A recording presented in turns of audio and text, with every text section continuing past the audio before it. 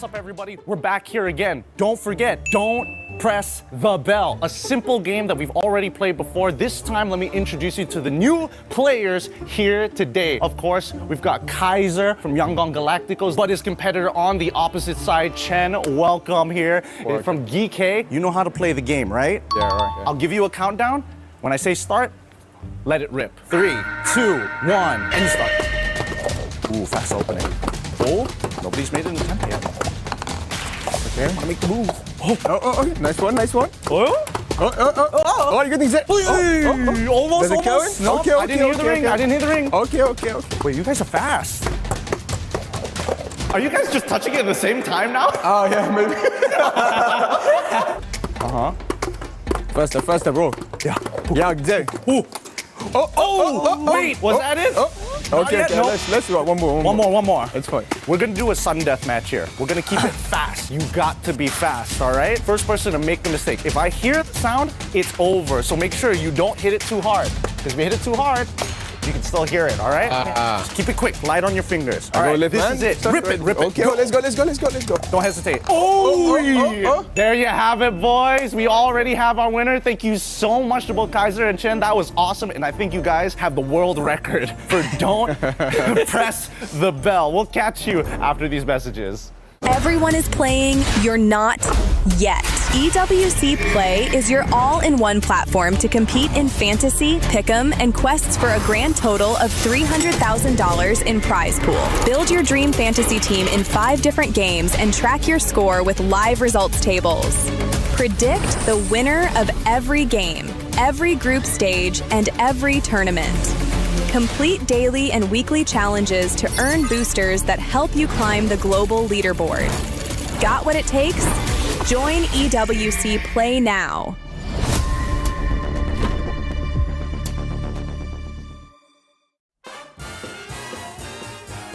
That's for sure Filipino. 100%. Is that my player? Sanford. Is it not easy? It either looks like Ogwen, something like that, or maybe Carl Dizzy. Sanji. Really? What a guess! Nice. Good guess.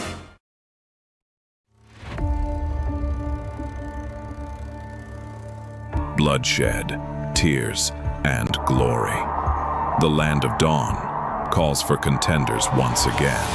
Against all odds, GK Esports is here to win MPL MENA Season 9. Guangzhou Gaming! They go straight to the main stage. Ignite Gaming! MPLSG Season 11 crowns a new team. True Rippers are your champions. The place where a new chapter begins. The newcomers. MSC at the EWC, Paris. For many of us, this is our first. We may be the underdogs. We may have sacrificed everything to come this far. We'll prove why we belong here. It's the first MCT Grand Finals, and Entity will be your first champions. Bro! Esports is the reigning champion! Team of Falcons will push forward to the main stage of MSC. Congratulations! Vamos as you punched your ticket to France for EWC! Breaking barriers, defying limits. The aggressors come with nothing to lose. We carry the expectations of our country, our families. The fans who believed in us. This is the stage we've been working toward. Maybe this is where a new Dutch house is born. Aurora Gaming have wiped the Yangon Galacticos out. Megatron have not merely joined the Kings, they have become the Kings! And the Dragons of the North defend their Empire spirit! Challengers of the throne, the Titans stand ready. We have already achieved what many thought was impossible. Whether it's defending our regional title Or taking down the champions of our region. We're here to break curses and set new milestones. Falcons Congratulations, AP Brenner, moving on through the grand finals. Sligo Red Giants are your new champions. MSC 2023 champions! Honor! Team Liquid is your grand champions! The names that shaped history, the kings and legends. It's been a while since we stepped foot onto the world stage. It's been a while since we brought home an international title. Our fights continues because our story isn't finished. Our legacy awaits. The journey to rise above begins. Play is in our DNA. Whenever we let it out, it becomes our superpower. Now imagine an entire city being built to supercharge it. Kadir City, powered by Play.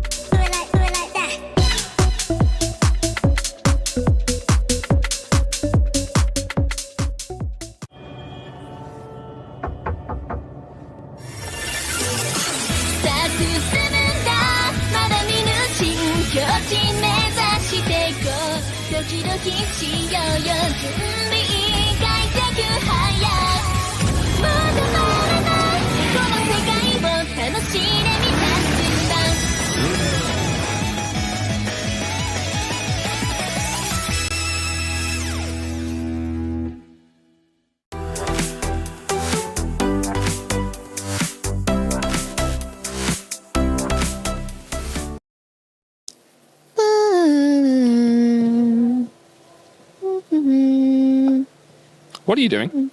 I'm ironing my jersey. What for? I gotta prepare for today's match. Turner. Yeah? They got knocked out. What? You remember? It wasn't a nightmare. They got knocked out. They lost. No, like I said, they were going to lose yesterday. They lost. I thought that was a dream. No, I said. Trash. Okay. We got some more games to get into today. You got me to snap out of it the first day? You need to snap out of it now. They're out. They're done. Come on. Get. It's done. Okay. No. Chris, we're done. Chris, no, Chris, We're done. Chris. We're done. No, We're done. it's still mine though. What about my Onyx? What's happening today? Come on. We got more knockout games. We have 4 more elimination matches today, one of which is Onyx from Indonesia. And then there's SRG as well. There's just so many teams today, Chris. I can't say goodbye to any more. 4 more of them joining Liquid, not playing next week. Let's get into day 5 of the MSC.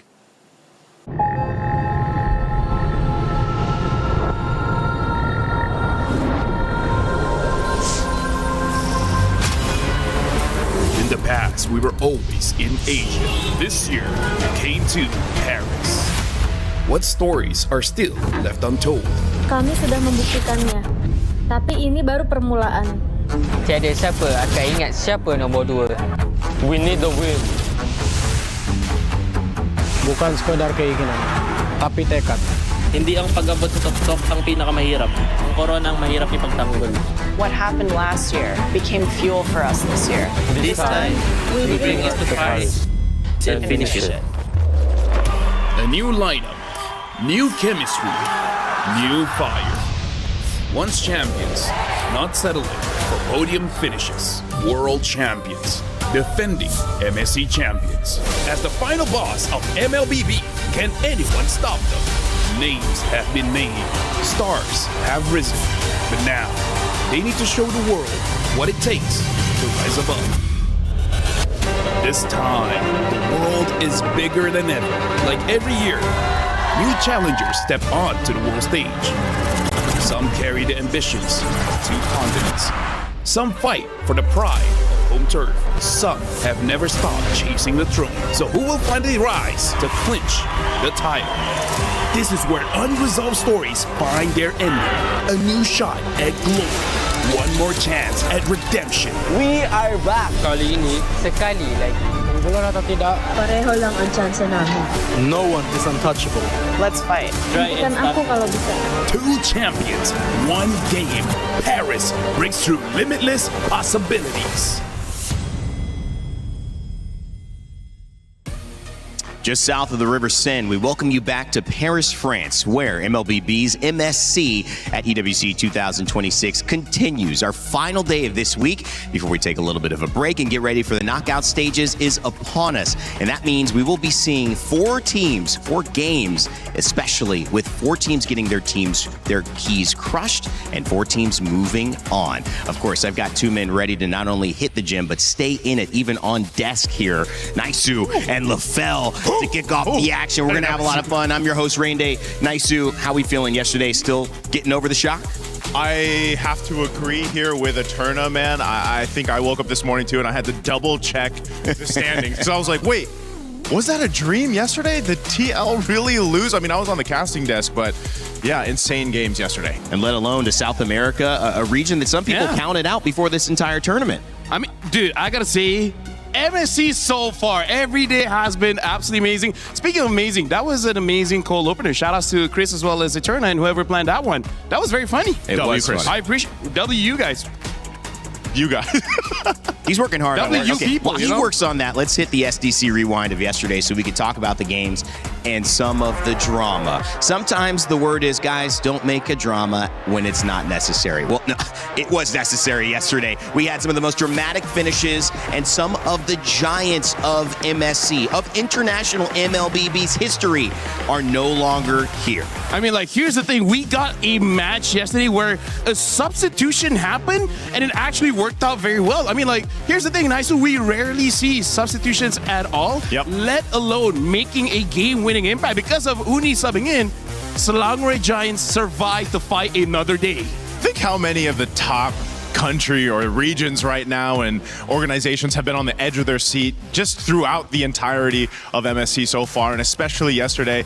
A lot of us were questioning that substitute coming in, but it ends up keeping them alive. And, you know, this one too that we got to witness between Pro Esports and Yangon Galacticos. Again, we knew this one would be intense, and it was exactly that. It did not disappoint at all. 30 minutes, man. 30 minutes of pure MLBB. And of course, there has to be a Fredrin there. But once Hans goes back to the Hirara, quick games. They send True Rippers home, of course, earlier on with SRG, and we'll see them a little bit later today. Guangzhou Gaming as well, continuing on their journey. One of the longest tournament games you guys just mentioned we have had in that 30 minutes and second set. And then, of course, Yangon Galacticos would move on. A great win, and Onyx, with the fan base here, would find themselves a little disappointed with the showing against Aurora Gaming. This one was amazing. It was also just such a good game. It was a little bit overshadowed with the biggest upset after this match, but this one also, there's a lot to talk about here because people wanted to see Aurora Gaming. Would they be able to do it again against a team like this?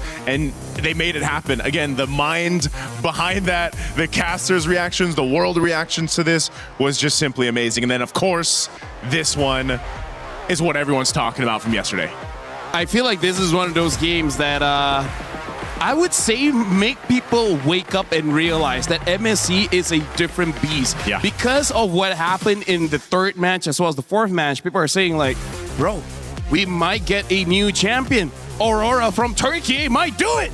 Let's just call this one the biggest upset in MLBB esports history. Naisu, would you agree? Oh, 100%. And, you know, I think this is also very healthy for the entirety of MLBB esports, because for a long time, people have wanted to see, and I'm from the Philippines, but people have been wanting to see different contenders, different teams, different players rise up over these internationals. And now finally here at EWC 2026, we're finally seeing that now. Yeah, and MSC being in Paris is kind of a conversation that goes hand in hand with that. As you expand where MLBB is presented, where the players are flying, the reach globally across the world can continue. And that's always healthy when you have a game that is giving you back and forth and unprecedented things. It makes people want to tune in. So hopefully you are here joining us for the very first time on this lovely Sunday, wherever you're from, or maybe it's Sunday night, wherever you're from. Regardless, we are happy to have you here because today promises even more action. 4 teams going home, and we're completing the knockout stages, plus a fun draw for who's playing who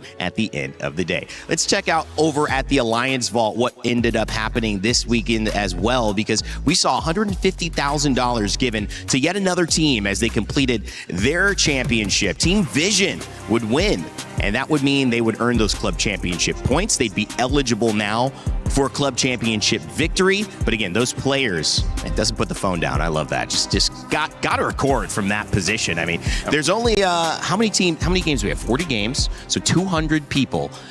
Maybe less, because you don't always have a team of 5 have the chance to have that perspective going up and down to place that key. So that is pretty cool. I've seen that. You're pretty cool. Yeah, he Thanks, is man. pretty cool. That setup is pretty cool. We were walking by it just the other day, and we were like, man, this is such a beautiful setup. Just because, again, here in Paris this time, we can actually, it's easier for us to see that whole totem setup. So to see it in person, I was like, dang, I can imagine the players putting that, you know, that symbol up there for them. Well, let's take a look at how we got here, because Group A and Group B both had brackets. If you're not used to that, where the entire tournament is in one bracket, we did it a little differently at this MSC, and it was actually great to see. I mean, like, here's the thing. You can't spell brackets with a bruh. And that's like the whole expression that I have for this entire took tournament. the words out of my mouth. Bruh. Like, everything, right? Even Vamos defeating Team Spirit, that was quite a shock, especially what we hear in scrims. Team Spirit is one of the top teams here. That's why going up against Guangzhou Gaming, if somehow Guangzhou is able to do it, bruh. Yeah, the same sentiments, man. And I know even after this MSC concludes and whoever is crowned champion, there will be months of people talking about what happened this MSC, what happened through the brackets. There's so many surprises just all added up together. People discussing, was it entirely the meta? Is it just people obviously catching up? Are there more just teams that are surprising everyone with their own strategies? I mean, there's so much to talk about and kind of digest here throughout this MSC. Sometimes it takes a little time afterwards to really get the right answers, because you're still processing in the moment. You see those bottom sides of both brackets, Group A and Group B. We have not yet gotten an advanced team for the knockout stage from that side of the bracket, which means Onyx and Selangor Red Giants, they will be crushing somebody's key here. One team will go home, which means we have the winners of the previous MSC, previous before this one, so 2 MSCs ago, and the winner of the MSC 3 MSCs ago, both having a chance to go out alongside Team Liquid PH, which would mean 2 of our 3 overall winners no longer here, LaFell. I mean, like, here's the thing. When Selangor Giants plays, we also have to see what's going to be the starting lineup, right? Because with Sakai's, unfortunately, they struggle a little bit. When Uni came in, he even said in an interview, it was an easy win. I don't know what's the big deal. You know? So I don't know whether he will be starting. It will be interesting if they choose that, because Kyrie so far has been performing. It's just that they lost against Aurora, but come on, at this point, Aurora is the top dog. For today, the matchups look like Team Spirit and Guangzhou Gaming starting us off strong with a must-see matchup. Pro Esports and Entity 7 will go on stage next, followed by Onyx and Selangor Red Giants, and finishing out our day, Team Falcons PH going up against Team Falcons Meta. So a Team Falcons moving on, it's just which region is being represented. If it was Team Falcons PH to go away, that would mean no Filipino representative in the knockout stage, right? For one of the first times ever. It's been a while since that happened. LaFell, when was the last time that we didn't have a Philippine representative in the knockouts? Maybe M1. I'm trying to think M1. Maybe we have in the knockouts, just not in the grand finals. But yes, like imagine it's every grand finals now, not even knockouts. Yeah, that's actually that'd be history in itself. Yeah. This is an incredible thing that we have witnessed. If you've been enjoying MSC, let us know in the chat. We've had all the memes. We've had all the fun. We've had all the funny cold opens as well. What else can you ask for? Great games? Well, we definitely have had those. Let's kind of get going on our matchup for today, because to me, this is a big one. When you look at it, and if you have an idea of who you think is going to win, let us know, because again, I told you Team Spirit going to be going up against GZG, so get your pick'ems in right now. We do them every day. They're open for this first match, but for all the matches, so make sure you get them in, I think at least 5-15 minutes before the match closes, and then you'll be able to see if you're right. And if you are right, you might be able to earn your share of $300,000.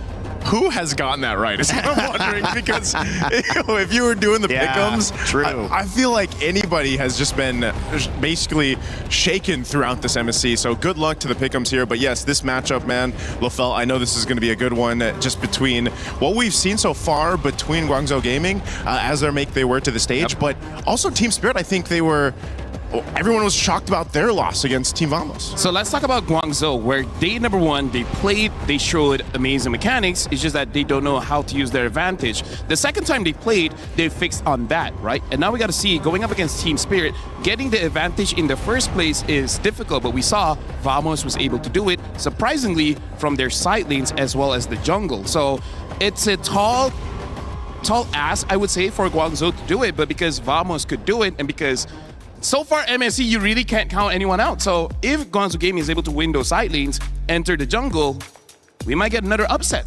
It could be a really interesting matchup. And of course, when you're looking at Team Spirit, they have been called the gatekeepers to that knockout stage for a reason. But will they be gatekept from the knockout stage today? When you take a look at familiar names like Kid Bomba, and even the youngest player in this tournament, Zaur Egoist, at 16 years old, you've got so many highlights, especially in the jungle and the EXP lane, that things are going to fall on them. Now, let's take a look at their road to EWC to see how they got here and what they're fighting for.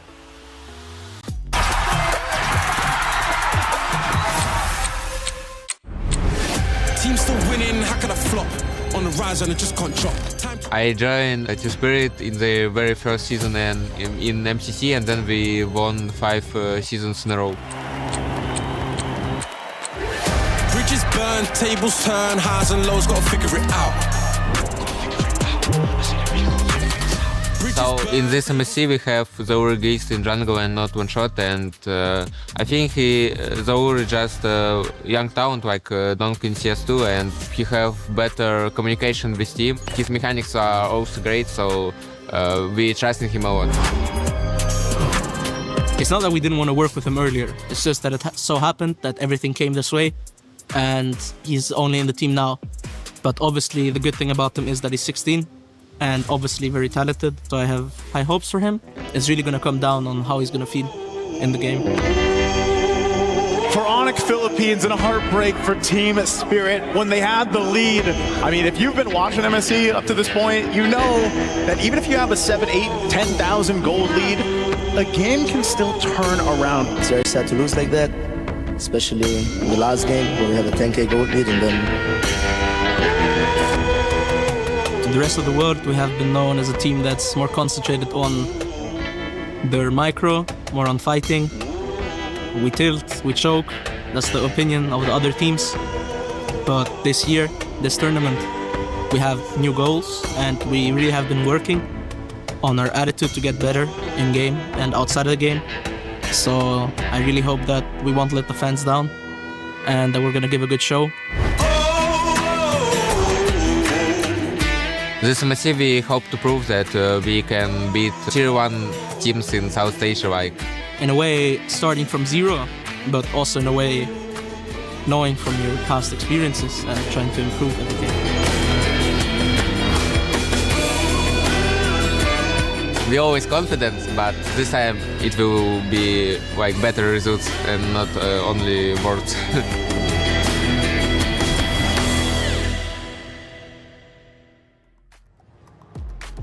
Well, key still in hand and still alive at MSC. Better results hoped from Kid Bomba and the rest of Team Spirit. Is this the day that they get them? I hope so. I hope they can unlock that spirit that they have. Team Spirit's showed us a whole lot over the previous internationals. You know, this one's a big game for them. We have to go ahead and focus too on what they need to change. I think the side lanes right now is where a lot of focus for the teams or for the draft, because someone like Kid Bomba is very reminiscent of someone like Sanford in the sense of their playstyle, what made them so dominant in a certain meta. But they necessarily can't exactly do that now, I feel like, because of this current meta. Because you kind of have to change the way you see the game, right? Before this, they can play selflessly, meaning playing for themselves. But now they got to play for their team, right? So that means that you're going to use a hero that doesn't necessarily win you the lane or anything like that. It's just like, okay, what can I do to help out my jungler? And it's always that, but the priority shifts, right? Before this, you can outplay and then your jungler still gonna have a good time. Now, it seems like you got to sacrifice sometimes a little bit too much, and that's just not their playstyle. Where those sacrifices are being made, where those sacrifices are being made in the draft and in the team, in the who plays what. We've seen Paquito have impacts, whether he's in a gold lane or whether he's on a comfortable EXP laner, and that could just be the difference. So teams trying to figure out that balance. On the other side of this, you've got Guangzhou Gaming, who are doing their best to represent China. It would be the first time in international history that China's been able to make a knockout stage. If they win this game, but of course, the Gatekeepers Team Spirit standing by, trying to make sure that May and his squad cannot finish it up. Their road to EWC as well, they're hoping to do something unthinkable.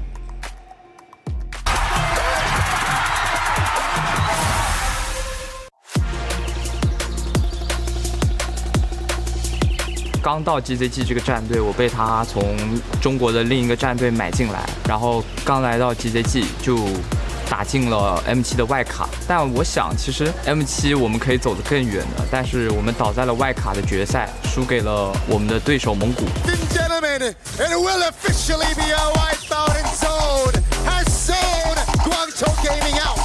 所以那场比赛结束以后，我觉得很可惜，抱着我的教练哭了。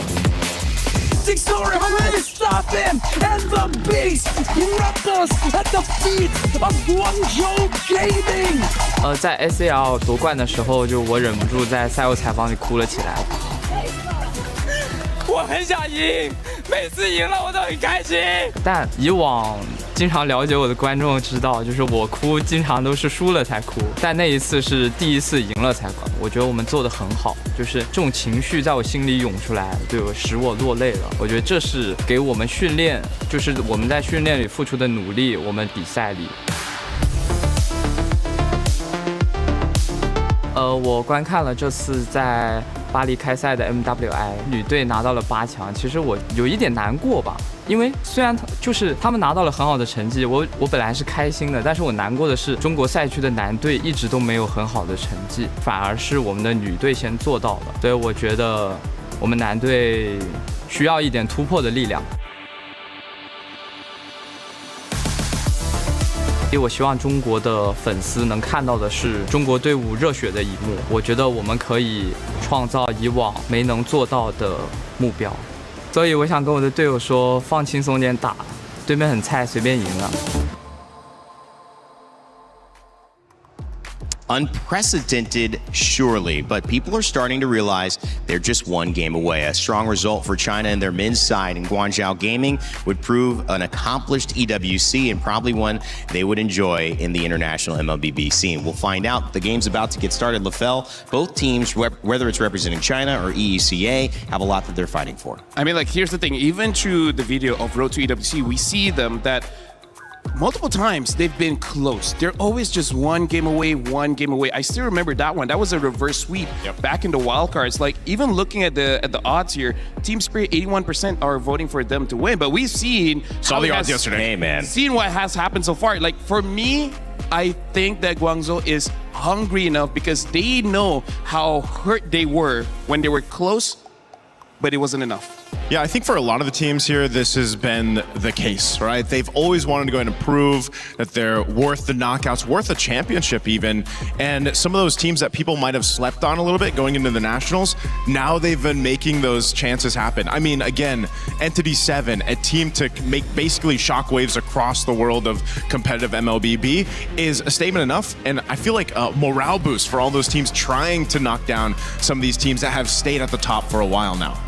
At this point in the tournament, LaFell, you can't expect anything. No, honestly, anything can happen. Like, I'm all up for it because it has been boring for the past few years. Yes. Because we roughly know what's going to happen. We can call the drafts. Now, every single day, something new comes up. Well, whether it's EECA, proven to be the gatekeepers so far, whether it's China on the men's side of things, seeing the result of MWI, Women's China's team, trying to match it and maybe go even a little farther. Two journeys collide here as we begin the first matchup of our series where one team is going on and one team will have their key crushed. Let's send it over to the stage to begin our final day of groups of MLBB.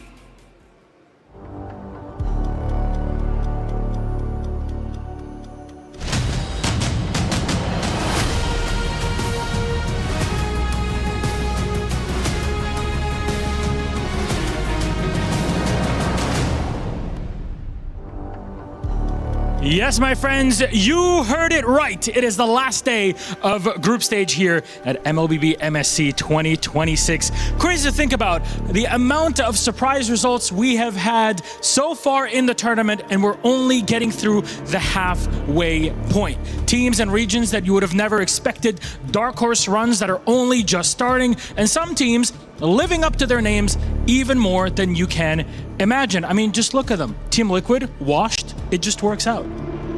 You know what, honestly, talking about MSC this year, it's definitely a roller coaster ride because we have seen so many of the fan favorites fighting for their tournament life. Yesterday, we even sent home the defending champions. You know what, Milosh, this probably might be the year where we actually crown a new region.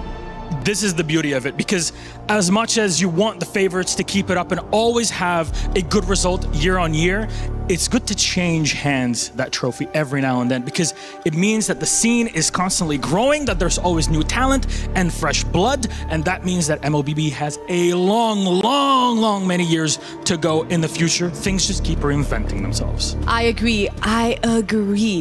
But once again, today we will be seeing 4 best of 3s where 4 teams will end their journey and 4 will continue to the knockout stages. For our first match, join me in welcoming Team Spirit.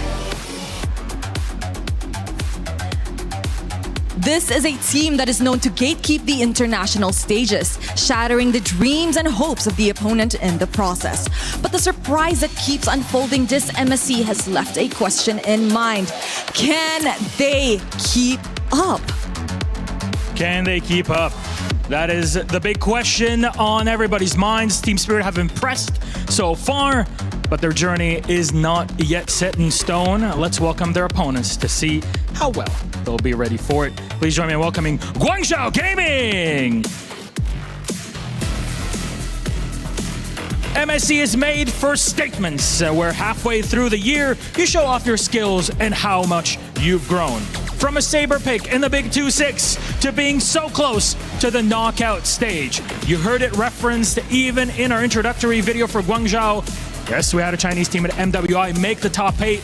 They're looking to do the same here on the MSC stage, and we're all here for it.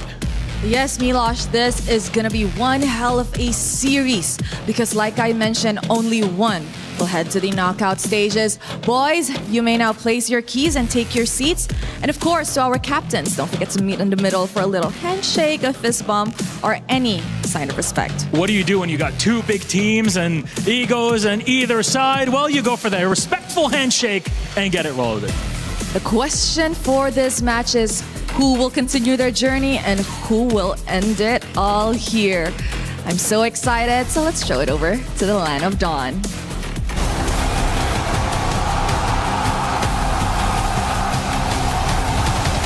Day 4 of the group stage just wrapped up. We start off with YG making it to the knockout stage with Aurora Gaming, sending a titan of MLBB down to the lower brackets. Another team falls, and Aurora walks over into the knockout stage. First it was Liquid, now it's Onyx. Melawan Aurora Turki, menurut gua dari game 1 kita kalahnya mungkin Selenanya annoying banget loh. Selenanya jago, terus kita di press juga terus. Gak dapat momen juga buat balikin dia. Hero-hero draft mungkin juga bagus buat mungkin meta sekarang gitu dia udah paham banget lah. Jadi kita mungkin ketinggalan kalah step lah. Ya kalau lawan SRG buat sekarang pasti pede banget sih. SRG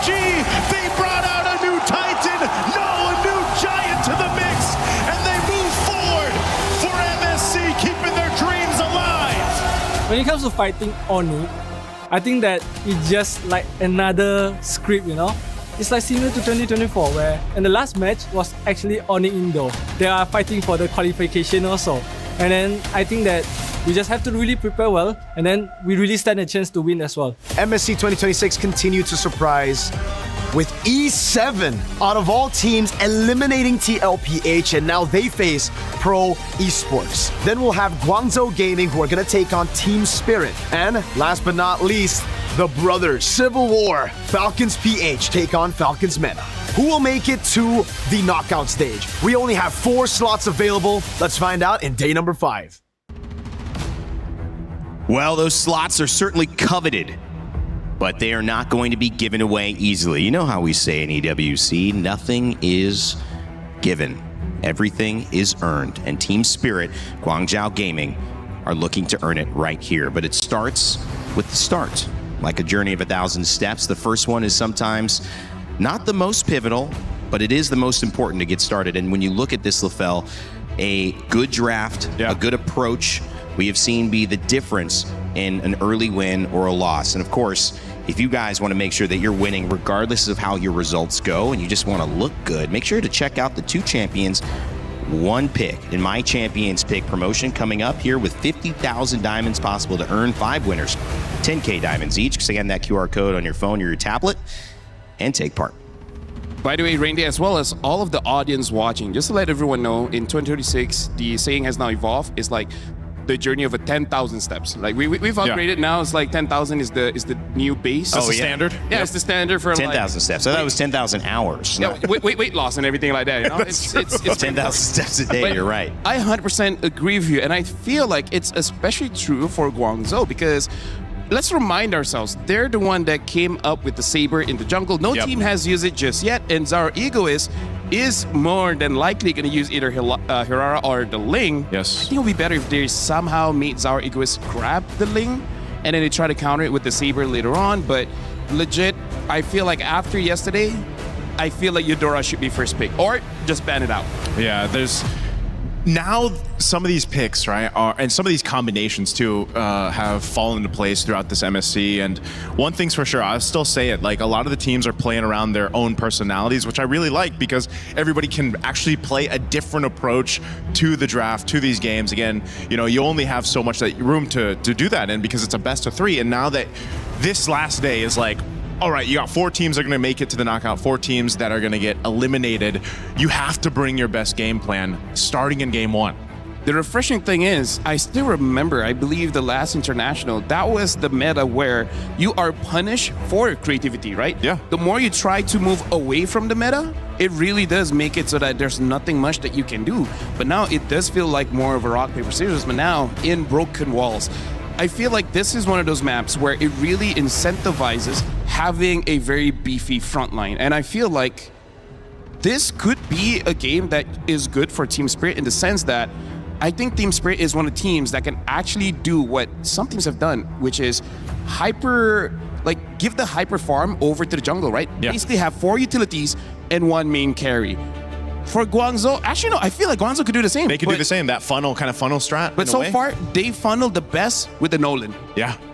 Talking about this setup, Freya and Uranus, 2 basically 100% picks or bans most of the time. Uranus sometimes making it through more so on the pick side than Freya does, who is often banned. Modi in that EXP lane, how big of an impact is he going to have in his connection? Because opening up the jungle is so important. Yeah, XP laners right now, it's in an interesting place just because, you know, for a while we talked about XP laners so impactful. They still are, and you see it. The teams that have actually struggled throughout the group so far have kind of with this struggle of what do we put in our XP laners' hands? Do we put something that is one of those tankier heroes that you can play that front line with? Because even for a lot of us, we're used to seeing the initiators, right? Yep. The initiators happens. Now for Modi, he's shown he's really good. For example, with the Yuzhong, right? If he can get a lead, he can get going. You know, he does a lot of damage. But again, teams are struggling with what do we do there, and then what do we do in the side lane, the gold lane? Also, do we put a fighter there or a traditional marksman? And that's been kind of the nature of the decision making for the teams. And oddly enough, I really feel like some of these EXP laners they got higher value because they're heroes that don't need the flicker. Yeah. Right? For example, the Freya can use the Vengeance, making it so difficult to take her down. The Uranus can opt for something like a Purify, same as the Esmeralda. Right now, Guangzhou, I honestly don't like this. I would prefer if they pick up the Eudora as well as the Paquito, because Valentina seems like I haven't seen the problem just yet, but I know eventually it will come out, so I'm just going to take the answer right now. Yeah. Also because they banned out the Atlas. Usually the Valentina is an answer to the direct, usually blue side so first they're pick hoping for Atlas. Team Spirit to pick up something like a Belleric so that they also Supposedly so, yeah. I mean, yeah, I have to agree with you on that, Lafell, but again, there could be a method to this already. Again, Paquito himself, that hero alone, you know, has been flexed throughout the groups already, and there's the Belleric, that's going to be the answer.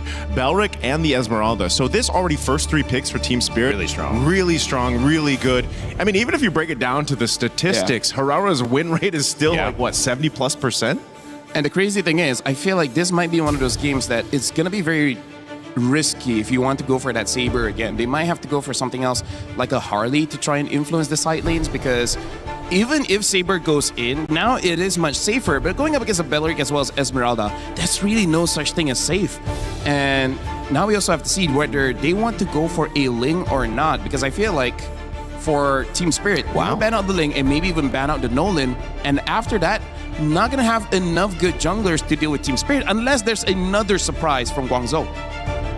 Yeah, this is, again, this is one of the interesting things here, just the difference of drafts, you know, throughout the course here. But Clint being banned out just because, again, they already locked in their marksman. They already got their gold laner. The carry hasn't been picked up too much than what we've seen before between, for example, the Claude and the Moscovs. But, you know, you have your gold lane locked in, which then also just shows your hand for the Paquito.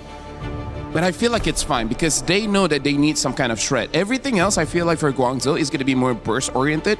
And if that's the case, you will not be able to deal with the Belleric, you will not be able to deal with the Esmeralda. And I feel like they at least need one. And now even the Baxia gets banned out by Team Spirit. So they're thinking Guangzhou might go for the tank jungle route. That new portrait always surprises me, man. Yeah, I'm like, wait, is that Baxia or Franco? Yeah. It could be either or. Yeah, that little thunder god scene that Franco has. Like, Eve banned out here, so we'll wrap up our final bans with one more on the side of Team Spirit. Expecting anything funky from them, Cold Star, coach getting him ready for this, and Sunday as well, coming in with a plan. Both teams have seen the stats, like you mentioned, Claude's low win rate, and also the high win rate of Herrera, but that's not necessarily a part of this matchup. So far, some uniqueness. These last 2 picks going to mean a lot for both teams to see if they can get an edge. I'm wondering too, even for the roam options for Guangzhou Gaming, you know, what do they want to bring out? Just because you're already against the Spellrick, you don't have the Atlas, you guys took that out. You know, what is a play here? What do they want to fight against with this? And now the Cho being banned out too. A hero that's great for going ahead and, you know, obviously going for those pickoffs. So do they pick up the roam now? That's what I'm wondering.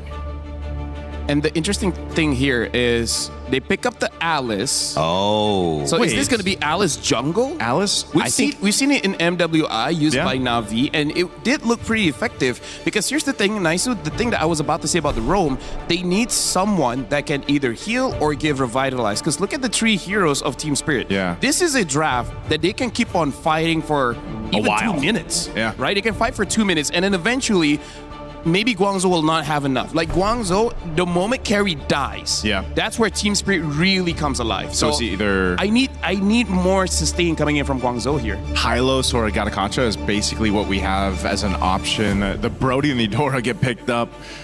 Solid choices here. Honestly, for Team Spirit's lineup, they have everything they need. I feel like Hylos would be a good pick if they want to go for a healer.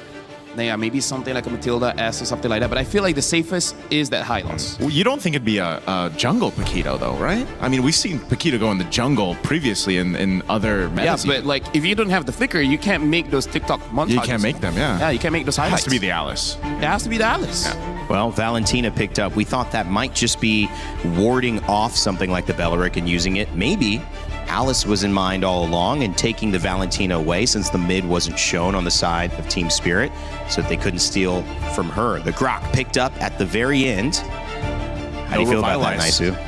I feel like for Guangzhou, they're going to their identity, which is hard engage, hard dive. Because at this point, basically all of them have to go all in. And I think that's dangerous. But if they're able to take out Eudora first, then they're fine. Because they're not swapping.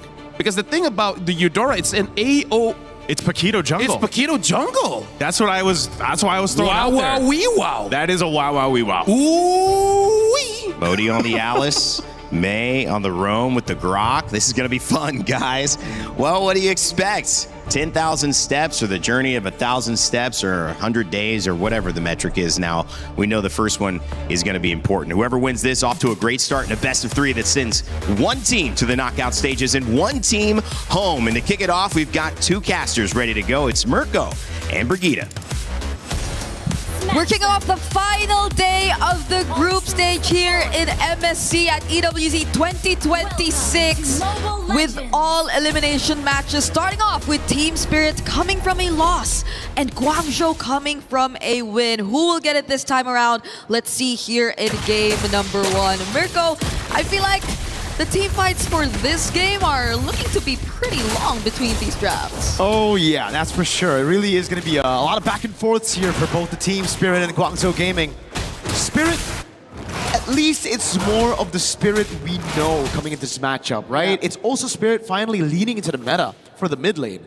For the most part, I think the first 2 matches of Team Spirit, it just looks so weird for Sunset Lover because he's always been placed on heroes like the Valentina, evading away from the meta Eudora. Yeah, and now the Valentina's on the other side, which might just go down here. Quick rotations from Spirit. That's an early first blood. And that's exactly why you want a Eudora with you when you have a Hirara, right? Like, I mean, people have been talking smack on the Eudora because of certain few matches yesterday, Onyx and TL notably. That's why you still pick it up though. It enables the assassins so well just by bursting them down. Pull yourself together though. That's a bit new, the Master Assassin for Sai, and Hiko's actually taking a Festival of Blood on the Brody instead of trying to bully the laner on the Brody. All right. Yeah, interesting. The fighter emblems were something we're kind of really seeing now in the gold lane, but I guess there's been a bit more sustain to be expected here for Hiko, considerably as someone who could likely be targeted every now and then. There's just so much backline potential, honestly, from Guangzhou. If you take a look at their lineup, there's just so much ways for them to go for the backlines, even through either recall or, let's say, a setup from Modi on the Alice once again on the team fight later on. But let's see, it's the first turtle already up, and all 4 members of Guangzhou already positioned themselves up here. Zara's already going to be able to get level 5 here from this Lizard. Gets level 5, reset on the neutral objective as well. Side with the rotation first, clears out in the bottom lane, now into the mid lane he goes. Hiko's going to be late to this rotation, bomb up, falling star to the back, recall, still with the red tree, Zara nowhere to be seen. So waiting for the right moment, and Team Spirit will give over this neutral objective. Wow. No one went down there. I mean, Sai was there too, but I guess they weren't really able to deal with Sawo nor Kid Bomba first. A lot of their resources were used at the exact same time. So I guess it pretty much really boiled down to who really got the red tree in that scenario. It was clearly Guangzhou Gaming who got the better of them. So now they don't necessarily have the advantage, but I think it's somehow working out. So far, they did lose one in the process, but that's the thing. I don't think there have been any direct trades as much just yet. Team Spirit seem to be the more proactive ones despite everything that's happened so far. And I like their understanding of win conditions here in this game, right? Yeah. Their composition, yes, is very good at team fighting, but Guangzhou Gaming have kind of like hunkered down for the neutral objectives of the composition. Bomba's though, falling Star Moon by Bomba. Needs to get that skill 1. Good stun from Sunset Lover. Even an ultimate. Zaur, already using a dash, won't go in on Exig. Knows there's a lot more lockdown that Guangzhou Gaming can provide. And again, for Team Spirit, it's all about just understanding the win condition and taking a chill pill, not going too crazy, building upon their already winning lanes and waiting for their mid-game power spike to hit. Yeah, and they have really great use of their resources as well, despite them occasionally having to use it defensively.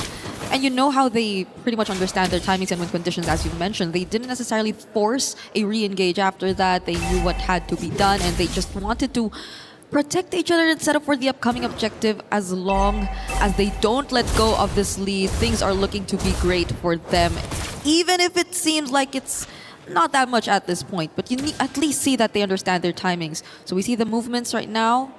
There has to be a very careful transition towards this objective because Guangzhou are controlling the mid as much as they can.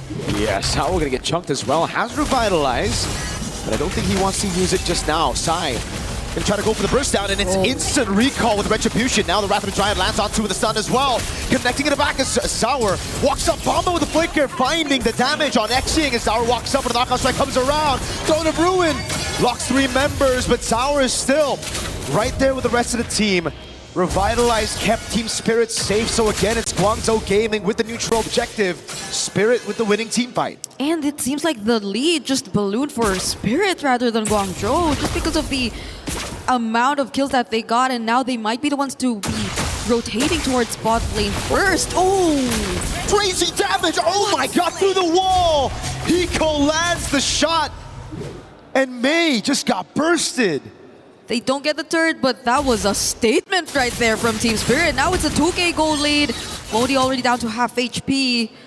And they've just solidified their lead and advantaged here in the bottom lane. I think they're really taking control of the sides. And as much as you're seeing really careful movements from their mid, it's understandable, it's warranted. And they're not losing out on too much.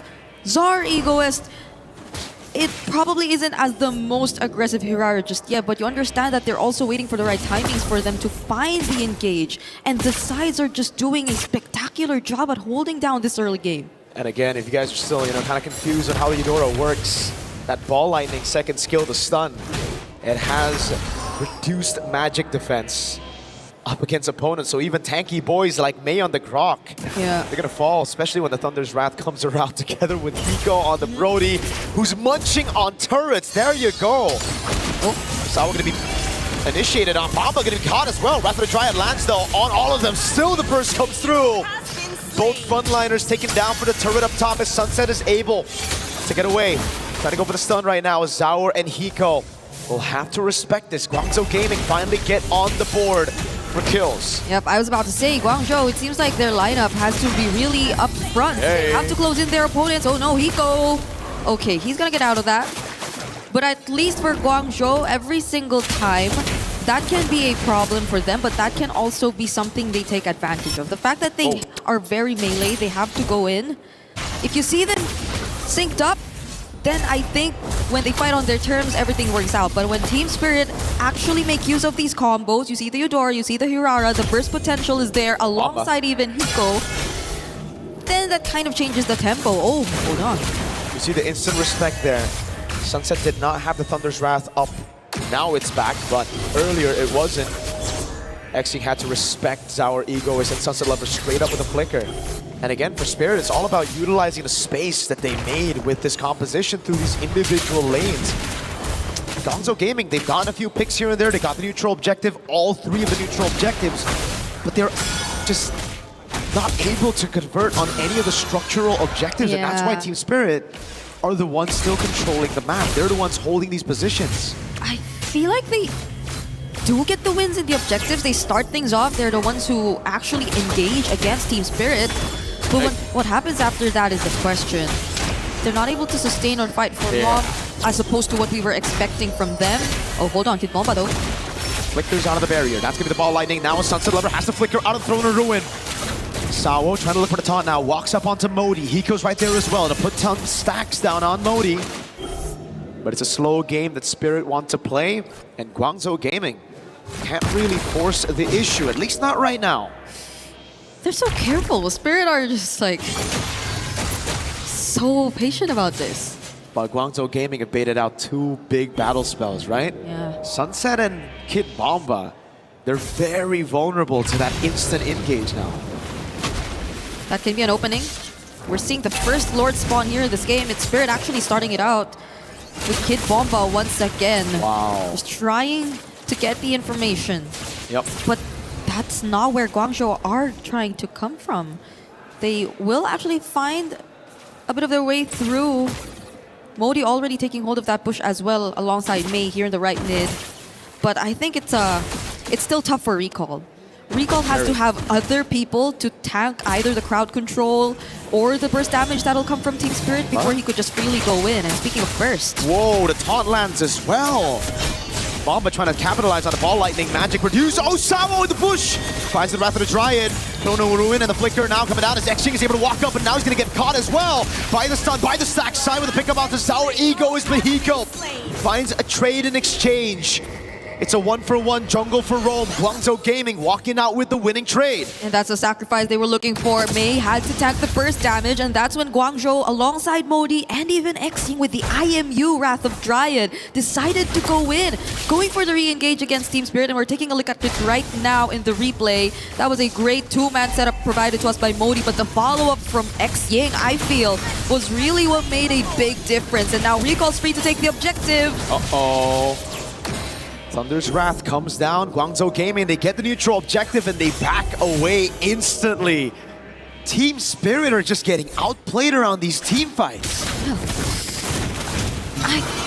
I'd like to think that the way they bursted down Mei was probably to them an opening, because you take down one of the front lines, but it didn't work out the way they expected it to. Now it's a tier 1 potentially falling down to the hands of Guangzhou Gaming. Spirit are not even able to defend it up close. It's just Sawo and Kid Bomba standing in front of them. There's just too much threat of backline. Although Modi doesn't have the flicker, but they'll just have to give up on this tier 1. Team Spirit's structural advantage gone with one Lord. Guangzhou Gaming with a sweep on the tier 1s. Down below, mid, and up above, all gone, as Guangzhou Gaming will look to capitalize on his Lord advantage a bit more with the tier 2 up top. Xing, Bloodwings, Recall. With a bit of poke on Sawo, Bomba catches 2 on the falling star move, baits out the Wrath of the Dryad as well, as Mei is going to be able to look for the airborne now on Bomba. Sawo with the pick. Sour Ego into the iframe. Sawo going to be taken very low, bursted out.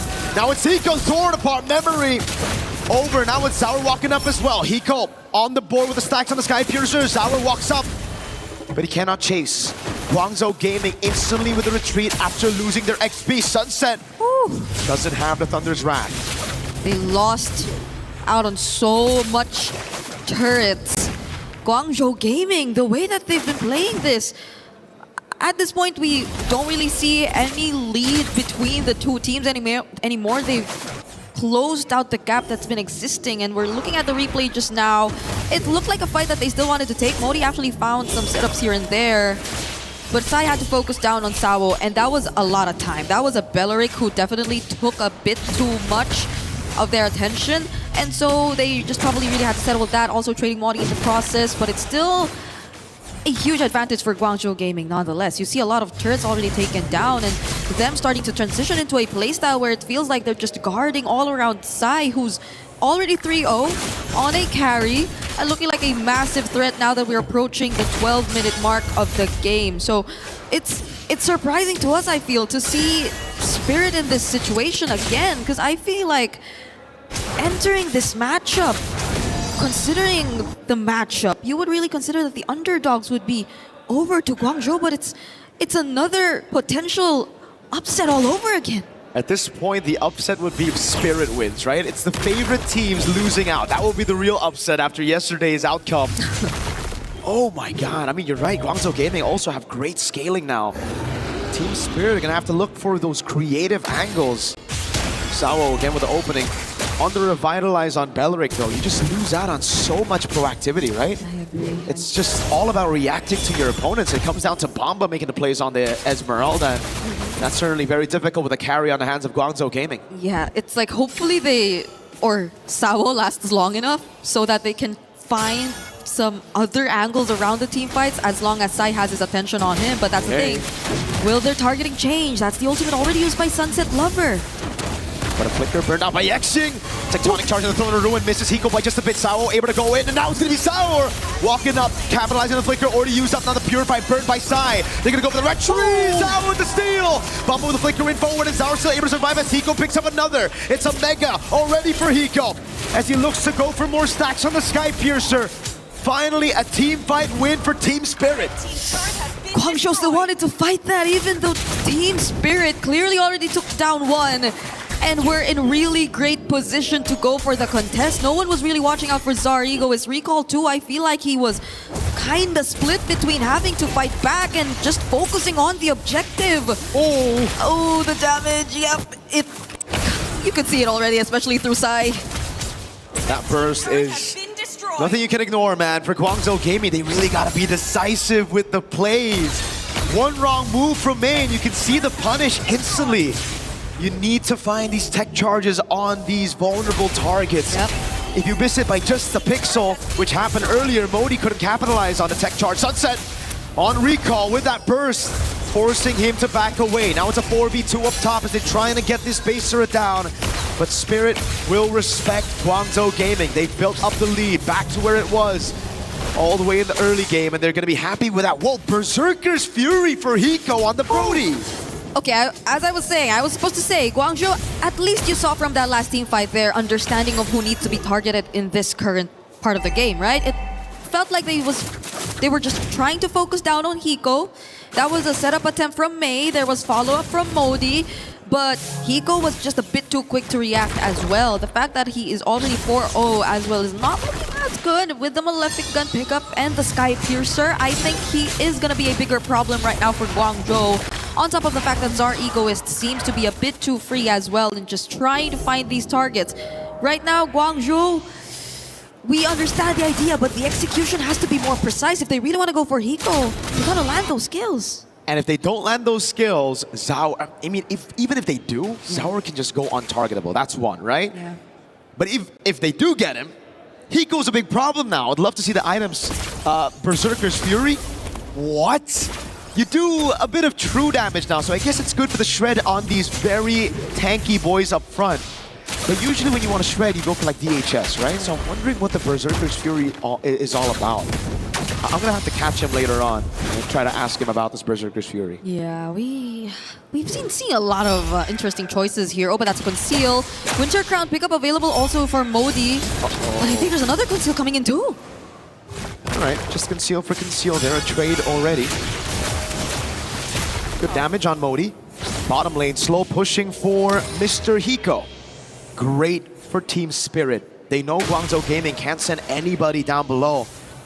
They're gonna have to stick, and that means this base turret will be the next forced error for Team Spirit against Guangzhou. Okay, at least Xing has the Wrath of Dryad again, but they have to layer their skills really, really well. You see the buffs already on side.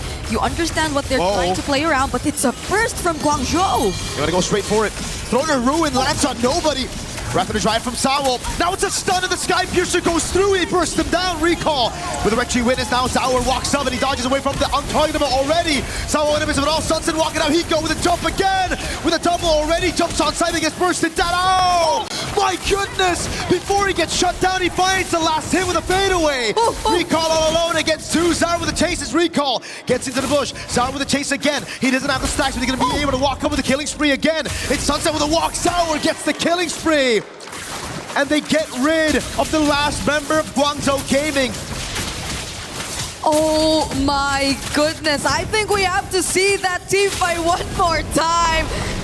Just to understand the entire sequence and process. We take a look into the replay, and yes, the Throne of Ruin didn't land, but also we saw the exact same scenario all over again. It was just Guangzhou trying to deal with members of Team Spirit 1 at a time. It was Sawo first, but even Sawo, it took a while for him to go down, and all the while they were trying to burst down these front lines. Hiko was just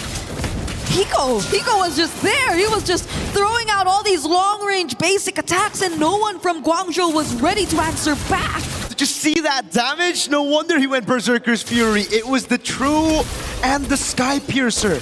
True damage from Berserker's Fury and the Sky Piercer working in tandem. Executing Sai with a quarter of health with one basic attack. Hey, he might be onto something, this Hiko boy. Yeah, how many stacks could he possibly have, right? If he's 7 kills, or not entirely sure if he got the Sky Piercer even before he got all these kills. Okay, it's 42. It's 42 right now. Not looking so bad, but oh my god, this is terrifying. Because at this point, you see the damage of a single basic attack. What happened to his Berserker's Fury? Oh, it's an immortality now. I guess he sold it for the immo. Yeah. That's a very weird build. Heptasee's Haas Claws. Did he sell it for the Haas Claws or did he sell it for... No, he had the Haas Claws. He buys the Berserker again. Oh, throwing a Ruin on Asawo. Falling Simon to the back line now with the Wrath of Dryad as well to peel, but Bomba's able to flicker out as Hiko puts in those stacks. Zaur with the walk up again. It's going to be the winner crown from Modi to try to stay alive. Hiko missed that first skill. Couldn't get the torn apart memory. Now again, I want to see the items. Okay. What did he sell for the Berserker's Fury again? Did he sell the Immo or the boots now? No, he has Immo, so it's the boots. Or is it the Haas Claws? Because I think he had the Haas Claws even a couple minutes ago. Wait, oh wait, it's gone again. What? Wait, I don't get it. Wait, he sold boots, and then he bought Berserkers, but it's gone again. Is this a visual bug or is it actually gone? Did he misclick? What is he going for now? I got no clue, but like, he bought Berserker's Fury twice this game. And he hasn't replaced it with anything just yet. Maybe we see it come in, maybe in a bit. I am so confused. Okay, yeah, it's actually the build. Yeah, and what? Where is it? Where is the? I want to see the Berserker's Fury. He's probably looking to pick up something. Did he sell the Berserkers by mistake? Oh God! Oh, he sells it for the win of nature. There you go, Sawo. For the walk-up burst down on Lord, straight up with the carry and Team Spirit. Yep. We were too busy with the items. Maybe Spirit was as well. Yeah. Guangzhou, I think the game plan worked this time. The fact that they went for Sawo first, but that was when they were off guard. They were caught off guard. Spirit were not able to respond. They were not ready, and they just barely had their members nearby to actually engage in a full-out punish against Guangzhou. So the moment that they were actually able to take that pick off, that was such quick movement from Guangzhou. 20 minutes into this game, we still don't know what the next pickup is going to be. The Immortality gets swapped with the Malefic Gun again for Hiko. Okay, I think there's a bug there because he also bought Wind of Nature, but it just shows 5 items. Oh, there you go. Okay. There you go. Okay, so he's had the Berserker's Fury. Yeah, that was just so weird. But okay, Wind of Nature. He sold the boots for the Wind of Nature. Now we know for sure. Okay, I think this is the final answer right now. I doubt there will be any swaps from this point onwards, not unless we see the Wind of Nature actually getting used. Oh, Kid Bomba, that was really far positioning you see from him. Team Spirit, this is 21 minutes, Mirko. This is very scary. Sour gets caught by the barrier. Lord, Evolve, charging into that top side already. Thrown of Ruin, and the Blinker catches Hiko! Oh, he just gets wiped instantly! Side bursting him down. Sour gets caught by a tech charge. Time to perfection. Sour bursted down. Bomba and Sunset left to defend against an Evolved Lord. Guangzhou Gaming strike first. Such precise targeting and focus onto Hiko when it mattered the most. Moldy on that Alice with the setup. And the follow-up to Guangzhou. For the longest time, it seemed like they were always just after Sawo, but in that last moment, in that crucial game-ending siege, they got the target they needed to find the most. And Hiko, without the immortality, he had it earlier, but without it now, he was just a much easier target to take down, and we're not entirely sure if Guangzhou were aware of the fact that he didn't have the immortality at the time, but it was such a smart and quick decision that you get to see from Guangzhou Gaming as they secure game number 1. A fantastic game number 1. Again, just capitalizing on these vulnerable backliners. The Eudora and the Brody worked well in the early game to get structures, to get a snowball, but that one big team fight set them back so far. And it gave Guangzhou Gaming the right opportunity to scale up to where the Alice and the carry could just carry through. And again, Modi. We've been seeing him on the Yuzong carrying through these group stage matches, now on the Alice as well, catching Hiko. When has he sold his immortality for the Wind of Nature, man? Yeah, it's unfortunate. I feel like what you said about the Belair just waiting for Guangzhou was a bit too true in this scenario. And even for Kid Bomba, I feel like there were just moments they were waiting for Guangzhou before they also got to set things up for the team. And that did not necessarily work out for them, because you see every single time it's Guangzhou starting the fights, it's almost them winning it every single time. And in this meta, Brigada, it comes down to who makes the first move, right? It's all about tempo. It's all about you making that step, being the proactive team. So Spirit, with the draft again, they already kind of put themselves in a very reactive composition. They're forced to react to all the moves, and when this happens with an Evolved Lord, there is not much you can do. Yep, it's just overwhelming crowd control that you see from Guangzhou as well. I think there's a bunch of things we gotta break down about that game, so we're throwing it over back to our panel. Thank you, Mirko and Brigitte. One of the exciting things about seeing these moments is that you see different regions have their opportunity in the sun to shine. And when the lights are bright, it seems like GZG have answered the call. Welcome back to the desk. I'm Brain Day, joined by Naisu and Lefel. Naisu, China, one step away from making history. This is, again, this is how things have been going. You know, it's so exciting to see. And I feel like when you watch that game alone here, they made clearly some mistakes at the beginning, but they adjusted towards the end. I mean, even Lefel and I were wondering, like, some of those initiations from Modi on the Alice were questionable, but then that one at the very end where he caught 3 in the base, perfect. Even with the grok, right, from May, there was a couple tech charges that were kind of a miss, and then he landed some great ones. So again, this is the adjustments that they needed to make, and now they have the upper hand against a team like Team Spirit. Yeah. Honestly, like, Mirko got it right. Where we saw in this game, it was mostly Guangzhou Gaming. They were the ones that's engaging the fight, where Team Spirit just tried to react, right? And this is not new. Guangzhou has been doing this throughout all the wins that they have. They just have that ni hao energy where you're like, we're coming in. Yes, sir. And then you just have to accept us coming in. And at that point, Team Spirit, honestly, like I gotta say, for the telestrator later on, it's mostly on mistakes, you know, coming in from both teams, where I would say Guangzhou Gaming, with the draft and the way that they play, they force a lot of mistakes coming in from Team Spirit that made their team fighting a little bit more awkward. They were very patient. They fought a lot around objectives. They didn't push towers. They were definitely not the aggressor in this game for most of the time. But they knew, I think, deep down that once their lineup got going in the right team fight, they could snowball with the correct push. Disciplined approach from GZG. Even the decision to put Paquito in the jungle is, again, something that a lot of teams aren't going to do. They put that in the hands of Recall. He might have had a difficult time kind of maneuvering around fights here and there, but it was more so finding those openings, which he did so well. Also securing objectives early on. Again, the team really had to support him to be able to do that. And now it makes sense, too, to have that Valentina. You know, 99% of the time he's got the Wrath of the Dry. I don't think there was anything else that he took. So you can play around and locking down those members. And there was a lot of fights where it looked like something was going to start up, and then they kind of pulled off a bit. So there was really good show of discipline here from GZG as well. And again, I think Team Spirit has been one of those teams who have sat at a lot of the top of the standings, the power standings for a while, and now they've got to make some adjustments. It was a nice Valentina pick early. We were kind of questioning it, not taking the Eudora, but they gave themselves a lot of ways to deal with some of the tankiness required to survive and sustain in these fights, which clearly they wanted to do. They played it slow. Uranus wasn't available, but they were able to steal from the Belleric. They also opened up a little bit from the Paquito and jungle, not being EXP, allowed Alice to come in and do what she does best rather than trying to peel all the time. So they had threats across the board, and they had more than maybe they should have. Lefel, you took a look at some of the mistakes maybe Team Spirit made, but also some of the ways GZG were able to accomplish that. Break it down for us. Yeah, honestly, like, we got to look at the drafts first. Should I stand? Yeah, let's stand. It's okay. Not too high. Not too high. Yeah, they had to raise the camera for him, man. Yep. So now, this is the thing that we got to look at into the draft here. Let's talk about the philosophy of Guangzhou, where they really like to go in. They really like to dive, and that clearly shows from 3 of the picks here in the Grok, the Paquito, as well as the Alice. Now, this is the very interesting thing. We talk about the Paquito, and after watching that game, in hindsight, both the carry as well as the Paquito, they're really good at neutral objectives, because carry can really burst down the turtle as well as the lords, especially the lord is very, very fast.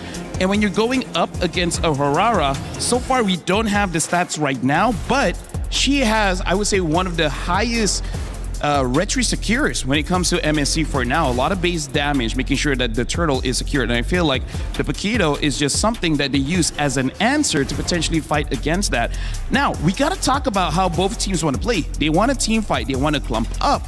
And that actually should have helped out Team Spirit, as we're going to be looking at the first clip here, where this is the first instance of them fighting together. And as we saw, this is what Team Guangzhou Gaming want to do. They want to be able to actually secure all of these objectives. They want to be able to have good macro control and then have a good engage and then win the fight off of there. But look at what happened when the Eudora starts to be involved in the fight here.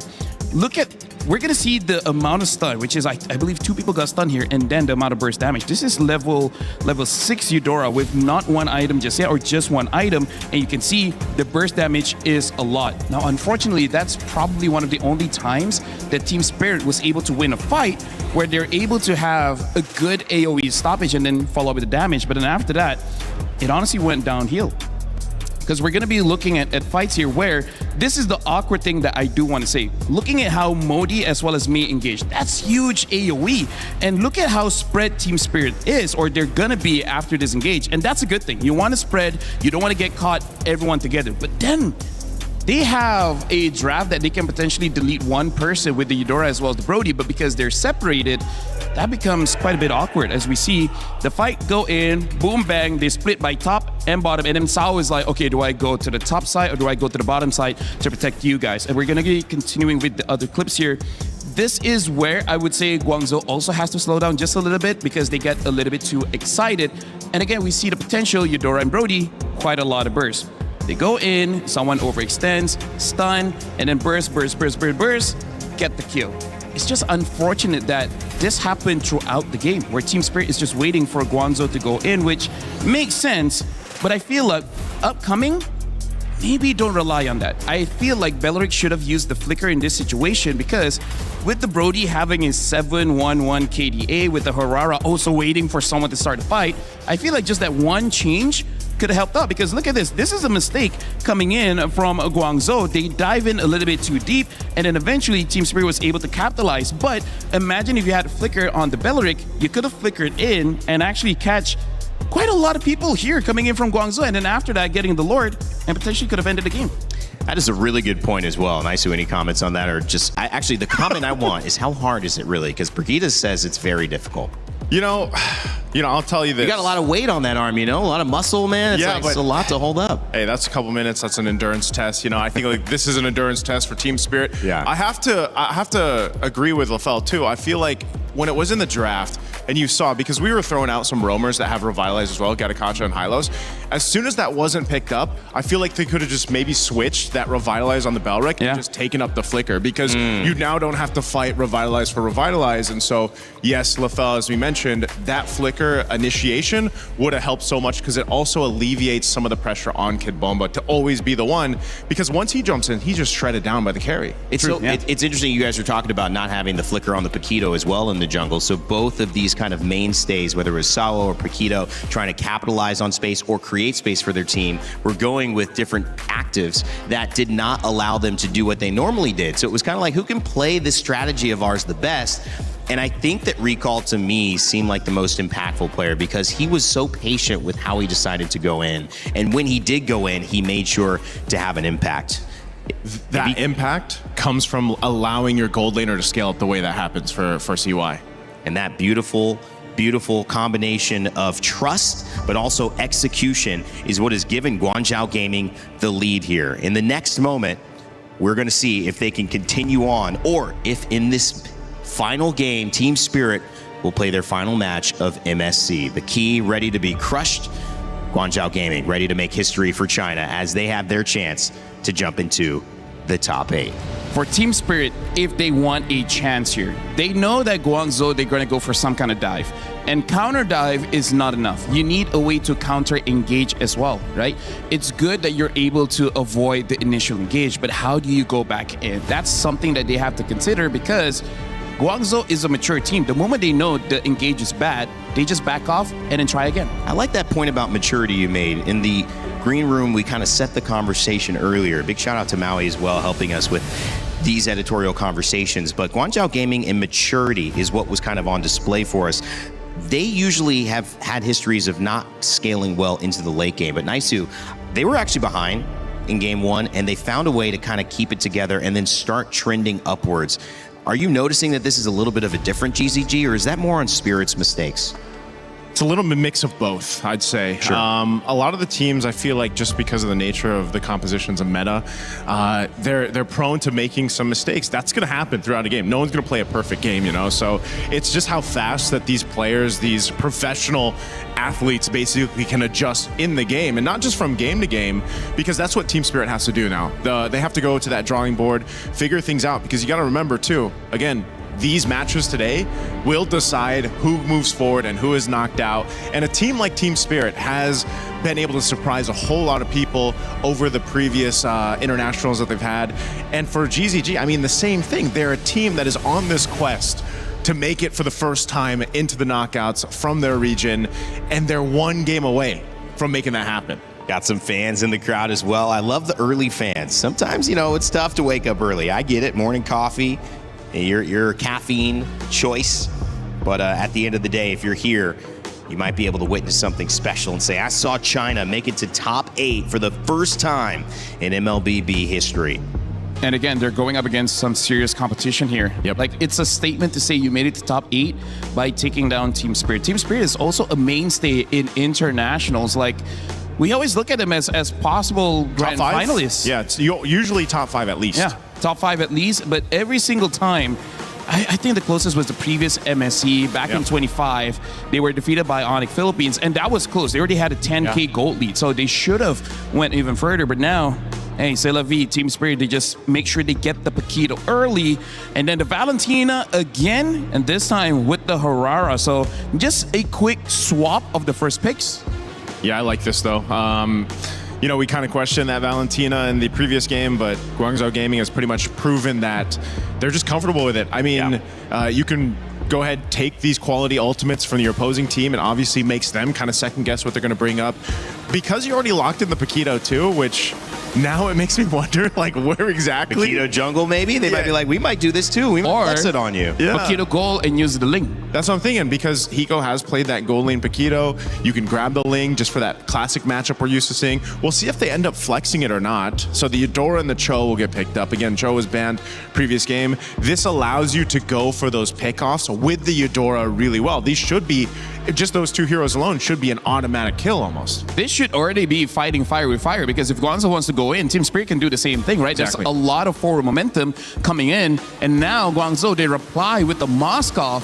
So he's going to be supporting his team in case someone dives a little bit too deep. He can push them away. So I'm liking the opening draft coming in from Team Spirit as well as Guangzhou. Quite a lot of interaction between the two. Again, with the Moskov being in play here, makes me wonder if we do just see the gold lane matchups now. But Team Spirit will play on that, because so many teams still kind of, if there is a flexible hero that can be flexed, and that has developed over these days as well, then they'll play that into the draft, because it also changes some of the focus on the bans. But you can see this just in case Guangzhou Gaming's like, you know what, we'll just ban out some more gold laners, so they do take out that Clint. Again, the Moskov is so deadly just because of the mere fact that he can pretty much just stay in his lane, push it, farm up, do his thing, play the off map, and then join the fights if the SOD lands. Crazy enough, that was the strength of the character, but not the strength in game 1 of GZG. They grouped up and they committed to that group up. Obviously playing the lineup well. We'll see if maybe swapping over to the Moskov allows them to be as effective as the Uranus expand. Day 7 of MWI. Yo, woo! Shout out to them. That is dedication. Since yeah, that's crazy. And now that's us. That's you guys. Hey, we're here since wild cards. Yo, that's true. we're here longer. It's not a competition. It's like we're dedicated. It's like we love the game or something. Anyways, yeah, the Uranus gets banned out as well as the Esmeralda here. Good ban on the Esmeralda, because right now for Guangzhou, they don't have a proper front line yet. So what else is there, at least in the EXP? I mean, like, I guess they can pick up the Alice again. Oh, the Belleric, yes, is still open. And you can technically flex that if you want. Rarely do we see Belleric being in 4th pick though, right? Yeah. Usually the first 3. I think that's because the Valentina kind of worked against that. And I think they warded off, so it's like, why prioritize that? And I think it's been smart. I do have to say, though, right now the draft does look a bit difficult for the Cho to actually get a good kick in. But hey, you know what? If you're here in MSC, you should be able to do it. Right? I think anything's Pick a target and then grab it. Ling's still available, but is like the hype on Ling fallen?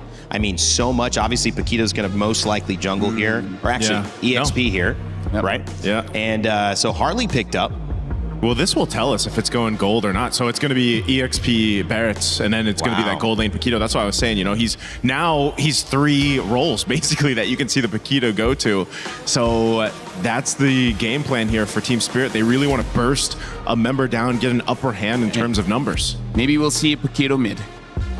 Yeah, you know what? I've heard a lot of things. But yeah, right now for Team Spirit, they're using a draft with a lot of forward momentum, having the Barats being the main escort, and then having the Dura as well as Hardy. You should get a kill. And now a Kaja gets picked up. So the moment a Cho or a Harley overextends, Kaja, the Kaja can help them get a kill. That's what he says when he ults.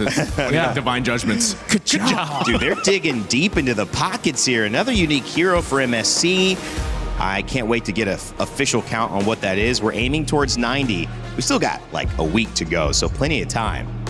I hope by the time we get to the knockouts, which is just in a few days away, we still have unique hero picks come through, because it's just been so fun to go through these drafts in this meta.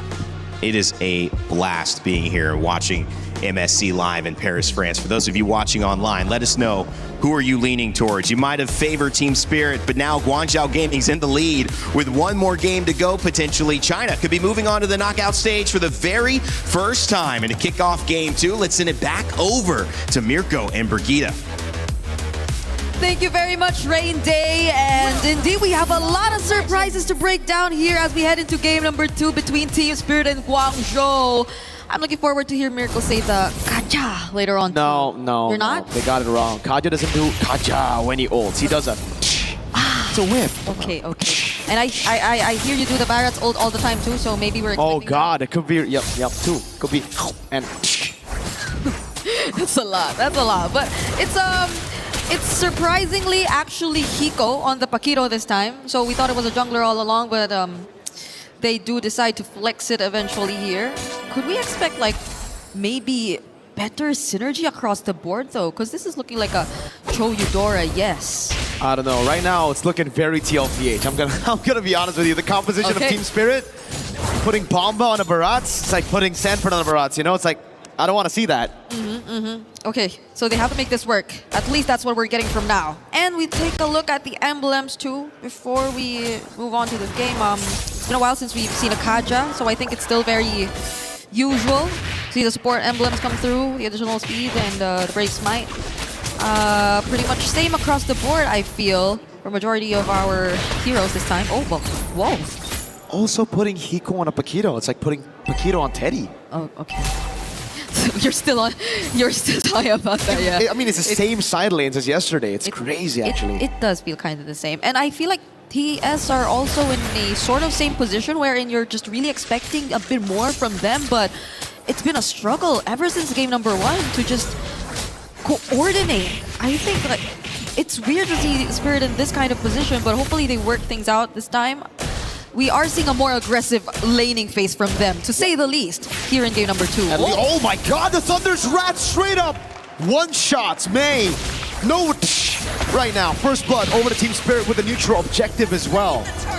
Yep, a much better start. We can say that for Team Spirit right now, that we're looking at the way they've executed the first 2 minutes of the game. Laning-wise, it's been very aggressive for Hiko, and at the same time, you see better coordination from Sao and Sunset Lover, which I think is something to expect, because you're not on a Belleric anymore, so you could just be as aggressive as you want, and May! Ooh, the deadly magic didn't land on May, thankfully, for Guangzhou Gaming. SOD goes wide. Oh! Okay. An attempt, you know, Sunset Lover flickers out of the way. Yeah, it's a IMU.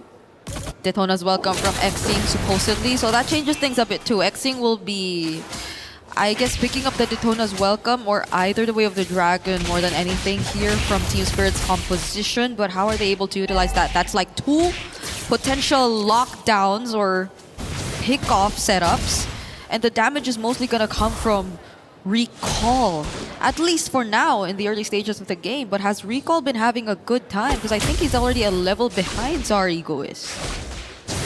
Bomba's doing a lot right now with just delaying the jungle. He's going to lose out on a bit on the bottom lane, but it's going to be pretty good to stop Recall. As you can see, Zaur is really capitalizing on the fact that he's getting so much more space, so much more room to farm up, a whole level ahead with a turtle as well. Sao feels a lot more comfortable on a hero that can be proactive instead of a Belleric. Yep, and that's what we've been waiting for. Right now, Spirits seem to be back on track, at least for now, as long as they get to sustain everything that's ongoing. But the Belleric is potentially, if they fail, I think that could be an angle for Guangzhou to just really go for the punish. At least they have one way to get AOE setups and not just either the Kaja or the Cho if it ever boils down to a massive team fight. But let's see, Spirit are now positioning themselves across the objective. It's not like Guangzhou are looking to contest, however. Or it will take them a bit more time. Yeah. Guangzhou Gaming were able to control all the neutral objectives in game number 1, and that's what's set up for their late game. Position, space, everything to scale up. This time, Team Spirit don't want none of that. Oh, up top, whoa, what a kick from Sawo! Where the Dragon kicks the Kaja back into Hiko. And it's yet another pickoff. They're really utilizing the strong side well.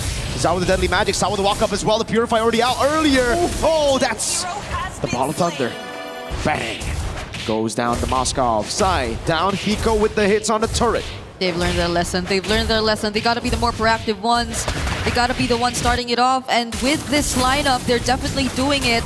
Mei has not had a single Divine Judgment in this game, and you could see that Sawo's just starting to feel it on this Cho.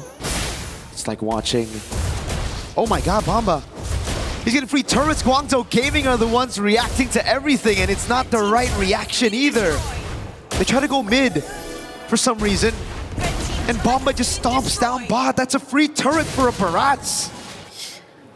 Okay, at least for Guangzhou, right? If we're looking for potential angles that they can turn this around, they have plenty, and it's a Flicker Belleric as well, so they could just try to go for more counter-engage as long as they feel like they're already on the same page, because at this moment, oh, hold on. He goes for the whip now. Bamba with the response, throws him into the wall. Ball of Thunder, Bamba with a chomp. He just swallowed Mei whole. You saw that. You saw Mei. He tried, but Guangzhou, it didn't feel like they were ready to follow up. Ooh. It's tough. It's tough. Very tough. Recalls forced out of the fight. Tier 1. Free for Team Spirit. Sawo doing a good job on this Cho so far. And yeah, like you mentioned, man, Mei cannot really go for anything. That's going to be a free purple buff as well. Oh, Ball of Thunder lands on everybody. Thunder's Wrath as well. Wrath on a Dryad. Holy moly, lands on Natalia. All 5 Natalias. Okay, it's Guangzhou facing a 6.5k gold lead this time. Spirit have completely turned things around and are looking real good in game number 2. A potential game 3 is potentially coming for us at this point. If you take a look at Team Spirit and the current situation that they're in, because I think the panel also touched on how maybe, yes, they can utilize the Kaja to punish some of the overextensions that have been happening or that could come out from Team Spirit, but I don't think we've seen any of those. It's more calculated backline engages either from Zar just to force reactions out of Guangzhou. It's more pinpoint and precise way of the Dragons coming in from Hiko. I don't think he even had to use the Flicker as much just yet, because it's always Guangzhou tending to overextend, but they might actually go for one this time. They don't risk it as much though. There's still tier 2 turrets across the board. Eudora is so annoying. Xing just walks up a bit too aggressively. He didn't even walk up aggressively. It was Team Spirit with a conceal. And he's forced to go back to Fountain. Tier 2 up top taken down already. Team Spirit with a 7,000 gold lead. We've seen comebacks before, but it is going to be very difficult for Guangzhou Gaming as long as Sai doesn't get space to farm.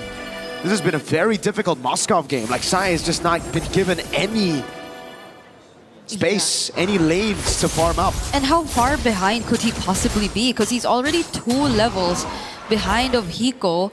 I think there hasn't been much opportunity for him to also take some gold to catch up. And Guangzhou are just really investing in defense right now. They gotta put up their walls. You have to have Modi reliable enough to tank everything, because looking at Guangzhou's lineup, it seems like he's the only guy you could really rely on to do that. Xing and Mei, they probably want to go in for the more aggressive setup plays and pick off potentials if ever they do find any. And he also picks up the Eudora ultimate instead of any other setup. So it's just probably all on Mei right now. They need a bit more of the damage to come through, because as you mentioned, Sai is taking a while to scale up and he's probably behind in terms of items right now. Very, man. He only got the gold staff earlier. That's a second item at 8 minutes, so his third item, Power Spike, might come through in like 10 minutes, looking at the pace of the farm. Spirit gonna get this for free. There's no chance Guangzhou take it unless Sai gets an SOD, but Bamba knows better than to leave that open. He's able to body block for Team Spirit. Zaur also still with the retreat, just in case. I remember a crazy steal from Oheb last year against Onyx, also in the group stage. I think everyone learned from that, you know? They're just starting to guard the bushes wherever or whenever there's a Moskov on the other side. But look at that gap between Sai and Hiko. It's oh my god, 7 to 4.8k. It's the same gap for Zaur and Recall. Oh yeah. The gold leads are placed where it's best. Even a 2,000 gold lead between the mid laners. Oh god. Xing would just be tickling Bomba whenever he goes for damage. At least they still have holy shields, but I think they're all gonna pop even before the Lord gets to approach the base. They've made enough room for them to utilize the Lord to its fullest potential, and Team Spirit, they're looking to take down a base turret right now. Sawo goes in! Uh-oh, Purify out already though. He's gonna get him down into the wall. Wrapped to the drive from Modi. Taunts everybody with a big whip as well, but it's not gonna take anybody down except, oh! A chomp, Purify out from Sai. Oh my goodness! What is that damage, my guy? Recall pulled back into the cards! No. The Poker Trick Sunset Lover again with the lightning. Modi stun, he gets away. Now it's Hiko and the rest of the team. Pulling it out, Zaur with the walk up again with the Poker Trick, as that's gonna be the knockout strike from Hiko to lock Modi down. Zaur can't get the damage to take Modi out of side. Lands the SOD. 10-minute game for Spirit to equalize. Such great macro and usage of their lineup. Team Spirit have completely bounced back here in game number 2 as they equalize the series. And we, of course, have to witness a game number 3. It's all elimination and qualification matches we're expecting for today. And they're just one step away from all making it to knockouts. They're doing what they can. They're fighting until the very end. But Guangzhou, so many questions left in that fight. It did not look like the same Guangzhou we saw in game number 1. There was just very minimal proactivity, but at the same time, even if they wanted to go for more proactive plays, they get punished every single time. The Kaja play was read out here by Team Spirit. And every time the Kaja got the Divine Judgment, it was always just a big whiff because, I don't know, it was either on the Cho or on Bomba, right? And Sawo and Bomba, they like that. Easy for them to retaliate with a chomp, with a re-engage. And it's just so much better to see these guys on proactive heroes instead of heroes that just were waiting for plays to be made on the other side while reacting to it. Again, Bomba this time, hey, I didn't like him on the Barats, but he did a fantastic job. Hiko on the Paquito as well. I think, you know, I think it's the Harley. I think the Harley was able to capitalize on these winning lanes. Yeah. They need not pay as much attention. Harley could just do what he wanted to do, and Team Spirit, they were all able to do what they wanted to do. So I think it's about time we go back to the studio to talk more about what happened in this game. You just said do whatever you want to do, and LaFell is here. So let's bring that back. Let's hold off, because this man given freedom, opportunity, man, it could get crazy up here, Naisu. Yeah, I don't know. I'm with a bunch of Americans. I feel very free now. America. Howdy, partner. Howdy. That was one of the most nothing games I've ever seen. Oh yeah. Like that game brought me memories of when I was a child of watching paint dry, right? But hey, at least the game was more entertaining than watching paint dry. And you still remember them, I guess, so that must have been memorable for you. At least it didn't affect his memory. No, because I was guessing. I was watching it because I didn't know what color it was. The way you are? That's why the way he is. So much paint? It's not good to inhale a lot of wet paint, man. God knows. Maybe. Actually, yeah, now that I think about it, yeah. Call Rain Man again. Guys, that was a big stomp. The average game for both of them lasts around 17 minutes for Team Spirit, about 15 minutes for Guangzhou Gaming. That one was under 12, about 11 or so. So a very fast game. Astam, what went right for Team Spirit there, Naisu? Just about anything they wanted to, man. I mean, under the 5-minute mark, they were already pushing Guangzhou Gaming behind their tier 2 turret. Guangzhou's just like, yes. Here you go. Take this chair. Oh, take this mic. Yeah, go ahead. Like, Spirit could do anything. Guangzhou didn't do anything to stop them. I told you. All right, here we go. Brigida, why'd you give him freedom? Why'd you give him freedom up here? He's acting crazy. You want my You're not here to stop him. Grab the telestrate. You know what? I could telestrate. That would be a funny segment, wouldn't it? See how I do? Yeah, that would be pretty funny. You do have something to break down, though. We also have some post-game stats as well, so maybe you'll hit the post-game first. Yes, I do. We'll do a little telestrator later, sure, just to see how it went. I think the big thing stands out. I mean, you see Hiko having a great game there. Everybody had a great game. Our Egoist as well on the Harley. Look at all the zeros. 0 turrets, 0 turtles. Zero Lord, 2 orange buff, and 3 purple buff. Like, talk about not playing the game. that's why LaFell is illustrating just how it felt in that game. Because they got Team Spirit took everything that they wanted to. I mean, they had to dig down and get that spirit going. And man, did they do it with this lineup. Because, yeah, again, you don't see this kind of, I mean, this was a very one-sided game. I mean, this was a stomp for that. I mean, you could see the reactions there too. So we asked them, like, what adjustments would they have to make? They made all the adjustments, Rain Day. Yeah, and it actually felt like the Mozkov, and I'm gonna dive in my thought on that, because they played so well, so grouped, so focused on objectives. Head to head, they win 66.7% of the objectives against Team Spirit, and to go 8-0 on Turtles in this one, I mean, that's pretty ridiculous when you consider their normal style of play, which to me felt like they weren't able to get. The way Moscov excels is not necessarily grouping up, but the way GZG excel is grouping up. How can they fix that, LaFell? What did you see going wrong? Because you've got your telestrator. I want you know how the game goes so wrong that even Rain Day made an accurate analysis. Like, bro, why'd you play like that? That's not how you play Moscow. It's like, it's his fifth day, you know? Yeah, we're gonna be looking at the telestrator. You want to stand? You want to stand? You're not gonna do. No, you stand down, sir. All right, all right. So first of all, let's talk about the anti-synergy here in the draft, because we got Kaja here. In case you guys don't know what he does, he whips people and then he holds them down.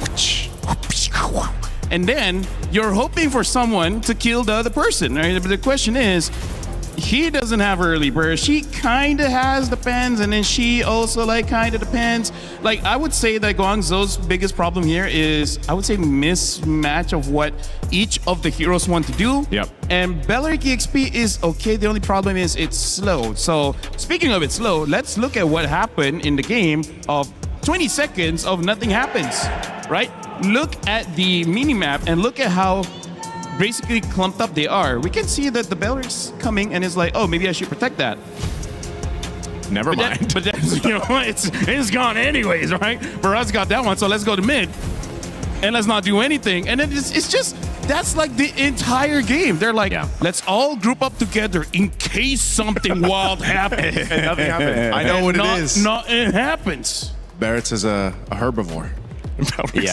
Barrett's is a herbivore. Say it like an American. Herbivore. Barrett's is a herbivore. Barrett's is a herbivore. America. Fireworks. July 4th. Don't get him started, please. Rain Day. Independence. I've been there before.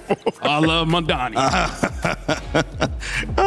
You know, it's always fun to see it. Sunset Lover actually had a fantastic game, and you look at that performance, I believe, on the Eudora again. The first game, it felt like they were surviving the Eudora. Their team was able to go around it, ignore it, maybe work and find a way to still have a win with GZG. But this game, starting 2-0, it was no chance for Valentina to catch up on the opposite side of things. Sunset Lover's control in this game, it needs to be dealt with, I think, at this point. And you have to consider, do we ban it or do we take it away? You take it. Take it. You can't spell Eudora without raw. She's strong, bruh. Yeah. And also, there's do in her name. He worked at it. So do pick it up, because Fusroda. Fusroda. That's what I was talking to someone who hadn't played Skyrim, man. It's like, come on. That's a part of the vernacular. You got to know that. She has great crowd control, great damage. She even looks like a decent person. Why wouldn't you pick it up? They have to do it now. Ban it or ban it out. Or ban it out. Ban it out. Yeah. We've seen teams handle it that way. Just ban her out. Well, that's a good question, because Guangzhou Gaming now faced with a conversation that is going to lean them one way or the other, a little bit like this or that. In fact, speaking of that game, we had Guangzhou Gaming make a few decisions that might split the team a little bit earlier this week. Hey guys, my name is Apel, and right now we'll be playing a this or that, just to see whether the players, are they on the same page or not? Okay, right now you guys can line up straight. So, we got 5 questions here. The first one is, first thing, after you wake up, do you brush your teeth or eat breakfast? All right, you know what? They all brush their teeth. Okay, come back to the middle. So now, before scrims, what's your routine? Do you shower first or don't shower? All right, now we know that they don't shower. So, which jungle heroes you guys prefer? Ling over there, Nolan over here. Only one person likes the link. So for this one, how do they like to warm up before a game? Playing rank or playing training mode? Oh, I thought more people would play rank, okay? And now, the last one. Who would you like to go on a holiday with?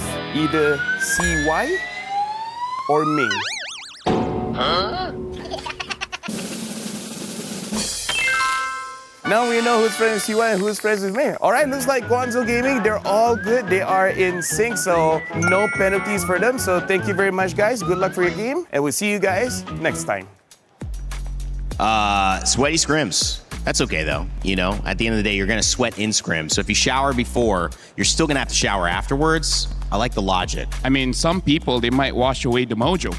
They might. That's true. They might wash away the mojo. Yeah. It's a different vibe. Might be more relaxed, too. Different vibe, but then what was that also? They don't like, they do ranked or training mode? Oh, training mode. Training What's mode? up with that? I've always warmed up in rank. I mean, first game of the day is ranked. Maybe that's why we're just casters. Maybe. You got a point. That's it. I'm just saying. That's it. We're good, but not that good. You know what I'm saying?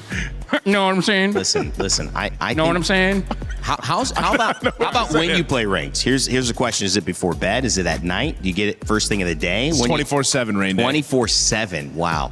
Okay. When shouldn't you play rank? Haven't you seen us in the talent room? Is that what you're doing with that tablet right there when He's you don't playing have right it? there, Because man. we're done with the telestrator, by the way.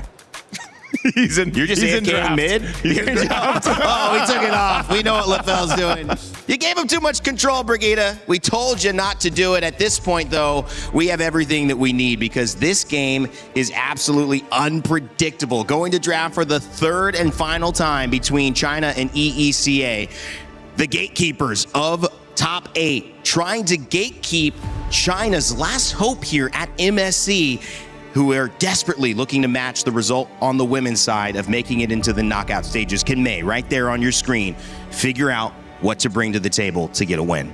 I gotta say, first of all, I appreciate that whenever something goes wrong, we throw it over to Brigida. Yes. It's her fault, not our fault. I appreciate that. And number 2, I feel like it's more on the mentality of the game because game number 2, clearly they just played scared, and that's not how you should play against Team Spirit, where you saw that in game number 1, just fight when you have the chance, and it somehow worked out. You kind of have to go back to game number 1. It's tough to, put it plainly because that's exactly how it felt. It just felt like they were kind of in this state of we're scared to move around the map. Limbo. They were in limbo. They couldn't really move, and it almost was that mentality of what, we're so far behind, just go next. And so now it's their chance for Guangzhou Gaming to make this happen here.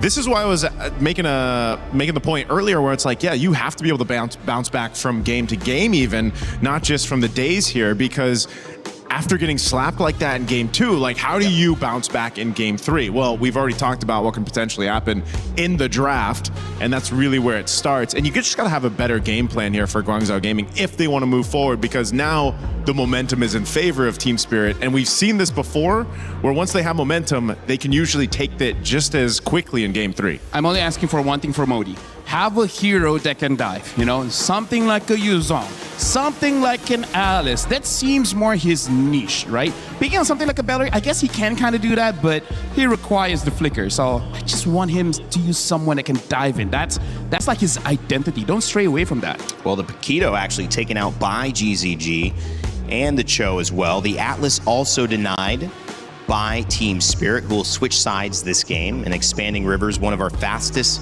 map choices. I believe it is the second fastest. And one of the interesting things about this situation, which as a fan of MOBAs, every team comes in with a different plan and blueprint. But in game 1, game 2, both teams get a blueprint of what works for them. And so this draft is so exciting because both teams are trying to deny the blueprint of success for the other team while trying to get as many pieces of what worked in the games that they won for themselves. But it also opens up another layer, Naisu, which is, will somebody have prepared to surprise the other team again? Will they have more in their pockets that they'll bring out that might just change the narrative completely?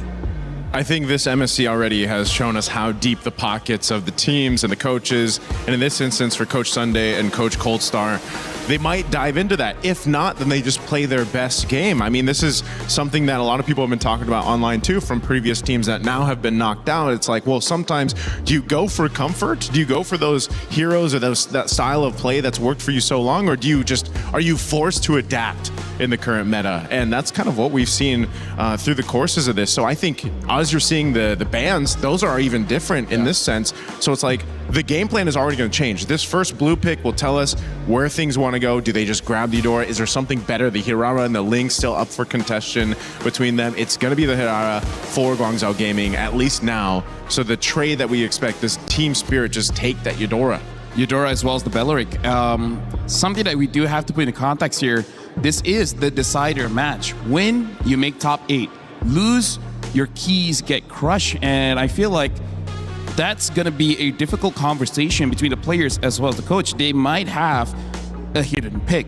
And there's two different mentalities. Either like, if we don't show it, we'll never be able to use it. Or, it's like, it's just difficult whether you want to take that gamble or not. Yeah, you risk it. Because the last draft, I would say, if you look at what Guangzhou Gaming was able to do, they looked uncomfortable on some of the picks. Yeah, it didn't work for them. So the answer right now for Team Spirit, go the Barretts, they pick it up, and the Eudora. And I think this is actually good news for Guangzhou Gaming because it opens the Belleric for them, which I feel they had their best performance on. And then the Barats also a good performance here, but was it so good because Guangzhou Gaming was not playing their game? And I feel like that might be something that enabled the Barats earlier on. It is a fast one. Oof. But there's the Uranus also, which is available at this point, which they hadn't seen, and the Lilia. I'm slightly worried for this Lilia here. Yeah, you're going to get comboed and instant black shoes. And you're going up against a Fanny. Yep. I mean, let's talk about this. Lilia is very aggressive. She does a lot of damage because level 1, she already has her combo. But the problem is her HP is so low, and the burst coming in from Eudora as well as Fanny, they don't need any items to really take her out of the fight. Like, even if she doesn't die, she's going to be so low that she can't do anything. So that, personally for me, is a very risky pick. And now with the Fanny being present, I gotta say, Team Spirit opened up this draft very strong. Yeah, not only that, but also just having this Uranus for Guangzhou Gaming. It's not like you can stop the Fanny from cabling through, or deal with the Barretts, or obviously the lock-on stuns that come in with the Eudora. We've already seen it too. Eudora with one item is already scary to deal with. What more, 2, 3, and you scale up like that for Team Spirit. And this is something that, again, the Lilia doesn't really solve. Yes, maybe you can go ahead and help clear some of the waves. You do a pretty good amount of early game damage too, but based off these first 3 picks for Guangzhou Gaming, you have to be able to go ahead and scale up quickly for them because the Fanny can almost match that. And if not, if the Fanny's delayed, we've all seen Fannies just result to what we usually see with Mozgovs. Go somewhere else across the map, push that, put map pressure there. And my goodness, Game 2 showed us that if map pressure is a problem for Guangzhou Gaming, they seem to not know how to solve that. It's also kind of a cool indication of where the hero comfort is because we're seeing some picks we're not familiar with. It's possible it's a region difference. It could be a player difference. Marcel, one of the only games he's left open and not banned and not picked. Both junglers already picked on both sides, so we won't see him. Yeah, which is like a surprise. He's got a 100% win rate. Yeah, honestly, I even forgot about the Marcel. But yeah, Team Spirit can pick it up after this. Yeah. But honestly, gentlemen, looking at both teams' drafts, the best way to say it, and literally go big or go home. Yeah. Because these are the drafts that you can win it super, super early, and now the Marcel gets picked up. Good call. I gotta say, Team Spirit, they can honestly get the inhibitors by 11 minutes. Yeah. So where's that going? Marcel? Yeah. He's going Rome.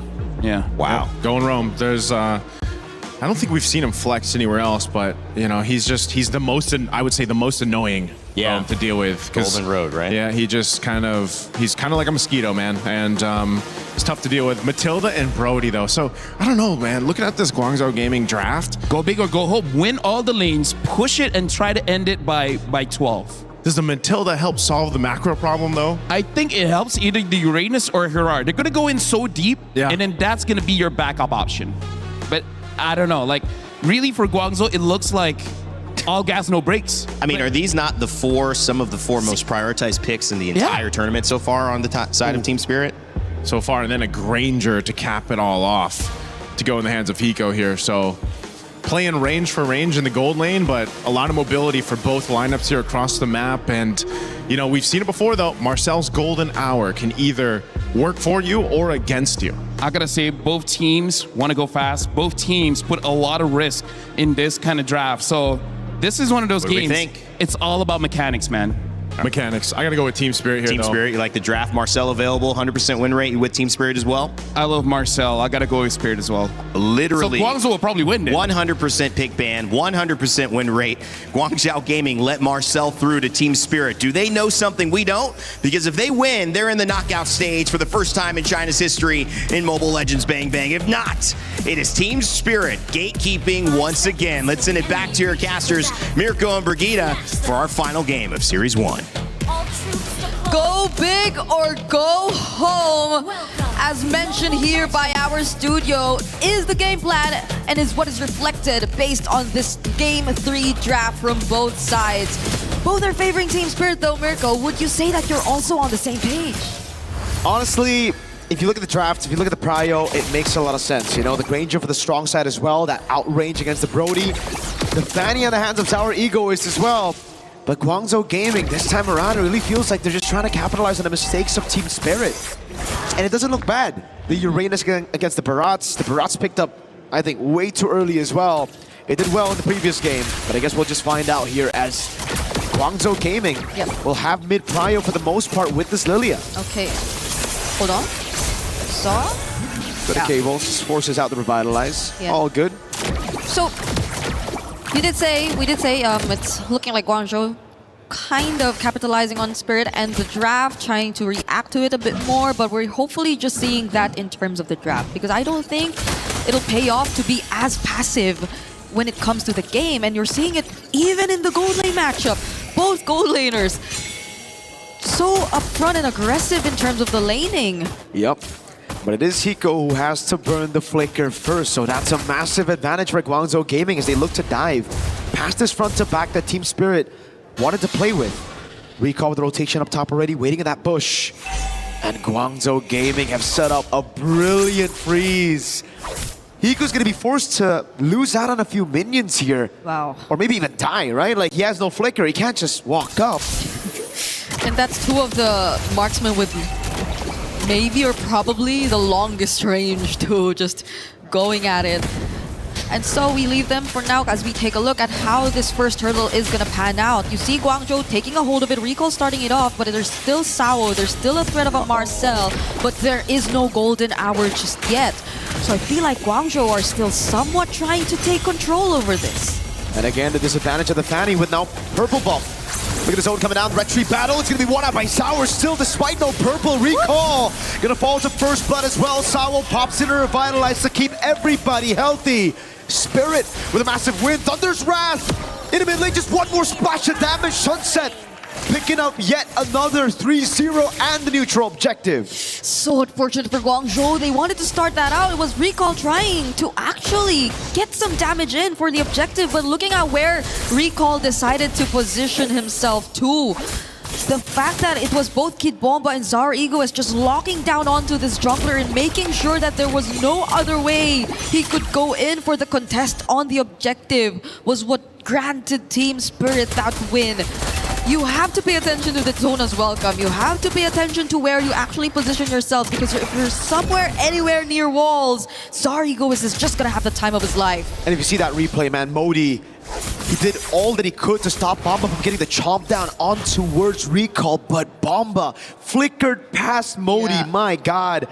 Beautifully done by Bomba to secure that neutral objective. That's how Zaur was able to just walk up, get the retreat for free. Recall not caught in a bad spot, able to go for a golden hour, catches them all in place, and Hiko is gonna build on the Rhapsody. Another pick off up top, and it is against Sai on the Brody. And this is how you like to see the Eudora being played. Now that they're ahead, now that they are actually being the more aggressive combo. And it's also probably because of Sao, just the way Sao moves around the map, which doesn't make things any less or any more difficult for Sunset Lover to just also go in with the flickers, because you are fully aware of where to anticipate Guangzhou Gaming too. So that was a flicker play you got to see from Sunset Lover. That was a burst landed onto the right target. And this is going to be a problem for Guangzhou, because you see a lot of I think targets for Sunset Lover in this draft, honestly. You could consider so much people to just use your burst damage onto. Oh, if that cable actually landed. Okay, they're gonna get out of this, but does Kid Bomba has a flicker. Even the chomp to get away. Made with a circling Eagle Bomba. Oh, that's a very sad. Dino Revitalize. Oh my god, saves him. There's no damage from Guangzhou Gaming. Even after all that, a good stun coming out on Modi as TS are able to clear out the wave in the bottom lane. Sour, no purple buff, recall on the neutral objective, and this time Kid Bomba does not have that chomp. Oh, revitalized this time from Guangzhou too. Golden R! Great delay. Now the red tree. Sour try to steal, but recall. Stays patient on the red tree. Waits for Sour to show it, and now it's Guangzhou on the board on the neutral objectives. Okay, at least if they weren't able to get anything down that engage in the bottom lane, they were able to convert it into something. The fact that they at least had to send one member of Spirit back and they weren't really prepared to take on that objective was already a win in itself for Guangzhou. Kid Bomba, did you get anything from that? You got the Purify out of Xing, but that's about it now as the torn apart memory comes around, but the double flicker goes for Sunset and Hiko to get away. The dinosaur won't have a good time there. Gun down, taken out. Modi doing a good job again, gaining this map control and giving the space for Sai to pick up a turret. I guess that maxed out time on the channeling maybe allowed for a bit more room for Guangzhou to really set up for that fight, which they are really taking advantage of this time, eh? Even gets bursted down, but they're just really looking to steal away this orange objective. There's a conceal from TS though. Yeah, they get the frozen moments on a few members, but no battle spells worn. Guangzhou Gaming just playing it safe. Oh, Sour with the cutthroat. Nexing has black shoes, doesn't even need it though. Wait, Sai? Okay.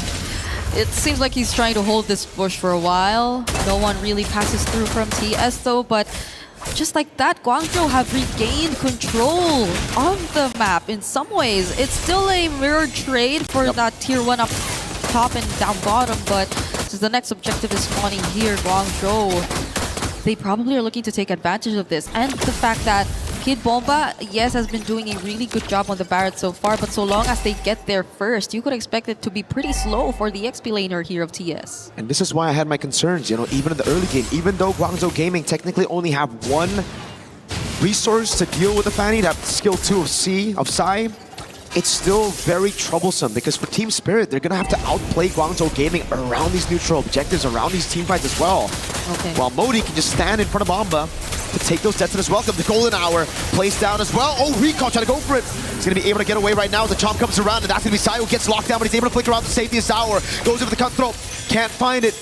Good stun over Spirit with the neutral objective. Take Recall walking up now with immobilization on Sunset. Just one more shot should get him down. Recall with a jumping forward, finds the kill. Immobilization on Sour, but he's able to escape as Bomb appeals for him. Sour in the mid lane, now on Recall. Untargetable. Hiko with the dash in forward. That was actually a flicker. Burns it away. Good eye phrase by Recall. Xing thrown again, but he has the black shoes. Sour low. CY won't be able to go for the kill. The revitalize from both sides just made that team fight much longer than we expected it to be, but who won it out and who were still able to commit and prolong things even after the revitalizers went down were still Guangzhou Gaming. They have such low dom times, but Recall! Uh-oh, gets two, gets away for a bit, but Sao was just waiting there. Together with Sour, Ego is the free kill up top. Chomp down, Purify out from Modi. Turret 4 sign, a bottom lane on the Brody as Sour is able to go on the tier 2 up top, and this will be a win for TS. This is a very good trade on the board for them. Yeah, even though they lost mid though, but the purple, I think that changes things a bit. It's okay. He'll be able to steal the purple buff on the other side of the map, and Modi has no Purify, still goes up. Has the guiding wind to get him out, but the purple buff, again, not even stolen by Guangzhou Gaming. Still a massive win for Spirit. Yeah, they just swapped purple buffs basically at this point, but Guangzhou, again, despite them getting a couple more tier 1s, even in mid, TS though, they still have the 4K lead and they're looking to take that one turret in mid as well if only they find an opening, but they're gonna respect Guangzhou. They're literally around these members though, and they will be first to prio and position themselves in this upcoming Lord. This is really not looking good for Guangzhou Gaming. Their jungler is so behind, and their idea right now is to give the orange buff over to Sai. Recall's 2 levels down. How can he win the red tree now? Zaur just needs to go for the retreat, gets it in time. With a 2-level lead, it's almost guaranteed. Recall the walk up on Sunset. But TS get away. Yep, as much as Guangzhou, I think, wanted to do something there and at least get a trade, Sao was just too eager to stop them in their tracks. This is a Marcel who has been very proactive in terms of the gameplay. Okay, he's gonna spot recall there too, but at the same time, you can just rely on him to really block off Guangzhou Gaming in case they want to go for the chase, just because of the fact that you probably are not expecting as much burst from Guangzhou just yet. Oh, that's a flicker though. Uh-oh, great golden hour. Catches me. Oh my god! He still flies by and Hiko punishes him. Now it's out with the cables. A chomp down with the Purify already baited out. Sai gets pulled back by the missiles of Bomba. Pops into it in nature, but this does have no damage to deal with these tanks up front. That's the difference. You see TS, they have Sunset Lover, they have Hiko. Such reliable sources to just burst down one of the front lines, quote-unquote, here for Guangzhou, because it's always Mei who pushes forward and has to push forward, but it's TS this time with a siege. Modi's low, still able to get away, has the consecration, pops it here, the retribution from Recall. And a good clear with the Lilia as well against Team Spirit Siege. Oh, they're gonna lose out on so much though. That's a tier 2 down bot and in mid, falling into the hands of Spirit. At least Mei is back right now, but these synced up waves are really becoming a problem. Now it's TS with a 6k lead. Initially it was just 3 to 4k, but now even take a look at the items. But before that, Zor! Oh no, gets stunned up, torn apart memory. Not enough to take him down, very close though. Not enough Sky Piercer stacks just yet. And it's because of the Dreadnought armor that Zaur got that saved him. Yep. Okay, that's a... What's a flask 2 for Sao? Guardian already picked up by Kid Bomba here on the barracks. So you could expect them to just really stay for much longer. And they're going to be very calculated about this. They fully respect, we all know for a fact Guangzhou have pretty much reliable wave clear. That's a Brody, Lilia you're already looking at. On top of the fact that Modi can just be the one to put himself up front. And TS are just looking to wait for this next, but do they actually wait? Zar! He's positioned here really, really well. Catches recall! The iframes are gonna be there, fortunately, though. Yep. Not much he can do, you know? I mean, you need to be very instant with the burst, very hard to catch the Hirara. Just with one dude. That's why usually it's the Eudora that gets her, gets the stun. Everybody can just follow it through. Zar, the way he's been positioning himself. Yeah, very aggressive. You know they want something before this next objective. It's all up to CY right now to be the guy to carry Guangzhou Gaming, right? Like, he has the way to stop the Fanny. The only way, as of right now, they got a full peel for Sai. Ooh. The waves. It's just really Zar holding onto this position. It's kind of crazy. Guangzhou have no idea he's there. It's a very small dino. No big guy stacks on Bomba. Still looking for those stacks. Now they spot out where Guangzhou are. They fully reveal the information and Zar, he's just waiting. Sao reveals just much more info. Oh man, great golden hour, catches Sai. Oh, Modi gets bursted down, straight up. The consecration already baited earlier. Now Action can't even use the black shoes. Gets cut-throated down to the ground as Recall goes into the bottom lane. And Spirit don't even want to go for the Lord. They want to go for top 8. They want to qualify to the knockout stage. What a play from Spirit. Could this be it? Recall goes in. Oh no, but he gets bursted. A big chomp down right now. Spits it, not a stun for Hiko to pick up the kills. He flickers in. Sai, very low. That's a win of nature as well. TS, now they say it's enough. We're gonna go for the Lord, guaranteed. Yep, Moni's back. Xing, he'll be back too. There will be much more reliable wave clear for Guangzhou, and TS are gonna play it safe. But that was such a great plan coming in from TS. They knew they had enough burst, so if they had to deal with a target from Guangzhou one at a time, they had enough damage to do so. Now Sunset Lover even picking the Divine Blade will make things all the more difficult for Guangzhou, for them to go up against Spirit in this scenario. As we take a look at that, yep, it is going to be the Divine Blade, the Lightning Truncheon as well. So you have to be very careful. Even Modi earlier on, you saw how they were able to deal with him only with the Oracle as his somewhat of a defense item for magic damage. Now there's really starting to play the kind of game we're expecting from Spirit. They have a Lord marching up top, but it's Zar. Again, possibly looking for an entry from the opposite side. So for Guangzhou, it's all about how they react to this. It's not the Evolve Lord just yet. They actually still have a shot at defending this with Lilia. But it gets very difficult knowing there's an 8.7k gold lead and a few stacks already on Hiko. Modi caught in the Thunder's Wrath. Black Shoes used very early on. Lord up top, gonna be able to take the turret down already as that's gonna be Spirit with a priority on the bot side as well. Both side lane base turrets have fallen. Such a great tool to create space. Golden R laid down perfectly just so Spirit get that base turret. So now they're looking to take out even this last one in mid. The damage from Hiko too is already no joke. Sao catches one. Bomba's just trying to zone right there, and he does well. Circling Eagle, now the retaliation on Bomba. He doesn't have the flicker. Torn apart memory takes him down, and Sauer is able to cable out of there. 1 for 3.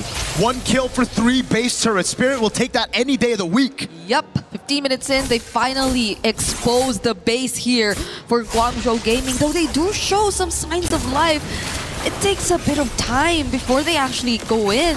They need to ensure that there is actually a target that will easily be within reach, but they're really pushing forward this time though. Guangzhou want to somehow equalize the map as we're taking a look at it right now. But you gotta pay attention to Zar and how they protect Sai. That's for sure. Double Sky Piercer? Wait, Sauer, oh my god, brother. You're playing with fire, bro. Just dashes into a Brody, Mathilda, and Hirara. What do you think about this double Sky Piercer? They're going up against... Hey, they steal the purple, but they don't go to their own purple, man. Bus. Okay, at this point, the kills are pretty much spread between Recall and Sai, yes, but... Well, what's the point of stealing the purple if you're gonna leave the purple for TS? Yeah. They were... TS are just too quick. You gotta explain this to me, Big. Or maybe the panel needs to explain this to me. The panel will have the Telestrator to do that for us. Some of these games, I feel like I need to be streaming, man. Rain Day will have the Telestrator to do that for us. Yeah, okay, please. Now they will not have that... LaFell, please, Telestrator on that moment. Yep, Yes. Yep, No. yes, you can highlight that. Okay, so we have a Lord now. It is still going to be Zar on the opposite side dealing with the waves first. And TS, I don't think they'll have as much problems with this. They have to still pay attention to the burst. Sao with the conceal. With the waves, though, Sauer can just end the game. If Guangzhou Gaming want to take this fight, and now they're going to have to fight 4v5. Recall, oh, he goes in. Gets the untargetable Golden Hour, isolates him for the rest of the team. Hiko! Flicker in, a shot to the face, and that was Modi. All alone, Circling Eagle used to get away. Modi dodging away from the bullets. Call him Neo the way he's dodging from those shots. Sign the bush, torn apart memory. Maybe if they didn't get double Sky Pierce. Nah, actually, it doesn't even matter. So close, Sunset Lover. At least they got the flicker down, but that's about it. They've only gotten battle spells out from TS. I feel like Hiko even uses aggressively. And now with the Lord and an exposed base, Guangzhou Gaming, they only have so much to rely on. Xing and Sai will have to go for the defense of their lives. And Kid Bomba has a flicker too. Who knows if he actually finds another surprise Detona as welcome. At this point, Spirit's gotta drop the ball for them to lose this game. Guangzhou Gaming, they have the clear. But it's going to be delayed by Spirit. Sao with a Golden Hour onto the Lord right now as the waves come crashing down. Modi gets away with the guiding wind. That's instant cutthroat on Xing. Again, not given the time to use the Black Shoes. A big chop down coming in. And Bomba spits him out, gets a two-man stun. The rest of the team capitalizing. He goes unstoppable. And Team Spirit confirmed their slot in the knockout stage. It's a reverse sweep to get into top 8. Team Spirit make it through and get past that lower bracket after falling to Vamos earlier this week. And Guangzhou Gaming will unfortunately have to end their journey here, but what a fight did they show us here up against Spirit. It was so close for them to make history once more. But the experience, you just see Team Spirit eventually coming out on top. it's just so sad to see after that great game one for Guangzhou Gaming. Even our panel, well, one of our panelists, Mr. LaFell, said it's that ni hao energy because they're always the ones kind of like walking up and say, yo, hello. But here it was more Tai Chen energy, bro. It's goodbye. Like, I mean, they were just chilling, reacting, going in randomly, double sky pierce.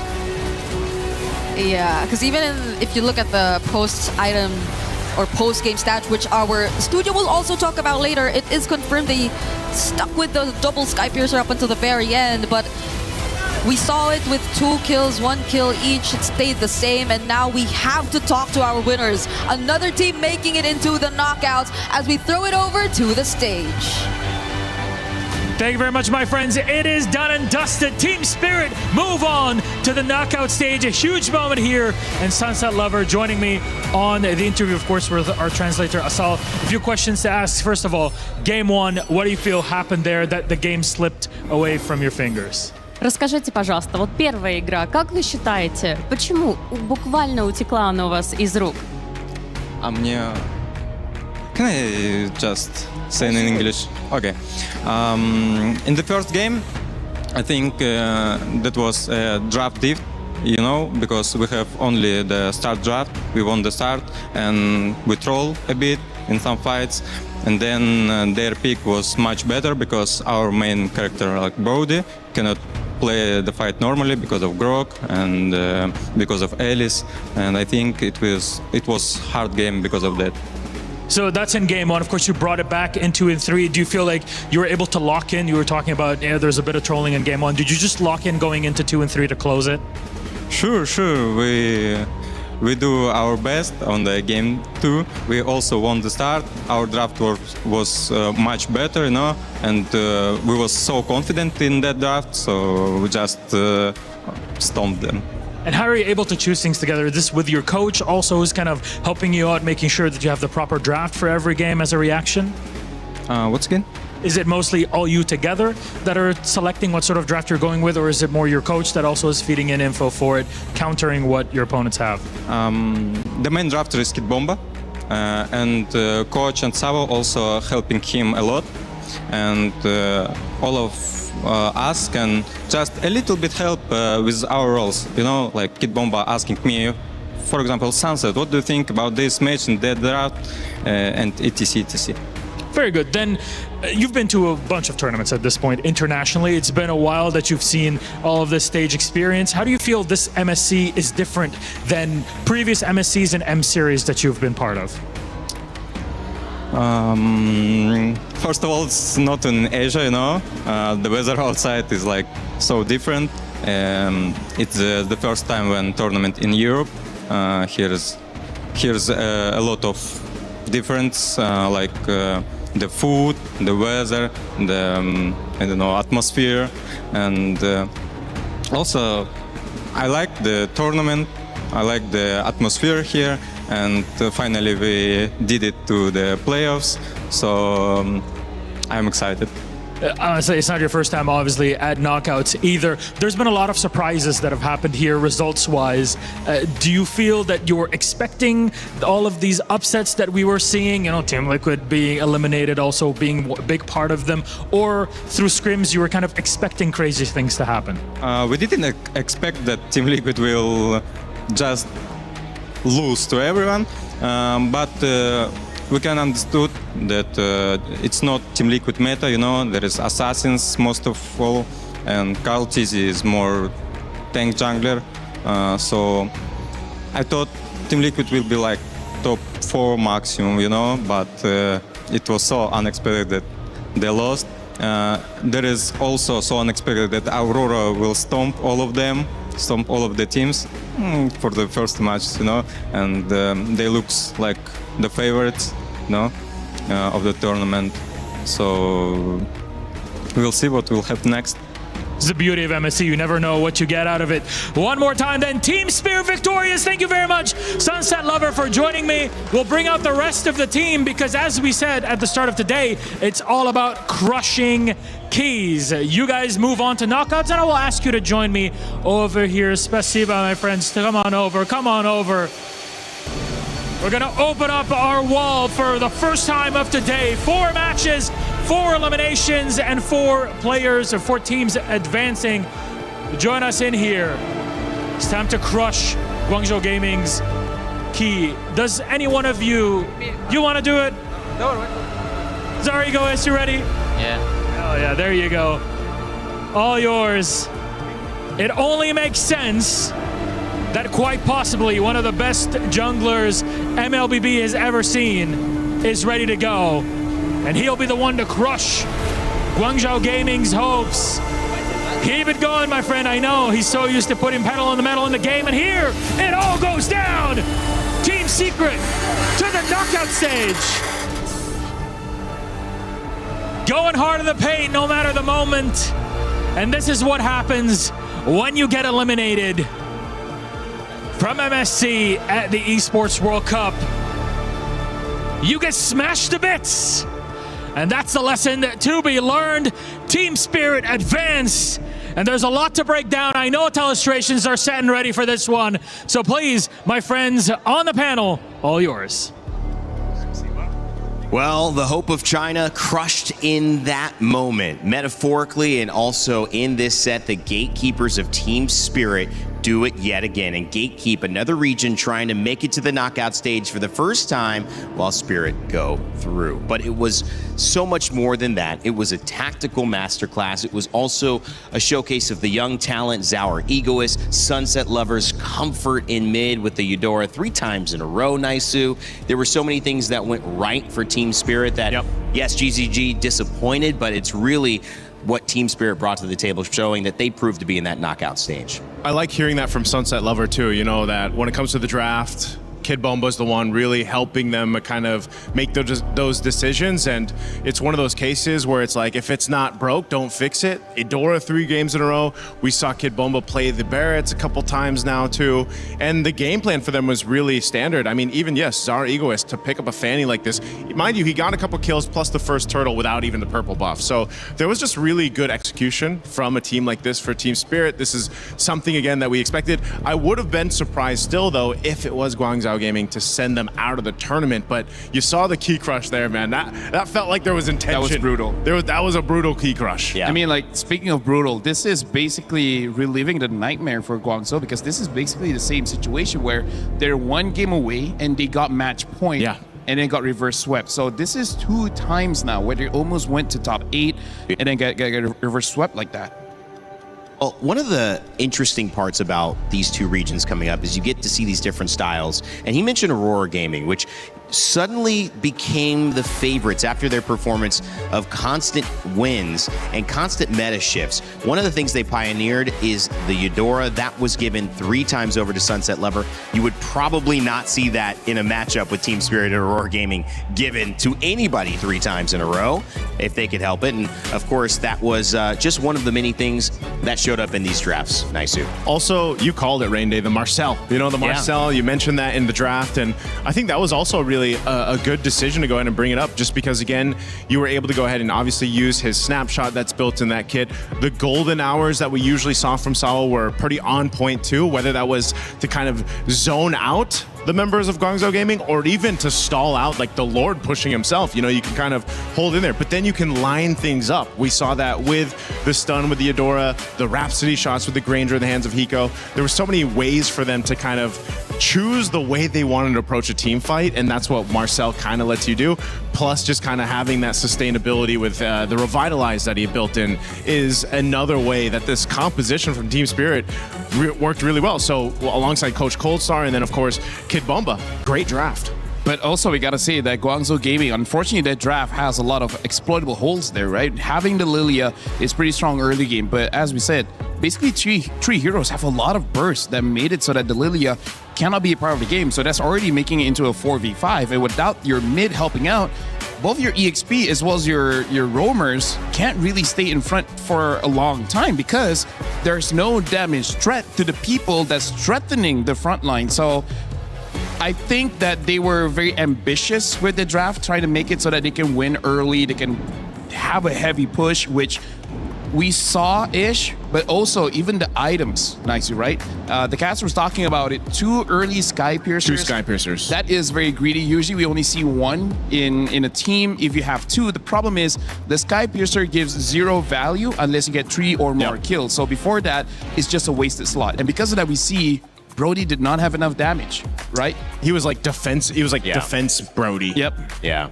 One of the things I love about the comments that we just saw were actually the mention of the atmosphere in Paris, the fact that it's Europe, it's different food, it's different weather, and Sunset Lever and Team Spirit will be moving on. The team that will have to find their way back home will be Guangzhou Gaming. And instead of LaFell doing a breakdown of what went wrong, we decided we'd just do an exit interview with May. Right now, we're here with team captain May. May, could you walk us through what happened in that match? 那么现在呢，我们可以看到我们团队的队长 May， 请告诉我们在这次比赛当中发生了什么事情呢？我们觉得就是还是实力不足吧，没有办法抵抗对面出招的方式。I think we still didn't do well enough, and we are still a bit weaker compared to the other team and counter against their tactics. Okay, so was it because of the gameplay? Was it comms issues? Was it the meta maybe that didn't suit them? 那觉得可能会是什么原因呢？是因为这个现场的一些技巧呢？是因为最新的一个这些版本呢？这些有效的战术呢？还是哪些方面呢？我们觉得版本变动对我们队伍的改变很大，因为来到 EWC 赛场，马上就经历了一个很大的版本变动，使得我们之前练的阵容都没有办法有效。I think, in fact, the meta change had a big impact on our team since we came here, and we realized that we have to try to adjust our team and try to adjust our tactics. So that will take a time to get used to that. Understood, understood, very understood. But how did it feel to go so close, come so close to the knockouts? 是的，那么我们非常理解您的状况，但是这个比赛非常激烈，就是几乎都快要赢了。您现在的感受如何呢？就是感觉还是比较失落吧，因为还是没有进到8强。我觉得，这是中国赛区离8强最近的一次吧。Yes, actually, I'm a bit disappointed because we are getting so close to get into the to win this knockout stage. This is the closest time we come this far, so it's a pity. But it's only going up from here. May, that was a wonderful performance nevertheless. So what's next for you and your team? 但是呢，我们并不会止步于此。那么我们相信您刚才所做的表现呢，也是非常棒的。在未来呢，有什么打算呢？我觉得未来就继续征战好下一个国内的联赛，还有世界赛吧，争取在世界赛上把中国赛区和东亚赛区的内容展现出来。Well, we will go back and continue practicing. Hopefully, in the future, in the next game and matches, we can show our ability. Hopefully, we can be in a better position next time. Obviously, yes, yes. And we are waiting. Once again, May, thank you. Do you have any messages to anyone back at home? 是的，我们肯定会也是期待着您有如此的成就。那对于您的这个粉丝或者是国内的任何的战友呢，这样来有没有什么想对他们讲的？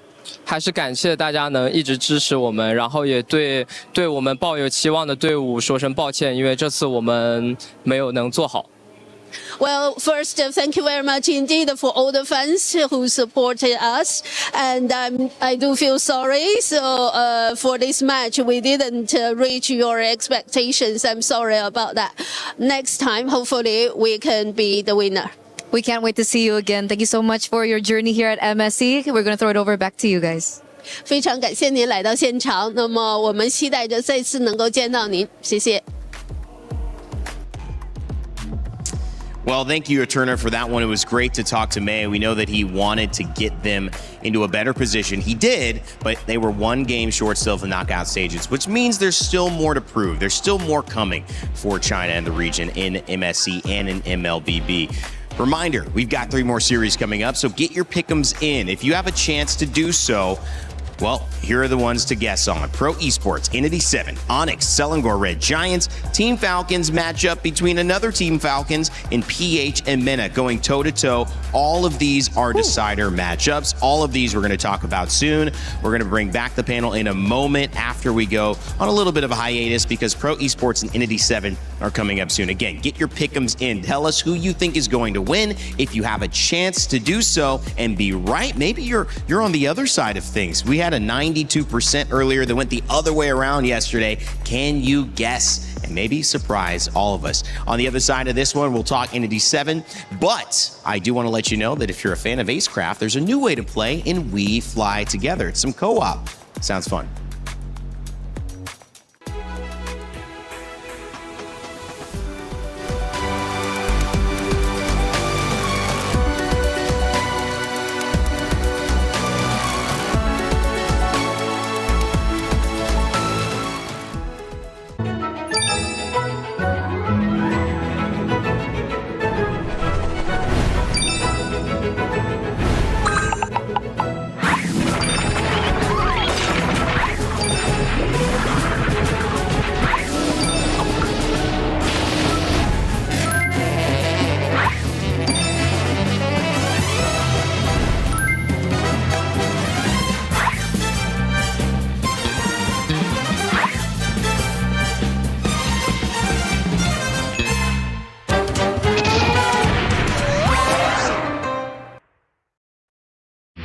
A lot of people are haunted by their past. I'm inspired by it. They're not just playing for themselves, they're really playing for their entire family. They have defeated their demons. They have crushed the curse. He thinks he can come in here and play my game. He knows nothing. Let's go! Tyler 1, you're done. Raw energy. Half from blow the house down.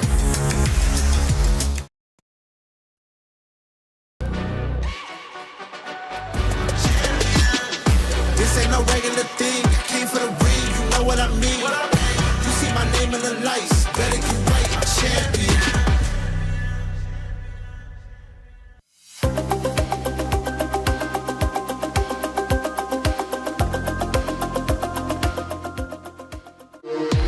We were there. For every click, every clutch, every respawn. We were there for the years of grind. And we're here. Now, the proud founding partner of EWC, powering the biggest event in gaming, shoulder to shoulder with the world's best, making history. Greatness deserves a stage. Lenovo Legion, reach your impossible.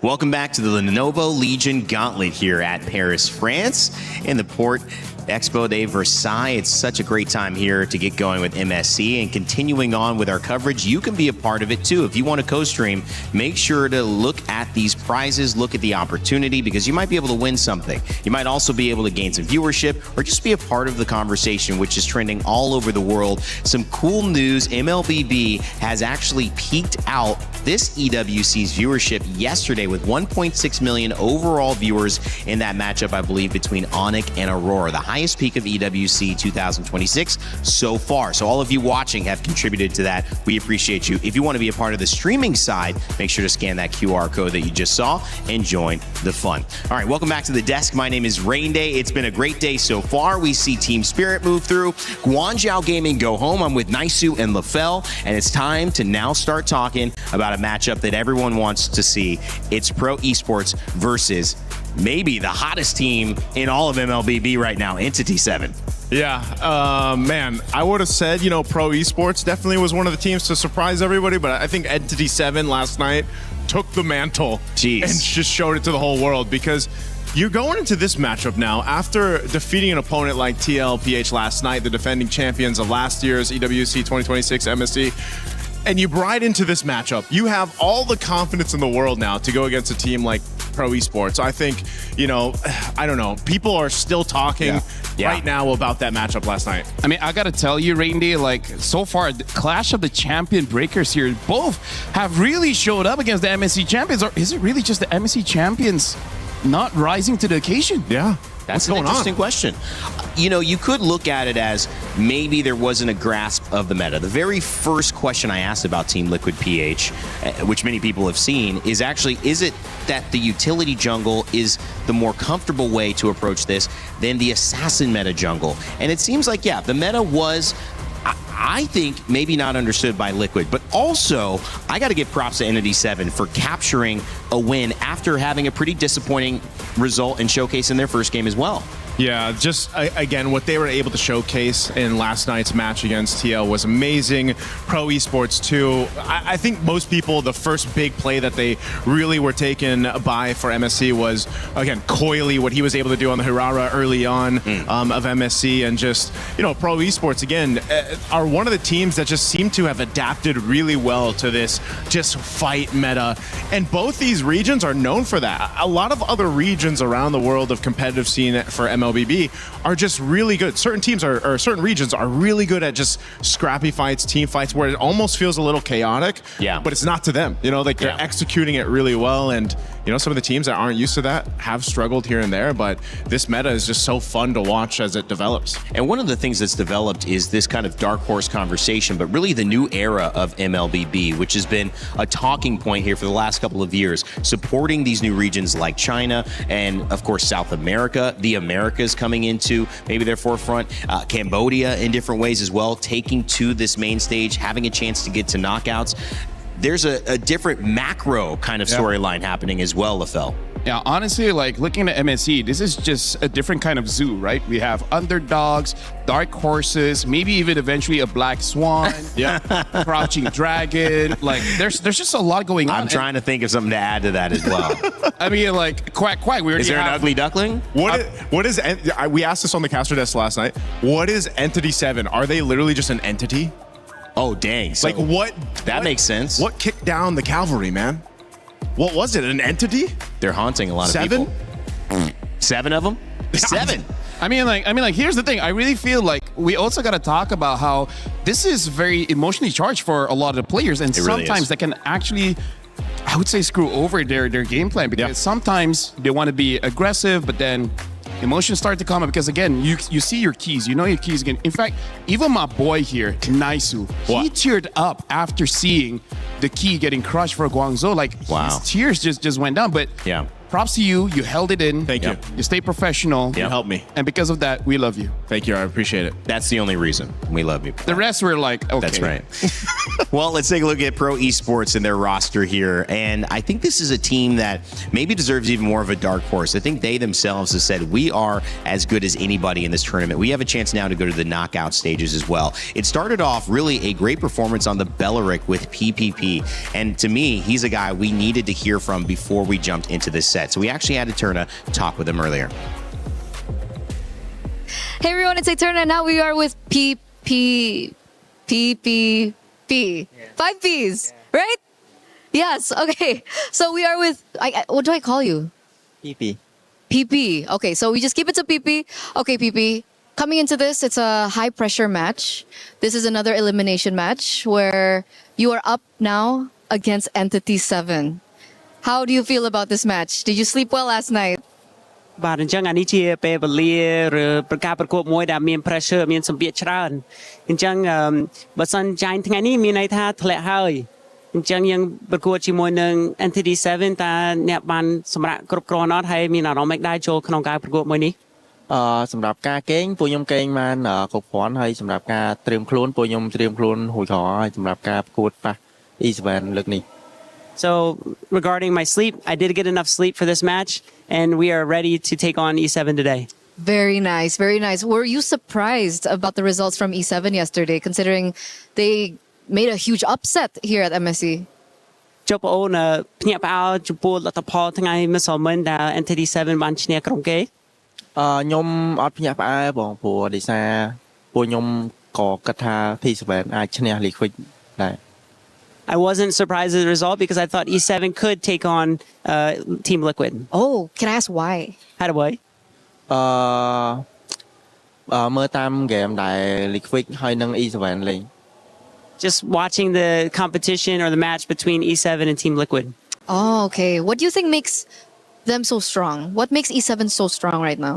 Okay តា E7 ខ្លាំងចំណុចអីខ្លះ គាត់ខ្លាំងចំណុចដែលគាត់វាយគ្នាហ្មងគាត់របៀបគាត់លេងចូលគ្នាត្រូវល្អ They're strong in their way they attack and the way they combo together. Okay, so we're talking about team fights. And when we're speaking about team fights, Belleric has also risen in such popularity here at MSC. I'm wondering, from your perspective, what makes Belleric so strong right now? អញ្ចឹងក្រុមច្រើនប្រើ Belleric អញ្ចឹងតា Belleric ខ្លាំងចំណុចអីខ្លះ Belleric តាន់ហើយអាចអថាក់ទៅ Golan ដែលវាយមក Belleric ហើយអាចមានអាទី stun ច្រើនវាល្អសម្រាប់អ្នកលេងតែងឥឡូវហ្នឹង Okay, because Belleric is a tank, he can take on the gold lane a lot and can even stun other opponents. Okay, so there's a lot of things that the Belleric can do right now. Is that something that you're comfortable with? Do you like the meta right now for the position? Okay, ហើយតាអ្នកអរប្អូនមានអារម្មណ៍ថាការ meta មួយនេះគឺស្រួលលេងឬអត់វាមិនស្រួលហើយក៏វាមិនបានដែរបង It's not easy, but it's also not difficult for me. Okay. I like this. So coming into this next matchup, do you have a message to your fans? Okay, អញ្ចឹងចូលប្រកួតលើកនេះតើបងមានអីដែលចង់និយាយទៅ fan របស់បង សូមឲ្យអ្នកនរគ្នានៅខ្មែរទាំងអស់ជួយគាំទ្រ Pro Esport ពួកខ្ញុំផងហើយកុំភ្លេចជួយមើល live Pro Esport លេងផងអ្នកខ្ញុំសូមអរគុណ I just want to say, everyone, please, all the Cambodian fans, please support us in this match and don't forget to watch the live stream. Thank you so much for the translation. Thank you so much as well for this interview, PP. Hope to catch you soon because we're going to throw it over back to you guys. Well, PP saying that he respects Entity 7 and actually could have seen them winning that game. They obviously did. They won 2, but also noting he loves the Belleric, the potential to disrupt the gold lane. Naisu, we've seen it all. We've seen it in his games. We've seen it this tournament. Yep. But a lot of confidence and good to hear some thoughts heading into this matchup from PP.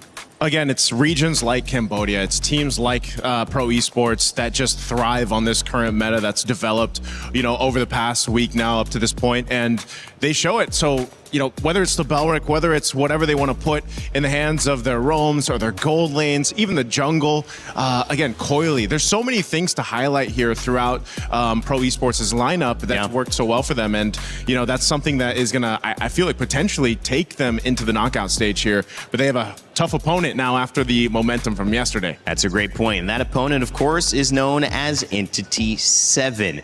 They are from the Americas, Latin America, South America, North America. They share one slot this year. This is the first time that we've seen South America take that slot. And now, not only that, they have taken down the defending champions of MSC in Team Liquid PH yesterday, which many are calling one of the biggest upsets in MLBB history. Whether that's true or not, we do know one thing. That has been a phenomenal performance so far from everyone in Entity 7. And we had a chance to talk with Shin earlier with Eterna to see how they're feeling after that historic win. It's Eterna here with Shin from Entity 7, the team to beat one of the favorites, or the favorite, the defending champions, TL. And I think everyone is talking about you right now. What did that victory mean to you and your team? Dieron la gran sorpresa el día de ayer al ganar esta partida. Todo el mundo está hablando de ustedes ahorita. ¿Cómo se sienten ahora como equipo? Nos sentimos bastante felices, bastante emocionados, con mayor confianza. Pudimos dar un buen draft y bueno, conseguimos ganarle a uno de los mejores equipos que yo considero. We are very happy. We got our confidence back. We managed to get a win against one of the best teams in the world. And I think that now we have a better draft and we can win now. And what happened? Did you expect it to go 1-1, 2-1, 2-0? Because that was a 2-0 victory against TL. Was that something that you expected? ¿Y tú esperabas que fuera el resultado 2-0? ¿Esperabas que fuera un 2-1? ¿O cómo te sientes el haber ganado un 2-0? No esperé un 2-0, la verdad esperaba un 2-1 o incluso que nos ganaran, porque bueno, ellos son considerados los mejores, digamos. Así que esperaba que nos ganaran, pero ganamos. We were not expecting a 2-0. We were actually expecting a 2-1 or even losing the game because they are actually one of the best teams in the world. But we won 2-0, so that happened. And now they're confident. So let's check, what is your confidence level up against Pro Esports today? ¿Qué tan confiado te sientes en contra de Pro Esports hoy? La verdad no los conozco mucho, o sea, lo íbamos a revisar ahora, pero bueno, estoy acá haciendo la entrevista y bueno, la vamos a revisar ahora después de esto, para ver cómo son. To be honest, I can't really say because we didn't know them. We were just about to check them out, but I'm here doing the interview, so maybe after this we will check them out. Okay, so does that mean I can't ask them? I can't ask you about what you think is like the strongest about pro esports? Like, have you not studied them then? Eso quiere decir de que si te preguntan qué es lo más fuerte de pro esports, ¿no sabes porque no los has visto? Exactamente, no los conozco, no lo he visto, no lo he revisado y bueno, eso vamos a hacer ahora. Exactly. I don't know who they are. I don't know how they play, and we're just gonna check them out. Wow. Okay, this is the first time I've ever talked to a player and they have not studied the next matchup. That's good to know. Good luck. Do you have a message to your fans back at home, and considering they were up very early to support you yesterday? ¿Tienes algún mensaje para tus fans, ya que se despertaron temprano para ver tu partida ayer? Sí, que nos sigan apoyando, ganemos, perdamos. Bueno, la fe es lo último que se pierde, así que gane el mejor equipo. Yes, please continue supporting us. The faith is the last thing you lose. Please continue supporting us even if we lose or if we win. And thank you. We will always support you. Thank you so much, Shin from NDD7. Thank you so much for the translation. Who's going to throw it over back to you guys. Wow, great to hear from Shin. I mean, that was kind of playing on a knife's edge, but in a way that maybe we didn't expect. No prep, but staying present. Hey. And LaFell, I mean, hey, something's working. I mean, like, if I beat TL, I'm like, who cares? I didn't know them. I don't know who's next. I don't know who I am. We didn't text. Who are you, man? They you know what? Hey, they came in no pressure. No pressure. No pressure. And no expectation. And also 32% say they're going to win. Well, how can you not have a little bit more than that? They just took down Team Liquid PH. You got to know that there's something to the tank. Can you continue? But against pro esports, that's not going to be the easiest thing in the world, guys. Some quick early thoughts before we head into the draft. I mean, this is looking to be a really good matchup. Yeah, man, it is. It's going to be tough to call this one, especially again after what Entity 7 showed us. I have no idea because pro esports definitely looks good too. I mean, like, for me, as long as they're able to get a good draft for Coily, it's going to be great. That Yusichin didn't work out. Everything else looks good. Well, Cambodia and South America continue their run. One of these regions is going on to the knockout stage. In a moment, we'll find out who. Oof. We started off the last day of groups with a reverse sweep. 2-1. To the side of Team Spirit going up against Guangzhou Gaming. And boy, after game one, I was kind of scared for Team Spirit. I was thinking, will they make it out of this alive? Well, they did. Guangzhou, they really tried their best. Honestly, that first game was incredible. Game 2 felt like a bit of a lull, and then it picked up, and Team Spirit were victorious at the end of the day. Sunset Lover was very proud of himself and the team. It would not be their first time that they had made it to a knockout stage, and there's more to see from Team Spirit as they crushed that Guangzhou key at the end of it all. But we still have 3 more games today. Best of 3s. With one team advancing to knockouts, one heading back home. Let's start off with our second matchup. Please join me in welcoming Pro Esports. Having played the longest game of MSC so far, Pro Esports have shown their mettle. The pressure is on their shoulders to send Cambodia back into the knockout stage after an almost 2-year drought since MSC 24. They have what it takes. Can they apply it in practice today in this matchup of champion breakers? You know what, Milosh? This is gonna be a very spicy one because Pro Esports will be going up against Entity 7. Yesterday, they shook the world of Mobile Legends by eliminating the defending champions. But their job is far from over. For their tournament life, for their region, they are ready to do whatever it takes to stay in the game. You heard it even in their pregame interview with Eterna. They're coming in with just good hearts and spirits, vibing through this. They have their own preparation, more focus on themselves compared to what their opponents are setting up. So we're about to get this one started. Please Entity 7, please, Pro Esports. My friends, you may go. Place your keys. Players, take your positions. The bout again, a reminder. You win this game, you make it to knockouts. You lose, you are out. Goodbye here at MSC as both captains do a little shake. And let's get this one started once again. Back to our panel. 2023 was the last time that the knockout stage hosted a Cambodian representative. Can they get back here in 2026 at EWC here in MSC? And on the other side of things, South America and the Americas making maybe the start of one of the biggest and most historic runs we've ever seen from the bottom side of the bracket. Can they do it again and take down Pro Esports for a spot in the knockout stage? All of that coming up here. And of course, Lefel, Naisu, I mean, so much has been determined by the draft, not only in this meta, but also so many great moments can be determined by your participation in Rhino Day. A new interactive, happy effect. I wouldn't dare start this very important series without mentioning it, because of course, what's more important than spamming some emotes in game? That's the best. That and the recalls. Recall, yeah. I was about to say, yeah. Rhino Day, get those And emotes. The third one is all chat easy. Yes. Yeah. After easy. like a 30-minute game. 30-minute game. All easy. And I gotta say, this one is gonna be very difficult to call. Like, I feel like even if we try to go for a coin toss, the coin will just stand in the middle. Yeah. It would refuse to show heads or tails, because even they're like, well, Entities haven't defeated TL. Call it. What was that?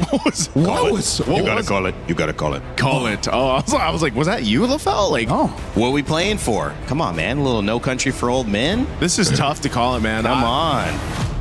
I'm calling it. You stand. Oh, here we go. Hey, be men. I'm calling it. What do you call it? That's pretty good. Heads. Heads. That was Who's what? on heads? Famous scene. Come on, man. Good question. I have no idea, because we've seen Pro where I would say where they fall short if the game goes extra long, where it does seem like they get a little bit desperate on trying to end the game early, and then it just doesn't work out. Yeah. And also the draft of the Yi Shin, where they go for hyper, where everyone else's utility is only Coily, which on paper it sounds like a good idea, but maybe just a different hero. If we had to break it down, like draft-wise, as we look at what map we're going to be playing for Game 1, the Eudora was a main point of contention for a lot of these teams, where they just go ahead and grab it, like we just saw with Team Spirit utilize that with Sunset Lover 3 times in a row. So expect that to be one of the big trades here. Obviously junglers too, but you know, with this, again, hide on bush. If I recall correctly, he is the only one that has been with Entity 7 all the way back in their appearance to the wild card in 2024 at the very first EWC, you know, and now they have this mix from the Latam region, from Ammer, and they've made it all work together. It's kind of like these pieces of the puzzle that all came together, where, you know, we've seen Doom struggle even in that gold lane, but then the adjustments that they made when he played against Teddy was all that they needed to do. So you can't really count out either of these teams, because over the course of their matches that we've seen now, they've just adapted so well. I know Shin and Hide on Bush have gotten some conversation. I want to point out Doom. I think he's been great as well. I think he's a big part of why Entity 7 was able to win. I've been seeing so many focused conversations, as they should be, on the jungle and the EXP lane, but the gold laner, when playing well, is that extra win condition that opens things up for you. In this moment, you're seeing that win condition maybe get taken away, which was clearly the Marcel 100% win rate, Fanny, the Zushin, as well as the Uranus, the Phoveus, and the Atlas, all gone. And a fun fact here, Lefel, about Coily. Yeah, Coily led Pro Esports to an undefeated regular season in MPL Cambodia Season 10, getting both the regular season MVP as well as the finals MVP. And now for him, he is going to grab the lane. Shout out to Rain Day for calling all the heroes, by the way, because we got to talk about how Pro Esports, they're batting out all the front lines, making sure that I think they just want to go for a heavy dives, and they don't want anyone to interrupt that. And then for Entity 7, I feel like the Fanny is a respect we've seen. Even though Pro Esports did lose, Coily is very strong at the Fanny. Yeah, Coily, again, you know, one of the... Eudora pick, let's go. I'm just expecting it to be the Eudora. And then Belric? Eudora, Belric. But Coily, I think, because of what he showed mechanical skill-wise, he's fine with it, and that's why they just go ahead and grab themselves to the Ling. I mean, imagine too, the Ling doesn't have as high as a win rate as the Hirara, but when you put it in the hands of a player like Coily, you can really do some amazing things across the map. No surprise there, Belric, and there's the Adora, right? So that is the mainstay, usually the trait that we see over on red side at first phase. Now, I wonder if Pro Esports does something different here with their next 2 picks. So basically, like, the coach is asking, like, can you use the Ling? And he's like, I mean, just don't get stunned. Yeah. Right? What's so hard about that? Just don't get stunned. High execution, man. And when you have a high ceiling character like that, which clearly has a low win rate, doesn't mean it has low potential. Because the best players bring out the things that if you're not comfortable with it or you're just playing it for the meta, you can't bring out. You just don't have the time to get that comfort. And now the Cho as well as the Harv gets picked up here. So they want to be able to basically ignore their gold lane for a bit. Harv should be able to take care of himself against majority of gold laners now, unless Entity 7 goes for a like Esmeralda gold, Paquito gold, which by the way, Paquito is still open. Yeah, that Paquito's still open. But I feel like Hirara, no? Yeah, maybe just take the Hirara. Unless they let it slip through, but just because they're willing to go ahead and play something else for Hide on Bush. Because they could just want to prioritize something else here. That's true. The reason this is important, just joining us, if Hirara doesn't get picked here, which he will, it could have gotten banned in the next phase. So yeah, not a jungler they preferred outside of her, willing to let her get banned out. Yeah, for now in TT7, they have a strong opening, especially because they already have the counters towards Pro. Right now, I feel like when it comes to the Cho as well as the Harv, we have to see what the matchup is. And the Cho, I just think that Entity 7 might build a draft that's not easy for the Cho to get a kick. For example, if Entity 7 is able to get up like a Barats, I think it's going to be hard for this Cho to really do much. So maybe they ban it out, for Pro Esports. They want to ban one of those tankier options out. You already got a Belric to deal with. You don't want to deal with a Belric plus the Barretts.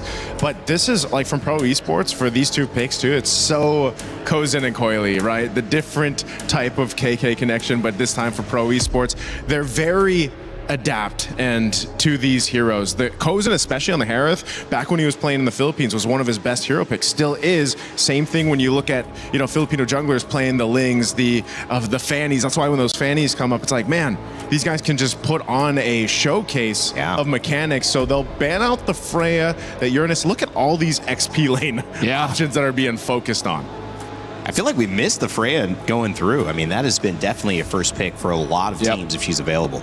I was thinking whether she would be picked up here. It's just that I would say it's only good for Pro Esports because they're already having a draft that wants to dive in. When it comes to Entity 7, they don't really need that. And now, not a EXP ban, they ban out the Brody instead. And now the Esmeralda has been picked up. And because there's a Harv there, we still don't know whether this Esmeralda goes gold or EXP. I think this is just the right combo. I feel like they have enough presence in team fights, and I feel like that's how they have thrived. I feel like that was kind of the way that they put their strategy together to tackle Liquid PH yesterday. It feels like they're getting more of what they want here today, Naisu. Yeah, and I'm expecting on this one, too, for that Belric to have the flicker. Remember, in the previous matchup, we saw the Belric Esme combo, but it was a revitalized Belric. So this is the answer over here on this side for Pro Esports. They'll take Valentino Moskov. Yeah, you got to take. I think so. I feel like if they want a marksman, I think the Moskov works perfectly here against Pro Esport. I agree with you. The only reason they don't pick it up if they pick up a Paquito Gold. Paquito Gold. It's only either or, but I prefer the Moskov. Well, the Melissa still available also. Oh yeah, true. And you do have a Cho, which that would do okay against, right? I'm curious. I feel like the Moskov, they played it yesterday, didn't they? I think they did play Moskov. And Doom had a pretty good game. If I'm Doom, I'm thinking, I mean, it's comfortable. It's in the meta. It serves what we need. I like it. I think the combo might just be, do we do this or do we do Melissa instead? What's your take? Well, they go carry. Oh, carry. Wait. Which is interesting that they go carry because... Carry? Yeah. It has a good lane against Harith, but then after that, there's no high HP hero on Pro Esports. Hey, that's exactly what I was thinking. You're not gonna you don't need to shred through anyone, and carry has one of the lowest ranges, attack ranges for a marksman. So you're gonna have a difficult time. Maybe they just want to rush Lord later on with the Harara to just get it. Yeah, blitz the Lord perhaps. Very interesting. Yeah, interesting choice there on the last. Maybe also just that has one of the things where it's like, we got to go with comfort on this, and a lot was banned out. Yeah, all right. Well, this is going to be an exciting one as well. Our second series of the day begins. Pro Esports from Cambodia versus Entity 7, both on dream runs. Will the dream continue, or will one wake up to find it was just a nightmare? Ready for our Series 2 cast. We've got Trex and Brigida. We're jumping into the land of Dawn for the second series of the day. Entity 7 coming off of the momentum of a big win, while Pro Esports trying to recover themselves after yesterday's loss. Two different stories looking for the same dream. This is game number 1. Trex and Brigida bringing you the action. How are we feeling, Brig? I can't help but think about what our panel was also wondering about before we headed into this game. The carry last pick and choice here for E7. Is it really comfort? And are they looking for a specific angle to play around this? Because you don't really see it paired up with a pick-off-centric setup type of roamer. It's more on a Bellering that you see in the hands of Backman. But we probably will figure out what the plan is for E7 here, because again, laning, it's pretty much guaranteed. You could see it just now. Kozin is not having the best time of his life. Yeah, but honestly, this is also a pretty comfort pick for Kozin. We did see him on it yesterday, a little bit of damage. Oh, Shin flickering out. That was close for both mid laners. Both flickers are already down. Imagine that. Yeah, already some aggression, but still no deaths on the field. Taking a look at the emblems, both mid laner and Roam on the side of Pro with some speed to move around the map, and the Bargain Hunter into Kuza. But look at the damage already on a Doom. A nice pick off by PP. This is gonna be bad. This is gonna be bad. You wanted to rely on the carry for the laning, but even then, it was just a bit of help even from PP, together with the concussive blast just taking you out. Not to mention even another trade at least was taken, but that's just onto PP. So I think they're gonna be okay with that. Shin though in mid without the flicker won't be able to survive that attempt from Coily on this lane. Does Bush find one? I don't think he will find a re-engage from Coily, and the damage too from Sa. Pro are now 3-1 against E7. Yeah, all before Turtle as well. 700 gold lead in the hands of Pro. If they can translate this into a Turtle, we're looking at 1.5k gold lead possibly. It's going very well for Pro, but Entity 7, whoa, what? All around the map now. That was a solo kill. Down on the bottom as well. Doom, there's no way. Okay, he does get to dash out of this, doesn't have to purify, but this is looking bad. Both sides are not in favor of E7 just yet. Pro, they will have enough time to catch up to this objective. E7 are bursting it as much as they can, but the Way of the Dragon lands onto Bush. Tempest of Blades and Coily finally securing the turtle. E7 no longer want to fight Trex. Exactly what we thought. You get that turtle, and now Pro has a huge lead. Luckily, Doom didn't go down the second time. He has already taken a death though. Purify is going to be up on the top side. Akashi taking the death. So both off lanes just kind of suffering. You add that up with the mid lane as well, the pressure. Wait a second, a little bit of action. Kashi should be able to get away from this, but the pressure that Coily's been able to bring in the mid with Saw and P, Entity 7 just having trouble dealing with it all this early in the game. Yep, Pro Esports have seemed to polish the early game, and they're dealing with E7 really, really well. This is something you were seeing from E7 yesterday when they were just able to dominate against Team Liquid, but right now Pro, after that loss, it seems like they've learned so much. Just even looking at the level advantage, you don't want to see your gold laner almost two levels behind at this point in time in the game, and even your XP lane. But wait, Coily? All alone up top though. Does he get caught?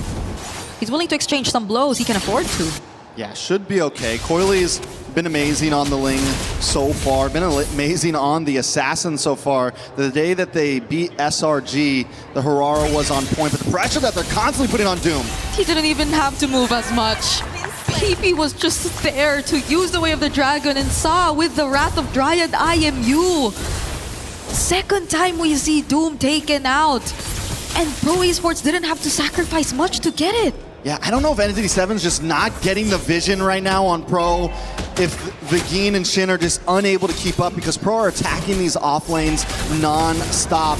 And Entity 7, they shift up to the top, but all they're going for is Gold Crab, and they're unable to really protect their offlaners. They're having trouble keeping up with the rotations, and now we're looking at almost a 3k gold lead before second turtle into the hands of Pro. This is only going to get worse and worse very fast. I'm only starting to think of how E7 could maybe utilize the Eudora and the Hirara together to at least burst down a single target from Pro, because you don't really see much tanky heroes on their side. I think this is also why we question the carry pickup, because you don't necessarily need to shred anyone from Pro Esports lineup. But just the same, I don't think Shin and Haidon Bush have enough room to just connect and find a setup. Granted of how Pro Esports are so good at just limiting their movements right now, and they're again starting this objective.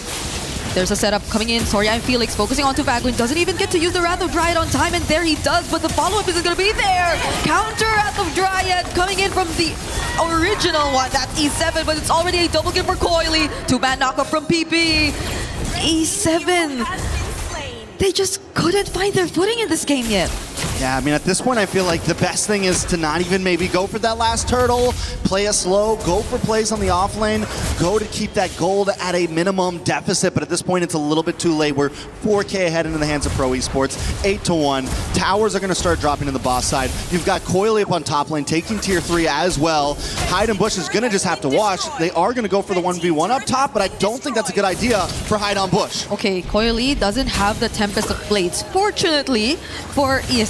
So Haidon Bush will be able to get out of that. I think there won't be any chase, but here in mid, you see Akashi trying to hold down the front, Coily trying to catch up as well. Vacuum goes in, does have the Wrath of Dryad, but it's actually the backline that Coily's after. He finds both Shin and Doom at the same time. Kuzin taking care of the rest, and it's almost a complete wipeout for Pro. These are not fights that E7 should be going for right now. It'd be one thing if it was Begin who had taken 3 or 4 deaths. It'd be one thing if it was anyone other than your offlaners. Doom unable to output any damage, Akashi just getting shredded down immediately, and while that's happening, Begin tries to make that engage, and Coily shows up and just completely destroys the back line.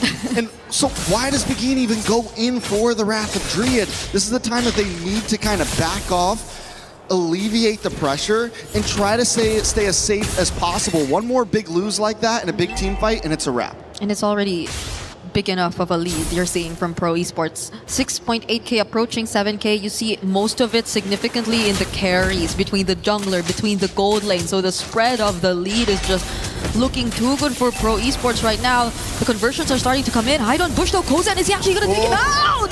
Sorry, I'm Felix with the last hit. Oh my goodness, Pro Esports, the leads just keep getting bigger. Way of the Dragon onto Akashi, and he uses the Falling Star Moon, but he fails to survive. At this point, it's looking like a bloodbath. Just about anyone on Pro Esports can 1v1 anyone on E7. Where do they go from here? Like I said, I think the best idea is stay together. No one can get caught alone. Even Haidon Bush, even the Harara, who's got tons of iframes, tons of defensive measures to escape, is getting taken out by a Harith. Not even Coily, not even someone tanky, didn't even need any help. And Haidon Bush goes down, sitting at 0-2-0. E7 has to play it safer. They've only ever taken out one member from Pro. It's only PP. So as much as I also want to see them try and play the macro, it's just going to be too tough. So playing it slow, I agree, might be one of the ways to go until they feel like they can't afford to engage in a fight. Because not even Akashi could just tank the damage. You see him falling down even to Sorya and Felix one-on-one, and now there's another way of the Dragon landing onto Vaguin. There goes the Wrath of Dryad and the Falling Star Moon. This might just be a counter engage coming in from E7. But the clapback, the answer and response from Sorya and Felix and Kuzen, it's a triple. It's only Akashi and Doom left, but look at Coily getting back. It's gonna be another attempt, but it's a shutdown instead from E7. It's all right though, honestly, for Pro.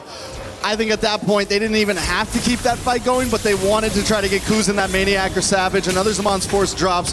Kuzin should be able to get away safely here. Sorry, and Felix going to get involved. Akashi chasing down. It actually might be bad for Kuzin. Yeah, he doesn't have mana. It's a good thing PP and Sorya and Felix were there, because that would have been shutdown after shutdown for E7 if ever they did actually find the kill onto Kozen. So we're looking at the replay right now. I think this is one of the moments where it could have been really good, honestly, for E7 if only they were able to maximize the Wrath of Dryad a bit more. But the sustained damage from Kozen is just too much. There's no one to deal with these high mobility heroes who just constantly surprise the back and attack the back lines. Where do they go from here? Once again, we keep asking the same question. Pro Esports, so ahead. I mean, we've seen leads like this come before, and I mean, teams have been able to turn around, but NT7 with their composition, you've got Doom, you've got who hasn't been able, I mean, 0-4-2 on a carry. This is a late game hero already. And the thing is yes, you normally use this to shred, but another pick? It's gonna be hide on Bush at that. It's at the exact same time they get to pick up the Lord. Two-man setup coming in from Soria and Felix, and Kuzen will be there to provide the damage. Doesn't care about the Wrath of Dryad. He is just gonna go for the kills. Fortunately, has a flicker for Vadim, but there he goes. It's a double steal for Kuzen, and all turrets, outer and inner turrets, falling to the hands of Pro. I mean, he can do that right now, honestly. He At this point, it's like, let's just see what we can do. Let's throw the line out. If we don't catch nothing, it's okay. Look at him under the tower right now. They pop the Holy Defense, get some minions still through. Wave coming down top. This could be game ending. Okay. Pro Esports have an entire wave and a Lord marching up top. They're still gonna focus and try to take down the turret first, but he goes charging in. Vagian doesn't have the Wrath of Dryad, but he's still gonna go for it. PP!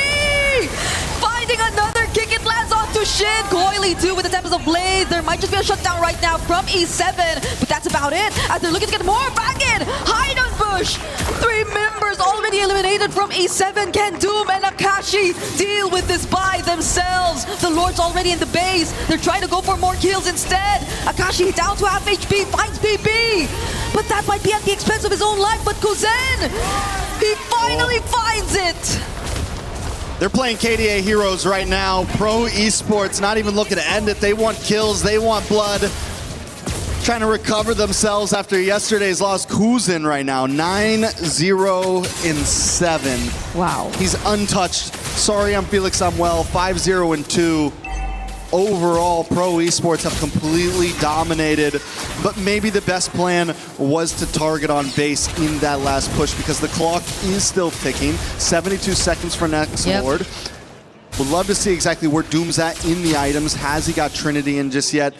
Fully out. There it is. Has finally locked it in. He's hit the AK gold mark. Maybe we start to see a little bit more on the side of Agin. You haven't finished the antique cuirass yet for physical defense. You have at least got radiant armor in, so there's a little something there. Only 2 items in onto Shin. They are behind, to say the least. And yeah, you have some damage output from Hide on Bush, but the thing is Hide on Bush can't last, can't actually get in there. And every time you do get past, Sar and Felix catches you, or Saw steals the Wrath of the Dryad and catches you, and it's the same thing for Akasi trying to come in to absorb the damage. I feel bad for both Hide on Bush and Doom. Really, you want to find these creative angles. Oh, Coily actually tried to take down that base turret all by himself without a wave. Could have been a possibility, but there was fortunately quick response from E7, but it doesn't change the fact that Pro are still ahead. And going back, Hide on Bush, aside from the fact that there's so much catching up to do, I agree, it's just so tough for him to go in. You have to anticipate so much punish. Soria and Felix, Sa. There's just a multitude of ways that Pro Esports could turn things around with this lead, so E7 could probably not afford to just put themselves out there, but they'd still decide to get out of their base. Now it's Akashi down to half HP, PP in the back lines! He's gonna find shit all over again in the IMU Wrath of Dryad. Or it's not actually the IMU, but there you go, finally, it's a shutdown from Doom! He hide on Bush, finding Kuzen too! E7 turning that around. Yeah, able to get a big catch, and the damage does seem to be there. We talked about this the other day. All it takes is 2 items for Eudora to really start outputting. It took about 12 minutes to get those 2 items, but Shin is finally there along with Doom. Pops a speedy light wheel, and the combo with all of it together, it's a lot of damage. Saw everyone just had to essentially run for the hills. 2 members go down. Lord is still coming though. Pro Esports unable to stall it. It's just gonna be 3 pushing in. Great timings from E7 here. The Wrath of Dryad especially. Coily, they're going for Hide on Bush. Had to force out the iframes. There's just too much damage already from each basic attack that you get to see from Coily, but just because Kuzen and Soria and Felix aren't here, E7 defend and live for a bit more longer in this game. All right, so Entity 7 able to defend, but they still have no inhibitors, have only taken 1 structure away from Pro Esports, and Pro Esports are hungry for the end. PP wanted to go for something there. I think it took a bit too long. E7 too were just really grouped up together, so I don't think it would have been easy for him to find a target. On top of the fact that Pro Esports, they're not all ready for the engage just yet. So E7, again, defending. They're taking it slow. Bit by bit, we're getting there. We saw Doom on the 8K gold mark earlier. Now he is actually complete. Yeah. All it took was a couple minutes, a couple kills, a little bit of gold between the teams, some shutdowns, and he now has the rose gold in. Be prepared to see some item swapping. This is big for Doom. This is big for Entity 7. Oh, it's Shin all over again. They really want to go for Shin. First Wrath of Giant, final use here by Vagan, but gets knocked up by the Tempest of Blades as well. And Kuzen on the other side, trying to take down Akashi, will be able to do so as Doom falls to the hands of Coily. Heidenbush goes in. He finds a trade, but it's just going to be Coil. Is it enough? There's a wave coming in mid and top. Heidenbush and Akashi will be here to defend, but Kuzen is just going to set his eyes on the base. Salmon forced to end things, but they clear out the minions. Another potential outplay from E7. And can they do this? Kuzen finding Akashi does eventually get the kill, but the minions have spawn tracks. 5 seconds for Shin. Kuzen drops him on Spores. Heidenbush with the iframes. They're still to defend. Kuzen just wants free shots. Heidenbush the stun. Shin doesn't actually land it. Finally gets the burst. And now E7 defend once more. Entity 7. Like I said, the momentums from yesterday's game still hold strong as they hold strong for their life in just game number 1. A beautiful defense, honestly. Heidenbush all alone, able to get some nice iframes. Defend. Akashi also gets back to the base. Pro Esports felt like they had it, but now Entity 7 working on the Lord. This is something our panelists mentioned. This Vagan flicker. Wrath of Giant. Coily is down. Can they finally get this objective? Yes, they do. E7 are turning things around. Heidenbush finds a double, and Sa is all alone here. That's not your base, but he's being cased. That's not your base. It's looking reminiscent of yesterday's game where Pro Esports had the lead and just couldn't finish it. Entity 7 right now. You know, we gotta say, they got that dog in them right now. And they are ready to push this game to the limits, pushing Pro Esports to the limits. It's 30 kills on the side of Pro Esports. What if that was the plan all along? You know, we need to suffer a bit. Yes. But we get to a point where we just get to rely on builds Doom. character. Yeah, you build character, you know, and this is something E7 have been building for 17 minutes now, Trex. It's the villain arc right now. You gotta go through pain sometimes to be ready for the big battle, and Coily can no longer win the 1v1 against Heidenbush. That changes things significantly in this game. E7, they still have the Lord, but it will be dealt with by Pro. Sorya Felix doesn't find the setup there. And E7 are looking to disengage. Coily doesn't get access to his purple buff too. Imagine that, E7 are suddenly the ones in control. That 10k gold lead is nowhere to be found. No, we are officially in late game now. Maxed items all around. Immortality has been picked up by Doom along with the rose gold. This is what I was talking about when we talk about the item swapping, and this is where a carry becomes extremely dangerous. Late game carry, probably one of the most vicious marksmans you can go up against. Once you have the capability to start hopping around with items, the amount of damage, it's just so hard to pick off. You add that up with the Purify instead of going for the Flicker, it's a problem. How does Pro Esports catch that? Now, they've been able to find some moments, but the problem is before they were going for Shin, before they were going for Heidenbush, but I think they need to change their priority on where these Way of the Dragons are going to be landing, where these Wrath of Dryads with the IMU that's stolen are going to be landing. They have to be a lot more careful about how they approach these fights if Pro Esports wants to win out. Yeah, because I feel like the fact that they always go for Shin is just so Coily could freely go and dive in, right? But even if he gets to do that, I don't think Pro are able to handle the damage that you're seeing from Doom anymore, like just by themselves, like without them allocating the right amount of crowd control just so Doom doesn't get to cast the speedy light wheels efficiently every now and then. So there might need to be, yes, I agree, a bit of change in terms of targeting for Pro here, but can they find Doom? This isn't the best KDA, you're going to see on a carry, but we're in a different timeline now. We're 19 minutes into this game. I feel like this would barely matter, but ooh, that's a lot more defense items getting picked up. I think Doom has the Immortality and both the Athena's shield in his build, if I'm not mistaken. Yeah. Picked up Athena's shield. Okay. Gets rid. Or wait. So that's no, because you get some shield from the Athena shield. So it's you sell Athena's, you go into Rose Gold, you pick up Rose Gold, you go into Immortality, you pick up Winter Crown. Oh, okay. I'm guessing. I don't know. Oh, it's a lot of buy and sells, but who gets this retry? It's Bandit! Not even a retry holder. Doom finding the last hit on the objective, and now it's a disengage for E7. They don't want any trades. A lot of resources wasted on Akashi there.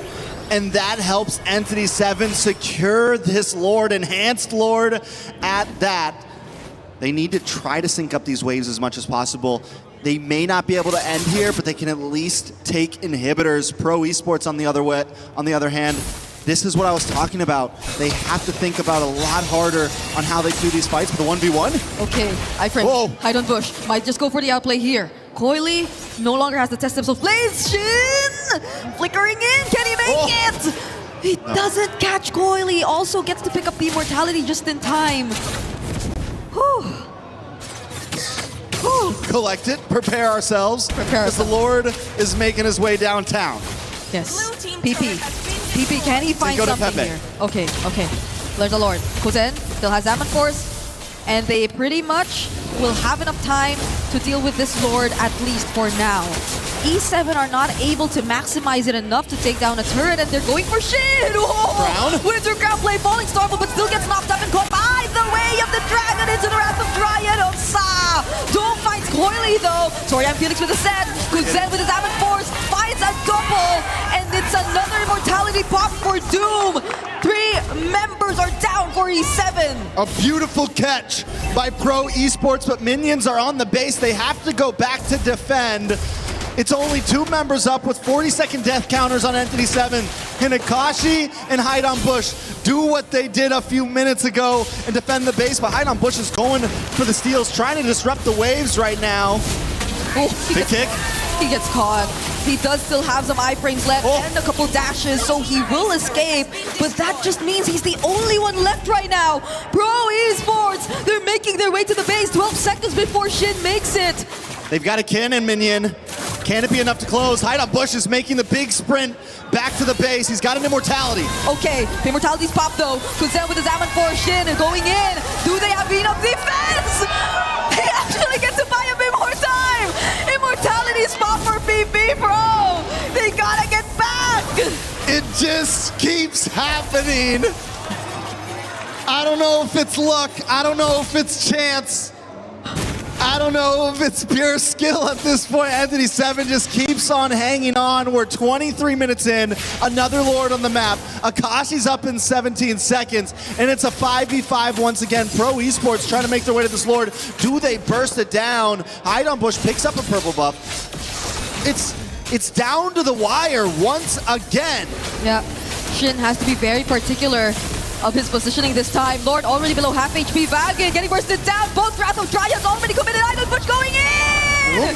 But it's still Coily who finds the objective. It's a shutdown towards Idol Bush, and Pro have seemed to find the perfect engage against E7. Akashi, the only one left. When in doubt, sorry, I'm Felix continues to get those big sets for the team. Pro Esports are not letting this get to another 30-minute game. They're ending it right here. 1-0 against Entity 7. Okay, so lessons have been learned for Pro Esports. After being unable to finish a game yesterday that possibly caused their overall defeat, they were able to close it out today, even after going the distance, even after Entity 7 giving it everything they could. Pro Esports collect themselves and make the plays that matter to close things out. What a game one, Brigida. Yeah, that was, I like that you mentioned it was just game one. It was just game one. And you kind of saw how E7 were planning to play around this draft. They sort of answered their questions here and there, especially towards Doom on the carry, but you just have to respect, bro. The mechanics, the macro, and their ability to just bait out reactions from E7. I think that really mattered, especially in that last sequence, because it was E7, I feel like, who were just desperately trying to do something because Pro Esports were already there. They were already positioned around the objective. They were bursting it down pretty much. I think a lot of those fights that Entity 7 did win out on was when Pro Esports was coming into them, right? Was attacking onto them, was causing the advance. But towards those last few fights that Entity 7 lost, they were forced to try to make a play happen. Vagine makes the engage. The rest of the team follows up. Oh, why? Why am I standing on my... Standing on the chair. Standing on my seat, yeah. No, you're actually that height. Yeah, no, I'm just that tall, guys. Please don't get confused. Well, it was an amazing game one. We still have a couple more to go, possibly. Let's give it back to the panel and see what they have to say about this. Thank you. I'm glad we're finally seeing what Brigitte does off camera right there, because standing up on a desk, that's the least amount of it. I think this is such a exciting back and forth, guys, when we look at it with, of course, Naisu and LaFell to break that action down. I loved seeing the competition, and it wasn't a clean game by both teams, to say the least, but it felt like they wanted it. It felt like we were in somebody's going home, somebody's moving on and making a historic run type territory, which is what you want to see. You can definitely feel the tension, you know, just watching the games there, because, yeah, Pro Esports came out swinging, got a start going. You know, Koilu was kind of unstoppable up to a certain point. And then somehow, someway, Entity 7 showed us why they won yesterday. They were able to pretty much take care of what I think it was a 10,000 gold lead that was built up first, and then they started to lead. But then, you know, props to Entity 7, props to Hide on Bush and the rest of the team to stay into that game as long as they did. But eventually, it comes down to that one Lord take, and then, you know, I'm sure LaFell will go through this later on. But that Lord, it comes down to getting that retribution off, and you know, when you're already kind of at a back foot, trying to get in the zone of that is so difficult. I mean, look at this, 39 to 16 for the kill counter here. Like this has to be the most. Look at Kozen as well, 143,000 damage dealt. Doom only did 87,000. The highest coming in from Entity 7 is Hide on Bush. Not even, it's actually Akashi, 77,346. So he's about double. Yeah.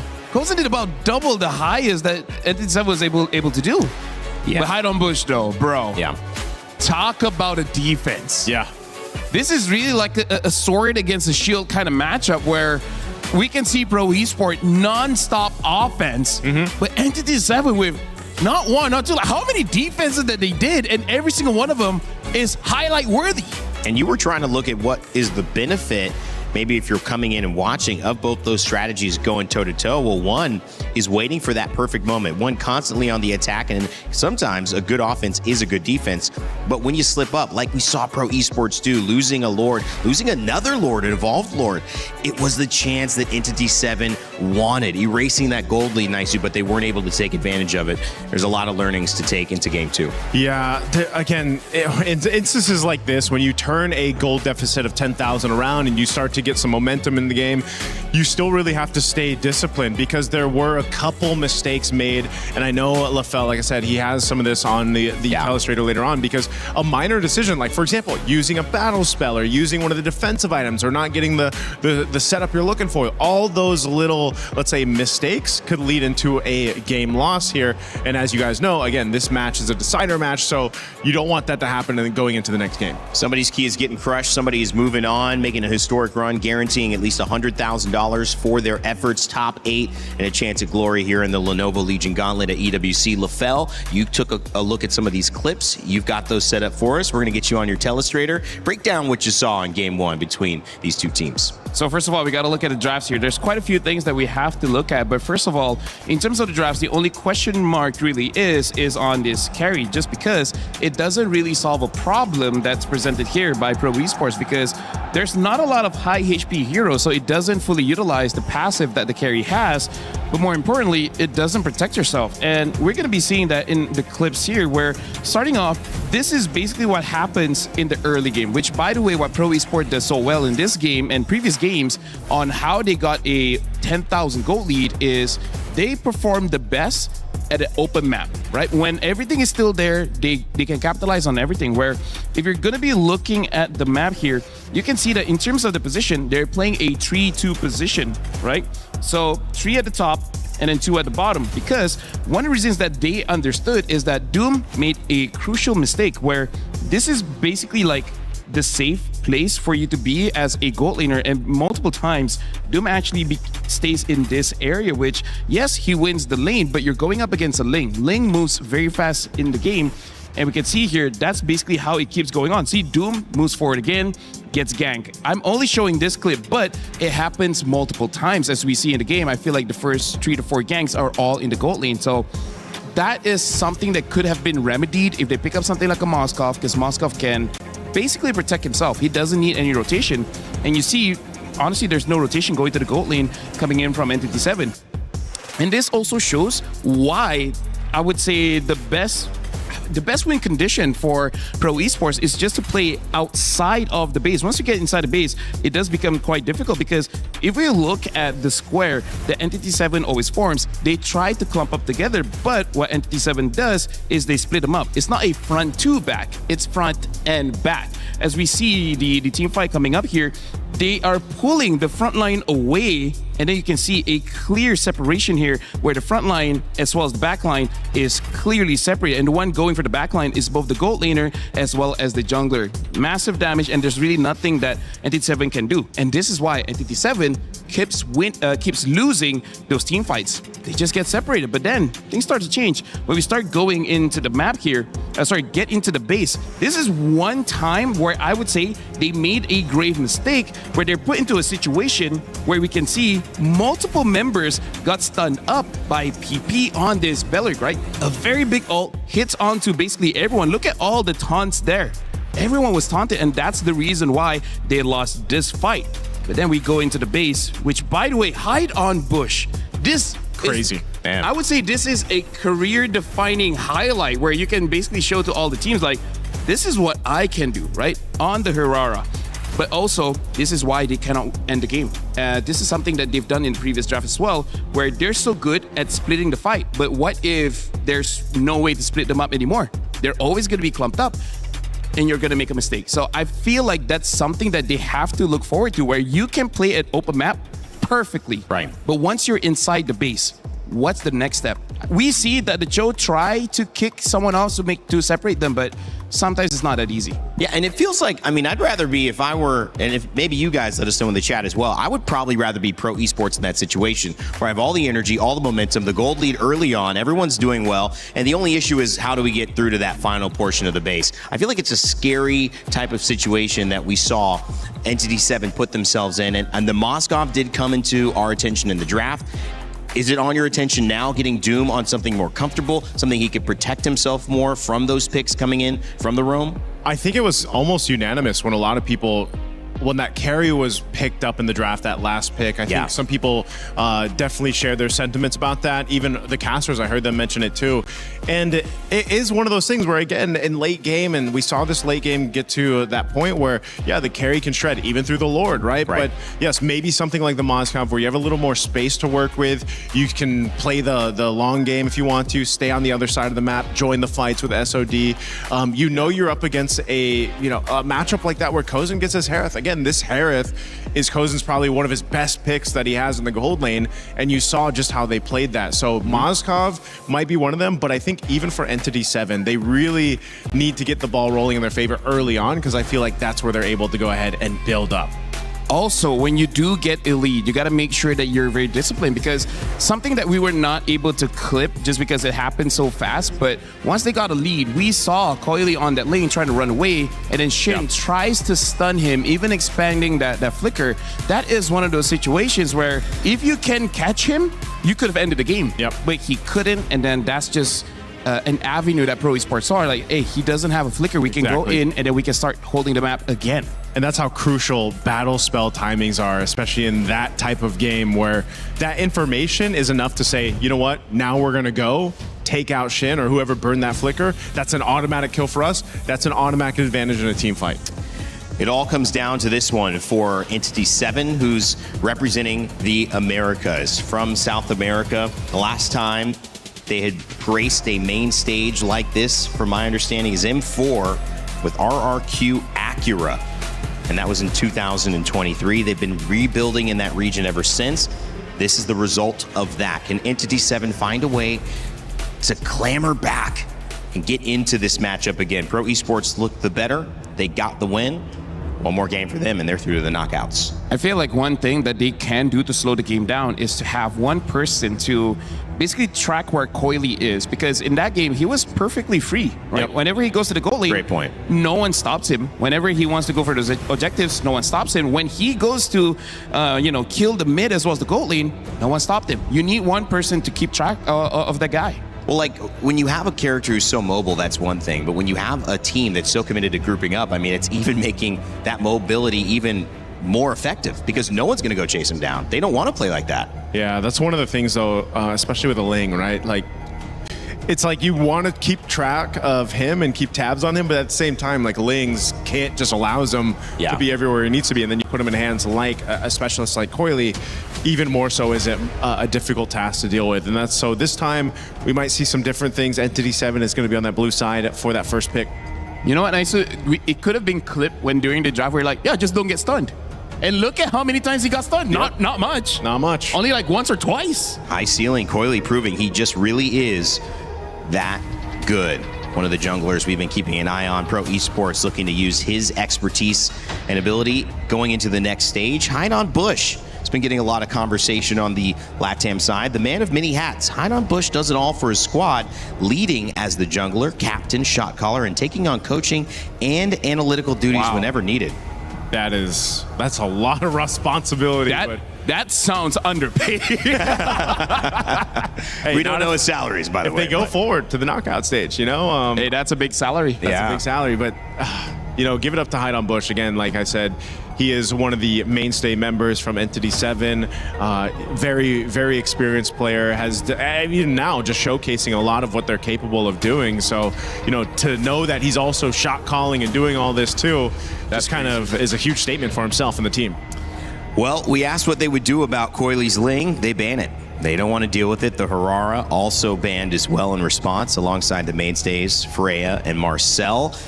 Fanny and Valentina, which they didn't like, maybe a soft counter to the Belleric, which they enjoy playing, but this time it opens up an even stronger pick, the Atlas first, which could mean a Eudora response here on the side. And I wonder if they want to pick up a Nolan early, because Nolan is filling the spot of what a Ling wants to do, a Harara wants to do. Because I feel like if you have to go for a Yeast and Shin, then, I don't know, there's just too much counters now. I like how just by simply panning out the Ling and the Hirara, it already changes the course of the draft, and then it'll change, obviously in the game too. Atlas being picked up, and they took care of the Valentina, so you don't have to worry about a Fatal Links being stolen by Pro Esports. If you're Entity 7, you can build on that. But this does leave open now quite a few options to take right on the swing. So you still have the Belleric available. You can go ahead and, what else? A power play move. What else is in the mid that you would actually go for here now that you have that? Or do you just go ahead and secure something else?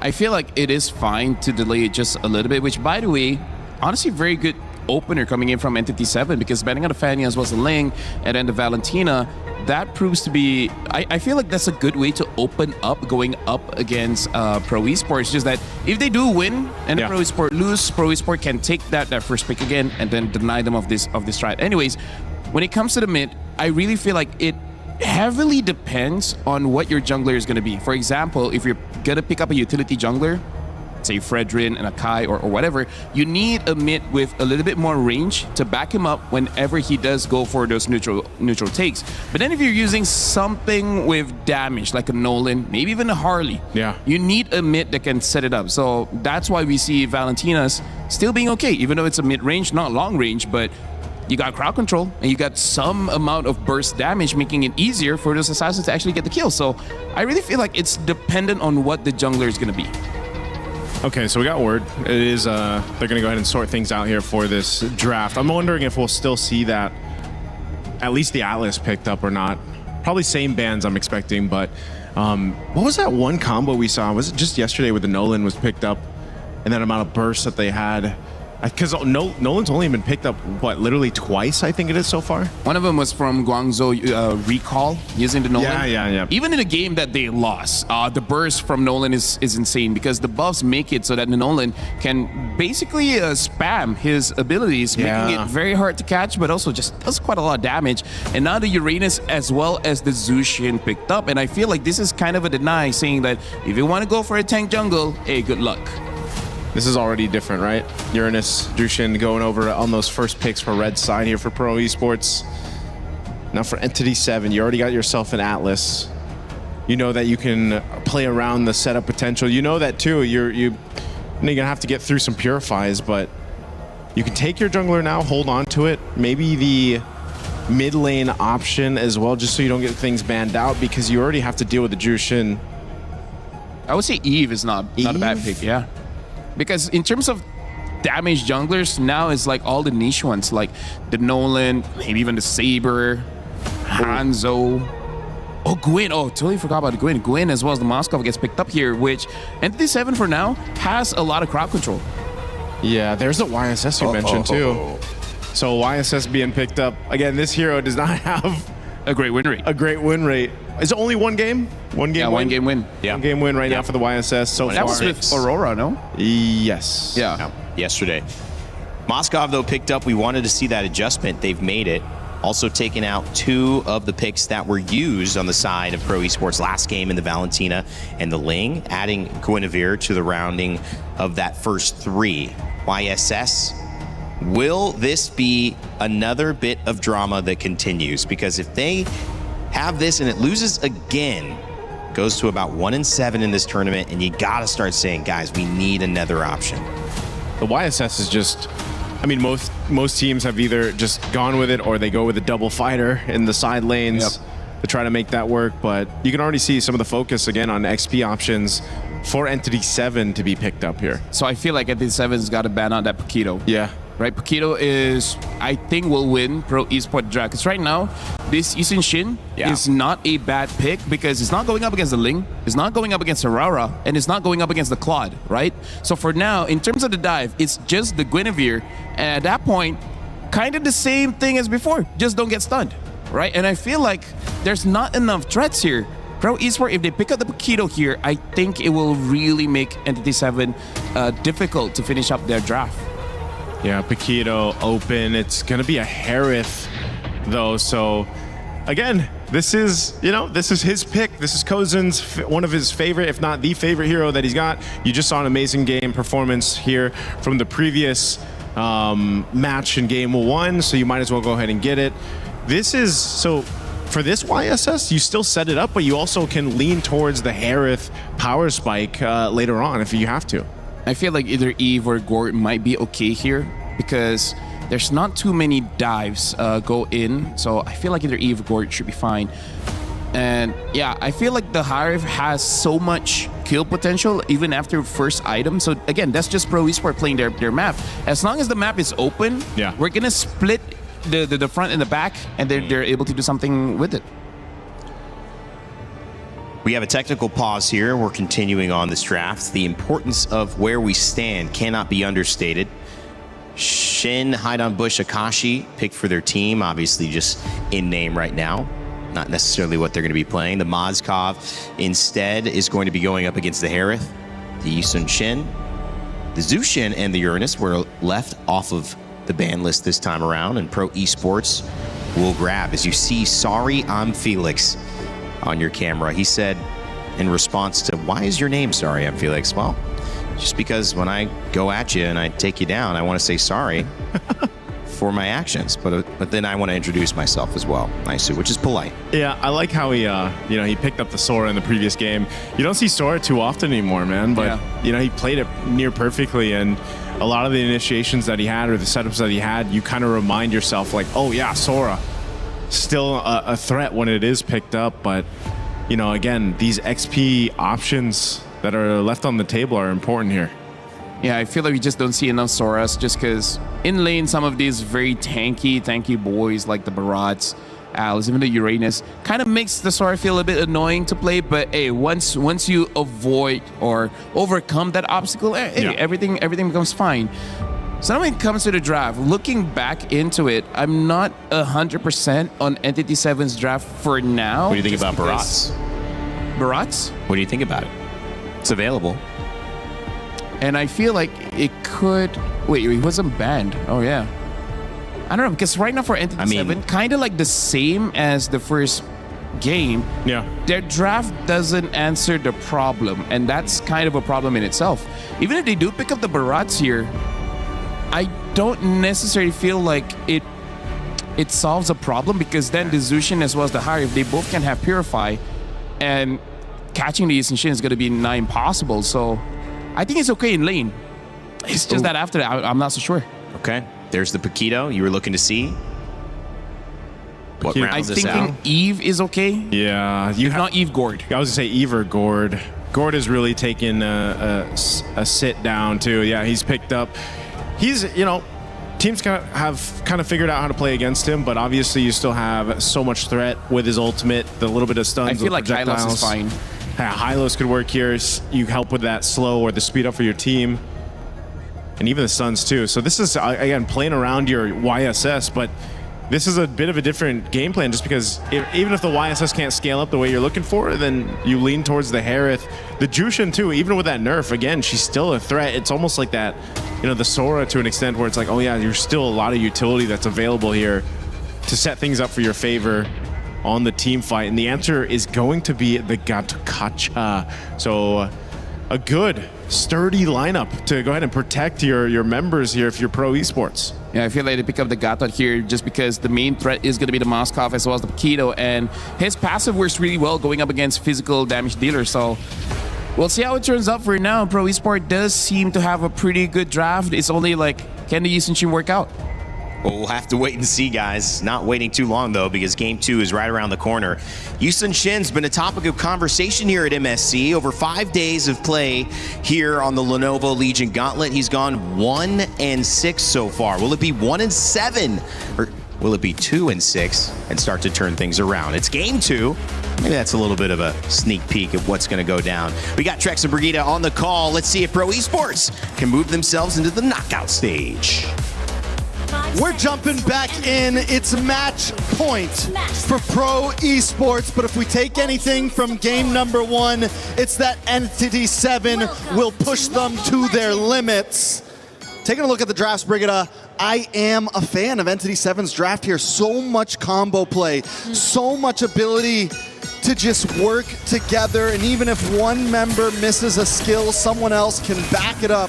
Pro Esports, on the other hand, they went for this YSS, and the only time we've seen the YSS work so far, which is once, is with the double fighter. They take the risk, they pick up Kuzan on a comfort pick with this Harith. Do we think it's worth it? Do we think this can work? That's something we figure out here, because even their mid-duo, right, feels like it's been patches ago since we last saw them both together. But now that's not looking great, Threx, to answer your question. As of now, Pro Esports are not making this worth it. And this is where one of my thoughts on why the YSS has trouble. It's such a high crowd control meta right now. And when we take a look at Entity 7, literally every single hero on their lineup has some form of, if not big, but at least small crowd control. Small stuns, big AoE stuns all around the board. And it's going to make Coily's job so hard here, especially with the fact that they don't... Ooh, a little bit more action. Mystic Injunction, that's going to be PP, a very tanky hero though, but yes, they might look small, but they could eventually become bigger. They could link up. You mentioned it, the hero synergies you're seeing. It's an Atlas Guinevere all over again, and we've seen countless times these two heroes being played together. But Kuzan, if he goes down too, that's really, really bad for Pro. Both carries have been taken out, but there might be a trade here. Coily finding Hide on Bush. Surprise Hide on Bush re-engaged on that one. I felt like maybe he'd just go for the runaway. Maybe didn't expect the Mountain Shocker to get the stun. Maybe he thought he could get a quick Violent Requiem off if he could get the stacks off. But he does go down. Still not a horrible trade for Kuzan, but the thing is, it does give Pro Esports some time to tie things up here. Yep, and they will try to secure this objective for themselves. Hide on Bush jumping in. Mystic Gush together to the burst is coming through for E7, but PP still alive. Does finally get taken out though. He needed a flicker. Akashi needed a flicker to get that, and on the other hand, sorry, I'm Felix, the zoning he's done. It's That's just so much for Pro. Coily got enough space to get the objective, and Sa's still alive. How did Hyde on Bush stay alive there, though? Sorry on Felix. Brings him down to about 10%, but Akashi goes down. Coily able to get a quick pick off. And just when it felt like Entity 7 may have gotten a lead there, Pro Esports escape with a decent trade along with their Lord. Along with Turtle. Kozen, no Zaman Force. Vagan doesn't have the Fatal Links too. PP will be there to help them just a bit. And Doom might not go for the follow-up and re-engage. Still level 3, but he's about to get it really, really soon. There you go. But it wasn't in time to find a punish onto Kozen. So at least for now, Pro Esports, they are behind in terms of kills, but somewhat because they were able to just allow Coily to bounce back, I think that's what really matters the most for now. They at least kind of recovered what went away or what nearly went down for them in terms of their win con. But PP? Oh, he has no way out of that. No way out at all. A small pick-off for Entity 7. You know, you mentioned it. Coily getting those 2 kills is huge, especially after taking the death early on. It's what you want on this YSS. He needs to be able to scale, especially with the odds that are stacked against him. With how much crowd control's out there, every hit's gonna matter, and he needs to make sure the damage is stacked up, and that's what you want to see from YSS in these types of fights. Luckily, Sara and Felix also doing a decent job. He's taken a death, but Akashi has as well. Death's pretty spread out amongst the field. Hyde on Bush. The way that they're able to constantly engage and do it alongside Vagan, I think is something Pro Esports really need to pay attention to. You kinda are put in a spot when it comes to using your phraseless. Coily and the amount of ways that he needs to dodge everything, I think is eventually going to take a toll on them. If Pro Esports are not able to create enough space, and the way it's looking right now, it's only Soria and Felix who can afford to do that. PP might be someone you expect to go in a bit later, especially with the AOG. But let's see right now, they're both holding the turtle. Both mid duos will show up. Akashi does get that Hunter Strike in right before this fight. Might be able to do a little more damage, a little more speed. Oh, Kozen. Is he going to use the Zaman Force now? Akashi onto Kozen right now. Does force out the Zaman Force. Soria and Felix too, trying to go for the zone. Akashi has a lot of damage. Mountain Shocker already used. It's Pro Esports taking control of the objective. E7 couldn't even get close. Yeah, Akashi thinks he can go for Kuzin, but wait a second, little damage. Why? PP actually jumping in with the AOG. Does block off a couple members from E7, but it's actually Sa gonna go down. Akashi finds him and PP next. Soria and Felix, does he still want to go in? He finds a trade onto Shin, but are they still gonna fight this? Kozen showing up, does have the Zaman Force again. He's going after Hyde on Bush this time. But the dash is a bit too much! Now it's Akashi trying to find a punch. Soria and Felix with the help. And Kozen gets out alive, but Doom, he does not expect Coil to be there! What are you doing? Not like this! Jumps in thinking he's going to be the hero. Jumps in thinking he can save the day, but Coily was ready and waiting. The back and forth of that last fight. And I mean, let's be honest, both teams made some mistakes. Both teams threw some bodies in when they shouldn't have. On the boss side, Doom gets 1v2'd. Sara and Felix makes his way up to try to help out, and honestly, this is not a bad play. Look at the amount of damage Sara and Felix is able to output, gets the kill onto Shin, and at this point, E7 has to back off, but Koizen's not done yet. He's under the tower, and the fight should have ended there. Once Koizen backs off and Akashi's back off, but for some reason, Doom felt like he could be the hero. We gotta see Doom Moskov last night, or Doom carry game 1, who was very particular and cautious of his positioning, because he's getting caught a lot more often than we expected him to be on this Moskov so far in this game. Kozen, another Zaman Force already used, and Hyde on Bush. He is no longer afraid to deal with him. Even without the Purify, Kozen was just ready to take that fight on. So we're seeing another turtle in just 4 seconds. E7 have yet to take a single one over to their side. Can they actually make it and position themselves around it this time? Yeah, it's definitely important for Entity 7 to maybe try to gain some ground here.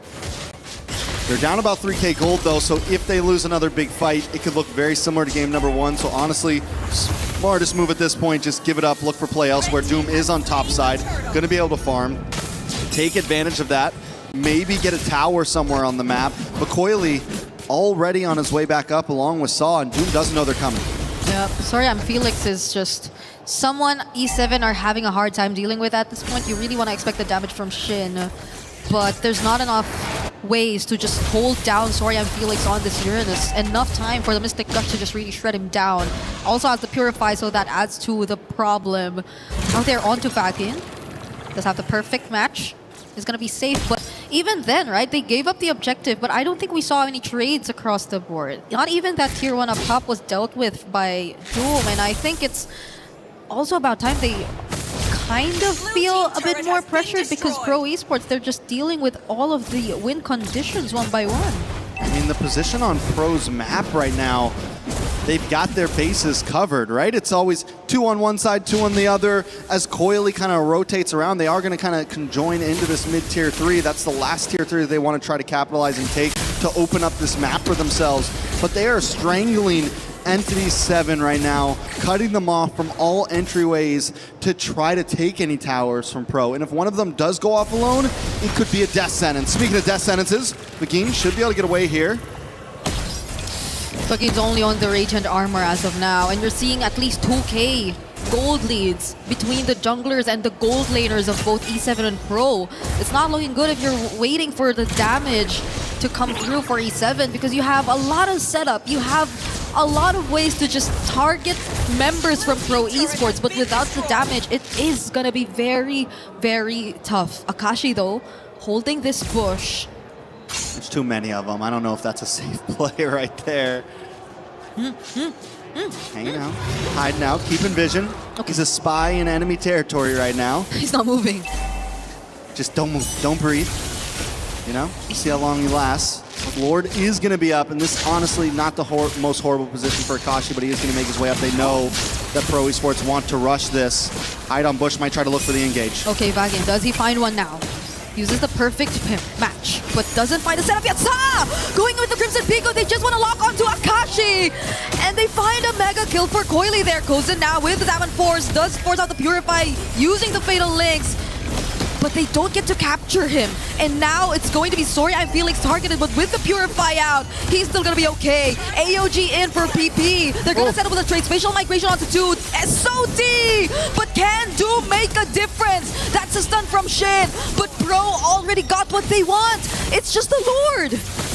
Pro takes the Lord, losing nothing. So many utilities wasted, I'm sorry, on Felix, that by the time Doom shows up, there's just nothing to hold Pro down, but E7 doesn't want to stop. Okay, concentration. No Purify. E7 probably wanted to go for him, but it's still a Uranus. He can still make it out alive. Now E7 have to deal with another Lord Siege incoming for Pro. This is nothing new to them, though. But the wave clear, I guess it can be handled. It's a Moskov and a Gord in their hands either way. Yeah, they definitely have opportunity to defend against this Lord push. Pro Esport, the major objective is definitely take these tier 2s and try to maybe get one inhibitor. Holy Defense is up on that top lane, so not a whole lot. They may not be able to get that, but a second wave in coming after if Pro looks for the re-engage, or if Entity 7 makes a big mistake and comes too far out, that could be the advantage that Pro's looking for here. Okay, Mountain Shocker in, Doom gets caught, Mystic Gush forced out too from Shin, and now they're already gonna take out all turrets except for the base turrets here for E7. This is a lot of control going over to Pro Esports alongside the Holy Shields too, so I think they will be very happy with what they've been able to take, at least with this first Lord. Yeah, they get the tier 2s, they don't break through, which means Entity 7 has a little more life to spare. They still need to play it safe, because if there's a big team wipe, trying to contest a Lord, or you get caught off guard, then Pro can definitely end things. But if they play it safe for another few minutes, which we've seen them do before, yeah. they can even survive another Lord push, honestly, as long as they don't mess this up. Like you mentioned, they have great siege potential. They can hang out in the base, they have the magic push, they have Doom who can shred, and they have Akashi who can defend anyone who tries to jump in. So the possibilities are there. Taking a look at the items, taking a look at the gold spread, Kuzin once again is so far ahead of Doom. It's been 2 games in a row where Doom locks in his third item so late in the game. And yes, we're going to start to see that shred, but by now it feels a little bit too late, because even Sarian Felix so ahead of of his opponent in the XP lane. It's just problems all around the board for Entity 7. Yeah, I think they'll have to wait for a moment where they could just really rely on sheer damage to deal with Pro.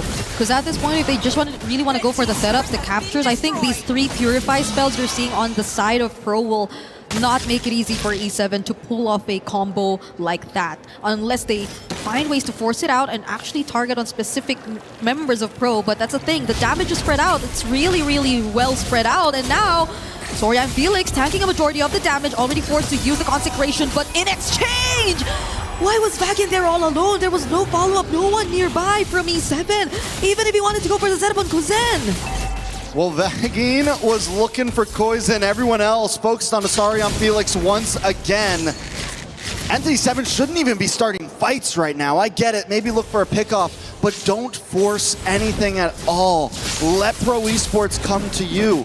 That's where your advantage is going to be. Let them dive into you, back up, and look for the re-engage. You have the crowd control to do that.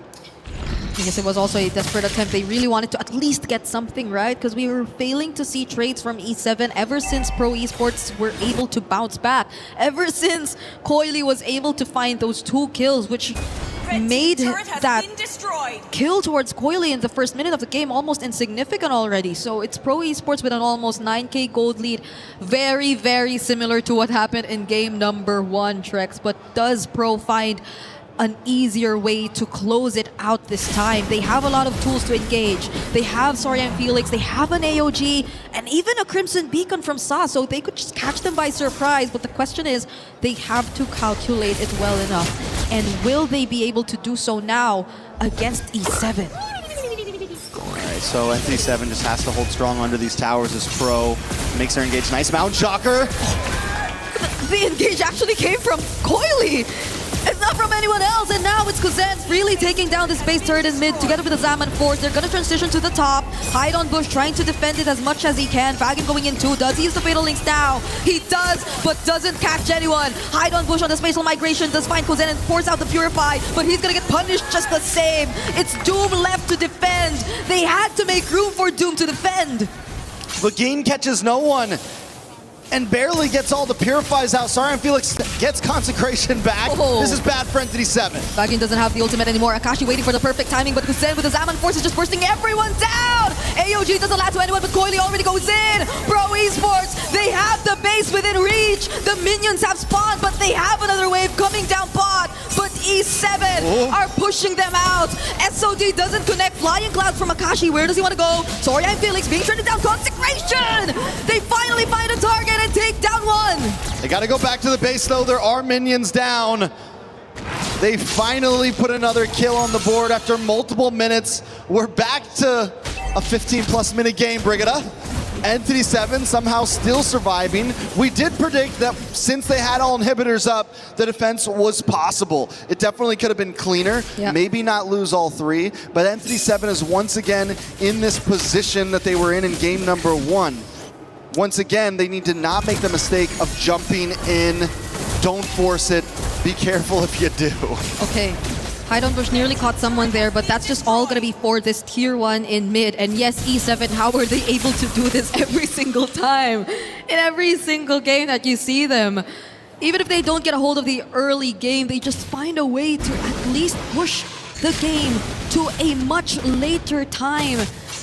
And that is when you expect Doom to really hit his power spike, right? We're approaching 20 minutes in the game. All members are almost at level 13 to 15. Pro Esports, though, they want to rush this. They don't want to allow for E7 to find any opportunities. But Vagin from behind. From the back. From behind. From the back. He's going to find anyone he can, but it's taking a while. Does land the Fatal Links and the shutdown from Shin! Kuzen able to find Shin, that's huge. Zamon's Force drops and Kuzen's still popping off. But on the top side, Doom. Base race, Akashi on. Okay, Akashi's got to get back. Yep, PB and Kuzen are looking to use this wave down bottom. Doom already recalled as well, but the Zaman Force is already here. Does Kuzen use it now? They don't just yet. They're trying to deal with the poke. There you go, Zaman Force. Spear of Misery from Doom, pushing him out. But they have another wave. Can they create enough space? They want to go for the end, but Doom's defending to the best of his capability. Sa already almost going down. A flicker from Doom! Pro could not fight. Pro, maybe look for the re-engage. No, they didn't go for the Lord. They wasted their time trying to come into the base, and now Entity 7 is on the chase. SOD onto Kuzin. Oh, Doom wants to go find the kill on Kuzen. Purify forced out as Vagan lands the fatal links, and now it's PP who's looking to go down. Coily finds the Mountain Shocker onto Vagan, but the flicker from Akashi! He finds Kuzen, but he goes down too! Now Doom continues to push forward as Entity 7. This might be the time to back off. You got your target. You finally killed Kuzin, but at what cost? Akashi goes down. This is reminiscent of the previous match before as Entity 7 tries to rush the Lord. It's hide on Bush versus Coily once again. Okay, Consecrations. Brian Felix already using it as well. He's being shredded down by Doom right now. Coily's still alive though. It's a concealed play from PP. The knock-up's onto Vagan, and there goes the taunt. It's onto hide on Bush. He has the spatial migration out of here, but it's Coily, and there's Doom with the SOD, fighting hide on Bush first. AOG doesn't land onto anyone. It's Doom making things possible all by himself, but can he? He's being chased. He's being chased. It's a 1v4 right now. Doom against the world, getting free hits. Can they stop him? Sorry, I'm Felix. You're starting to feel the damage. Doom though, he's surviving, but not for long. It's finally a pickup by Pro, and they have the Lord marching in mid. Shin now also getting cornered. The magic gush to find Coily. Salmon Force from Kuzen doesn't make it, but it's enough. Shin cannot defend this all alone. Akashi, it's all on you, but they don't care. They just need the minions. Pro Esports make their way to knockouts and sweep Entity 7-2-0. It was quite the roller coaster for Pro Esports. From an amazing victory on day one to taking a loss and getting sent down to the lower bracket to two grueling games against Entity 7. They finally secure their spot in the top 8. They finally secure their spot in the knockout stages.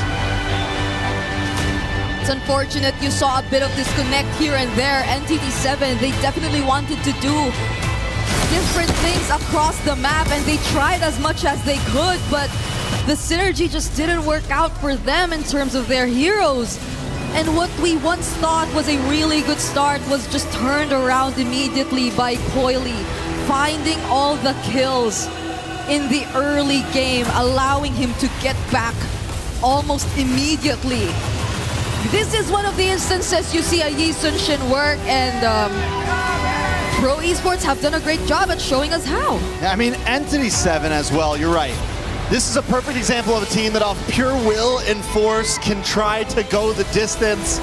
They took down TLPH yesterday, and today they did everything they could to hang on in this series. Sadly, Pro Esports was able to keep it together for them, but for all the Cambodian fans out there, they're going to be moving forward, and for all the fans out there, we got an interview ready for you on the stage now. Take it away, Rose. Pro Esports officially heads to the knockout stages after eliminating Entity 7 in a clean sweep. And right now on stage, we actually have Kuzen for a little bit of a post-match interview, who said he's more nervous for this interview than the game that he played just now. How are you, Kuzen? Okay lang po. I'm good. He's a little jittery. He's shaking a little bit.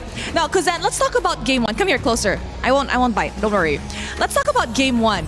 Game one, you guys had such an amazing lead, and you even broke records by getting 18 kills.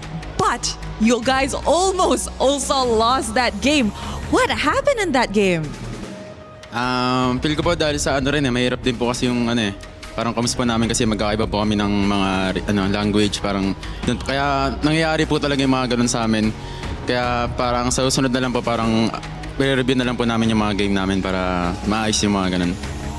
So he said actually in game one, he felt that it was more towards the calm difficulties that they experienced in game, as most of the players actually speak in different languages, which means that during critical moments, it's very hard for them to actually coordinate and organize their thoughts. And Kuzen, you are going further and further from me.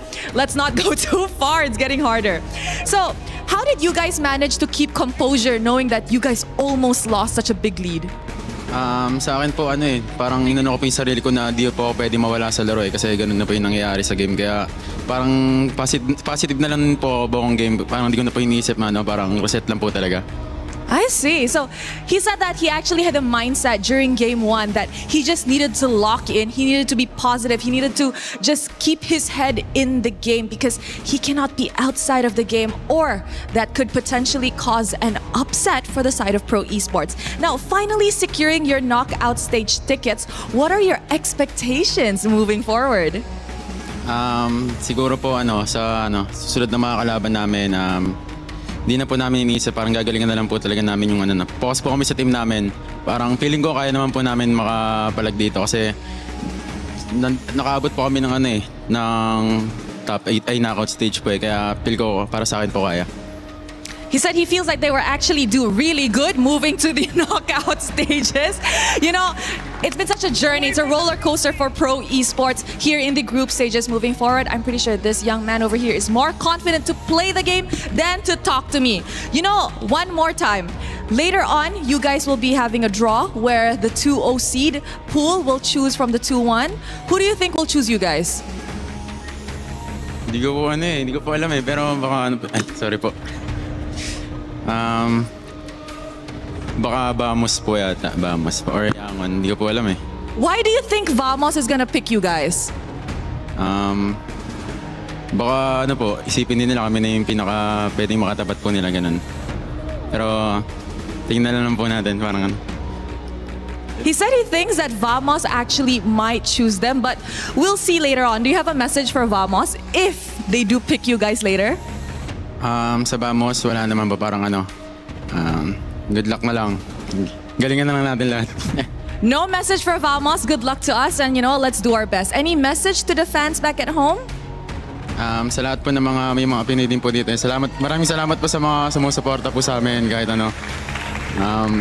dala-dali pa rin po namin yung bansang Pilipinas. Saka sa lahat po nanonood dito, mga sumusuporta rin po sa akin, maraming salamat. And sa girlfriend ko rin po sa family niya. Tapos sa lahat po ng pamilya ko. Kuzen said that, thank you very much to all of the supporters, especially to the Filipinos in the arena that are showing the support for Pro Esports. He'd also like to say thank you to his family, his girlfriend, his parents, and all that kind of stuff. So are you ready to crush some keys, Kuzen? Ready na po. All right, Pro Esports, come on over. Who wants to crush some keys? Who's gonna be the one pushing? Who? Will Kuzen be pushing? Who will be pushing? Who wants? It's okay. We'll decide as we walk. Come on. Okay, we'll decide as we walk. Who will be crushing?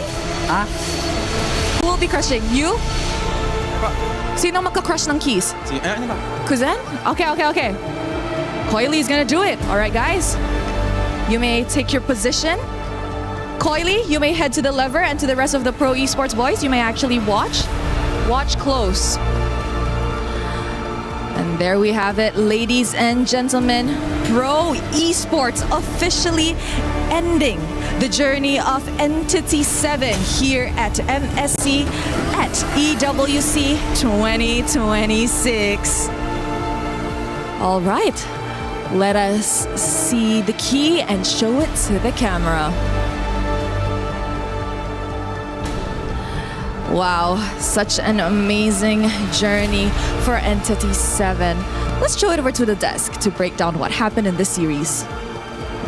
What happened indeed. Entity 7, the talk of the town, and probably still will be for the next 24 hours at least, have gone down. Their key crushed, their hopes for bringing the Americas a championship here at MSC now down the drain. However, they have done a lot here, I will say, and have certainly represented their region very, very proudly. So you should be happy with all that you've completed here, Entity 7. Hold your heads up high.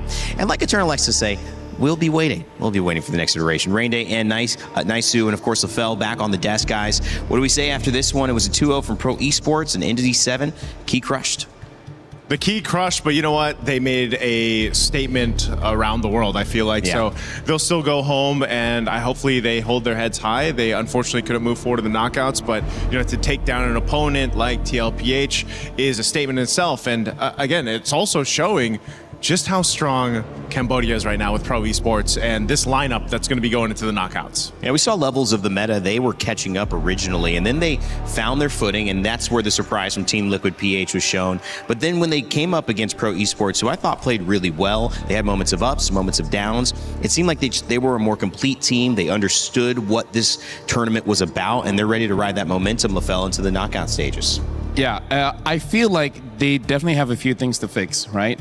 Especially when it comes to ending the game, because it's clear that the early as well as the mid is looking pretty strong. Yeah. Because in this game, I would say they were able to capitalize on the mistake of Entity 7, where I feel like Entity 7, they rushed through the draft, right? Because they pick up the Moskov quite early because they were really hoping for a pure assassin pickup in the jungle. But then they saw that and it's like, hey, there's no Claude, there's no Ling, there's no Fanny, there's no Harara. All the natural predators of Yus and Shin is no longer in the game. That made the draft look so good for Pro Esports. But again, they think that Vamos could pick them during the draw later on. We still don't know who they're going to pick up later, but still, there's a lot of things that they need to brush if they want to move even further into the competition. Take a look at the back end as well, and going off your point, Coily has made every character, every hero that he's played look good. Talk about his impact, Naisu, and also the fact that we get another win here for YSS. Yeah, it takes some work to get YSS a win, and that's exactly what the team had to do here from Pro Esports to allow Coily to be able to do that.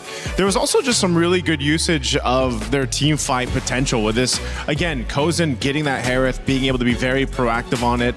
A lot of the times it was space provided, not just for the YSS, but for Kozen to do the same thing. Yeah. And, again, that's why that lineup, that draft that we saw from Pro Esports worked so well.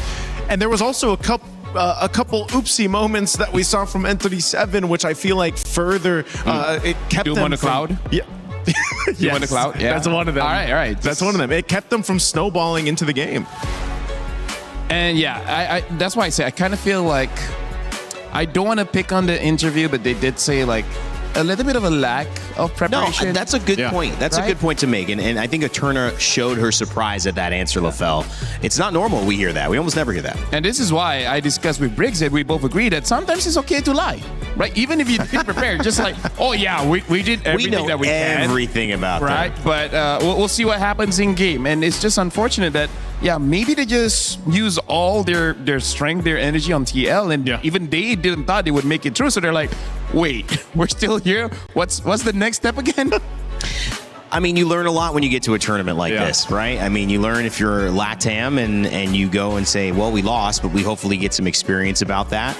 And people are watching very closely. Hopefully that's happening behind the scenes as well. But Pro Esports is now the story. We have to continue with the winners, and they have a great journey ahead of them into the knockout stages. $100,000 earned for this team.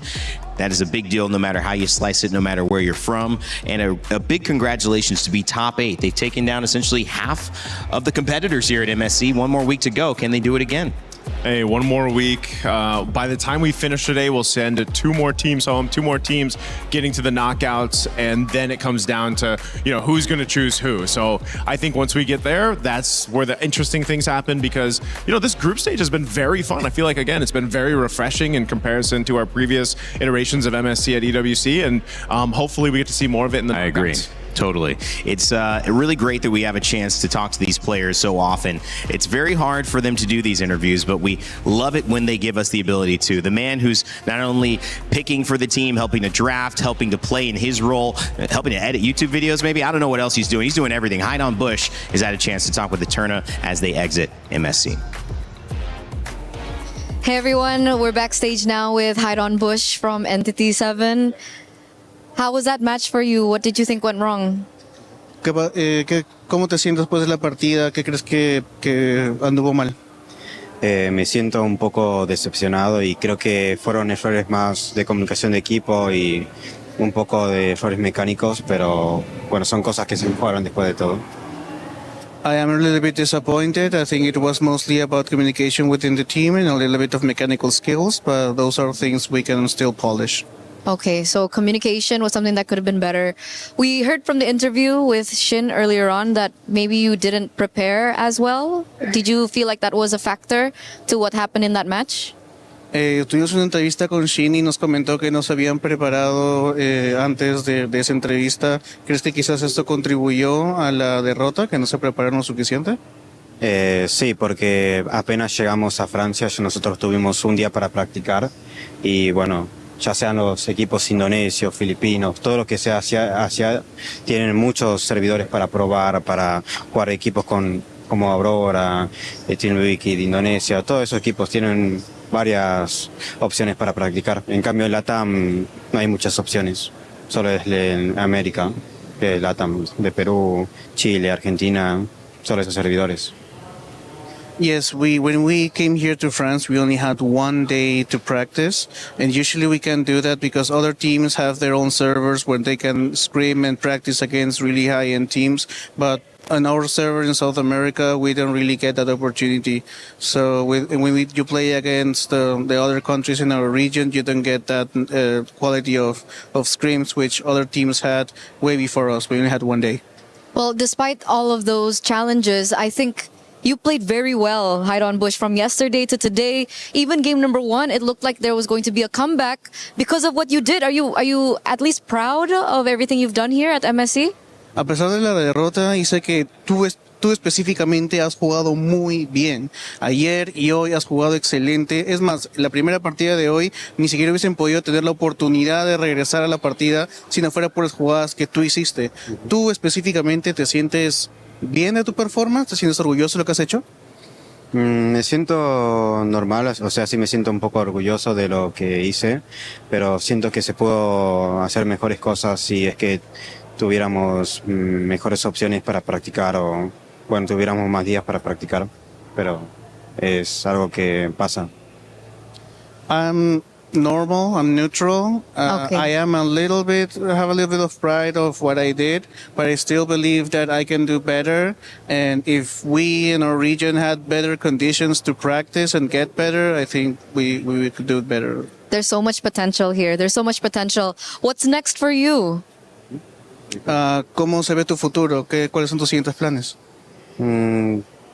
Todavía no está nada seguro. Ahora de seguro voy a ver esta noche por qué equipo iré y qué es lo que va a suceder conmigo y bueno, solo eso. Nothing is written in stone. I'm going to see tonight if I go to another team or if I stay. I haven't really taken a decision. I'm going to look at it tonight. Okay, we're anticipating what's next for you because everyone is talking about you right now in a very good way. So before you exit, maybe the viewers, the fans, your new fans as well, want to hear something from you. Do you have something to say to them? Hay muchas personas que están hablando de ti, están hablando de ti de una manera muy positiva. Entonces, a la gente que te sigue, a tus fans, a tus nuevos fans, ¿tienes algo que quieres decirle? Le quiero mandar un saludo y gracias por todo el apoyo y bueno, todavía no se dio todo lo que podíamos demostrar, pero en el futuro yo creo firmemente que vamos a poder dar mucho más para LATAM. A big shout out to all my fans. Thank you for supporting me. Thank you for the continued support. And this is just the beginning. I know we can bring really big things for LATAM. I'm so excited. I'm so excited. Once again, thank you so much for being here. Thank you so much for your journey here at MSC, because now we're going to throw it over back to you guys. What support coming over from LATAM? Guys, nice to LaFell. We're going to be changing out soon, but I want to get your thoughts. What set are we looking for? What set stuck with you the most? First of all, I got to say it has been as we expected for today. Team Spirit as well as Pro Esports will go through, but Onyx against Langora Giants, this is going to be quite a big one because again, MSC champions going up against MSC champions. But if I'm going to give my thoughts, I hope for the best for Langora Giants, being a Malaysian myself. But honestly, Onyx has been looking very, very strong. So I don't know, I kind of feel like Onyx could actually win that one. And then we have the Battle of the Skies, right? Yeah. The last one. I'm going to have to go, and it's going to be tough, but obviously they're the last remaining team for Team Falcons Philippines to represent the Philippines. And as much as I love the Meta team too, I know they're, the civil war that they have going on, but I hope we have a good match. We get 3 games, but I got to lean towards Falcons PH. All right. Well, thank you, boys, for your analysis as well. I have a really, really good analysis. Clip this. Falcons are going to win the final game of today. Wow. What's going to happen? Understood.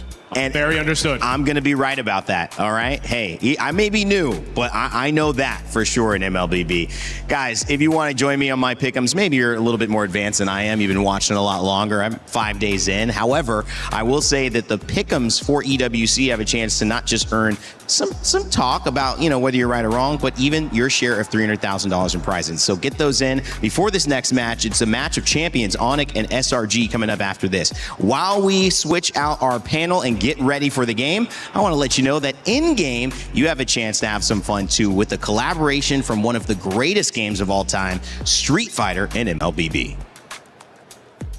Human body was built to move. Not trapped at a desk in one singular posture for 12 hours a day. It's time your chair evolved. This is Secret Lab Titan Evo. Ergonomically engineered for you, gamers, hybrid workers, artists, backing your every move.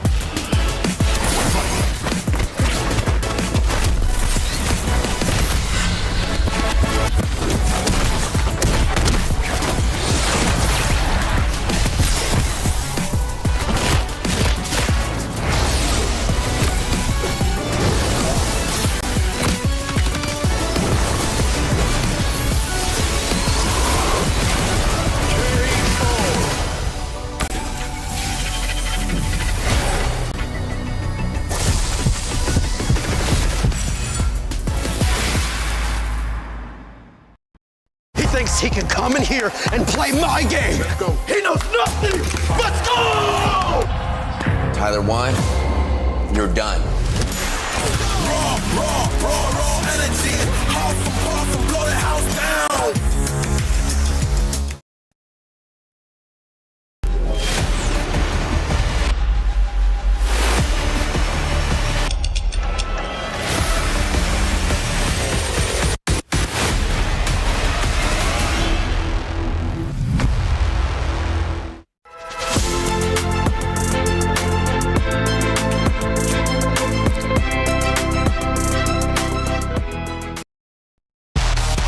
The Mid-Season Cup at EWC makes its third appearance, and for the first time in MLBB history, the prestigious stage arrives in Paris on European soil.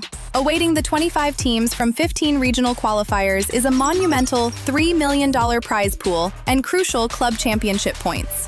MSC opens with the group stage, where 15 qualified teams and one team from the wildcard qualifier will be split into 2 groups of 8. Both groups will compete in a double elimination bracket, where 2 wins secure a spot in the knockout stage, while 2 losses send teams home. The top 4 teams from each group will advance to the knockout stage. More unforgiving than ever, the knockout stage puts everything on the line. In this single elimination bracket, teams will clash in a best-of-5 series throughout the quarterfinals and semifinals. For those denied a place in the grand finals, one final battle remains, a chance to secure a podium finish and claim an additional $100,000 in the third-place match. Here, one moment can change everything. One mistake ends the dream, one clutch play creates a legend, and at the end of it all, 2 teams remain. One final series in a best-of-7, all for the grand prize of $1 million. One chance to rise above the rest. Who will become legendary? Who will prove unstoppable? 2 champions, 1 game. This is MSC at EWC 2026.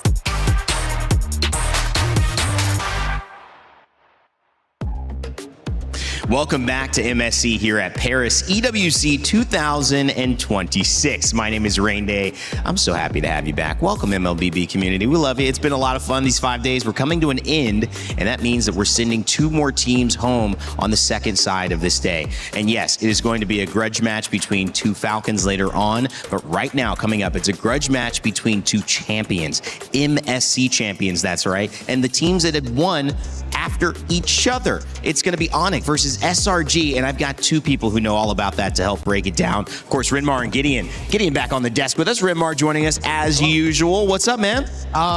Very happy to be here. I am shocked. There is something about today. LaFell and I were talking about it. Some odd results, some odd decisions. I wonder if that's going to lead up to the results for the second half of the day. That's a good question, Gideon. I mean, odd for you. I mean, you know, I think the air smells a little different. I truly believe that this MSC might just be something special. I think that a lot of teams here right now really feel like they have an opportunity to make some life-changing money if they could just get to the finals. Yeah, getting to the finals is the big key now. And of course, it leads into our Crunchyroll story of the day, which is, can the Sky King finally exact vengeance? There can only be one. And so which one will it be? Renmar, I mean, this is the story. And of course, Onyx and SRG, history is going to be made whether one of these teams win or lose. Yeah, SRG has always been one of the reasons why Onyx has not had good results for the previous MSCs. In 24, they drew in the, I believe it was in the group stages, which meant that Onyx ID then couldn't go into the group stages, or in the knockout stages, excuse me. And then last year in 25, Onyx PH fell to SRG in the semi-finals. So Onyx in its Indonesian form, Onyx in its PH form has not had good standings against SRG and MSC ever since we moved to EWC. I think the only one is just Kelva, really, who's got like a positive win rate against SRG at this point in time, knocking them out during the M series. And I think at this stage, SRG and Onyx, I have to agree with what LaFell mentioned earlier. Onyx just looks like the better team as of right now, considering the overall performance based on the games we've seen so far with SRG. Yeah, and the thing is with these 2 teams, we've seen both of them stumble. Otherwise, they wouldn't be here. Onyx obviously stumbled a little bit later, SRG a little earlier, but in some ways, SRG proved themselves in that extra match, which now has maybe given them a little bit of an edge. Maybe they fixed some things. We don't know. Obviously, it's hard to guess these types of things, Renmar. You can see the players in the back room at EWC getting ready, talking strategy, maybe just relaxing here before getting on for a very important match. Yeah, my question is, which jungler are we going to be getting? That's a great question. Are we going to get both junglers? Is it going to start off with Uni? Will it go back to Zakai's starting things off? Because Uni, he made his presence felt right away for SRG. Yeah, no, absolutely. I think a lot of people have been questioning whether or not Uni should be part of this starting lineup, just to initiate things. And I don't think it's a bad idea, because so far, I think Sakai's has lost a little bit of his confidence, especially for the past couple of matches.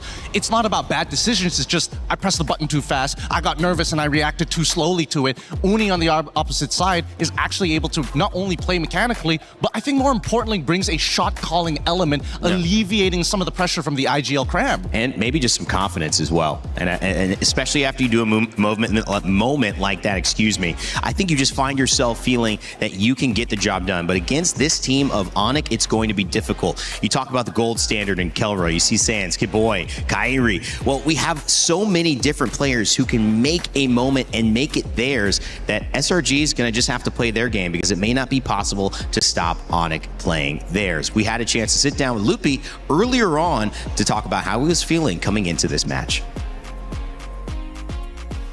8:30 here, and now we are with Lutfi from Onyx. Onyx, welcome. Hello. Earlier, he was a little bit nervous about his Indonesian, so he will try his best to do it in English, and then I will help translate in case he needs it. Okay. But, Lutfi, first question. Okay. What did you learn from your loss against Aurora yesterday? I think gameplay. Gameplay. Yeah. What about gameplay? Was it your gameplay that was lacking? What was wrong with your gameplay? Apa yang salah sama gameplay kamu? Mungkin kemarin kita banyak mistake lah. He feels like they made a lot of mistakes. What kind of mistakes are you talking about? Was it comms? Was it execution? Was it draft? Banyak ya, mungkin bisa eksekusi, bisa draftnya mungkin kurang pas. He said there are a lot. I don't think Lutfi's giving me anything here. Anything specific, Lutfi? Ada yang spesifik nggak? Nggak ada sih ya, mungkin gameplay kita lagi kurang bagus lah kemarin lah. Mungkin kita bisa adjust di hari ini. Okay, so he mentioned that it's the gameplay that was still lacking yesterday, but he's trying to repair it today. But what do you think about SRG? Because this is going to be your next matchup. SRG, a lot of people are saying that SRG aren't as strong here at MSC. Do you agree with that? Menurut aku ya dia mungkin perlu adaptasi sih, mungkin kayak ada gameplay apa namanya? Mungkin gara-gara PES juga kan dia butuh adaptasi lagi, tapi menurut aku cukup strong juga sekarang SRG. Okay, Lutfi says that SRG are still strong, but it looks like they're still adapting to the meta, and probably it's because of the patch. Is that the same issue that you've been having as well with Onyx? Ya mungkin. Maybe. That's what he said, maybe. He's really not giving me anything.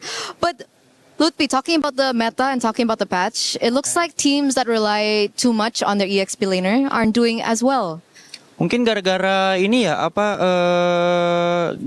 sekarang kan banyak kayak XP tebel-tebel gitu ya mungkin ya. Jadi kayak kalau misal XP-nya agak susah mungkin ya gamenya bakal ketutup. Soalnya Assassin kan rada susah kan kalau yang pakai sekarang yang damage gitu XP ya. Jadi harus banyakin main XP badan.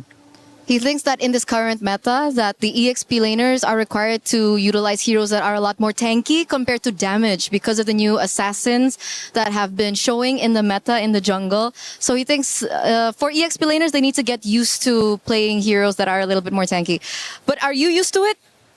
Sorry? Are you used to it? Kamu udah bisa pakai EXP lane kayak gitu? Bisa. He can. So it's not going to be a problem for you? Apa tuh? Akan jadi masalah nggak buat kamu? Oh enggak sama sekali. No, it won't be a problem. What's going to be your problem up against SRG? Apa yang bikin SRG kuat yang mungkin bisa jadi problem untuk Lutfi? Ya mungkin kalau dia bisa di-share nggak ya?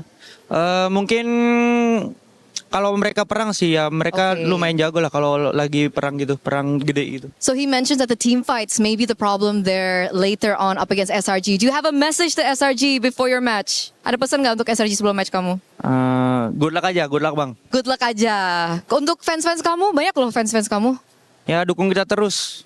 Support them always. Thank you so much, Lutfi, for this interview, and good luck for your next match. We're going to throw it over back to you guys. Well, the conversation and the translation there, thank you, Eterna, for that. It was great to hear from Lutfi talking about EXP, getting a little tankier and having a little bit more responsibility in this assassin meta. But on the flip side of it, they're going up against SRG, the Malaysian 5-time MPL champions, looking to go back into the grand finals yet again. And obviously, when you see this squad, Cram, Sakai, Stormy, Yumes, Innocent, there's one person who's missing. It's Uni. And he won the last game. And actually, Eterna talked with him. I'm now with Uni, the super sub from SRG. Uni, Hello. you caught us by surprise yesterday. Were you surprised as well that you came in last minute? Yeah, of course I'm surprised as well because I expect to be played yesterday. Yeah, so yeah, surprise. Surprised. How did it feel? Were you suddenly like nervous? Like who came in to call you? My both coach came to me and then said that I might be player next game, so just be ready. Then I play. And then I play. And then you played very, very well. Did you enjoy your performance yesterday? Yeah, of course. I'm enjoying with my performance yesterday because maybe not too good, but yeah, still enough for my team.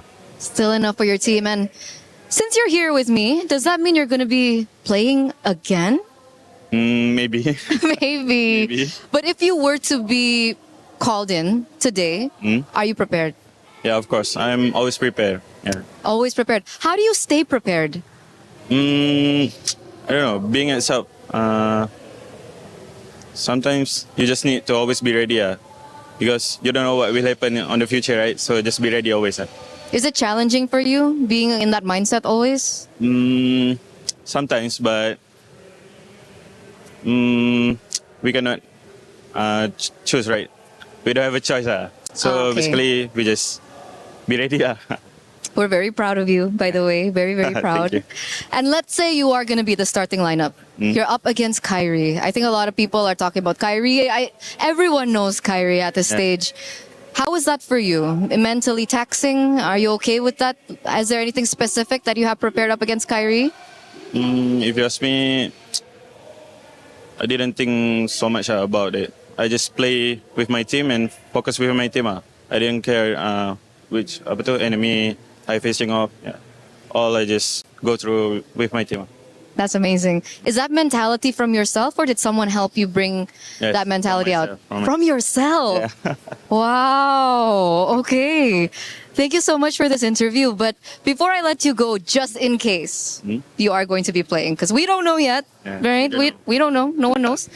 Do you have a message to your opponents? Do you have a message for Onyx? My message for Ronnie, good luck. Yeah, good luck. Just good luck. Just good luck. May the best team win. Yes. Thank you so much, Uni, for this interview. It's been an honor, and we're going to throw it over back to you guys. All right. Well, Felix says, sorry, I'm Felix. He says, good luck. I'm Uni. We'll figure out which one is the better entrance, the better hello. And will Uni even be playing Renmar? That's the question, but he felt like he was. Yeah, I have a feeling this might actually be really pressuring on Sakai's even more. Because imagine if ever, SRG loses game number 1 and it's not a good result. Right. Are they going to stick with Sakai's in? Are they going to bring Uni in for game 2? And then will that continue on to game 3? There's so many things you have to think about now for SRG, especially in the junglers. I think what it really boils down to is whether or not Sakai's has the confidence to, nail the mechanics. I think a lot of the decision in in-game shot calling will still boil down to Yums and as well as Cram. So I can't necessarily say, yes, Sakai's technically was the underperforming one and Uni has to come in, but there's a lot of outside factors that Uni brings from outside of the game that really alleviates that pressure. But I'm really looking at the mid lanes here. I think that's going to be the game changers. 82% say that Onyx is going to take this win, and obviously you can understand that SRG have had a history of maybe playing the people in front of Onyx in big moments, but this SRG has looked like they finally are susceptible. They were one game away from going out, and then all of a sudden, Uni swapped in. If they're in that type of position, Renmar could be tough. Yeah, we're gonna get Yums and Stormy versus Kiboy and Sans, Kari versus Sakai's, maybe Uni. The matchups are gonna be crazy. We haven't even talked about Keller versus Innocent. We're gonna get that too. It's gonna be amazing, that gold lane. Will it be a fighter that goes in there, or will it be a marksman battle between two gold laners who love to throw down? Well, speaking of throw it over to the stage and get our Series 3 of the day ready to go. Very much so. Series 3 of the day is finally upon us. We went through the champion breakers. At the end of the day, Entity 7, their run ends here at MSC, but it's pro esports to continue. However, from that on, we move on to the big champions battle. And a reminder, we are still in group stage knockouts, and we're getting games just like our next one. Ooh, match 3. This one is a rivalry that dates all the way back to a few years ago. This is gonna be the deciding factor if we're gonna have 2 Indonesian representatives or 2 Malaysian representatives in the knockout stages. I won't say if there's a preference to one side or the other. I just want to see some damn good MLBB. Speaking of which, let's bring out our teams. First up, it's none other than Onyx!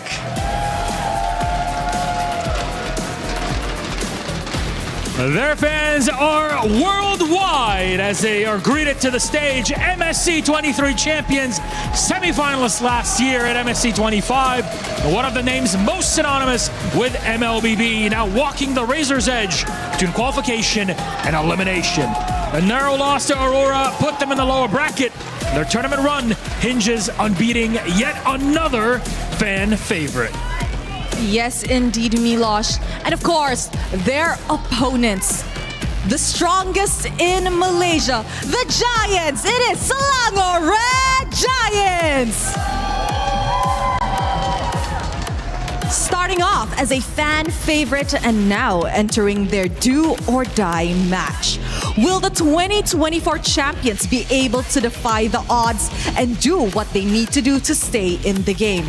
Do they have what it takes to head to the knockout stages? In this Assassin meta, there's a lot on the line and a lot to do in the game itself. Speaking of our matchup, I think we should get them started. A lot of possibilities.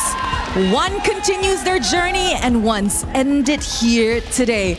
Boys, you may place your keys and take your seats. And of course, to our captain, you may meet in the middle for a handshake, a fist bump, completely up to you. Hey! Oh my goodness. Milosh, this is gonna be one hell of a match. I am ready, so you all better get in your seats, grab your snacks, grab a friend, because it's time to head to the land of dawn. grab a friend indeed. You might need a buddy here. You know how they in middle school or even younger, you have to walk in pairs. I was hold usually hands. alone. You didn't have a buddy?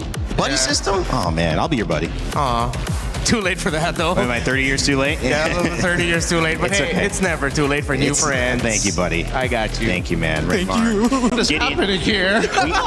we had a busy top of show, but guys, I mean, expand a little bit more after we let everyone know My Champions Pick is available. You can pick your dual champions and win 50,000 diamonds. The event sadly ends on July 27th, so you can go ahead and scan that QR code on your phone or your tablet. Make sure to get involved. I'm telling you, Rain Day, people have already lost so many predictions at this point, and again, I think two regions who are obviously going to lean into their own regional biases into the individual teams.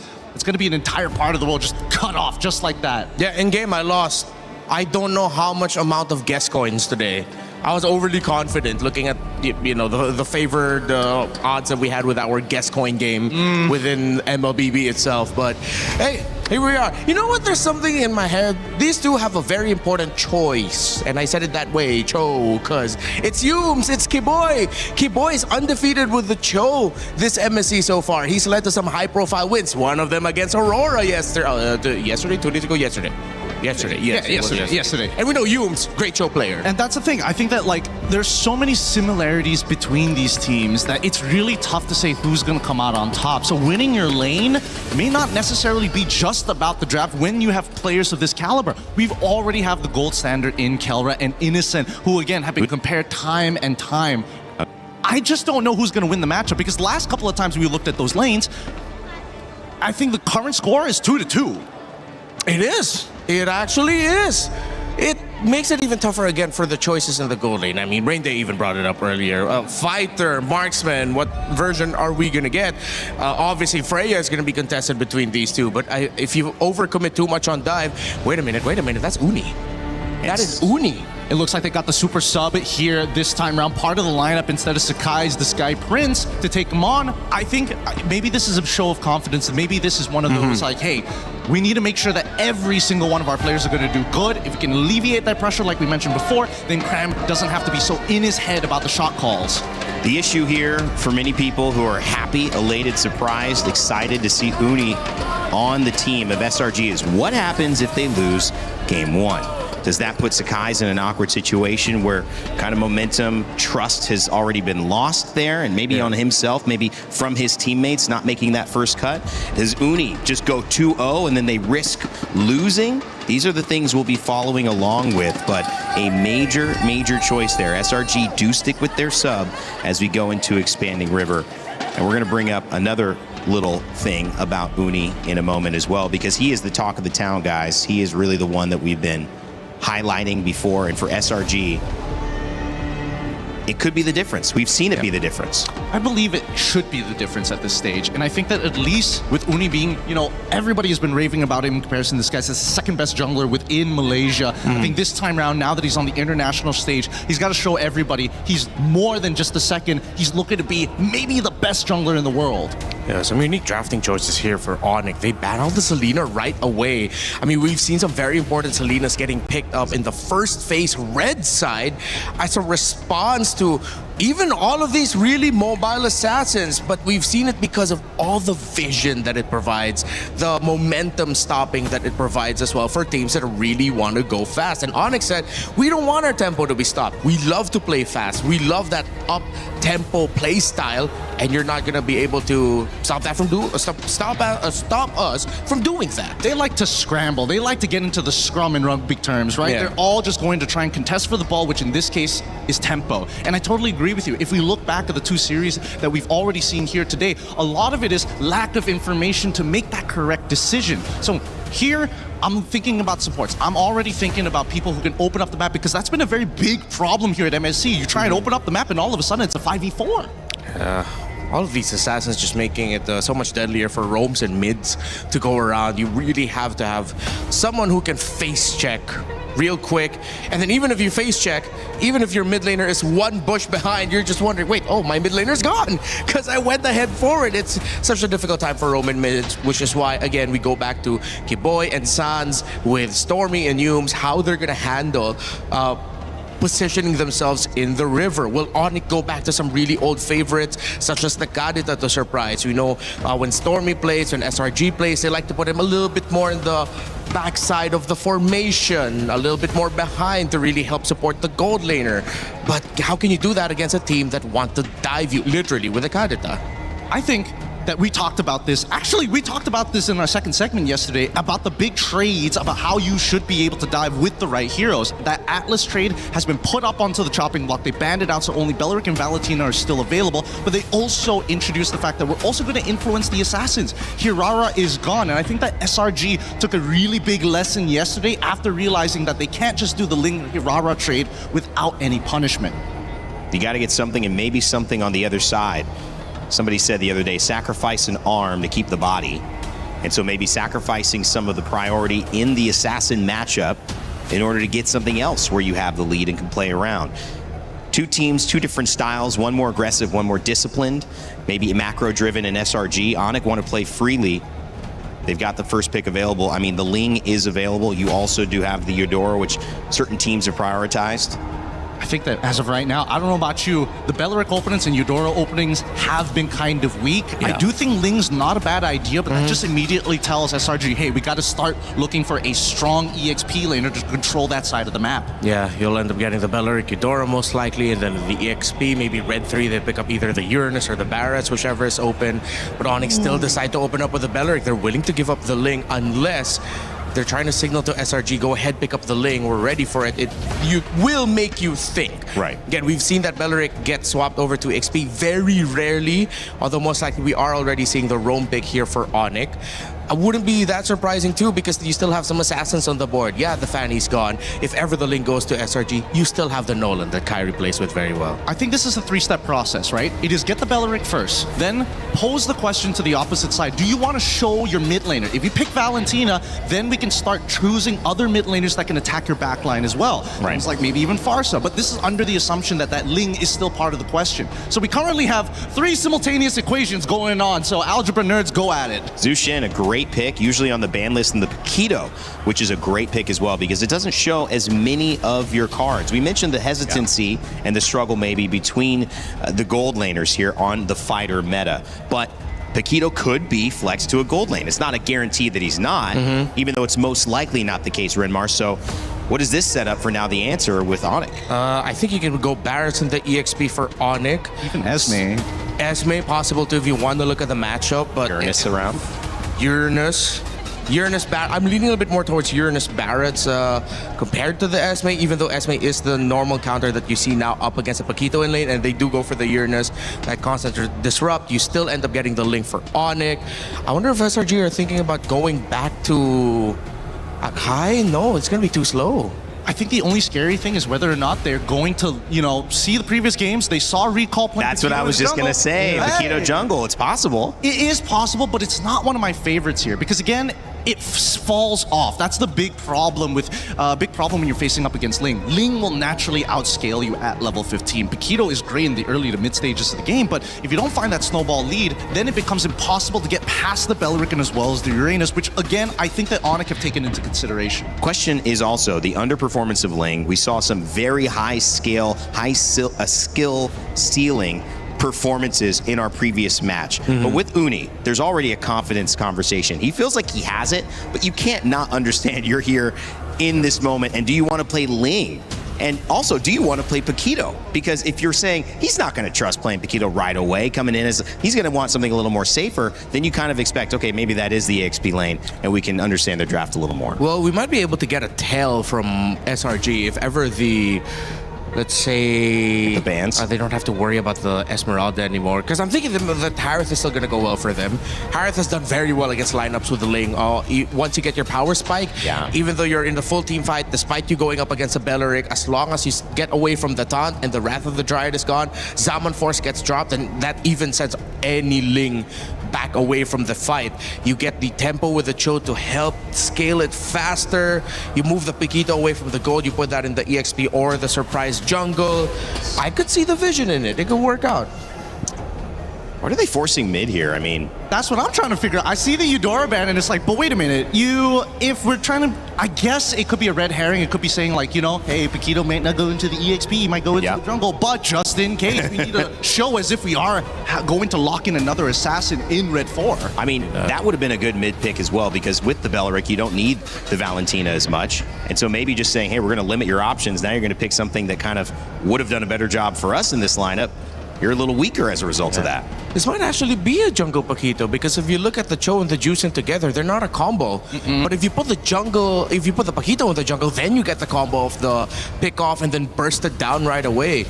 As much as you use Cho as a means to just get that little crowd control, a lot of its value really comes from the fact that you could -1 someone right away. But that's on the assumption that you minus someone with a full damage build. And most of the time, and right now, I think they have lack of damage. They have no form of scaling. They have a great form of peel, great form of catch, but if he's building like War Axe nonsense like that and not second into Malefic Roar, I don't know. I don't see it happening. I mean, you look at a great gold laner there, and you see this team fight, you see the in and out and the pick-off potential from Ling.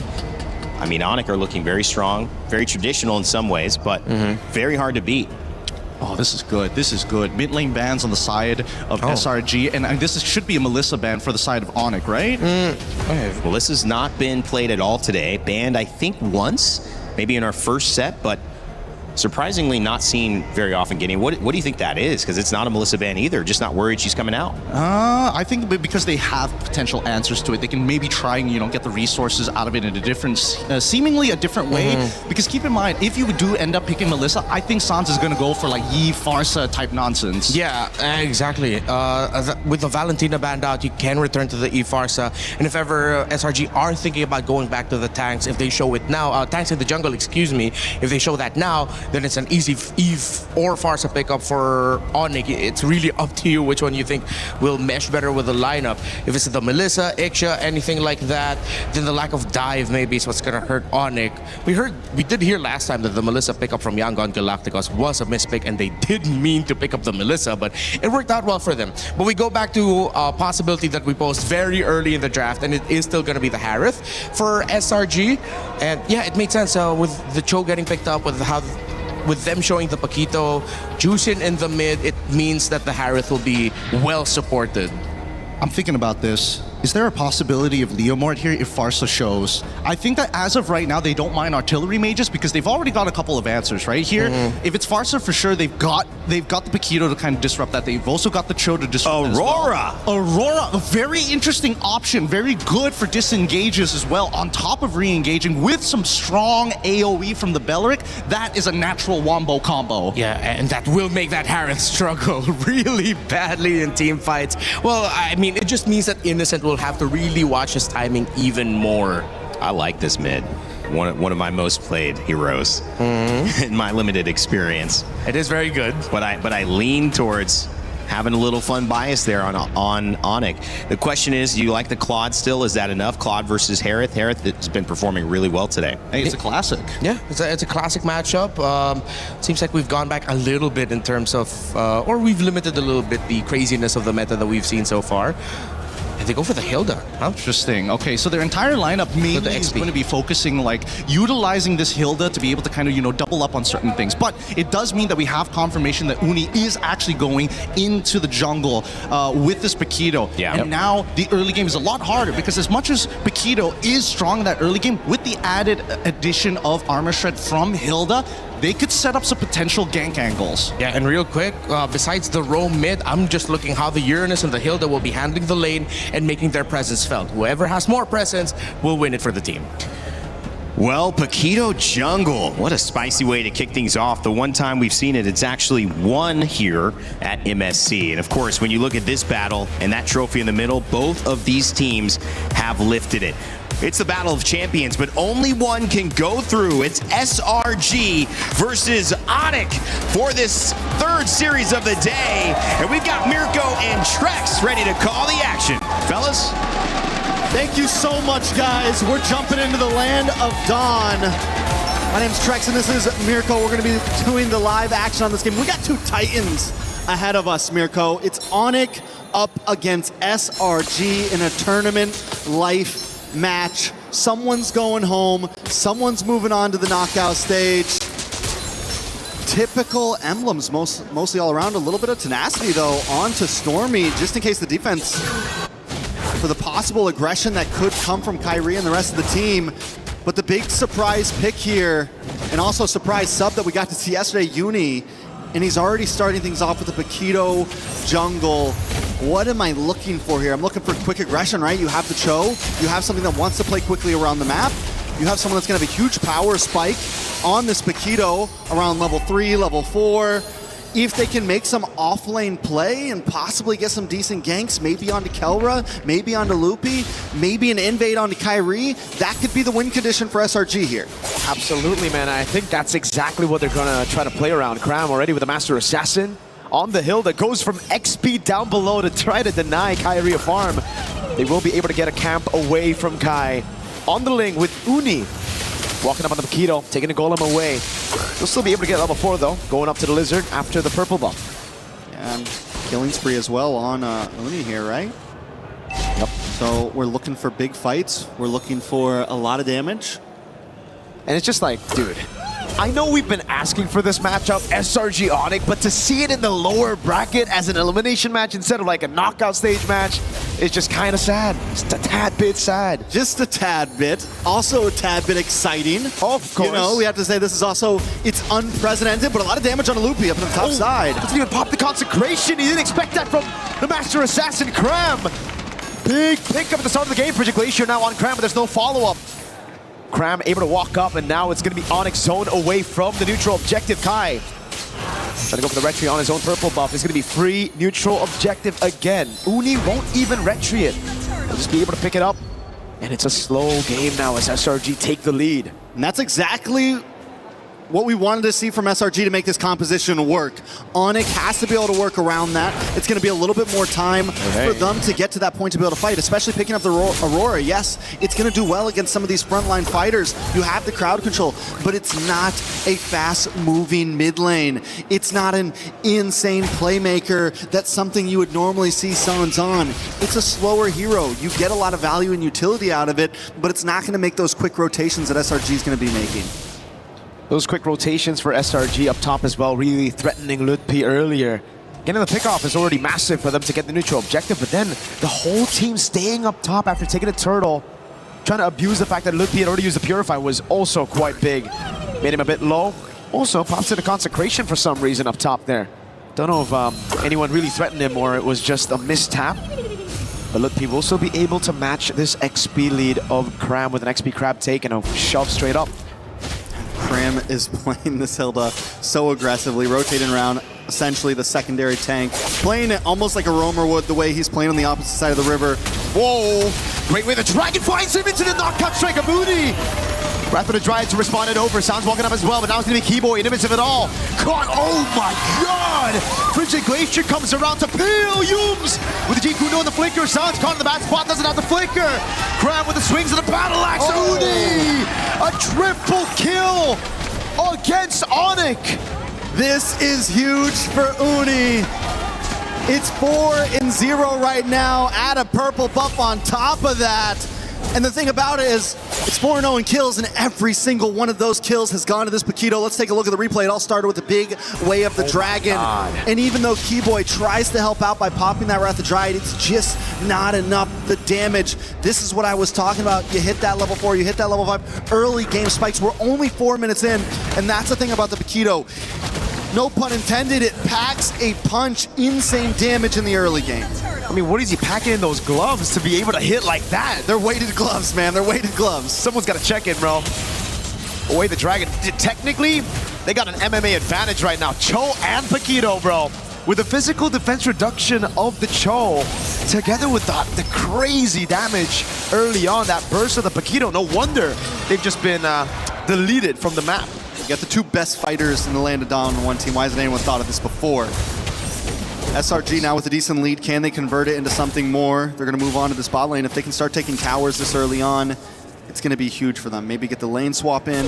Once they start taking some towers, Cram can get involved. Onyx has to find a way to slow the pace. And Keyboy and Sans hanging out in these bushes, that's kind of what they're looking for. But Sans gets found out. Yep, on the Aurora is going to get completely taken out by Cram now as Lutpi gets away just a bit from that Lantern Flare. Almost fully stacked up. Keyboy waited in the bush for a bit too long, now gets thrown back. Way the Dragon into Uni again! Oh, this combo is just deadly! Sadly, I gotta say, wait a second, more action at the purple buff. Retry from Kai, the 4 blades as well, but SRG got away just in time. Innocent as well, a level ahead of Kelra. Onyx are already forced to play the scaling game. I want to go back to where Sans got picked off just now. And if those two, Keyboy and Sans, would have been in a slightly different bush, more on their side of the river to where Keyboy was in the mid bush, Sans in the bottom, everything would have been better. But instead they take the aggressive route and advance to SRG's side of the river. Even though they're behind, even though they're not in a position to be in that type of position on the map. And Onyx has to know what they're dealing with at 6-0. They cannot be the aggressive ones, not only in fights, but in positions on the map. Way the Dragon into Uni, walking up. Oh, he walks away from the Wrath of the Dryad. Leaves him for the rest of the team, just in case Onyx try to capitalize on the Wrath of the Dryad. And this is where the question starts to come up. Oh, Kyrie missed the Defiant Blade on the wall. A bit of panic there. Cram got close. But the question again, Trex, and to everybody here, usually the Aurora is picked up with a combo, a Kaja, a Cho, someone with single target lockdown, and this time it's with a Belleric. Just feels a bit off. Yeah, Belleric has to kind of search for it, and that means Sans has to constantly be there. And a big kick! Sanzo has a passive there. Glacier popped in as well. It's Cram's going to be frozen under turret, but man, perfectly timed knockout again. Uni in a bag. It's going to be Innocent with a pickup as well as Lutpi is going to be slammed down to the ground. Another pickup for Innocent, a double. It's 10-1. This is uncalled for at this point.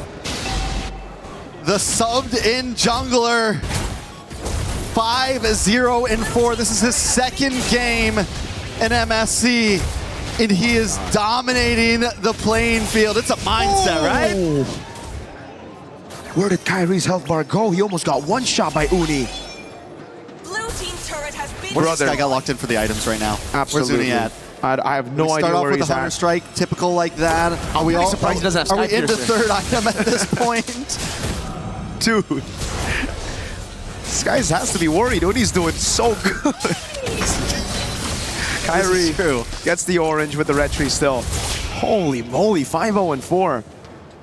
All right, so SRG have now converted this huge gold lead into multiple towers. Mid-tier 3 gone, top side all gone. And the way that SRG is moving amongst the map, they are just slowly compressing Onyx into their base. They've taken buffs.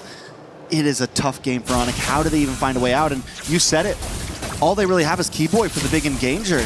And for him to really get a surprise engage off, it has to be a flicker. Even Lutpi, this far behind, with the amount of damage that SRG has, he can't harass the way you want to on a Uranus. And in the past, Uranus could still do it at maybe 0-2, could still do it at a 6k gold deficit, but we've been seeing how much trouble Uranus has been having in the meta currently when you fall behind like this. So it's going to be a while, if ever, that Onyx can really come online and re-engage these fights. They're going to have to let SRG come to them and look for the counterattack. Yep, Kai can only just retrieve the purple buff. That means it's going to be free neutral objective unless Onyx get a pickup, but it's going to be SRG with a move. Sounds of the flicker out already. Yooms! Tikuno with the flicker in the way. The Dragon straight up with the Stormy Sky Piercer. Big Purify coming down now as Kelrock is able to get the Blazing Duet down into the back line as well. Stormy melted down by the god in the gold lane. Kai with those blades picked up now as SRG are still able to get a 2-for-2 trade.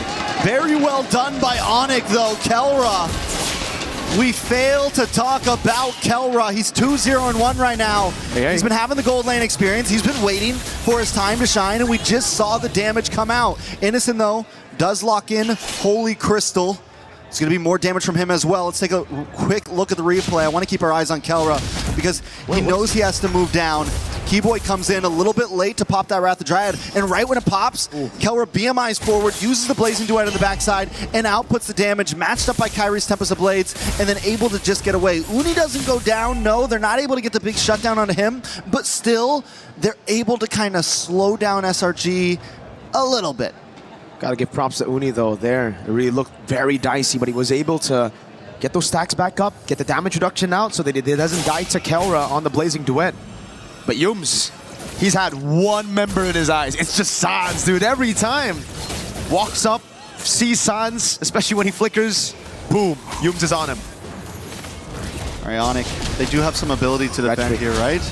Retry down for the purple buff. Kyrie is able to get it. That's going to be helpful in this next big push as Kelra moves forward. And SRG, I think at this point, take these tier 2s. If you get anything more, it's definitely a bonus. But with a 7k gold lead, they could try to force things open. Oh my god. On the Uranus taking that much damage. Holy Shield procs in the end, and the charge still comes through. SRG now looking to get 2. Holy Shield's down before the 12th minute of the game. Innocent popping that damage again. The Synchro Fission doing work. It's a scary bottleneck to come into against Onyx right now, even with the gold advantage. Oh, no wonder. Look, Holy Crystal picked up already on a Harith. 11 minutes in. And he's on the way to the Divine Glaive. It's definitely trouble for Onyx, but SRG respects the composition, right? You walk into that tower, you get hit by a big Frigid Glacier, you get hit by any of those big AoE skills. The possibility is there for a quick table flip, a quick turnaround by Onyx, so SRG has to play this smart. They can't brute force Onyx base open right now. 60 seconds for Lord, they just freeze lanes. Solid for SRG. No real reason for them to push the tempo anymore. No real reason for them to take any risks. They have the lead. They can play it safe. Heck, Cram can take a beating as well, and he can get away from it.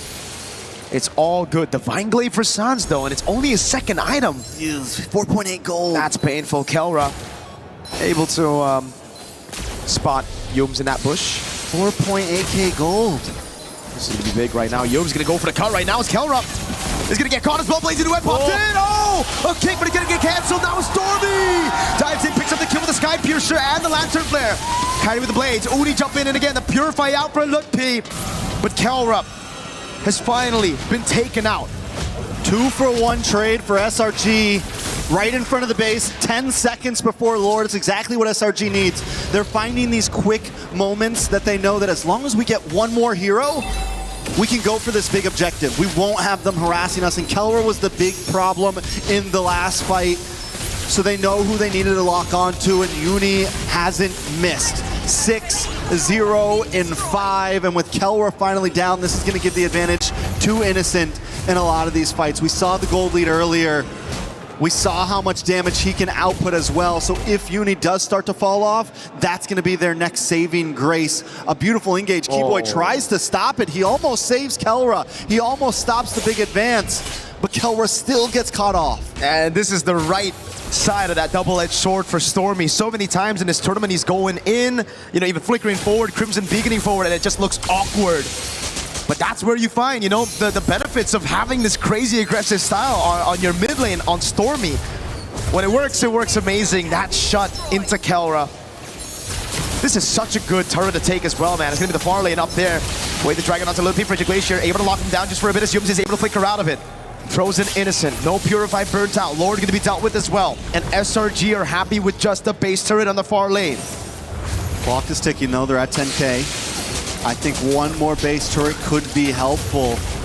Kelra getting faster and faster as this moves forward. Kyrie also, even though it's an assassin jungle, it's gonna start scaling eventually. SRG has to be careful about how long they want to let this game last. I think at this point, SRG, they should be still very, very comfortable. Yes, Sonic have that scaling, but as long as SRG play around these side lanes, utilizing that advantage, there's not much Onyx can do, right? Because with this kind of composition, SRG can actually still blitz around the Lord. Now, once we get into Evolve Lord territory, that's where it will get kinda dicey for SRG, because then I don't think they will have enough firepower to burst the Evolve Lord. But for now, it's still chill. All right, so basically Onyx just needs to survive this next one, right? Survive this next push. We get into Evolve Lord territory, taking a look at items. 3 more minutes. 3 more minutes. I mean, they have 2 inhibitors left. It's going to push down the top. I'm just saying it is possible. It is. Kyrie, Kelra, Loopy, all of them have been playing a good game. Anyone else in SRG might have tried to finish this a little bit earlier. Anyone else with a 10K gold lead, they might have tried to shove things in, but the respect is there, and I'm wondering almost, is it too much respect? Are they playing too passive here? Kelra now also looking at almost getting maxed out on items. Kyrie, fully stacked as well. All they really need at this point is Loopy to catch up, Keyboy to catch up, so that you actually have a bit of a front line to survive the damage that Uni, Innocent, and Stormy are bringing. For sure. I think the biggest gap right now has to be between the frontliners, man, because the damage dealers, as you mentioned as well, they're on the way to their full items, right? We're going to get to a point where it won't really matter. That, oh, hold on, Lutpi takes a big beating. Doesn't use the Purify, though. This is a pure 50-50. Now onto it. Kyrie doesn't get it. It's going to be Uni and Innocent, I believe. Kyrie wasn't able to get his hands on it, and without a purple buff, this will just be another free neutral objective, and then it's going to build from there, Trex. SRG, they're playing a safe game because they know as long as they're able to build these small wins, get those neutral objectives, and then transition them into structures, in the end it's going to be very, very difficult. He saved his retry. I'm wondering if the reason why is because Kyrie wants to try to go for the steal here. Maybe. They wanted to bait out the retry so that he wouldn't have it to try to contest. Onyx is keeping a close play. Look at Humes right now. Cram as well in the back. Jeet Kune Do now the way to drag him, but it goes into a different angle. In the back to Mikael with a crown as well. He's going to be caught in top spot right now. Makai finds Innocent in the fight. Now he goes for the damage. It's only picks up that godlike as he takes Kelra down. Both gold laners out of the fight. This is huge for Onyx right now. Kyrie, and this is what I meant. They hold on to it. Yes, we don't get the purple, but as long as we can as long as we can hold things out a little bit, they do have a chance. The problem is that long lane, SRG's okay with playing it slow. Wow, SRG's okay with chilling it out. The engage comes in. Kelwer gets a good chunk of damage, and Keyboy plus Kyrie on the bot side freeze Innocent, stop him, and Kyrie's able to get the kill. And in that moment, SRG knows they have to back off. They don't want to play the long fight. You gotta give props to Onyx, man. They layered their skills very well. The Wrath of the Dryad baited out the Purify. Then we saw the Frigid Glacier. Not the stun, but just the damage. Right as Kyrie jumped off the Finch Poise with his own Defiant Blade to burst Innocent down. So now Innocent, he's also fallen. Both gold laners aren't deathless. The only man who's deathless right now is Uni. Bro, 7-0-5 on a Paquito. Who would have thought? Who would have thunk? Another pick that's, you know, another crazy layer to the meta right now. Something that at first you see it, you doubt it, and SRG is making it work very well right now. But they are having some trouble closing this out. They're finding great position. Humes always in a side bush. Cram always looking for an angle as well. Onyx has to watch out for it. SRG are going to go for the commitment here. They see the Ling. It's insta-commit. No way for Onyx to respond to this. They still want to try, though. Look, he caught again. It's going to be the taunt landing, but the Shun Pu's right there. Uni with the red tree. Keeps it clean. Sounds to the background, waiting for a Frigid Glacier. Plays down as the passive. Going to be procced in the sky. Jumps in on Innocent. Picks up the blades. Picks it up. Waiting to try and appeal again. It's that's going to be Kyrie with the blades. Over and over again. It's Crab in the back, waiting for a position. Signs for Innocent, but SRG got the neutral objective. Kai with the chase now onto Cram. No flicker available. Kelra wants to go with the chase as Keyboy cuts him off. He doesn't have a Wrath of Dryad. No, he doesn't. Doesn't land a taunt either. It's not the Evolved Lord yet, so Onyx, I feel, get the win with a mid and a gold traded. But if SRG can stop these three members from recalling, it's going to be massive. The pincer's here. Uni comes in. This is going to be bad for Onyx. Oh, watch how Stormy he goes. We're trying to disperse the damage. Kyrie able to get the Defiant Blade as Cram tries to get him down. Wave up top, and the Lord is going to come crashing down, but the mini wave's actually going to spawn in time. Look be there. Kyrie with a Tempest of Blades gets him out. Look pay against 3 on this Uranus. All he's got to do is keep him away from the base as Onyx tries to clear this Lord. All he's got to do is buy a little bit more time. The Lord and the minions almost won SRG the game. Lutpi falls in the end. No consecration, and now it's Innocent back up in the Lanadon. Onyx with a Hail Mary play there, and SRG responding so cleanly, but it's not over yet. SRG still at the door. They're waiting for another wave to come down. Oh no, Frigid Glacier, the Frozen as well. Innocent jumps over some encore, but now he's going to Kelra. Going with the lazy new one by Innocent. Takes him out. Kyrie's trying to save it, but Uni wants to stop him. Kyrie gets the shutdown. The double. The neither team wanting to give this up. We got a game in our hands. SRG versus Onyx. This really should have been a knockout stage game, but we find ourselves right here, right now, seeing it. Every time you think it's going one team's way, something else happened. Uni with the immortality, then takes the shower shot by picking up the winner crown, gets the kill, but Kyrie pulls up in the nick of time. Not only is the game back and forth, but every single fight at this point is just tit for tat, punch for punch. And now there's only one. It's just Cram who's deathless on the Hilda. There can only be one. There can only be one. The wise man once said. Mr. Cram on the Hilda. Can you imagine that? The guy's like up in front, always flanking on a master assassin. That's the hero that should be dying the most. You know, that's the one that's like, oh, we just sacrificed the Hilda in the early game. For sure. I mean, not Cram though. Not Cram. Not me. He's built no way. different. 3-0 and 13. All right. 3-0-13 is insane. We're at 20-9. Onyx finally with a grip on this game. It's down to tie game mode. The problem is Lord spawns on boss side, long lane, looking hard for Onyx. Oh, he's gonna jump in. Oh, when is he gonna burst it down? Straight up, what was that damage? Kai and Kelra together with the combo. Now it's up to Stormy and Uni, Cram and Yums in a 4v5. Uni needs to find an angle in before Kelra shreds this down. Kyrie as well. They got no red tree. They gotta play it slow. Kelra jumps with the BMI over on Cram. Now it's Lutpi zoning in the backline as Cram tries to run away. BMI back again from Kelra as Lutpi tries to stop Uni from getting into this Lord pit. In the backside, a big kick from Yums. Over on Sanz now with the follow-up. Yums goes down to Kelra. Onyx playing this game. Wave up top is good for SRG, but Onyx want to go for the Lord. Wave, wave, wave. Someone's got to go back and someone's got to stay. Oh my God. Because if they lose this Lord, they may not survive the day. Kelra over the blazing duet. Stormy gets out the Crimson Beacon. That's going to be him jumping back again with a nature from Kelra. Sanz pops down the Frigid Glacier. It stuns Uni. Kai gets a shutdown. Cram's first death in game one. And the crowd is electric right now. And we are losing our minds through this game. We're 22.5 minutes in. It's Stormy and Innocent defending the base. A Lord will be coming soon, but Onyx is already at the inhibitors. Look at the death timer, 16 seconds on Yums, 30 on Uni. Cram is down for another 40. The Evolved Lord is going to spawn in the bottom lane. And Onyx want to utilize it. Innocent and Stormy. They've done this before. They have done this before. But Kelra is shredding. Onyx doesn't want to show them the same respect that SRG showed them 10 minutes ago. 15 seconds now on Uni. On the line. They're buying good time. They're buying really good time. They actually saved this mid turret. SRG. They're going to have all 5. Yeah, they will have all 5. Does Onyx fully commit to this here? There's so many towers that they have to get through. This is the a big Lord will Lord. take a good chunk of damage.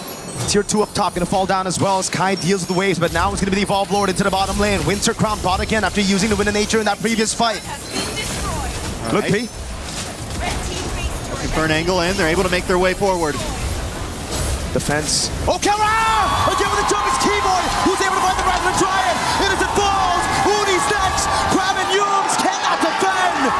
Oh, they come back in game number 1. It took 23 minutes. Multiple Lords, but Onyx finally pulled the game back into their hands, and that's only game number 1. Wow. What a series. What a game, I mean. Not a series, because we're just getting started right now. Onyx takes them the distance in that one. Pure insanity, and SRG played so well. Uni played so well. Multiple members of SRG going deathless throughout that whole game. But Onyx, I think, you know, I said it. Yeah, you did. If they buy too much time, I think they need to end this now. SRG being a little too passive. You've got a 10K gold lead. And they let it happen. I think it's a mix as well, right? Like they were playing passive when they shouldn't. They were playing aggressive when they should be the ones playing passive as well. So many of these skirmishes were a bit too unnecessary with a 10,000 gold lead, having the macro advantage on the map as well. Here as well, right? I mean, the dive over under tier 2, it made for a hell of a highlight for Uni, but it wasn't the right call if you look at the macro decision making. Why dive a tier? Why dive a base turret? Calls were made, plays happened, and SRG takes the first loss in this best of 3. But the possibilities at this point are endless. But Kelra, it took him a little bit of time. The moment we saw that first fight where he got the big blazing duet off up in the top lane, we knew the damage was there. Once he got his Holy Trinity in, as he collected more items, he didn't even have to be passive about it. He could just jump into 3 or 4 of them and completely shred down Stormy. How we doing, Virgo? Dude, I'm looking at that play again, well, right? Say hello. I know. Say hello to the people. I know. I just want to look at that play because he's got to go back and let us know about it. Dude, Kelra, I was just like, I don't know what that damage. I think he was fully stacked up. I think that's exactly what it is. He's fully stacked up on both Corrosion, yeah, and his Art of Thievery. So that's why it looked like insta burst. It wasn't literally even just looked like he blew them up and did not shred them down. That's why. That's why I needed to look back. There's definite insanity. Taking a look at some of these stats. You know, we got to go back to Uni, man, because he did have an amazing start of this game. 69,000 damage dealt. But the fact that Kelra ends up doing 127,000 damage. Oh my God. This guy didn't touch anyone for like the first 6 minutes of the game. Bro's 001, I think, for the first 6 minutes of the game. And then he was able to get 2 kills on Stormy. And I think Yums. Stormy and Yums. A double up top, right? We get to see the highlights again, and that's where you're going to see the stacks that that he was able to hold on to before that blazing duet. I mean, what a game! Hey, I love the smiles. They're ready at this point, you know. And we saw some reactions as well from the side of SRG during the game. Uni felt comfortable, but you never get too comfortable. I think SRG got too comfortable in that game. And the pressure was on for Onic, and they thrive off of those types of games. So too. It's not the first time we've seen them make insane comebacks like that, where all it takes is one play. And it felt like when it was needed most, Kyrie and Kelra, and even Keyboy as well, were just working so well together in those fights. You mentioned it during one of the moments where the layering of skills with everybody, from Sans getting involved as well with the Frigid Glacier, I mean, all of it. From back to back to back to back. It was well played. It was fantastic. I mean, when you see the guys who lost and they're laughing, they're smiling, they know it was a good game, right? Like Uni, after a fantastic performance, you saw it right there. Uni was laughing. He's probably like, dang, it's been a while, I'm just happy to be here, yo. I'm just happy to be here. I came in one game, got a game against GK, said it was easy on stage, and then now it's like, I mean, he proved himself, man. He had an amazing game. He's made me an Uni believer. Yeah, so as we take a break and take a breather and prepare for the next match, we have something for all of you. Some more confessions. Oh, God. From what I hear. From who? From your bestie. Renmar? Ooh. Just kidding, bro. My bad. It's obviously nice. Play is in our DNA. Whenever we let it out, it becomes our superpower. Now imagine an entire city being built to supercharge it. Kadir City, powered by play.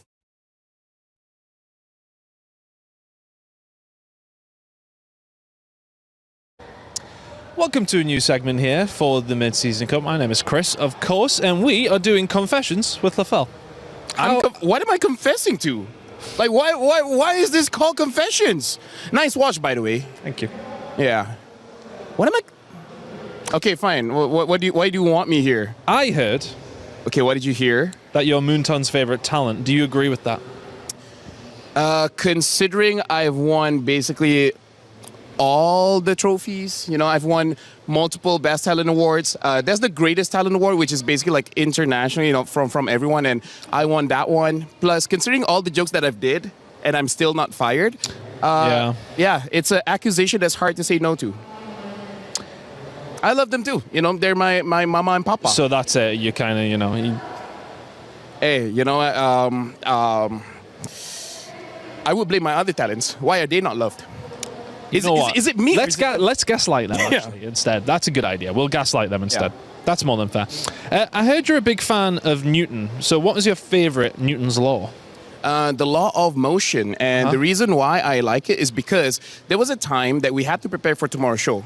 But I got very bored. So I spent 3 hours learning physics about how Newton's law of motion really discusses about how sound is created, which TLDR is just a bunch of particles in the air that expand and contract, and a disruption in the air creates the sound.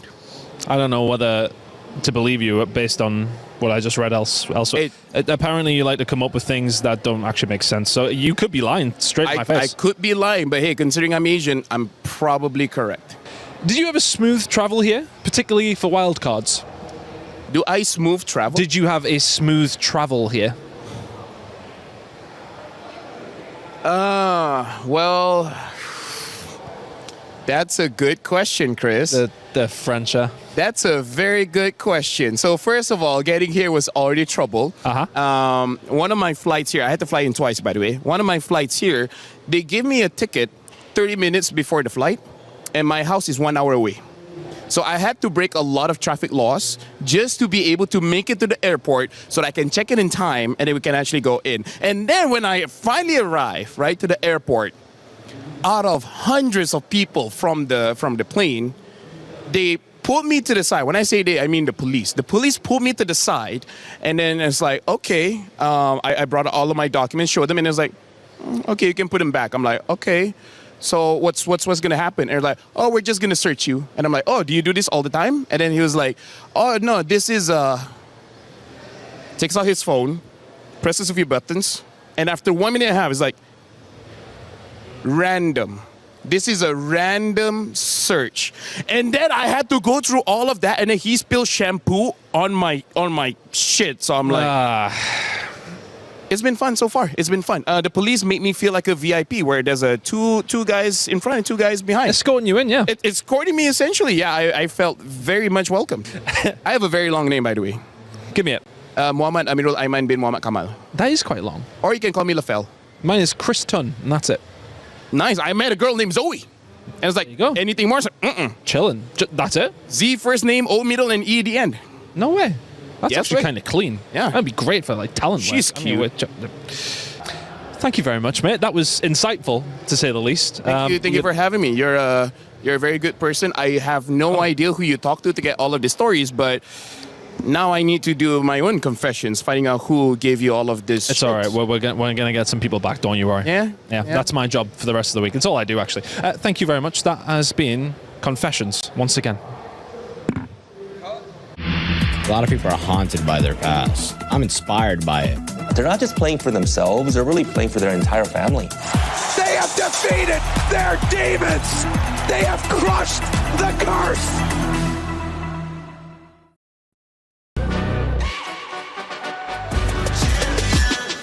This ain't no regular thing. Came for the ring, you know what I mean. You see my name in the lights. Better get right, I'm champion.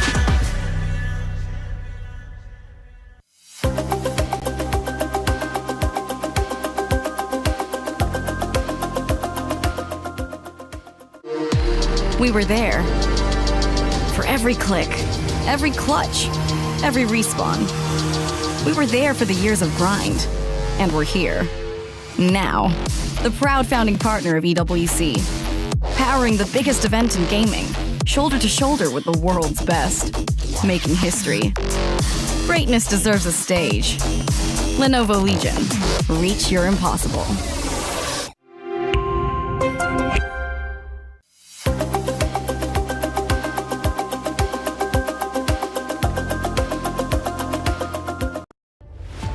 Selangor Red Giants leads the series. It's what I would have said if Onyx didn't make that insane comeback in game number 1 to lead this 1-0. 1 game away from eliminating the 2024 champions and advancing into the knockouts. Welcome back to the studio panel. Renmar, Gideon here. Gideon, how are you feeling, man? I'm feeling hot, man. How can your blood not be pumping after a game like that? When all odds looked like SRG was going to take it away because of their early pressure, somehow Onyx, they edge it out. Kel comes up, sets the standard once again. Yeah, the Winter Crown plays, the Wind of Nature's just in time to survive onslaughts from Uni, especially right there in the end. But of course, Uni coming in for SRG as the starting jungler for this series definitely made a name for himself and showed up 11 plus kills, 1 or 2 deaths, a handful of assists. You cannot doubt that this young man is ready for the stage. Let's look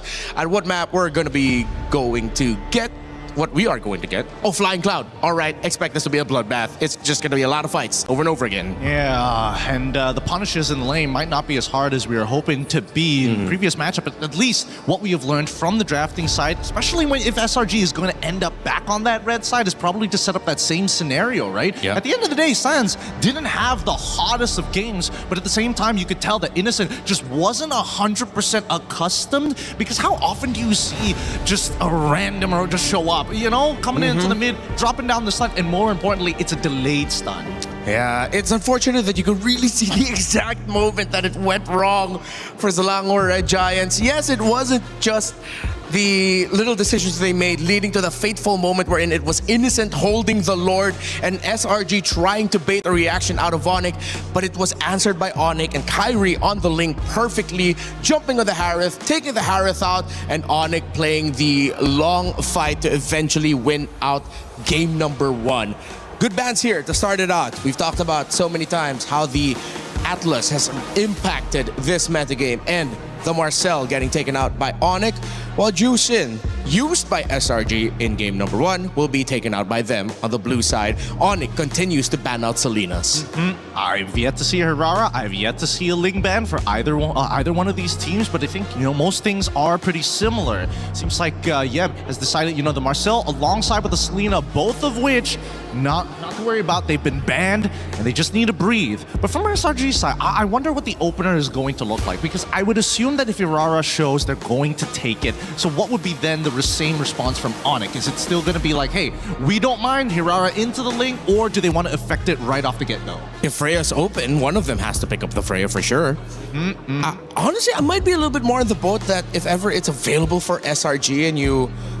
Honestly, I feel like I don't even need to worry about the Phoveus because you can slot that into the gold. Just pick up the Freya as the first pick. Yeah, and they also have to worry about that Fanny too. So luckily, the Fanny is gone. It's all up for play. Beleric Valentina is still in play, not to mention the Ling as well as the Hirara at this stage of the game. And I think that Onyx needs to make that final choice. It's either they open up the entire thing or they just answer to the Freya, which again has been very terrifying, especially when let through. Let's say if both assassins, top ones, and the meta will be left open by Coach CW and Coach Yeb, Ling and Hirara. Will it be one of those, or will they ban out the Freya and just keep it honest with the Ling-Hirara trade? Last ban, red side for Onyx, taking their sweet time. They ban out the Freya, Ling-Hirara is the active trade. No, and SRG, based on the information that we got yesterday, they like to go for the Hirara here most of the time. And considering that they were playing an early game composition in game number 1, I don't mind them if they do it all over again. Yeah, could work out very well for them. I think if they want to run back wherein Innocent isn't going to be packing someone with basic attacks and they want... Well, I mean, Harith isn't as the non-traditional marksman, if we're looking at like basic attack marksman, then just pick up the Ling. But they did get their win in the previous series against GK with Uni on the Hirara, and it was a very good Hirara performance. They go for the Hirara. I wouldn't be surprised if once again we'll see Cho getting fought for in the first phase of this drafting. Yeah, I wouldn't be too surprised too, but at this stage now, at least we know exactly where the jungler is going to be. In game number 1, the big question was where exactly were the 2 flex picks, one on either side. We weren't 100% where it was going. And SRG was utilizing those flex picks as a mean to start affecting some of the other laners, right? And they're even using the the draft bans to also indicate, yeah, we're going to be attacking you on this side. But the response, straight away, surprisingly enough, they go for Nolan. Yeah, so that was a hero that we mentioned earlier, but that's if ever the Ling and the Hirara are taken away. So this was like, it's Onyx trying out, all right, instead of focusing too much on the Ling-Hirara trade, why don't we bring up the third option that people and other junglers in MSC have been bringing up in interviews, in quotes? They are honest and pick up the Nolan. And I think there's a couple of interactions that will be shown here today. Number 1, at least comparative to Ling. Ling is able to get across the map really, really fast, make that huge impact, and has iframes. Nolan may not have iframes, but he has a much better early game. He's got a lot more damage to work with, just as much mobility as Hirara, arguably with purple buff more. And most importantly, I think it's going to be a difficult 1v1 because Hirao is going to try and lock you down. He's able to dash back out. Yeah, but now we look at SRG. They pick up the Barretts. Obviously going to be going to the EXP lane for this one, so that's an honest pickup. Wouldn't be surprised if Onyx just balance it out and pick up the Uranus themselves. There we go. And then for the gold lane, that's what they're going to be fighting for. Now, you already have strong burst. I think some great sources of basic attacks from Onyx would be good. If SRG don't ban out the carry, would it be the worst pickup in the world for Kelra? But if they really want to play through the AoE and knowing that technically this is going to be somewhat of a front to back, knowing that you have a Barretts that you're up against, maybe his good old favorite in the Beatrix might make a show up. I don't know why I said it like that.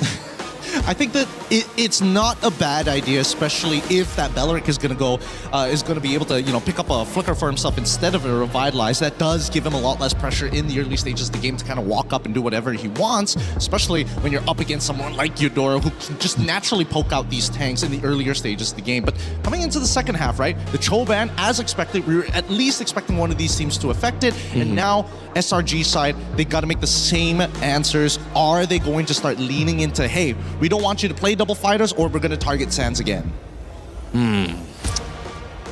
Sans pickups, with the Juicing gone, he can't Valentina, and yeah, the Valentina might not be the best bet here. They don't have many good ultimates to kind of work with. Will they just end up getting Sans on something like a Lilia? Ooh, that doesn't sound like a bad idea, but we're already seeing that Rafa is going to get banned out early on here. One of the key conditions is the fact that Flying Clouds is the current map play. So you can revive somebody, put them on a Flying Cloud, and they lose 0 EXP in the mid lane. Oh, this is a great ban here. Keyboy did show up with the Badang. We've seen it also in the hands of Finn in Team Vitality. Can't remember if Humes picked it up. But it is a great pickup with all of the dashes that you have here. Momentum stopper with Onyx looking to play a much smoother team fight. And it is just very annoying to deal with, especially if you're up against a Barretts. That extra wall brought up by the Badang could be another extra obstacle wherein the missiles of the Barretts could knock in their opponents, and then that's just an extra way for you to get easier stuns. I mean, let's not forget about the anti-CC and that ult, right? That's just a great way to just kind of disengage when Belleric tries to make a flicker Wrath of the Dryad play on you anyways. I do want to see what this last ban is from the side of SRG. Lo Yi is going to be the option.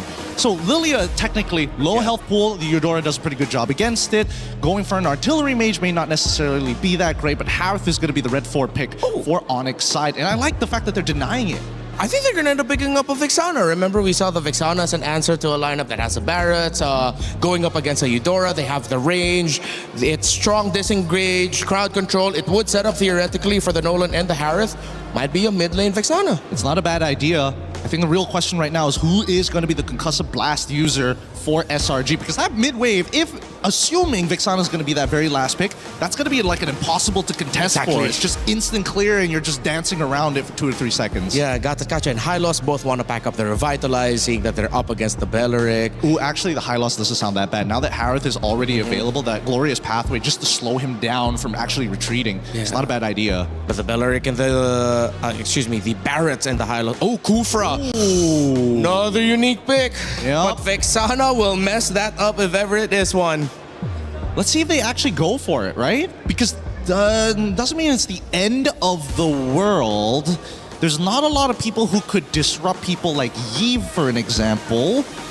True. Yves still might be. They still go into the Lily. That's so interesting. Yeah. I think at the end of the day, they still want to make sure that, hey, we don't have to stick around the lane for too long. I am curious about specifically whether or not this Belleric, what are the emblems? Is it going to be Ragefly? Is it going to be Concussive Blast? That's going to tell us a lot about how this game is going to be played out, especially in the mid, considering that Stormy, he wants to move out of that lane fast with Yums to ensure that Kyrie can't find an angle in for a lane gank. SRG needed range, and they got it from surprise initiation through their Kufra, but they are very close to mid-range. While for Selangor Red Giants, close to mid-range too. Honest with it. Good sources of damage for both, and this should be exciting. Will SRG force game number 3, or will Onyx sweep them here to advance to the knockouts? Mirko and Trex, let's go! We're jumping back in to one of the most grueling series we've seen so far. Onyx up against SRG. Onyx came back last game late game. They had zero control in the beginning, but were able to still get the win, and SRG continue to evolve and grow. They're willing to risk it with some different picks. This is something they lacked in the beginning of the tournament, and we're already seeing how much more they're adapting to current meta. Hey, that's a sprint on Stormy. That's something new, that's for sure. Pull yourself together though for Yums, Master Assassin for Innocent, just trying to win out this lane. But yeah, sprint over Flicker for the first time on the Eudora. I wonder, I mean, it had to be, whoa, a lot of damage on the Keyboy. Toe with the fracture, not even there, it's just the passive Kai. Jumps in, picks up the kill, Yum's gonna be very low. Onyx strike first this time around, and they instantly go into enemy jungle. Beautiful rotation from Luffy and Kyrie coming to that mid lane. Yums is gonna try to stop it, but he may get taken out here. Yeah, Kyrie is able to take it, now he jumps on Yums. There's a few more hits to take another. He's on the board, now it's 2. This is one of the good things about the Noland up against this Aurora. He's gonna be able to dash away, he's got the escapability. He's not, even if he commits to a big amount of damage, he instantly dashes back, and it's gonna make it a little bit harder for Uni to catch him in some of those dicey moments. Yums may be going a little too deep. Maybe should have just let them have that one, because now that Kyrie's got 2 kills already on a Nolan, it is a picture-perfect start for Onyx. Can't get better than this, right? Especially after last game where it was SRG who dominated the first 14 minutes of the game, right? Like, entirely early game, it was just SRG. Kelra this time feeling the wrath of Innocent in a winning matchup. All right, so SRG, do they want to contest this? Again, they do have the Harara, one of the highest prioed heroes in the meta right now. They're just gonna go in on Cram. He's gonna get bursted down. Sans picks him up. Lutpi is able to walk Yums down. Keyboy doing the same thing now, over to the purple buff. Uni still just level 3. It's like deja vu to game 1, but it's reversed. It's Onyx with the control. 2 kills at the start. Neutral objective without even using the retribution. Uni using the retribution on his own purple, just like Kyrie was doing last game. It is a mirror match for sure. Can SRG pull off what Onyx did though? You know, it seems like SRG's a little bit disconnected. Yums first goes in by himself to his own death. This time Cram maybe goes a little bit too deep while Uni's still looking for his purple. The full commit's not there, and 1 or 2 of them are going in and getting caught off. And I think they have to realize that maybe it's not the time, or if we are going to commit, everyone has to be together. Slow for Onyx after this lead, just taking a purple buff, and only now really making that aggressive move. Double immobilization onto Lutpi, but he doesn't care. Keyboy got a position, Flicker after the Triad! Connects on Innocent, he wasn't expecting it, now an all-in on Yums, under tier 2, a Flicker burnt out already. And Uni has to just watch as it happens. They didn't even want the orange buff. Nope. We're not even going for this orange buff. We're gonna lay a trap, we're gonna get another kill. We're gonna put Kyrie at 3-0-1 and Sans at 1-0-2. Let's get these damage dealers rolling. At this point, Uni's just sitting back and watching. He's trying to farm his own jungle. He's trying, I mean, everyone's just trying not to die at this point, let alone catch a lead. That was one of SRG's fallback plans, right? It's Innocent. If you lose an early game, you can just play around Innocent. The rest of the composition, though, is made for early to mid. Sans has to use the black shoes there. Good move by Cram with the rotation, catching him off guard. But now it's going to take a little bit more to get that plan B sorted out. They're going to have to constantly rotate with Innocent now. Yeah, look at them, literally hovering around him right now. Stormy and Yums keeping him safe, but possible play in the mid. Onyx going to be pushing SRG back. I don't know if this is a turtle they want to fight for. 2-level advantage on the retribution for Kyrie. Golem gets reset. Uni still able to secure it. Now looking for level 7. Kai on the purple buff though. This should set him very close to level 9. I'm going to be honest, I don't even know if Cram should be down here at this point. Is this really a fight that they want to take? Innocent, slightly behind, nothing too crazy. Does hit level 7. Oh. Taking a lot of damage. That's why they went for the Lilia, man. Baraz is just going to get shredded down, has to flicker out. He has the consecration still. Free retry now as Yums is able to find the talent phase on Keyboy, but he doesn't care as Kelra pops into Zaman Force. Lutpi with the consecration gets away. That is nothing to Lutpi. And this is what I mean, right? They expend so much time on that turtle. They maybe could have got a push on top tier 3. they maybe could have, you know, if Cram would have stayed up there, if someone else would have gone up there, they could have rotated elsewhere and at least made play up on the map. But instead, they had to spend so much energy on a turtle they never had a chance to get. So now it's the build back up for SRG. They send Innocent to the other side of the map, trying to get him farm.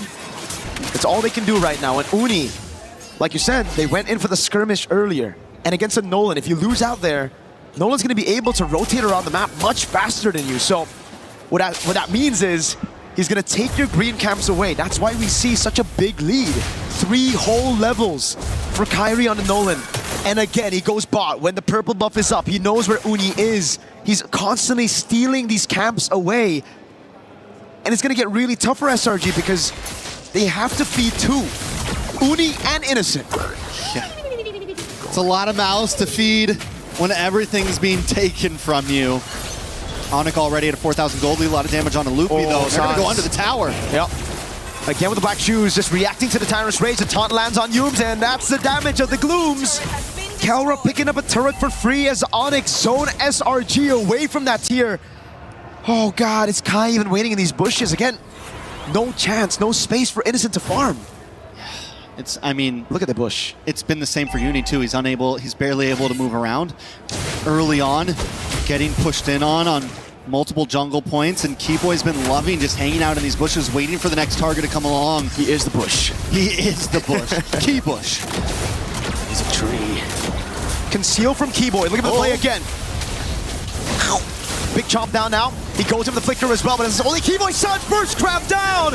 They're able to get Keyboy, but now it's going to be Kaura with the Zaman Force, popping him down. That's Uni in the back, going for the kill, finding one, and the trade as Kai walks up, and Uni finally a bit of retaliation. Jumps on again, the Purify out, but now he's going to be on cooldown as Litpi looks for the chase and finds the kill onto Uni. I don't know if taking the death at the end of that was worth it. Finding Kelra at least is a saving grace. But the damage onto Cram, the burst damage of this team right now, with Kyrie being at 4-0 and 3. I mean, it's true. It is very reminiscent of how SRG was doing Onyx last game. But the problem is, I don't think Onyx going to give him time to breathe. I don't think Ooh, Innocent in a bad spot. He's going to have to flicker out of this, man. There's no way. He might not even flicker. He might just take it. Keyboy with a flicker and the Rapid Dryad. Innocent fed to Kelra. Again, not given space to farm. Yumes, body block from the rest. They feed another over to Kelra. Sometimes you got to just take it, Mirko. Sometimes you got to just accept your fate. Innocent knows there's no escape there. Onyx moving on to the tier 2. Onyx has never won against Selangor Red Giants. SRG on the defense. Can Onyx pull this off here? After a grueling game 1 of pushing the limits, it just goes to show Onyx diversity right now. We can play the long haul. We can dominate in the early game. Just give us the chance right now. What can SRG do? Having the carry just makes this all so much harder too. And the fact, we called it out at the beginning, taking a death early on, and now you've got 2 deaths, being unable to farm. It is a long haul. The thing is it feels like it's been 12 or 13 minutes. It feels like they could get to late game in just a few minutes, but we are just breaking 9 minutes. We're talking, it could be another 5 or 6 minutes till Innocent even has a chance of really outputting damage, till Cram can actually hold down the front line. Onyx didn't really have the game in their hands until 18 or 19. That's a long way away. Can SRG do what Onyx did to them in game number 1? Those are the questions that we need to ask right now. With this kind of composition, it's going to be difficult. They don't have the clear.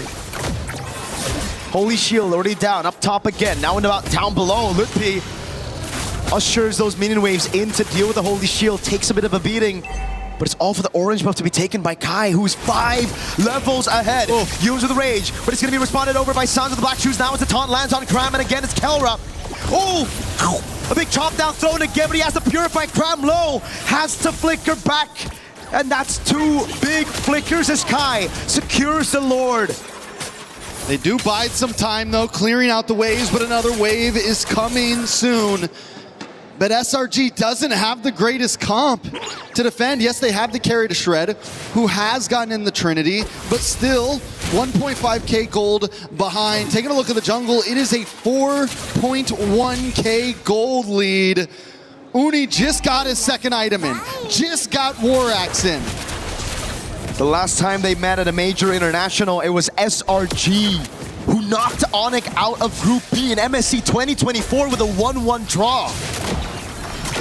Well, revenge is here. It's in Onyx's grasp. All they got to do is close this out. And last time SRG was a little bit too patient. Onyx is ready to kick in these doors. And whoa, yeah. Was it a flex or what is it, a misplay? We'll see with the result of the game. Comes down to that. Deathless Welcome coming out onto the Uranus now with no winner crown, no problem. Silence deals with him. Wave in the mid lane is good. Onyx gonna look for the slow build up into the siege right now as they go over the top lane. Lutpi holding in the front. Is it gonna be Kai with the dash in forward as Kelra jumps in again. The fracture lands on Yums. Lord cleared out. Black Shoots comes down. Uni goes down. Keyboy with a rapid drive to the back lane. Is now gonna be innocent with a pickup. But Onyx clean sweep. Salamo Red Giants to make it a top 8. And they don't just win it, they earn it. After game 1, pushing themselves to the limits, and then to prove they can finish things in style, they win game number 2 in a very quick fashion. You can see the smiles on their faces. Kelra, Keyboy, happy about it, because both of those teams were tested in this group stage. Almost every team in group stage had some rocky games. Nobody was a guarantee. Everything was earned. And Onyx will move forward. They will. Top 8. Selangor Red Giants.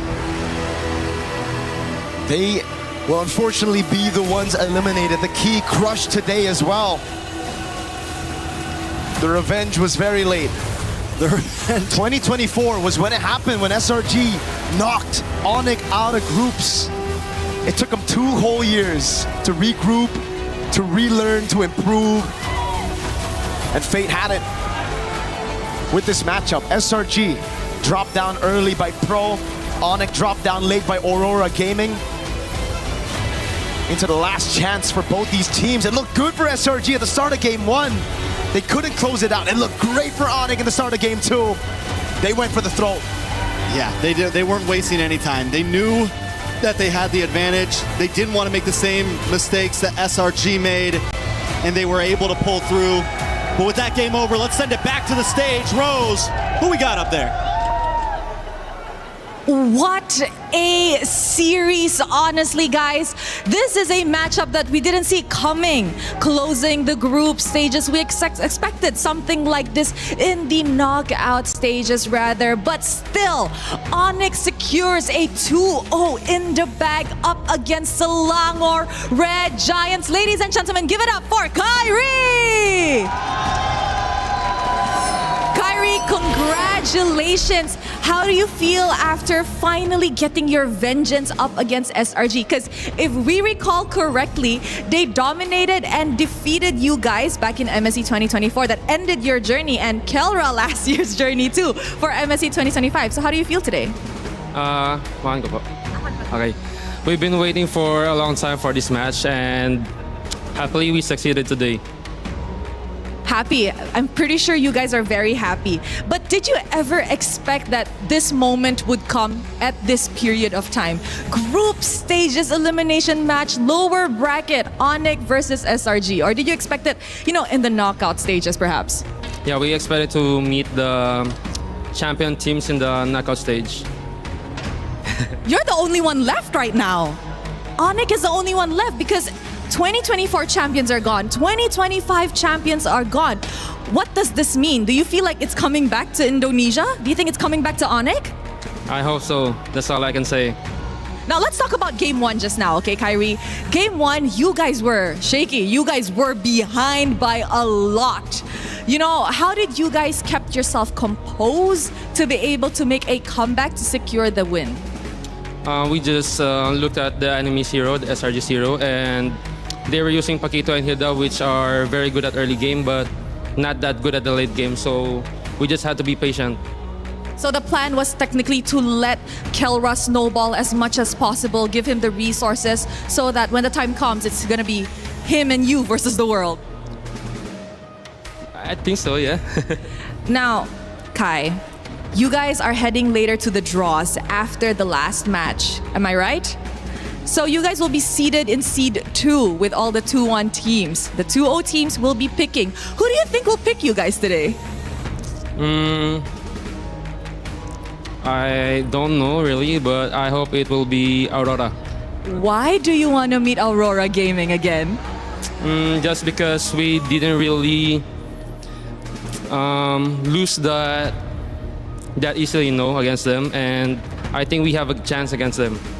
I agree. You guys were the only team that managed to push Aurora Gaming to a 2-1, and people are saying they are currently the strongest team in MSC. And if people are saying that, I think we want to meet the best. No, Kyrie? So is there any message for Aurora Gaming? Who knows? Maybe that will make them pick you later. Just good luck. And of course, a message to the fans. And to my fans, thank you so much for supporting us, especially my team, Onik. Thank you.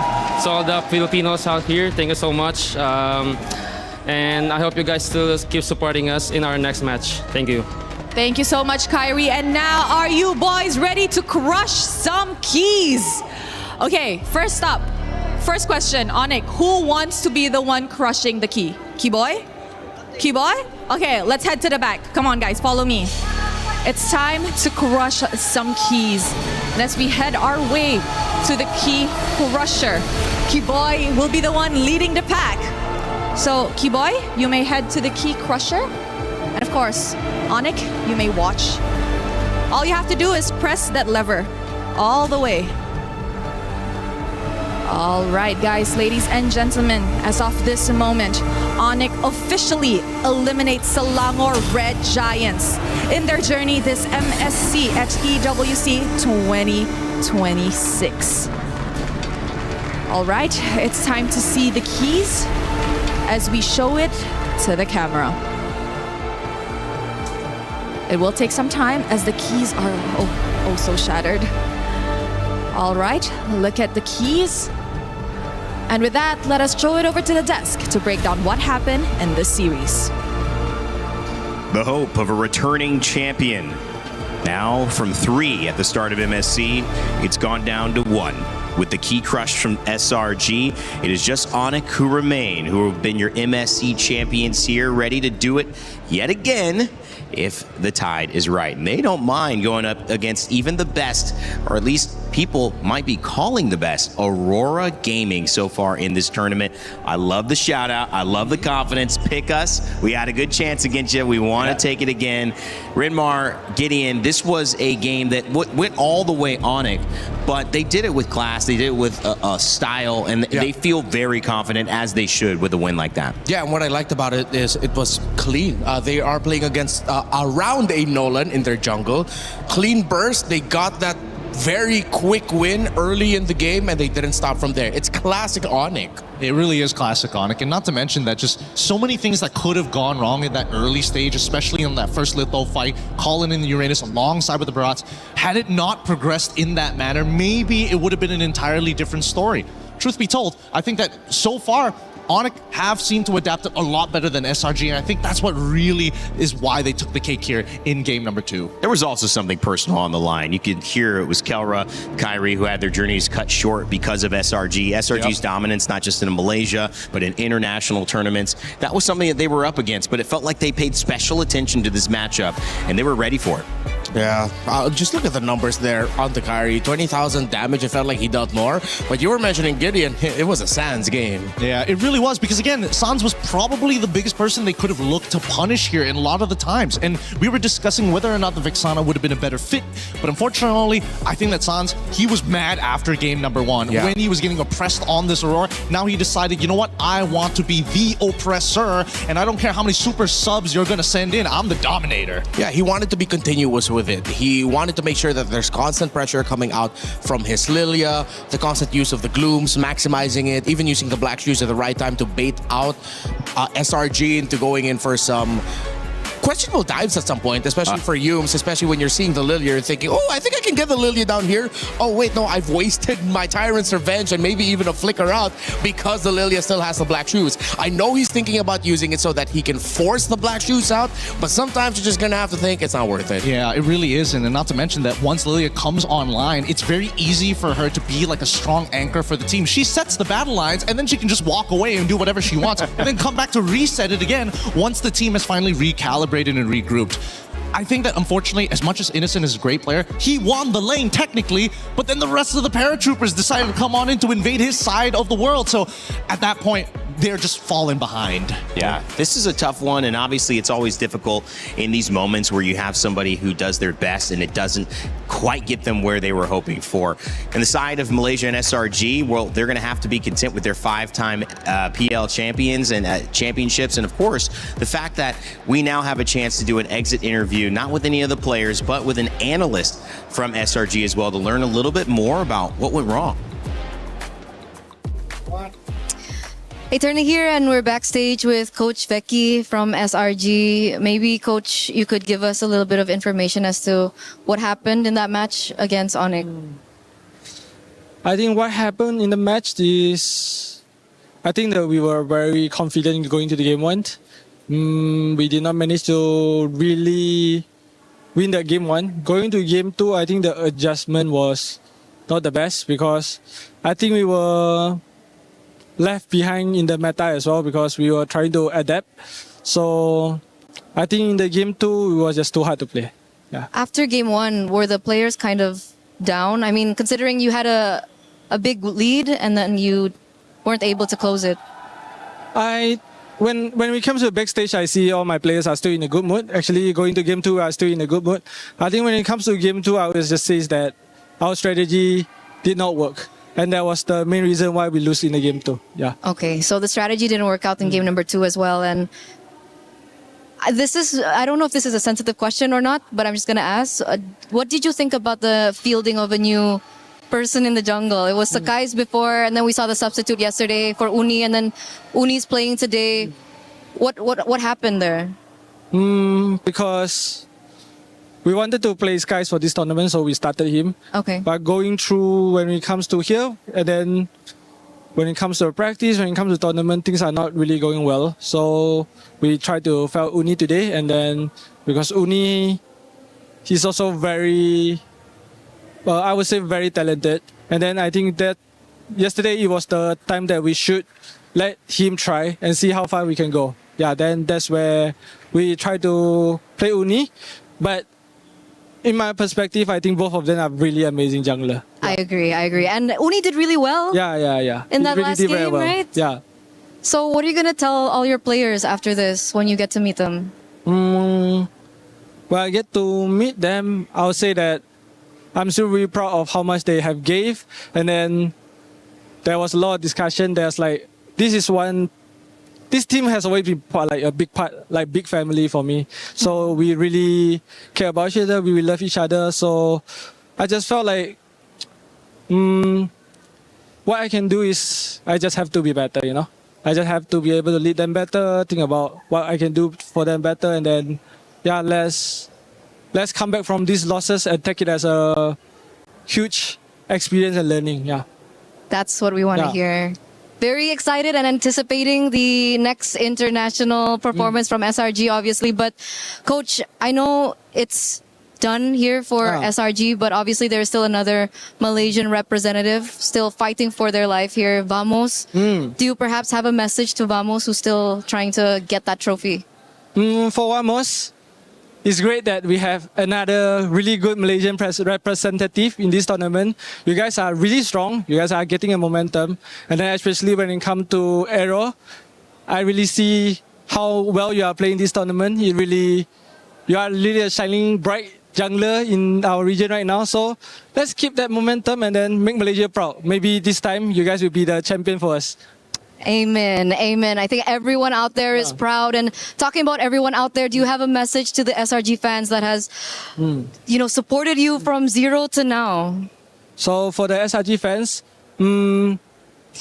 thank you very much for always supporting us, especially when when we are having a hard time as well. But I know in this tournament we really underperformed and that we did not deliver up to the expectation. I'm really sorry about that. And then, I mean, I don't need to say that I would take a blame, but people, this is just part of the game. And then, we really did badly. And then, I'm sorry, Thank you, Coach. I know this was not an easy interview to do, so we really appreciate it. Once again, good luck for your future journey. Thank you so much for your hard work here at MSC, and we are going to throw over to you guys. Well, wishing the other Malaysian representatives proud. Team Vamos Aero 404, maybe one of the stars of this tournament so far. Certainly look like they could make a run for grand finals. SRG, a nice exit interview with Ozo Revecki, their analyst. And big thank you again for everyone who does those for us. Not easy to do. Rimar, I want to come back to you because we talked a lot of the story. I want to talk now more of the game, as we have one game coming up, but you took some info and you got some stuff ready for the telestrator for us after this game 3. Tell me what you got. Yeah, well, we're going to look at the draft. Coach Vecchi did mention that when it came to the draft in game number 2, that they felt like they were a little bit left behind in the meta. So we look at one thing first, and that's going to be the Atlas ban first up.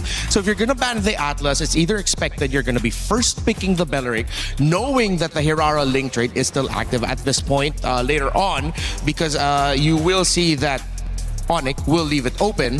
So then you're thinking, okay, maybe Belleric's going to be coming in as the first pick. We did make a point earlier that it hasn't always worked out well, but if you're not prepared with a roamer, that is one of the surprise responses to not having the Belleric Atlas available for you, which is these two right here, the Badang and Cho, which were banned out by Onyx in the second phase because SRG went out of the second phase. Then it is safe to assume that the Belleric would be a great pickup for your very first one. You have 2 assassins available, you will get that. But it seems like they feared the Hirara a little bit too much. The order has already been shifted here. This is post-exchange, but the Hirara was the first pick of Selangor Red Giants. Then Onyx comes in with a surprise by going ahead and picking up the Nolan.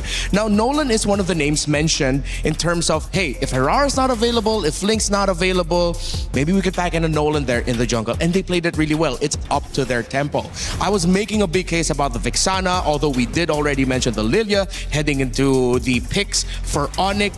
But the Lilia and the Nolan, I am reminded just how well they complement each other. Constant pressure from the Lilia where the Nolan can sweep, or Nolan with a sudden burst with Lilia to sweep and finish. With Onyx getting the Belleric, and then of course SRG picking up the Kufra in the end for them, they just didn't get a favorable matchup in the center of the map. It could have gone also SRG's way for the very first trade, but you see the little differences here and there. Belleric being able to heal himself, just the raw damage output a little bit better from Onyx, and of course that is the playstyle that they love. They love that aggression. These two, you need to watch out for future drafts coming up, the Lilia and the Nolan together. You know that Onyx wanted to play this fast because they even closed it out or started it off with a Harith coming on later in the draft, excuse me. You knew that they were just going to go for pedal to the metal aggro. Now I go back to the pick yet again. I know it's meta. I'm not saying it's terrible, but we've seen too many drafts at this point where the expectation of Eudora getting picked ends up becoming the point of, it's like a turning point for the draft of the opposing side that doesn't have the Eudora. They look at the Eudora and say, we know that's already gonna pop up. How do we make the most out of this? All right, so for Onyx in this regard, it's we'll take out the best roamers that you could pair up with it and then force SRG to play a different roamer instead. They played the Kufra because once again, they banned out the Badang and Cho. I'm not saying completely forget about the Eudora. Yes, I acknowledge all the amazing Eudora games we've had. Team Liquid lost to a great Eudora game by Shin yesterday, and there have been plenty of great Eudoras today as well. But teams are starting to look at that hero and the lack of range it can provide and not being able to get that quick turnaround right away that you want from the Eudora as a means to suddenly shift the draft in their favor. Once again, just revisit the priority in Eudora. Don't forget about it, just revisit it. Yeah, I mean, if you have a Belleric as well, you know, you don't really have to worry about Eudora could work with that. But if you're not going to have it, that could be the issue. They ban out the Cho, they ban out the Badang. That's a great analysis there, Renmar. Thank you. Gideon, as we head to kind of looking at the next series, but before we do, finishing this one, any final thoughts on seeing 2 champions of MSC going down, 1 left to go in Onic? It just means that right now the level of competition has definitely gone above and beyond most people's expectations. Absolutely. I think, it's really understandable that most of these teams, especially with the confidence that they have, one patch could change everything, and maybe there's something that you miss. It also helps that a lot of these, high-level teams kind of want to keep those secrets for themselves. They sure do. And unfortunately, other teams figured out something else and they just didn't see it in time. I think that's the unfortunate truth of it all. It's a great look at what's been working and what hasn't. And some of these top teams are exposing matchups we haven't seen before. And these are the results to prove it. Team Spirit and Pro Esports move on GZG into T7, who took down Team Liquid PH yesterday.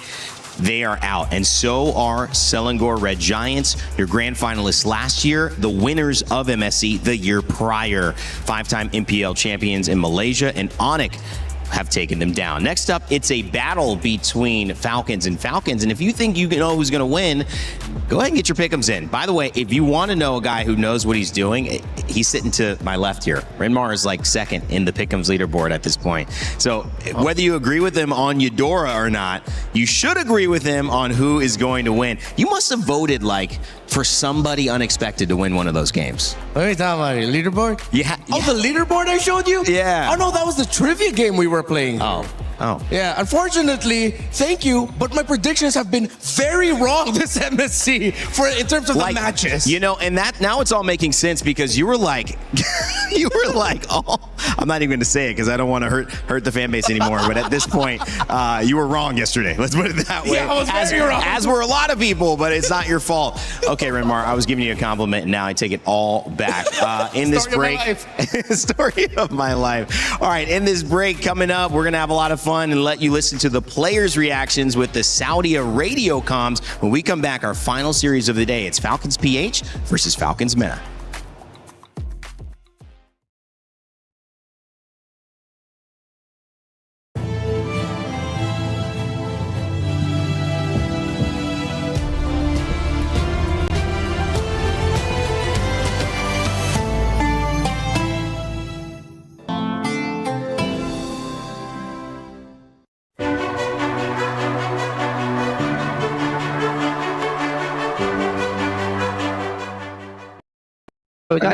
Kami ada. Có này qua ha. Có này qua. Đây với lại ra đi. Tí đó. Tí. Con này nó. Cái gì à? Bố làm gì vậy? Thì con nó có bắt thành ném. Nice. Đi có rồi luôn. Có bao địa chỉ này à? Sao như đây. Fan đi nó phải là đây. Đây lại. Fan đi rồi nào đây. Right guys? Yeah, we can. But there is Lord, by the way. I think we can defend with my ult, guys. Check me. Oh, can you come? I think we lost.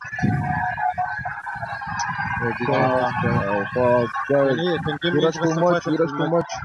I just got mid lah. Boleh cek aku tak sini guys? Boleh sini. Cek aku? Nice. Lo. Aku stand dua. Mati.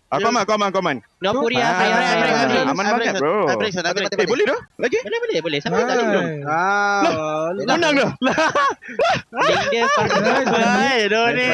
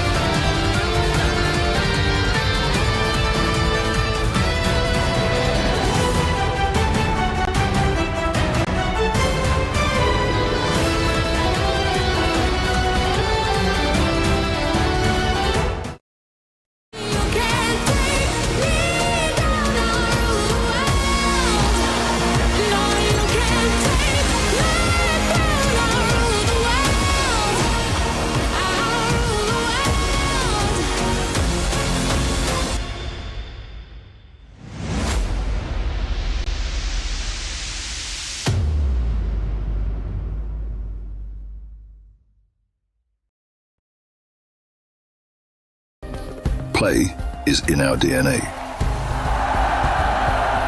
whenever we let it out, it becomes our superpower. Now imagine an entire city being built to supercharge it. Kadir City, powered by play. 16 games, 4 weeks, and the hopes of a nation all on the line. Support your country and fight for a championship for the first time ever. It's the Esports Nations Cup in November in Riyadh. Make sure to tune in. Apex will be there. MLBB will be there alongside 14 other amazing games. And I got to say, the passion has already started here in the MLBB community. It's been a pleasure to join, and it's been a pleasure to see all of the story unfold. I think I picked a good one to kind of jump in and host, by the way. Oh, yeah, definitely. I think the best amongst, maybe that's just me, but hey, at least you got to experience the real passion. That's right. That's right. And speaking of passion, well, I don't know. I feel like this is passionate maybe for some, but for others, if you're a Team Falcons fan, you're gonna get Falcons representative either way. Now, that being said, two very different teams coming from different regions representing different journeys. Meta coming all the way through the wild card. Team Falcons PH, the last Filipino representative here to make it potentially to the knockout stage. So huge chances there. We will see how this all goes. But one thing we know for sure, Falcons will continue their club championship title race with a potential knockout representative. We just don't know which one that will be. Yeah, something I noticed here with the walk-ins, it seems like, of course, the Falcons Meta boys are really locked in. Falcons PH boys, they're a little bit more with their usual loosey-goosey vibe. Flap, this time around, actually jamming out to some tracks. We didn't get to see that the last time he was walking out. Hey, big shout out to... there he is. He's back. Hey, they know. He's back. How do they know? How do they know? Someone said, okay, you're live right now. That makes me wonder what all the people playing it cool were like. They got told they were live, and they're like, yeah, I'm going to act like I'm studying up in here. Yeah, gotta look cool, gotta make sure. No, yeah, I'll make something that. Post on Instagram later. Yeah, exactly. Just faking it. Studying stats. Yeah. Meanwhile, Flap. They're clearly told they're live, so whatever I see now, I know you're faking it if you're trying to pay attention. Guys, this is a fun one, and also to end the day, it carries the weight as well of the same element of all of these series where one team is going on, elation, one team is going home, despair. But can you really call it that at this stage? Is there a team that would feel that despair more than any other in this matchup? Or do both teams at this point feel like we played well, we're okay with how we did, we'd love to do more, but what we've done so far is good? Heavy is the head that wears the crown. We are still in the middle of what people would call the Philippines era because of how many times a Filipino team has dominated in international tournaments. We've been winning world championships since M2. We've been challenged in MSC, but we've won a lot of those as well. I'm pretty sure the pressure right now is a little bit on the Falcons because they can't just go thinking like, oh, Liquid's still here. Wait, no, Liquid's not here, man. It's just us. We're the only team left representing the Philippines, a country with a lot of pride when it comes to MLBB. I mean, some people would say a lot of pride, but as a Filipino, I feel like it's just the right amount, but... It's a different baseline for everybody. Okay? It is. But understandably so, I think what's really scary is that despite having so much weight on your shoulders, there's still that gnawing thought of like, maybe this patch is not us, Maybe this patch is what makes it so coin flippy. One bad mistake could end up getting us knocked out. And I can't imagine a world where a Filipino representative doesn't make at least top 4. Yeah, and that has been kind of the shift. That's why this has been such an interesting one to jump into. So speaking and introducing that team, Team Falcons PH, representing the Philippines, it has been an up and down journey for Philippines here at MSC. We've obviously seen one of the #1 rated teams in Team Liquid PH go down. This is Philippines' last hope, but it is a good hope because this squad definitely knows how to get the job done. From Haji, Ogwin, Super Marco, Kyle, and Flap, they are all about to take stage. But before they did, we wanted to see how in sync these players were with some other opinions. That's why we asked them a little bit of this or that. Hey guys, my name is Afel, and we know the players. They can play well in-game, but let's see how they do in real life. Because this is this or that. I'm with Super Marco, Kyle, as well as Ogwin from Team Falcons Philippines. If you guys are in sync, you're good. If you're not in sync, then you guys basically can hit each other with a hammer. So if all are good, I want you guys to line up. The first question. If you can time travel, would you rather go to the past or the future? Go. Hey, he wants to go to the future. He wants to see what's up. All right, so this one is going to be tricky. If you have to choose one for your life, would you rather never listen to music again or never watch videos again? 3, 2, 1, go. You're really not the same as them. Okay, for the next one. Would you rather give up your phone or give up your bed? Phone or bed? In 3, 2, 1, go. Yeah, I mean, like, come on. Who needs sleep, right? Who needs sleep? We got 2 more. This is Jungle Heroes. In 3, 2, 1, go. Oh, finally, you're the different one. It's better. I agree, Dominic is better. The last one. Say you guys have been caught. 1v5. Who would you trust to save you guys? Flap or Haji? In 3, 2, 1, go. Of course you have to trust Haji, right? Of course. All right, so it looks like it's not super in sync. Have the hammer. Whack your team. There you go. This is Team Falcons. I gotta say, all the teams love this one. We'll see you guys next time.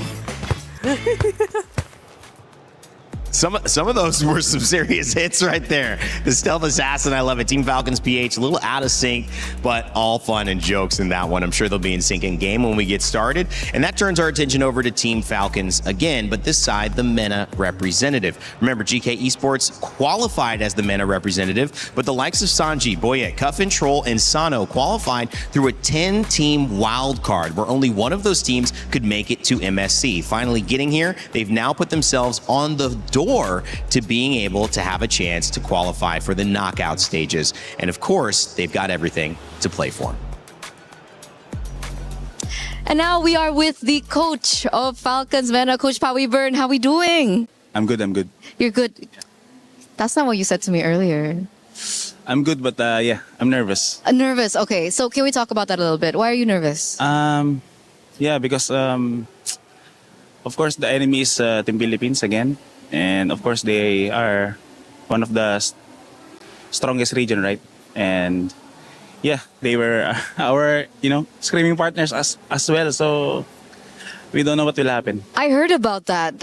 Is that a good thing? Is that a bad thing? What do you think about being screaming partners and now you're in the lower brackets with them? 50-50, yeah, because we know their heroes too and they know ours. So we'll see.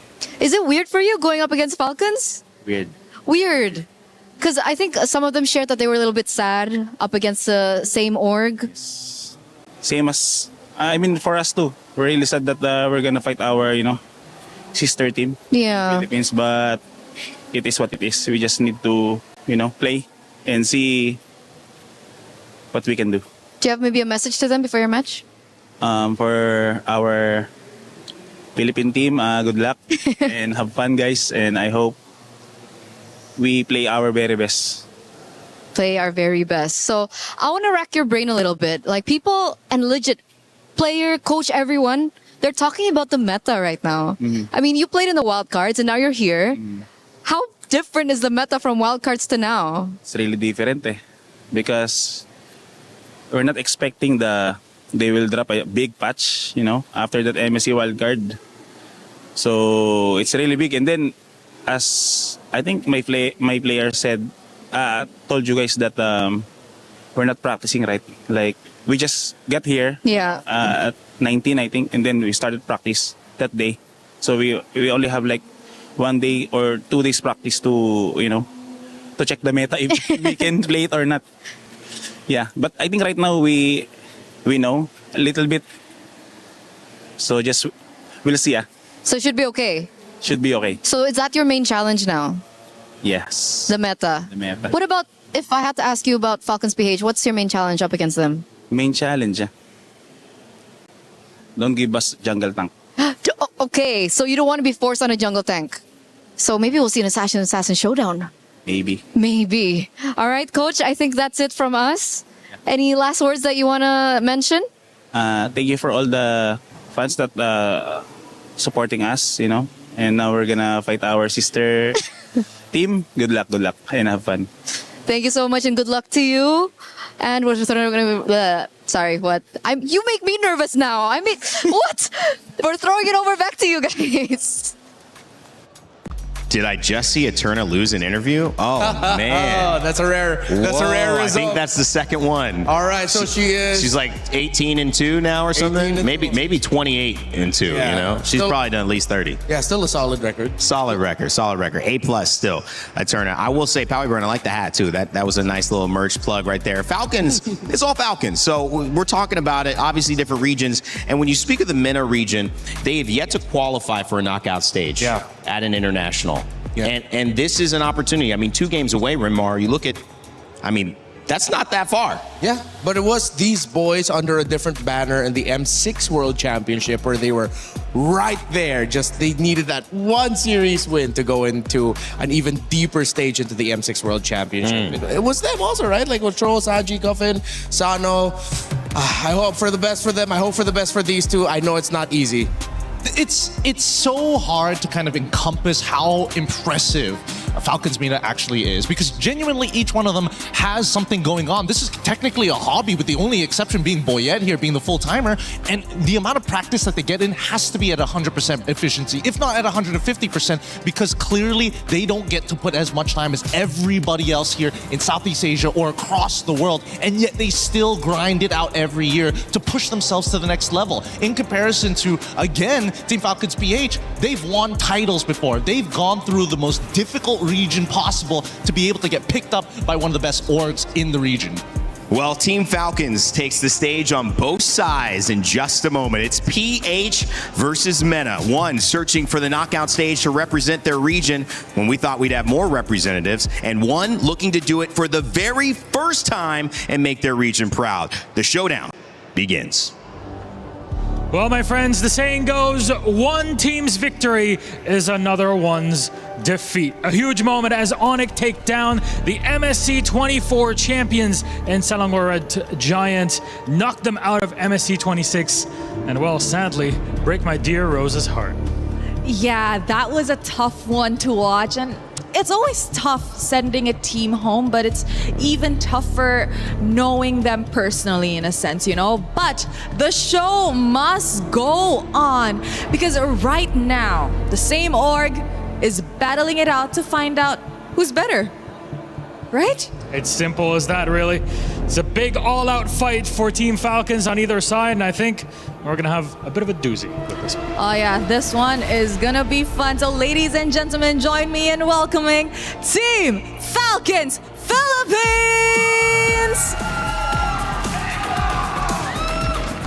A team that has experienced the highs and the lows, ready to reclaim their dominance no matter the opponent.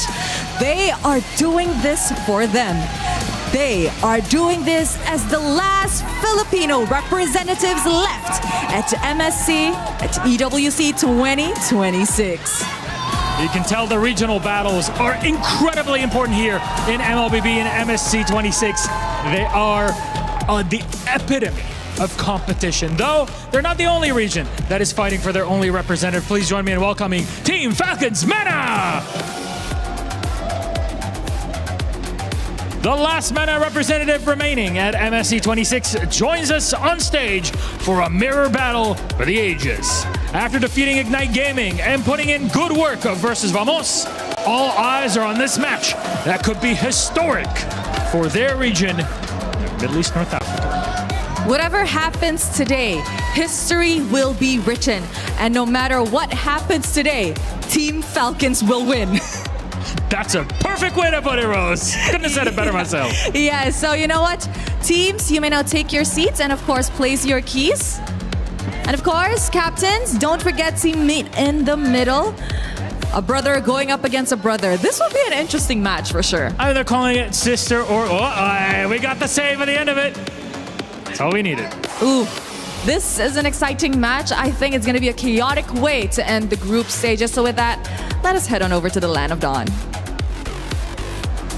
Well, a wise man once said that the only things certain in life are death, taxes, and Rhino Day. That's right, it's Rhino Day live in the shop. Make sure you grab your new interactive effect. Happy Rhino Day, everybody. Spam those emotes and join us.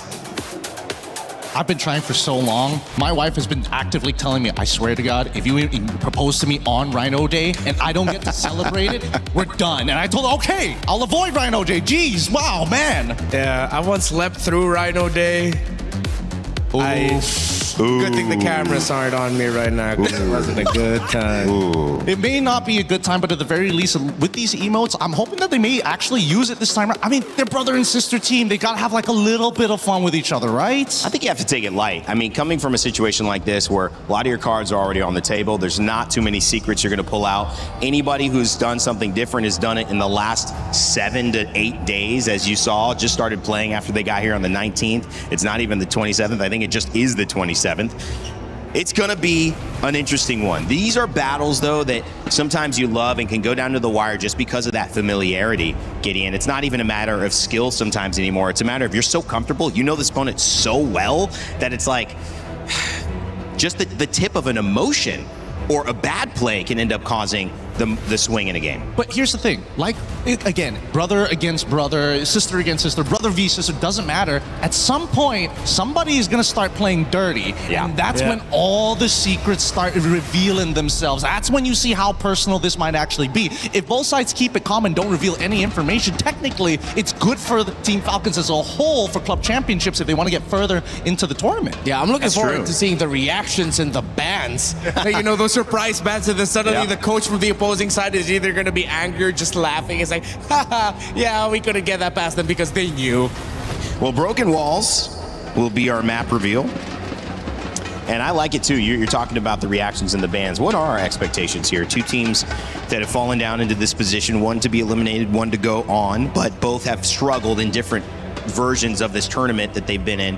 What's your take, Gideon, that we're going to see now? I think that right now, what it really comes down to is whether or not you can get as chaotic as possible with the Filipinos. And I think especially for the MENA, they've shown in the wildcards that they can get underneath people's skins if they get just a little bit of a lead, like a 1.2K, a 1.5K type lead.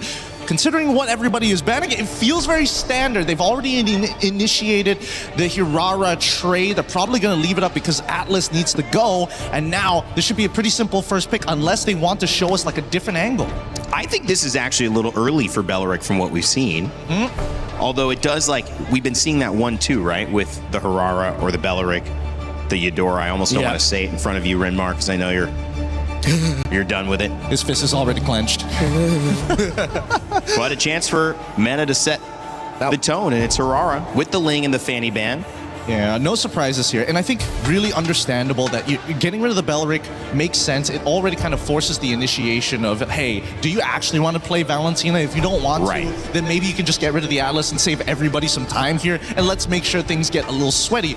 Your reign is rather interesting. We're seeing more teams actually lean into the more reliable sandbag. And Zushin still available too, but the Selena picked up.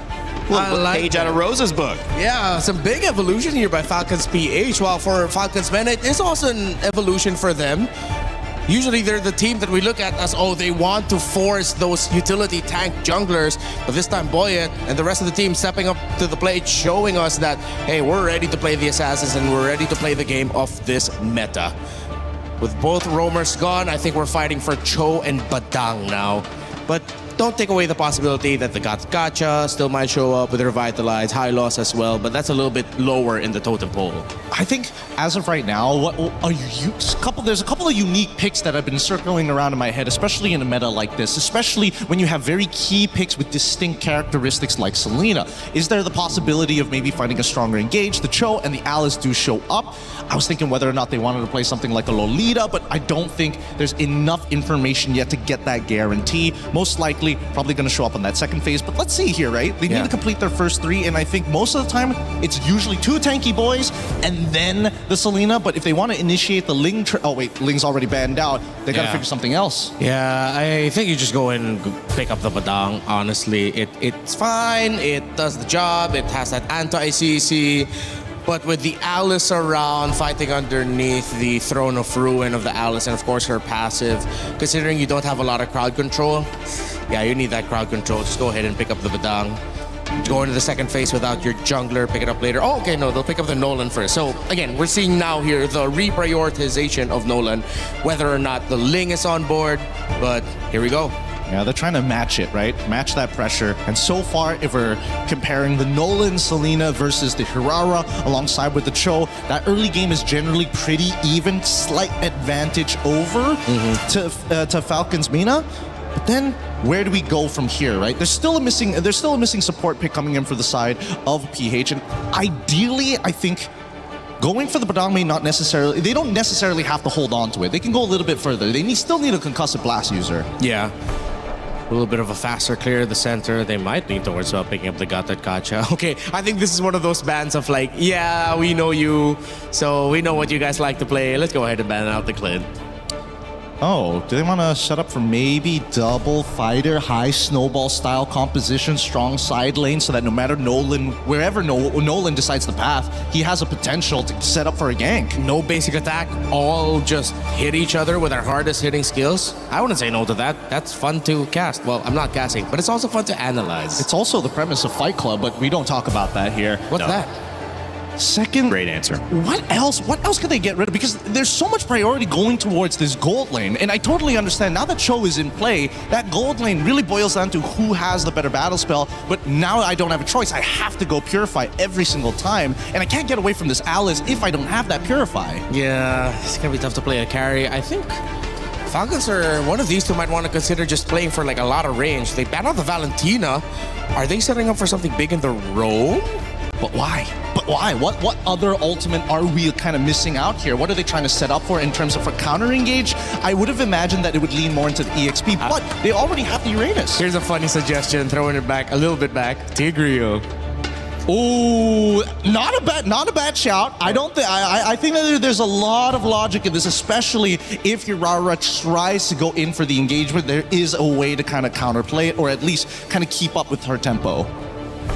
Conversation now starting to get a little bit more tactical. I keep forgetting about the Minotaur. With the Minotaur banned out. And now Falcons turn to pick up a roam. They really know each other well. Yeah. That's what it feels like. Oh, I get rid of the Valentina. There's no way they're going to steal the Minoan Fury. Banned. With the range, with the pokes, we might be seeing a different style of mid here. I think Falcons are, they're just going to go ahead and show the Claude. Might have been worried that you're going to be seeing like a artillery mage from Falcons Mena, so they just go ahead. They're zeroing in on dive. This is all in for Falcons, and this could be a very risky gambit. Oh, what kind of a support would technically field well here? Something that... OU? I don't think it's a bad idea. But then for Mina, at least we could see that they've got the stronger engage on their side. They have ways to kind of initiate, but where is the damage going to come from? With Harith already gone, Clint already gone to kind of guarantee the lane-winning matchups, does that mean that they have to go back to something a little safer? No Claude as well, so Brody? Yeah, Brody. Oh, Brody should be good matchup-wise. Zushin comes in late.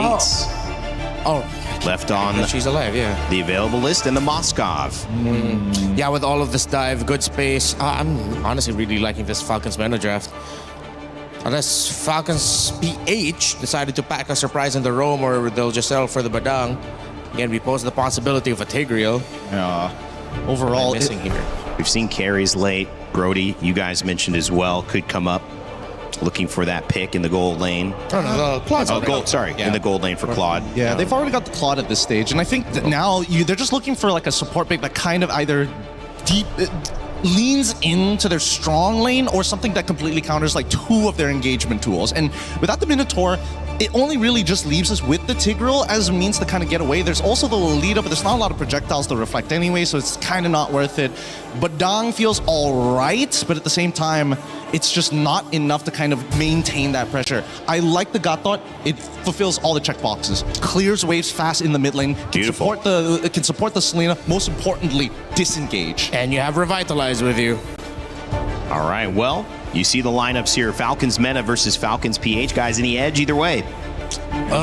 Very execution-based. I'm leaning a little bit more towards Falcons PH if Haji lands some big-time arrows. I mean, if he's going to hit all the arrows, I'm going to say PH as well. But I think generally safe composition, it's Mina. Everybody seems like they've got some win conditions here as well. The Nolan we saw win last game. Zushin left off the ban list also and back in the side of Meta. They've got a good lineup on both sides. What else would you expect from scrim partners who share the same organization just from different regions? It's Falcons PH versus Falcons Meta. One's trying to go to the knockout stage for the first time. One's trying to bring the knockout stage to the Philippines one more time. Let's send it over to Brigida and Mirko to get this game started.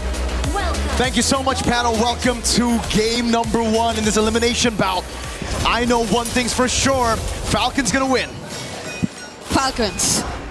Falcons, Team Falcons. Yes, that was something Rose mentioned earlier too, and that is the only thing guaranteed, at least heading into this series, where I feel like a lot of eyes are definitely watching out for. Yep. Considering what has been a very unexpected turnaround for the PH representatives already so far here in MSC, there's a huge task and challenge for Falcons PH this time, but just the same, Mina, they've finally been stepping up.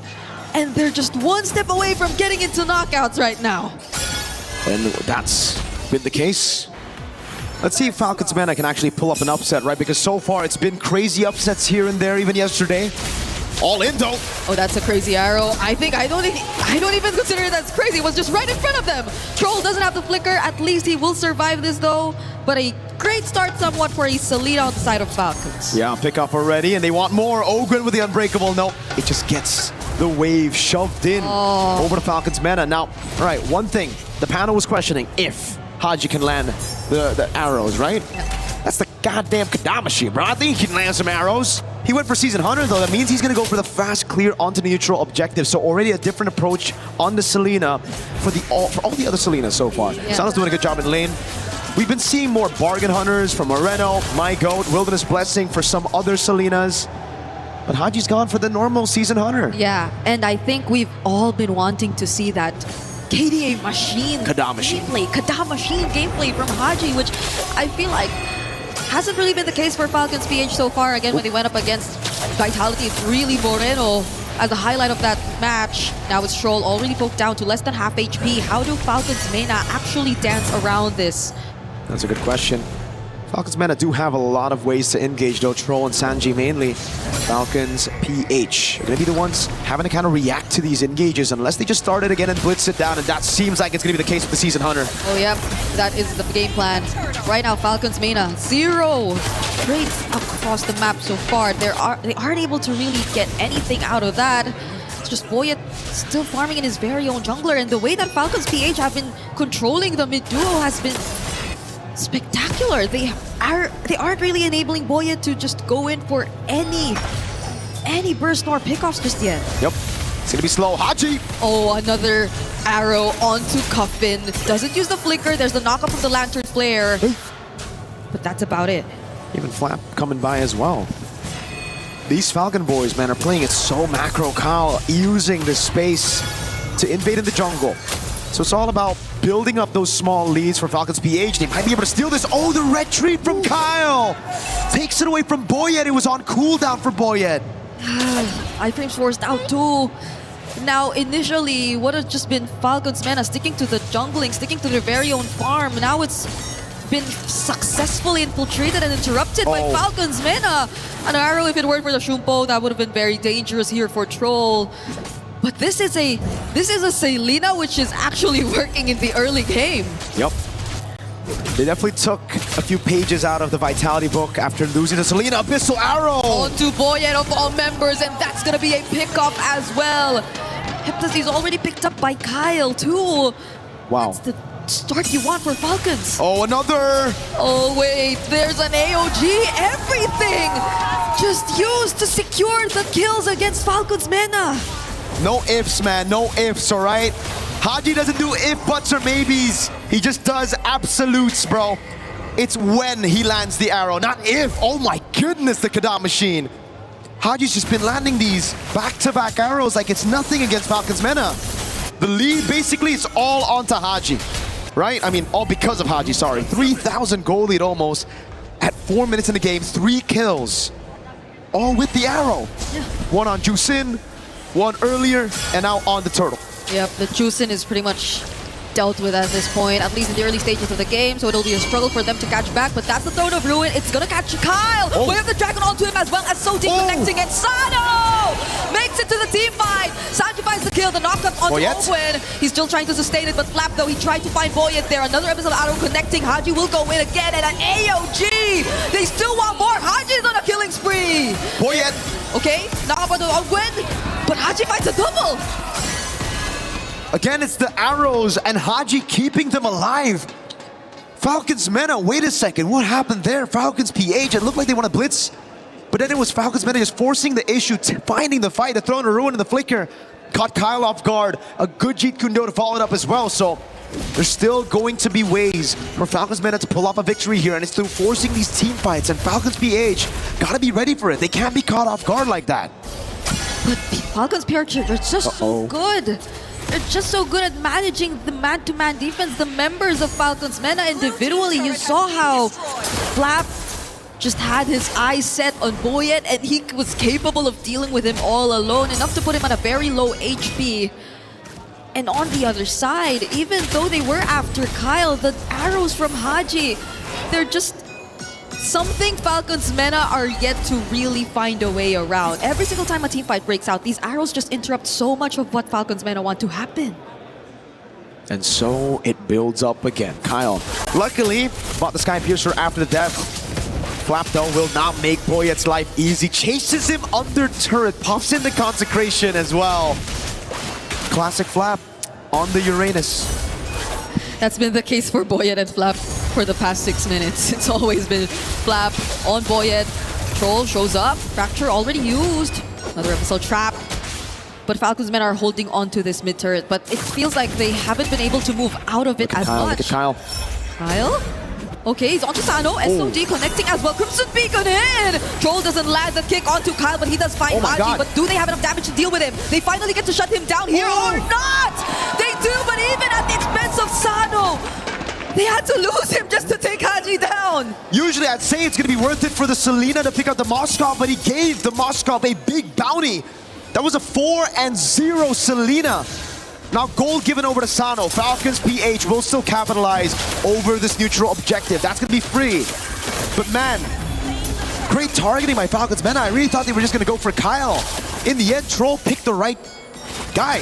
He went straight for Haji, who had a bounty, who could actually, again, beat a turn for Falcons Mena. Yeah, I thought so too. I thought it was actually Kyle they were after all along. But at least in turn, I feel like this somewhat allows Falcons Men a bit more room to go for more plays. It does grant a bit more wave control, but I think the fact that Sano has been forced to at least participate in the fights more frequently than we're used to seeing gold laners do is somewhat slowing things down a bit for Falcons Mena. It's maybe also because Cuffin hasn't been having the best time in the early game, which is why they needed to compensate for damage in other departments. Oh, but Troll, he finds one. There goes the follow-up from Cuffin. They find the knock-up on Haji with the Lantern Flare, but the damage, it needs to come from Boyet. Iframes trying to dash out. A flicker from Flap, though. He doesn't let Boyet get away. Okay, the first time is going to be worth it to get the kill on Haji because of the bounty, but the second time around for Boyet's life, not that worth it. But then you look at it again, and Falcons Mena were able to get a turret in mid lane. Luckily for Falcons PH, they also retaliate with a turret take. So in the end, it's Falcons PH who get the benefit of that trade, the advantage. Chap-sized Pauldron done for Sanji. That'll certainly help in their endeavors to fight around in these 5v5s against Super Marco. Yeah, you know what reminds me of? When I see Sanji on the Alice, it just brings back memories, you know? Yep. It just brings back memories of Wildcard. But now it's a much bigger task at hand for Sanji. He does have to give up that turret, though. At least it's not one of those wildcard games where Sanji went 0-7 on the Alice, right? It's a good game. Oh, arrow! Oh, it's not a good game for Cuffin, though. That's for sure. Now that the Throne of Ruin already forced out, he does land it onto multiple members and flickers out safely. And I guess they're just trying to buy more time. Look at what Sano's been trying to do on the Moskov. They are able to get a tier 2 down below. The SOD doesn't land, and it's Falcons PH who are just getting the better trades. They get a kill off of that on Cuffin. They get a base turret as well. Falcons Mena only got the Holy Shield, but hold on. If Falcons PH commit onto this, the Moskov might be able to go for another turret. No, it's too fast. Okay. Sano just gets the purple instead. There will be Haji to deal with the waves too, but even the placements, just look at the placements of the traps. I mean, it'll go down a few, but I think that's helping Falcons so much. Just play around their macro much more easier. A Malefic Roar pickup for Kyle. Ooh, it's been so tough for Cuffin, honestly, in this game. Yep. The positioning has been a struggle. The Crimson Beacon used to reposition or even go in aggressively has been a struggle because the arrows seem to be punishing him always. Let's take a look at the equipment here so far in the game. What has Falcons PH been able to get with a 6,000 gold lead in their hands? 1,000 in between the gold laners. That means Super Marco ahead in the Swift Trinity build. Sano, though, following through, able to pick up the DHS. That makes it Swift Trinity Power Spike as well. Conceal from Ogwen. They still have to clear. Oh, Spear of Misery. Wow. That knocks him back, but they'll have to let go of their turrets. Arrow gets dodged, but Holy Shields are about to go down. They lose 2. I mean, they only have 2 left, but the damage from Kyle is insane. Falcons Mena at least have room to deal with the Lord for now, but you saw that single entry from Falcons, and it's not looking too good for them. It's all about defense for Falcons Mena, for Falcons PH. It's all about trying to go for the siege, so they need to find some angles for the arrows to land, or they start zoning Falcons Mena from these structural objectives. Throw the conceal, cancel AOG. Oh, Throne of Ruin casted does get him immune from that knockup, but Sanji doesn't find any. Has to flicker out too just to survive. The damage from Boyet doesn't seem to be enough. Sano's just dealing with the waves as much as they can. Goes in! Super Marco. Oh, that made me nervous. Marco gets the Malefic gun. He'll be able to get that range advantage. Arrow from the side, but it doesn't land. Again for Falcons Mena, though, they have amazing clear as long as the Moskov is left untouched. As long as he's able to pierce through these minions with the spears, he'll be getting free farm. So I think for Falcons PH, the right move right now would be to freeze up these waves, deny farm away from Sano. Because he's not far, 1,000, but not as far as you would think, right? With a 6,000 gold lead here, you wouldn't expect a little bit more of a lead there to try to deny the Moskov. It's actually more on the jungle. Kyle's been gapping Boyet in farm. Oh my goodness. I gotta say, Flap's been doing a great job at helping Kyle get this lead over Boyet. The fact that they haven't been able to really utilize the Hirara to in any way try to burst down a member from Falcons, not even Haji, who seemed to be one of the best possible targets in the early, or even Super Marco. So it's been great for the Bulletproof, and now Ogwen just gets to pick up the Chastise as well. So majority of the damage you're expecting from Falcons Mena already have somewhat of an answer from Falcons PH, and there's another Lord spawning in just 3 seconds, which I feel Falcons Mena are really gonna struggle to try and attempt for a contest, if any. It's double Season Hunter plus a Claw. They can burst this Lord as long as it's not Evolved Lord. Super easy. Look at that. Oh man, you blink and you miss it. Yeah. Lord gone, taken by Falcons PH. Purple buff taken by Boyet though, so he's able to get a buff in hand. Flap's good. Malefic gun though for Sano. Yep. One thing we can't talk about is that the additional range will help him to clear even more. Wishing Lantern already done with Ice Queen 1. And it's just a Malefic Roar, that big, oh my god, 2 items difference between the junglers. Kyle has a Sky Piercer, even though it's only on 10 stacks, and an endless battle. So that's going to be true damage that Sanji, Troll, and Cuffin are going to have to deal with. Yeah, Super Marco's looking like he's on the road onto building a Winter Crown as well. That's Sanji taking it, and that's a conceal play. Ogwen trying to show up. Doesn't get to taunt anyone just yet, but that's just space. Falcons secure this mid-base turret. They get to find the Lantern Flares onto Flap, but he doesn't care. He's just gonna go in. Consecration already used. They're looking to take out all the remaining base turrets, but the damage from Super Marco. It's just there. It's just a bit of poke. Falcons Mena know that they cannot fight, and the reason they gave the mid turret is because they would rather lose mid and top, no problem, over their last side lane turret. Falcons PH don't want to take this down. This Troll finds something here. Oh, it's Ogwen who goes in first! Are they looking to punish Haji? Dead! Sanji finds a set in the back lines, but all the while that's been happening, the rest of his members have been falling too. Boyet dealing a bit more damage than we expected him to. And it's been 3 members of Falcons PH going down so far. Placing to a cancel now. Winter Crown just in time! And the BMI Super Marco gets to escape, but they lose 3. That was insane. The arrow looked like it was going to land on Cuffin, but he popped in the Crimson Beacon, so it actually landed on Sano instead. In the end, Falcons PH still took a fight under turret. Look at this again. Slow-mo. Ogwin got both. Sano and Cuffin. This was the dream start. Haji throws it, and look, Sano was left to deal with the Abyssal Arrow. Haji got it. Yes, Sanji got a massive set. But damn, fighting under turret against this composition still super difficult. It was just so difficult for Super Marco to find a target to actually attack as well, just because of the iframes. Great cancel though on Troll. Amazing Jeet Kundo. Purple buff steal for Boyet, finally. Wait, did he? Or is it? Because I think I see a purple buff in...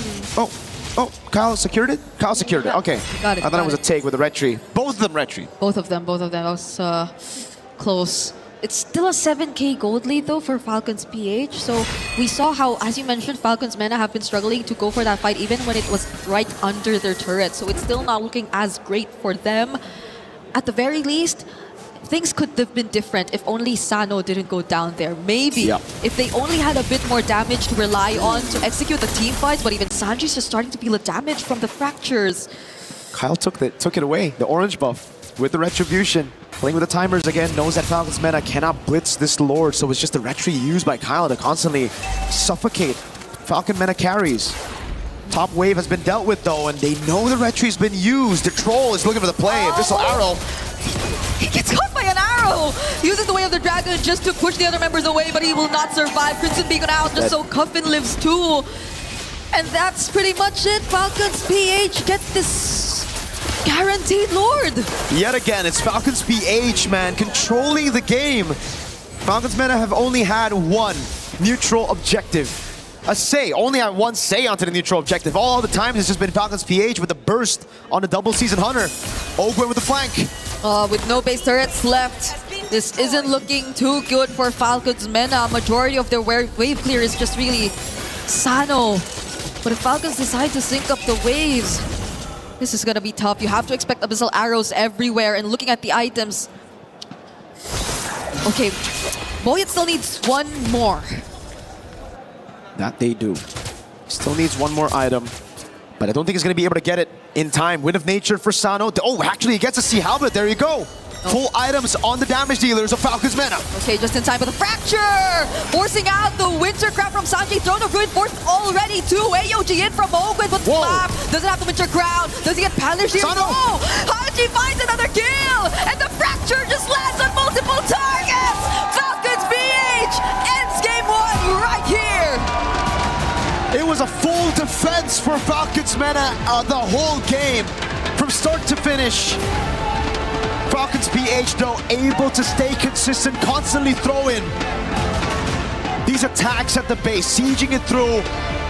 And the last one, it looked a bit dicey with those health bars a couple of times. Sano, good positioning, but at the end of the day, that Lord, those members, that front line from Falcons PH, and those dang arrows from Haji were just too much for Falcons Mena to handle. They're gonna have to take the L in game number 1, try to go back to the drawing board. And for Falcons PH, hey, if it ain't broke, don't fix it. The Selena, if it's open again, I want the Kadam machine on it again. It posed a lot of questions for us. We were, and even the panelists, I think, had an if statement, if the arrows actually land, but in this scenario, you said it, it were only absolute arrows that came in from Haji. Complete control over the map. What? That was not supposed to be a killing trade. This one too. This one was a highlight for Haji. He got the most important person in that team fight, which could have potentially turned things around for Falcons Mena. And man, we were thinking Falcons Mena came out with a better start in the draft, but look at what happened here in game number 1. Well, we'll know exactly what happened from the panel. Let's ask the panel to break down this game number 1 for Falcon versus Falcon.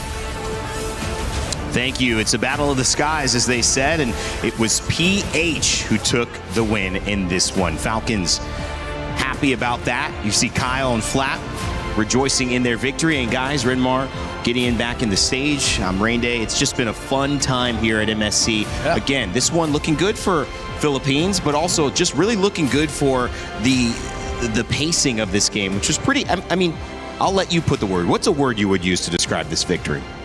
What's a good word for Haji here? I mean, Mirko already mentioned absolute. Okay, yeah. So I think we can play around that. I'm feeling that. Yeah, absolute. Yeah. It's absolute Haji. It's like a limited edition comic book run, which were just five issues of this bangs, perfect ending. Let's not do that again because that was way too good. I don't see Falcons men letting the Salida through ever again. No, absolutely not. Considering that the lineups, I was leaning more into Mina side because it's just easier to execute overall, while Falcons still have to make sure, Falcons PH in this case, has to make certain decisions of how do we actually influence it. We're probably going to be pulling it up on the telestrator in just a little bit, because here, I would imagine there's so many ways that like Falcons PH could have kind of made sure that Falcons Mina, unfortunately in this case, can't walk up safely. And every time they do try to make walk up safely, they are in that firing line. To be honest, the Selena, I mean, has looked good every time she's been picked. Uranus getting higher and higher in terms of prioritization. Obviously, Belric banned early, but that allowed the Uranus to show what he's done. And I don't know, I'm starting to like the Nolan. This is looking really good. We're starting to get deeper into the evolution of this draft. I know when Falcons Mena go back to the drawing board, they're going to say, we probably can't let this happen. We'll probably target ban. You would expect a potential Selena, but Renmar, I know you've got some telestration lined up for us. I want to hear you lead us into it on the back of these highlights and also talk about what you saw. Yeah, there was something that Gideon mentioned, how dangerous it is to walk up perfect, because the clips I chose actually feed into that idea. And at the same time, as we saw here, I feel like because of how much, dare I say, squishier the heroes are, easier to kill the heroes are in this current metagame. Of course, with the Assassins making a comeback and then the EXP leaders being the main sources of just tankiness alongside the roamers, depending or not whether you get a pickoff, it is so devastating to lose one that Nolan looks so good in this current metagame. We're gonna play this out, and this is an example of what Gideon mentioned of how dangerous it is to step up. Look how far Falcons will continue this push. They're gonna be willing to give up the little bit of control they have in the bottom lane just for sheer focus and will to break down the first inhibitor up top. After they get the second tower, they will continue. And look just how one Abyssal Arrow and one Uranus will stop Falcons from defending. They get Coffin down. That's the -1. The Siege minion makes it through, meaning that they get to pop the passive, and then they're going to be continuing this into a push with the rest of the minions. Before you end this, can I ask a question? Sure. How do you feel about the Moskov far on the right side there when the team's defending? Is that a good decision? You see a lot of teams with the Moskov want to do this. Yeah, they just want let to this open go. up the map on the other side. Okay. And then if ever Falcons had an error here and they didn't get Coffin, maybe let's say they were a little bit too aggressive with trying to get that tower down, they weren't patient, then the Moskov comes in with an SOD. Yeah, and it turns the fight around. Okay. Now we go into the second one, and I feel like this was already a big lead for Falcons heading into this, but this was the dagger, proving once again why Haji was the biggest question for this one, and he answered this absolutely. It was pointed out by the casters. Ogun gets that double taunt, but Haji will also commit the flicker just to finish this off. But I also wanted to capture this moment because this is how you envision how it would go good for Falcons Mena, where you see it's a huge immobilize onto 3 for Sanji with the Throne of Ruin, and the other members of Falcons over here trying to just make sure. Yeah, there we go. Yeah, let's go with right there. Nice. Just trying to make sure that they can hold on and hope that the rest of the team will be able to take down the Alice before the other members of Falcons Mena will be able to get out and join that fight. But the problem is, here for Falcons Mena, pointed out by Gideon as well, they were just lacking the firepower, and they needed the help of the turret to do really well with this. But even with the help of the turret, it was still a trade that went very well for Falcons. They lost members, but Kyle and Super Marco were able to get some small wins here and there. They didn't lose themselves. They burned the flicker from the Cho, which would open up options for them for the next 2 minutes. So in the end, that was still a win for Falcons PH, despite Falcons Mena getting some kills. It was just a harsh reality check that they just didn't have enough to be at a good spot. Is the indication there too, I'm going very in depth. Could you bring that back up real quick? I wanted to say something about it. If you can, no problem. It was a 15 Moskov going against a lot of level 12s, 13s, 14s, but 0 kills. Yeah. So this just indicates that despite the Moskov pushing and trying to get what he's supposed to do, he was still being completely outfarmed by Super Marco. Yeah, and that's the thing, right? Because again, it's about how much actual money is on the map at one time. There's a couple of ways you can get it, from kills, which unfortunately Falcons don't have access to, the lane, or even jungle creeps. And out of those things, Super Marco can hit 2 lanes, 3 lanes at the same time, clear up the enemy jungle. While they're doing it, he will always have double the farm, double the money in this particular scenario. And like Redmar mentioned, right? Especially they needed this turret specifically to deal damage because unfortunately for poor Moskov did not have 3 items at that point of time. So that's the only other way. Yeah, it's an interesting point because you look at like where your win conditions are, and it's kind of a popcorn term, but it helps to understand what went right, what went wrong, and what has to go right next time around. Obviously, that gold lane matchup really important, and for a character like Claude to be winning at that high level, and obviously not having a great win rate. To me, I think that seems like they did not do enough in that matchup to really put pressure on him, or at least. What did you think? Was it the entire composition that didn't put enough pressure? I'm going to bring in some favorite basketball terms here. They play pick and pop, man. Hey. Sometimes the pick and pop is a little bit too difficult to stop, especially, I didn't mean for that to rhyme. The pick and pop is tough to stop. Yeah, especially if the defense isn't ready for it. And if you keep getting hit by the arrow, and there was one play there that was just so unashamedly Team Falcons PH, the long stun on the Selena arrow, and they committed the ultimate of the Gatot Kacha just to get that kill onto the Juicin as like an extra exclamation point of like, you guys are not gonna get the early game you need for your Moskov. It's our Claude's game. Well, but let's also not forget, I mean, it's still talking ball, the screens, the importance of actually having to play quote unquote defense, but really just to deny the opponents, because the only way that early game could have gone well for Team Falcons Mina is if Boyet got that lead. He was like somewhat close. He was always like right there on the line, but his influence could never go down to the gold lane. Every single time it occurred, Falcons PH one step ahead, either having traps for vision, more importantly, sending in supports to cover that side. Yeah, and since we're still on basketball, the balls on Team Falcons PH. Come on, man. Like they were honest with it, man. Nolan, Selena, they were just saying, we don't care, man. We're going to be able to execute this. Yeah. You need a lot of bravado to make this work, and they were so confident with it. I love it, man. And Team Falcons PH dunking on Team Falcons meta just to continue with it. I also got to ask you guys got a basketball go? Because I already know my answer. No, you're not going there? It's MJ. MJ. It's MJ. Mine's his protege, Kobe. Oh, Kobe. Kobe, man. Come on, I'm a Kobe guy. I feel you. You got an answer? I don't. You're staying out of it? Too much heat. Every time we get into talking ball, man. It's not good. You got to have a favorite. Hey, I'm from LA, born and raised, so I can have a Laker as my number one, right? You understand what I mean? I love talking a little bit of ball. Also talking about the back and forth between these teams too. One of the interesting things that I think about the squad of Team Falcons Meta and Team Falcons PH is how they're utilizing their drafts and trying to catch each other off guard, and how people are responding to that, because you're already at the second or third layer of the response. And I want to point out the fact that the Belleric was banned early and the Harara was prioritized for the first pick, and it didn't actually get ahead of the Nolan, which was taken later on, which means you set up for a draft to get an advantage and you didn't get that advantage. And so now do you go back and you ban the Selena, or you take something else away like the jungle situation so that you force even a Nolan to potentially get picked up by you and then no other jungle options? Or if they take the Nolan, you have something else to respond to win another lane? I'll drop my opinion on this real quick. I think it's okay for Falcons Mena to just prioritize bans on the Selena. We saw Onyx do it earlier against SRG. We did. Absolutely, but that comes with a couple of conditions here, right? Because last time it was like, I had to be the one to ban out the Belleric, and the opposing side needed to get rid of the Atlas on their end, so they're just gonna have to roll the dice a bit. But if, let's say, right, in a perfect world, they swap sides. I think red side comes in with a much bigger advantage, especially when we're talking about red 4 and the final couple of bans at the end of the day. But the hard decisions really come down to, hey, if we do decide to get rid of Atlas on our side, we still must always get rid of Marcel, always get rid of the Freya, and that doesn't really change. Yeah, on Falcon PH, when they were on the red side earlier, it was Marcel, Freya, Atlas, as you mentioned. For Falcons Mena, they banned out the Fanny, Ling, and Belleric. Not terrible bans, but maybe we're slowly starting to see a little shift away from rushing the Hirara right out of the gate.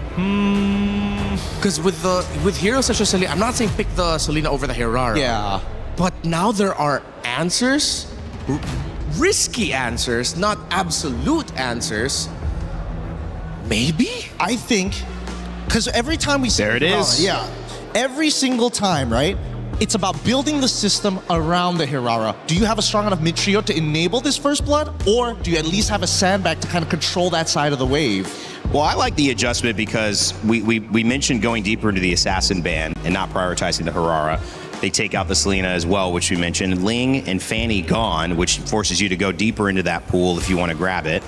The Hirara taken on the other side, but the Uranus taken on the side of Falcon's meta. They liked how it worked. The Belleric's still available, which is a dangerous composition. And the Claude, that's an early prio. Gideon, you're questioning surprised. that?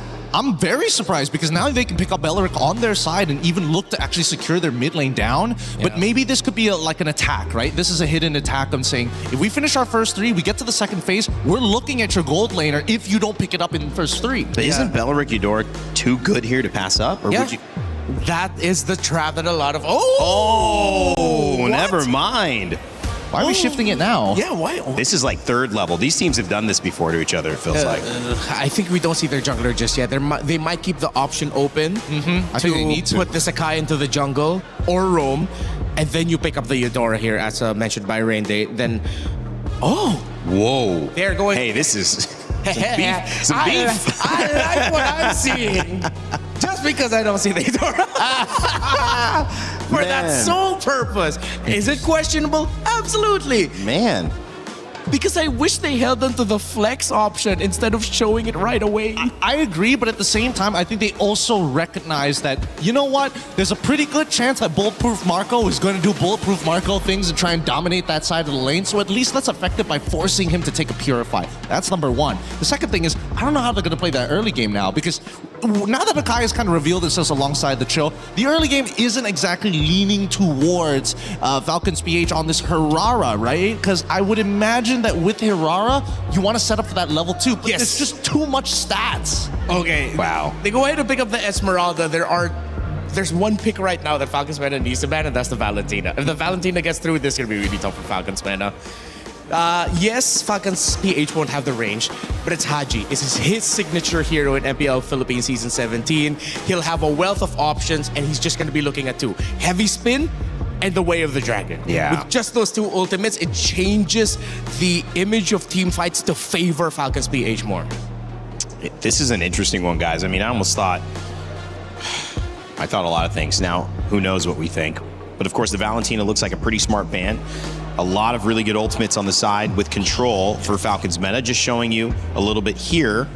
The Hirara stolen and the Uranus stolen. So swap there. The Selena no longer involved in a major prioritization in the Claude and the Cho. I think Falcon's PH might let the Harith through because they still have an option to play a Glue Roam if ever. Yeah, Blue Roam is also pretty good. I'm also thinking whether or not they need to get rid of the Lilia at this point. Because again, these are very like picks that kind of signal what they think is going to be a problem for their final comp at the end of the day. And the peel is good. Not to mention, I mean, there's still also the Zushin that they could have picked up later on the line, get a nice Queen's Wand, and then still peel off this tanks. So the question is, do you want to peel them, or do you want to be a legitimate threat? If you want to be a legitimate threat, there's still Vexana, there's still Lilia.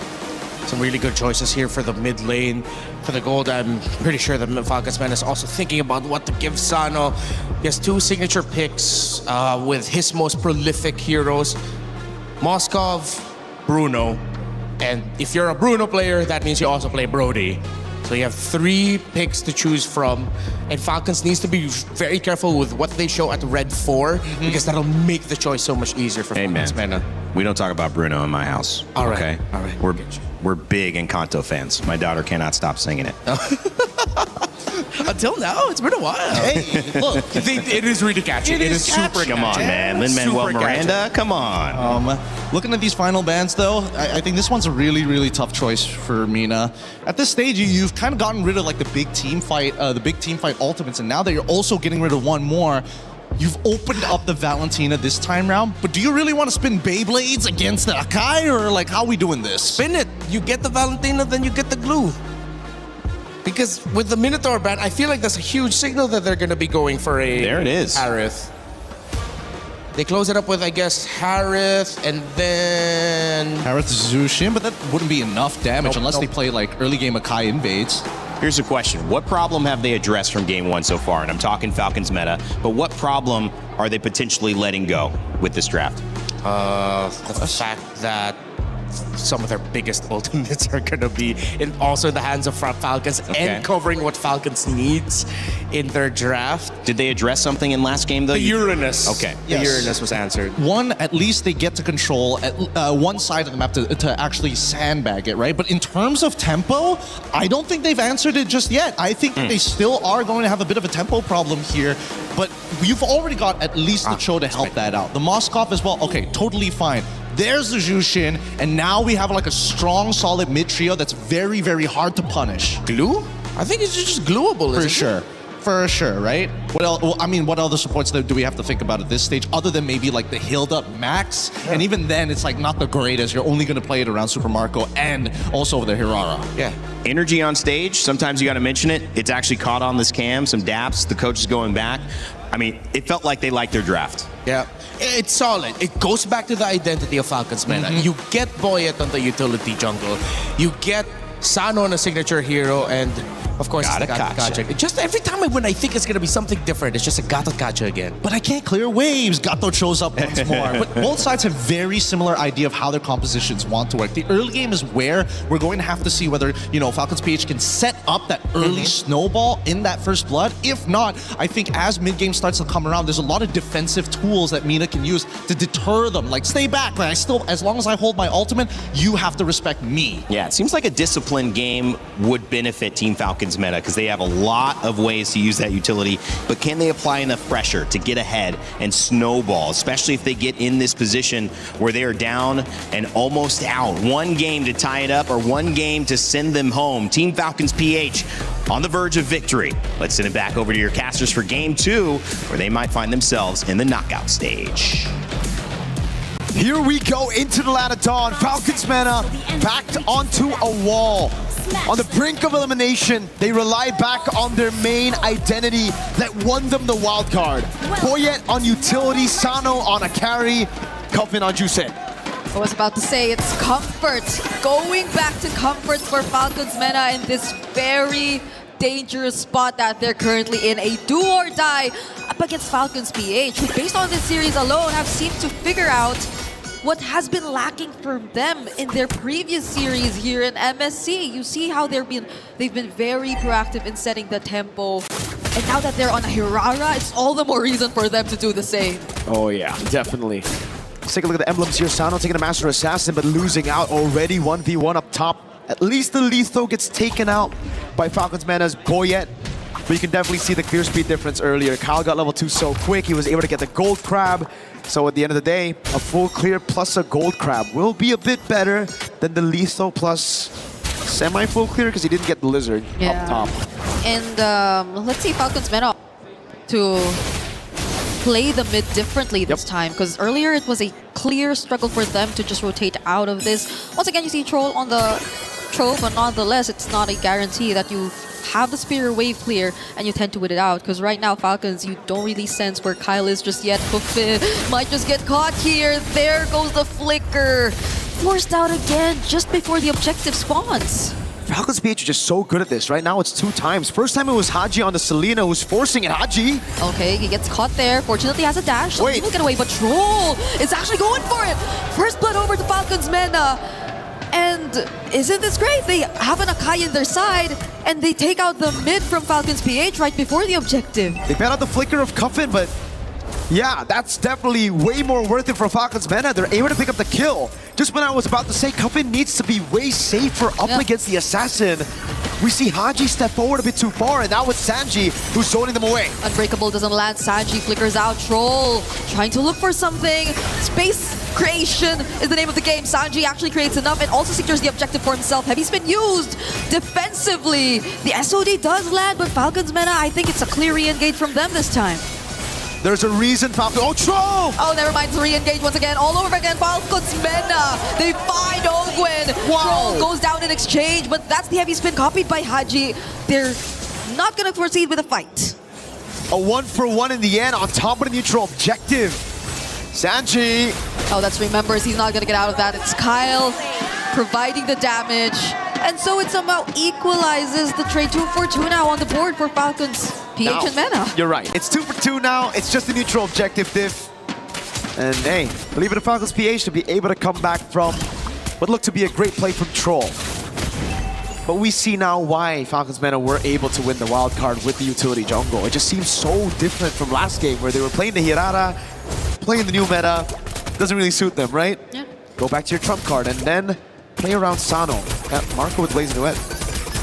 Okay, it does get the gold crab. It's a small win. And yeah, I feel like the pacing changes overall when Falcons Mena are just on these kinds of lineups. Cuffin and Troll seem to be playing a much more confident game, while it also probably goes hand in hand with the fact that they are up against a matchup which doesn't have as much range and doesn't have as much surprise potential with the Abyssal Arrows just falling all over the place. But Ogun now below half HP, does have the AOG still. Not going to use it just yet though. But that's clear control for Falcons Mena so far here in mid. It's all about mid-prio whenever you have the utility jungle. Same playstyle from the wild card again. Boyet every single time after full clear goes into mid, consistently helps to get that mid-prio to secure these neutral objectives. Down below, it's Flap who wins out the XP crab battle, and it just seems like we're setting up for this neutral objective. Ooh. Great read by Falcons PH though. They know when it comes to the 50-50 around the neutral objectives, it's not going to be good. Yeah. They have to look for a win elsewhere, but they can't look for that trade up top. Sano's playing too safe. They spot Kyle already. They know Kyle's already within the area. Knockups from the Lantern Flare. Troll trying to look for a target. Crimson Beacon in from Cuffin. Ogun already very low. Troll with a 3-man knockup. Sanji too, pretty low. Might have to get away from this. But then Sanji, for the second time around, secures the turtle for Falcons Mena. Flap and Haji trying to chase after Boyet. Heavy spin already committed. And Troll, both Troll and Cuffin just get to protect their jungler from that. Kyle. Oh boy, it's low. Yep, shoot away from it. Conceal coming down now. Ogwin wants to take control over this purple buff. But yes, Sanji secures the neutral objective. Falcons Mena again with the Akai. Pulling a win over the neutral objectives, but that's what it's meant to do, this composition. Yeah. Now we have to go back to the fact that Falcons PH, they can still scale, but so can Falcons Mena. So it basically makes it all even. Falcons Mena getting the neutral objective isn't a way to snowball. Rather, it's a way to stay neutral in the game. Something that they weren't able to do on Assassins. Now, they can play for the scaling on Sano. It's protect Mr. President. As long as Sano continues to farm this way, and Falcons Mena are able to keep the gold lead from staggering out of control, it's a-okay. It's back to Falcons Mena playing their signature game. Yeah, but I think Falcons PH are too good at keeping it really under control. It's not growing into any significant lead just yet. Falcons Mena, they're not able to convert it into any structures, and so we see that the lead is something you don't really get to feel, at least for now in this game. But that's a really high cut for Sanji. There's a response coming out from Falcons PH this time just because of that, and he will go down. That's another kill over to Kyle, or actually the first kill. The second one he's able to get in this game. Let's see, they're able to bait people down into the bottom lane. That means a turret up top. Wait a second. Oh. AOG? Could that have been the plan? Ogun goes in with the AOG, yes, but it's not going to break out into a fight just yet. They have their eyes on Troll, however. He might be the pick-off, but he has the Jeet Kune Do. He is going to survive. And no turret for Falcons Mena. Okay. Great defense by Falcons PH, really just keeping that turret from going down, but now it's Boyet up top. Kyle onto the neutral objective first. Same level, it's 9-9. Sanji already using the consecration, trying to get some info. Troll gets revealed here, and Kyle for the first time actually secures the objective away from Falcons Mena. The SOD did land, but I don't think Falcons Mena want to commit to a fight just yet. Nope, not just yet. Not until Sano gets the 3-item power spike. But again, it'll be the same for Marco. Wait a second. Oh. Sano will be able to get a turret down below, so that makes it quite okay. Marco, though, obviously always there to get compensation off of these trades, right? Falcons Mena are trying their darn best to get some trades on the map. But Falcons PH always refuse for it to be an equal trade. It's always a kill on top of it, a neutral objective on top of a structure. Yeah. And that's why they are the ones with the 1,000 gold lead, despite Falcons Menace hold onto the two turtles. Yeah, I wanted to say it looked equal, but then I looked at the gold lead and it's, for some reason, not. Falcons are the ones And getting a better hold of this. Look at Marco. Oh, again. Yup, it's all about the macro plays right now, taking the structures around the map. It's the same though for Falcons Meta. They are able to push up top. It was basically broken at top. So low. Just needed one more minion. Little strike down from the Winion. But now it's back to the scaling game. Wait a second, wait the dragon. They find Flap. Do they have damage though? That's a really good AOG from Owen just to stop them in their tracks. Crimson Beacon out from Cuffin, and now they might have to run away. They wanted to go for Flap, interestingly enough. But the damage again, I think it's a question mark. And again, even in that skirmish that looked like Falcons Meta were the ones being proactive, it was Sano who had to burn the flicker. SOD, he actually escapes. Whoa, Sano with that play. Okay, at least they don't hand over more and more advantage to Team Falcons PH. Not gonna lie, that was kind of clean with it. Great escape, man, against 4 members of Falcons PH. Any normal player would just be like, alright, I'm dead. But Sano refuses to play safe gold lane. He is the definition of play safe gold lane. He knows if 4 members are coming up, how to handle them. Up top though, Marco's gonna try to build a slow push. And Falcons Meta won't actually be using Moskov, Sano. Oh, yeah, he's here in mid, and because they need the damage, they pin down Owen, they want to burst him down. Flap goes in with the falling star moon, but the Crimson Beacon too as a response. Flap? They want to apply a bit more crowd control, and now he's slowly being shredded down! Kyle enters from the sides, but he doesn't seem to land the damage onto anyone. It's Sanji! Just needs one more hit! It's a flicker from him to finish off the kill on Kyle, but Marco going in. This might just be the turnaround. Buoyant stays alive for too long, but not until the damage from Falcons PH arrive. Both Falcons want to go toe-to-toe, head-to-head, fighting fire with fire. They started the fight with a pick with a Way the Dragon on Ogwin. It ended up being 3 for 2 in favor of Falcons Meta. The 2,000 gold lead for Falcons PH now crumbling down to 1.7k, and you see again in the skirmish, Falcons Meta really utilizing that man advantage for a while. Thank God for Haji getting that angle to go for the pin on Sano, because if not, it would have been a bad fight for Falcons PH to take. Marco was just way too late in the skirmish. Again, Selena, Valentina, it just seems like it's Haji who's holding down Fort. Yeah, it looked like a really good entry from Kyle too, but the fact that the damage didn't really land onto anyone was just so unfortunate. Okay, it's different this time, yes. So they might have a bit more advantage. Oh, Falcons PH though, they go in for the engage. Sanji already very low, but the layer of the dragon! Wait! They find Haji as Soti does not connect. Sano might have to commit to the push. He will as the team fight still continues to break out, and Kyle will secure the objective for Falcons PH! It was a 4v5. Falcons Meta held them down for so long, but in the end, it's Flap with a triple. But a base turret up top might be taken by Sano. The rest of the team want to punish this. Sano, I don't think you have the minions, buddy. Oh, he just wanted the turret, but now he might have to go down to no SOD available. And the kill goes over to Super Marco. What a crazy sequence of events. They tried to go for the 4v5. Initially, it looked good. They got the pick off on Haji, but they really used everything for it. Even the heavy spin that was supposed to win them out the red tree battles. Again with Kyle, able to stitch out that damage together with the red tree, chaining it, securing the neutral objective. Sano, I really feel like that was already good. The fact that they were able to get a tier 2, but they wanted more. And in the end, now they might lose a base turret because of it. Yeah, they desperately wanted that because they lost on the objective fight. They wanted something, but now it's Falcons who is trying to set up something with the AOG troll. Finding a target! He finds Kyle! Falcons gonna take down one crucial member. The damage seems to be enough. Blazing do it though as a response from Super Marco. They might want to calculate it a bit. There's the knock-up on Super Marco. No kick available. The falling star mode from Flap. He's starting to become a massive threat, but Troll is yet to fall. Sanji's still alive too. Falcons Vena, none of them are going down. Marco gets the Melfic gun. He's so confident. Kyle gets taken out, but there is no bounty, so it's A-OK. Falcons PH can still chill even after that skirmish. Oh my God, it's just back-to-back fights.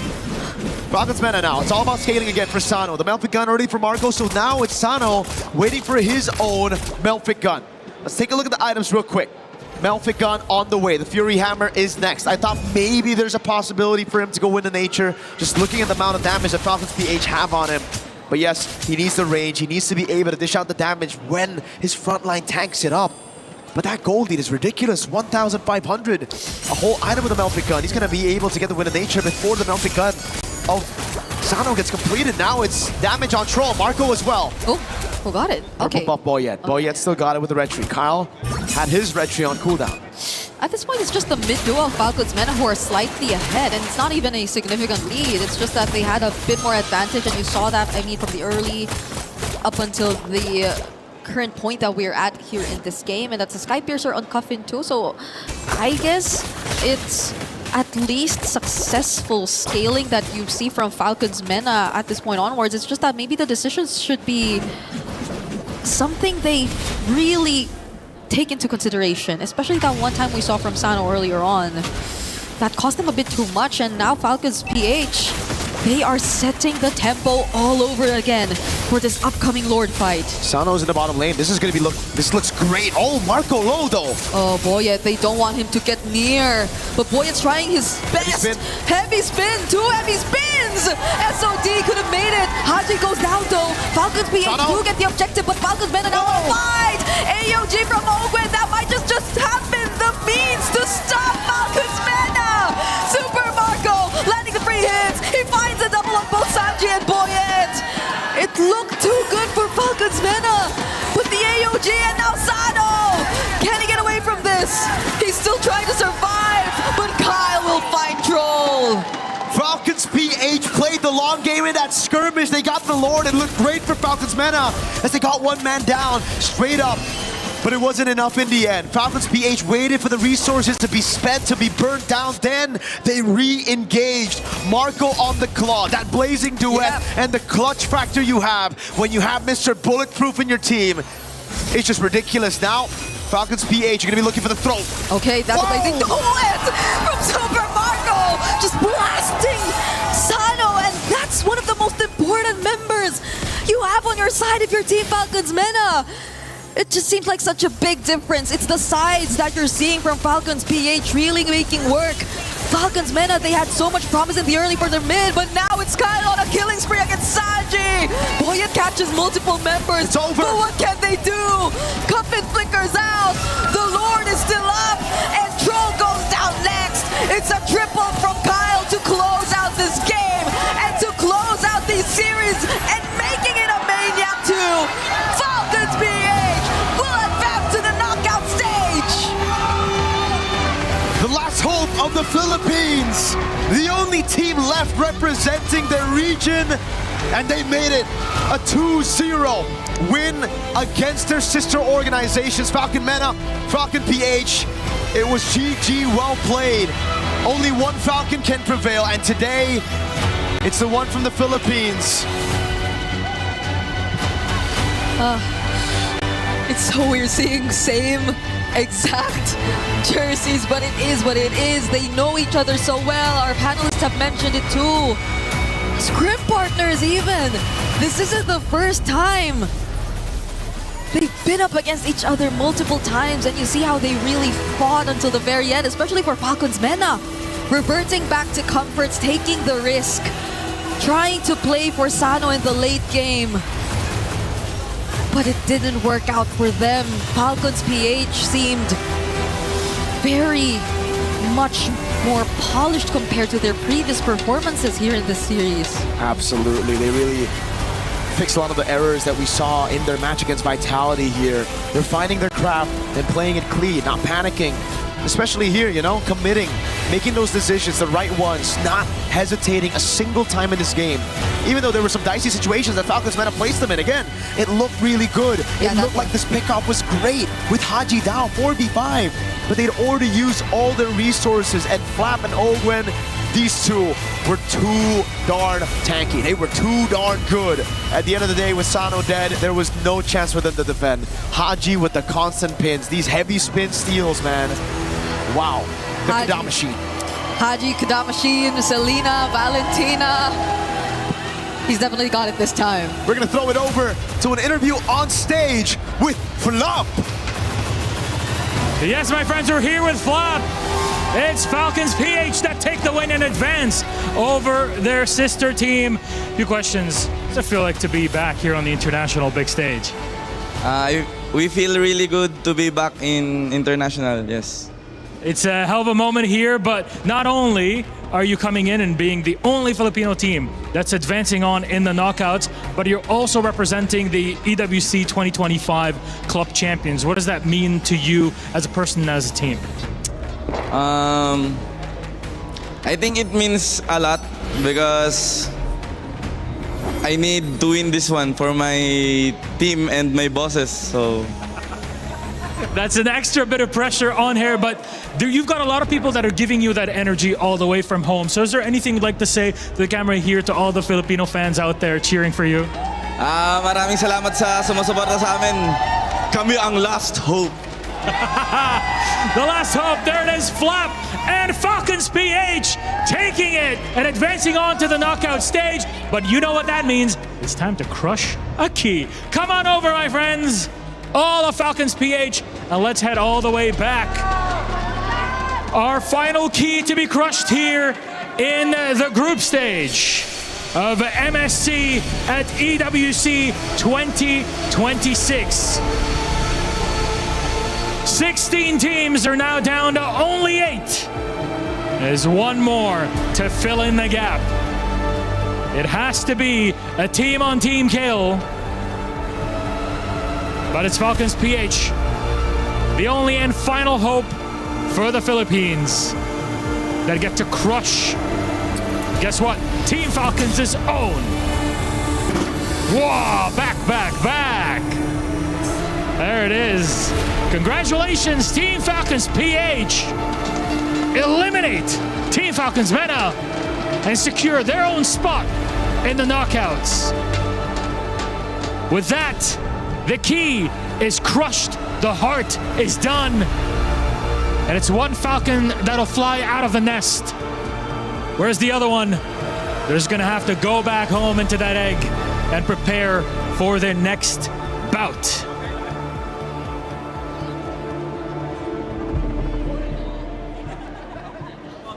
And that is our group stage, but that is only the beginning. Enter the knockout stages. I think it's gonna be so crazy. And you know what? The group stages, it's such a roller coaster. The teams that we were expecting to smooth sail it all the way has unfortunately dropped. We lost the defending champions yesterday. Today we send home the 2024 champions. I honestly cannot believe this is how MSC 2026 is playing out, Milosh. It just means that if you want to compete at the top level in MLBB, you have to constantly be on your toes. It's an important thing here at the Esports World Cup is that everything is earned, right? You cannot just come in and assume that you'll be given the space. No, and that applies the same way to MSC 26. Every single point, every single moment has been earned by our victors. And from here on, we move on to knockouts. But you know what's going to be exciting about these knockouts, Milosh? There's a lot, but yes. One thing that could be a possibility that for the first time in a very, very long time, there is a high chance that we will be crowning a new region as the champions in MSC. And oh boy, I am excited for that. It really gets you pumped up because then you think, hey, the crown is up for grabs for anybody, not just here, but it sets the tone for the future, right? M Series, MSC next year, but we're still in the here and now. And we have to decide how teams are going to be seated and playing up against one another next up. And that all depends on how they're selected based on their seeding and performance. Yes, sir. So we have 2 seededs here for the draw. Seed 1 teams will pick from the Seed 2-2-1 bracket. And of course, how they are allocated is based on their winning game time. As you guys can see on your screens right now, Team Vamos is leading in the #1 position, followed by Yangon Galacticus, Team Vitality, and lastly, Aurora Gaming. running. Now, some people might ask, like, why do we have Aurora Gaming in the last place despite them having 2 9-minute and 40-second game? Simple. Their last match here in the group stages ended in a 2-1, which gave them a little bit more time. I think they could have been easily number 1 if it wasn't for that. Yeah, because you're trying to have cumulative good performance, right? If you're already moving out and having that first seed in what is essentially 2 victories in a row, then of course that adds to it. But those are the scene ones. They're already set up in the final bracket. They're gonna have to choose from 4 other teams, and that's where our second seed comes in here in our draw show. So please join me in welcoming to the stage our second seeded teams.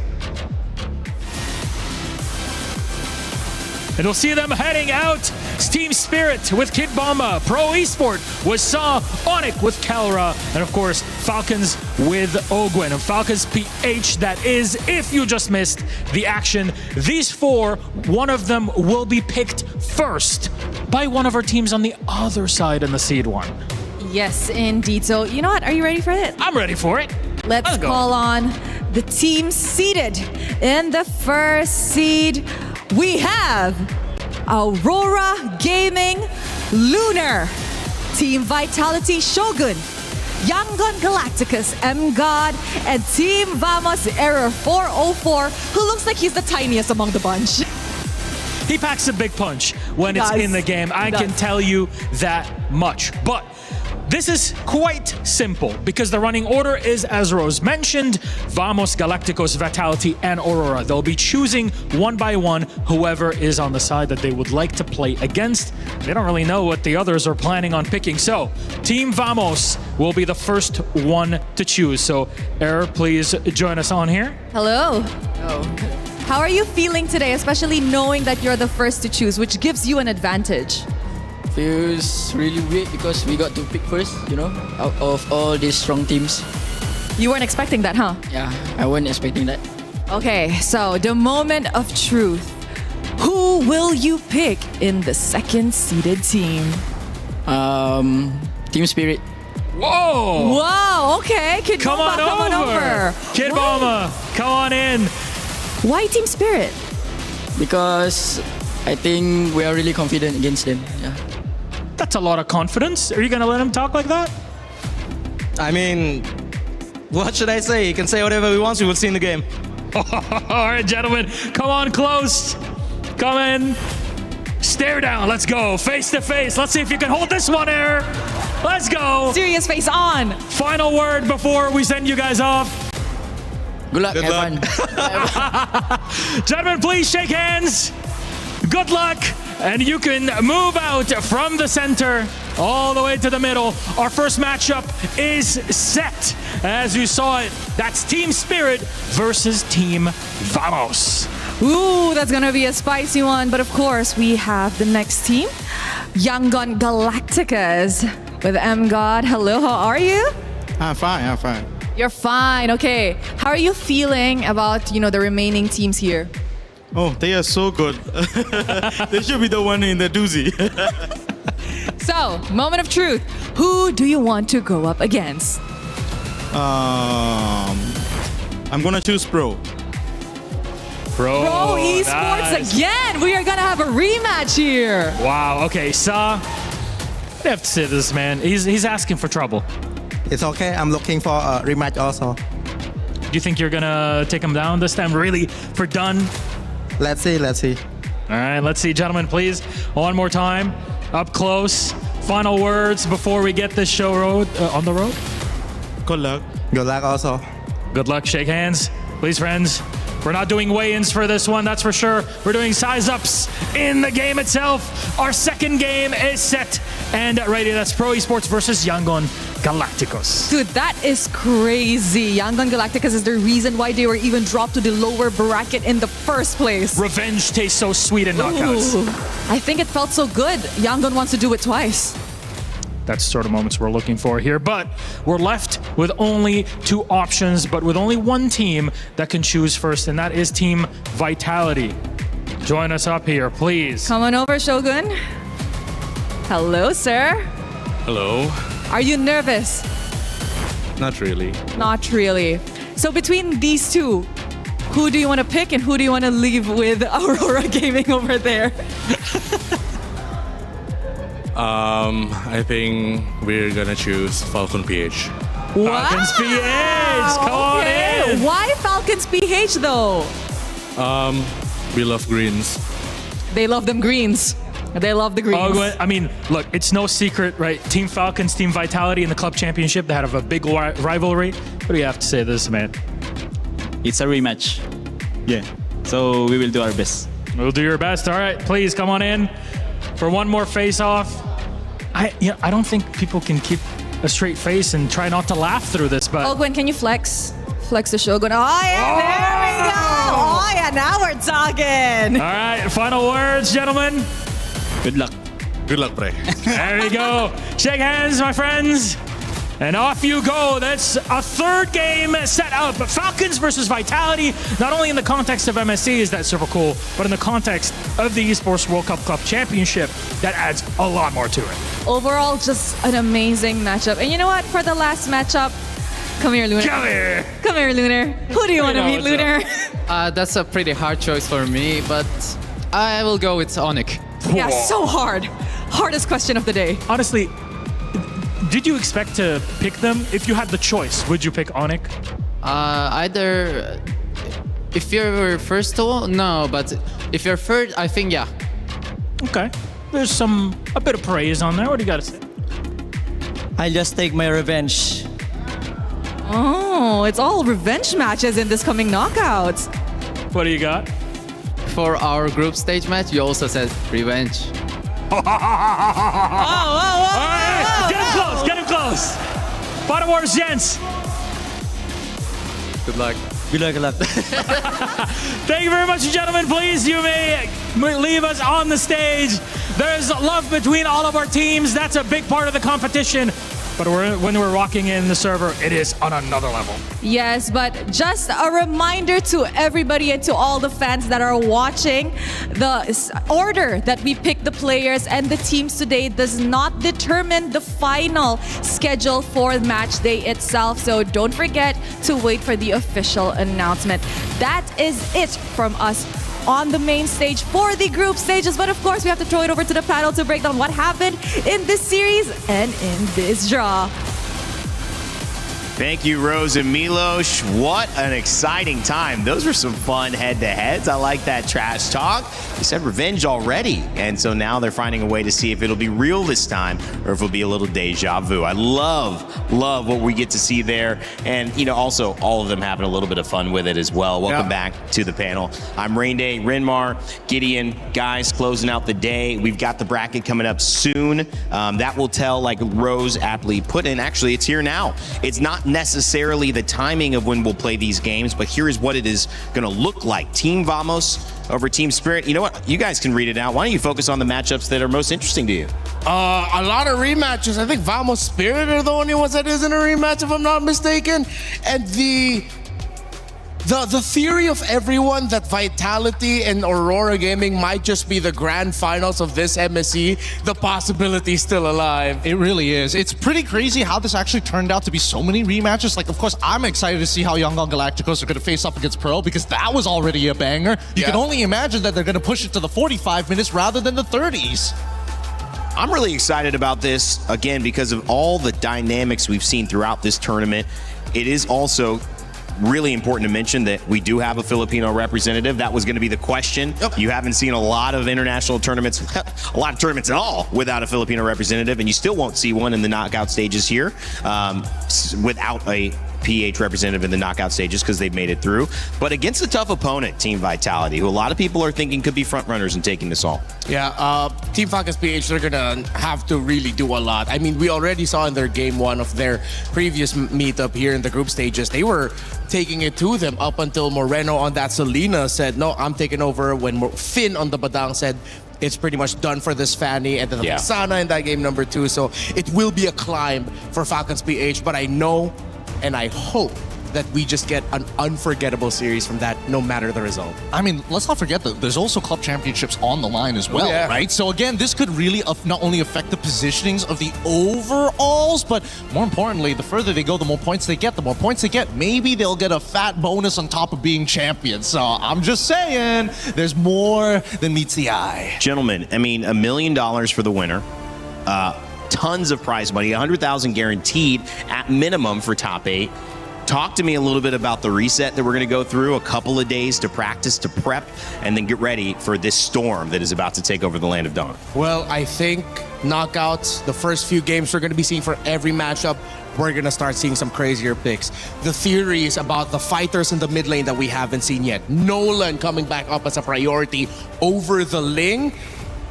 This draft might just evolve even more. This meta might evolve even more. I think there's still a lot to be said about this meta currently, because not only is it flexible, but it's also about understanding, hey, that those first 3 picks, it's the setup for something later down the line to start hurting either the side lanes or the overall composition. So I feel like we're just scratching the surface. Every day we've seen a new element to the meta.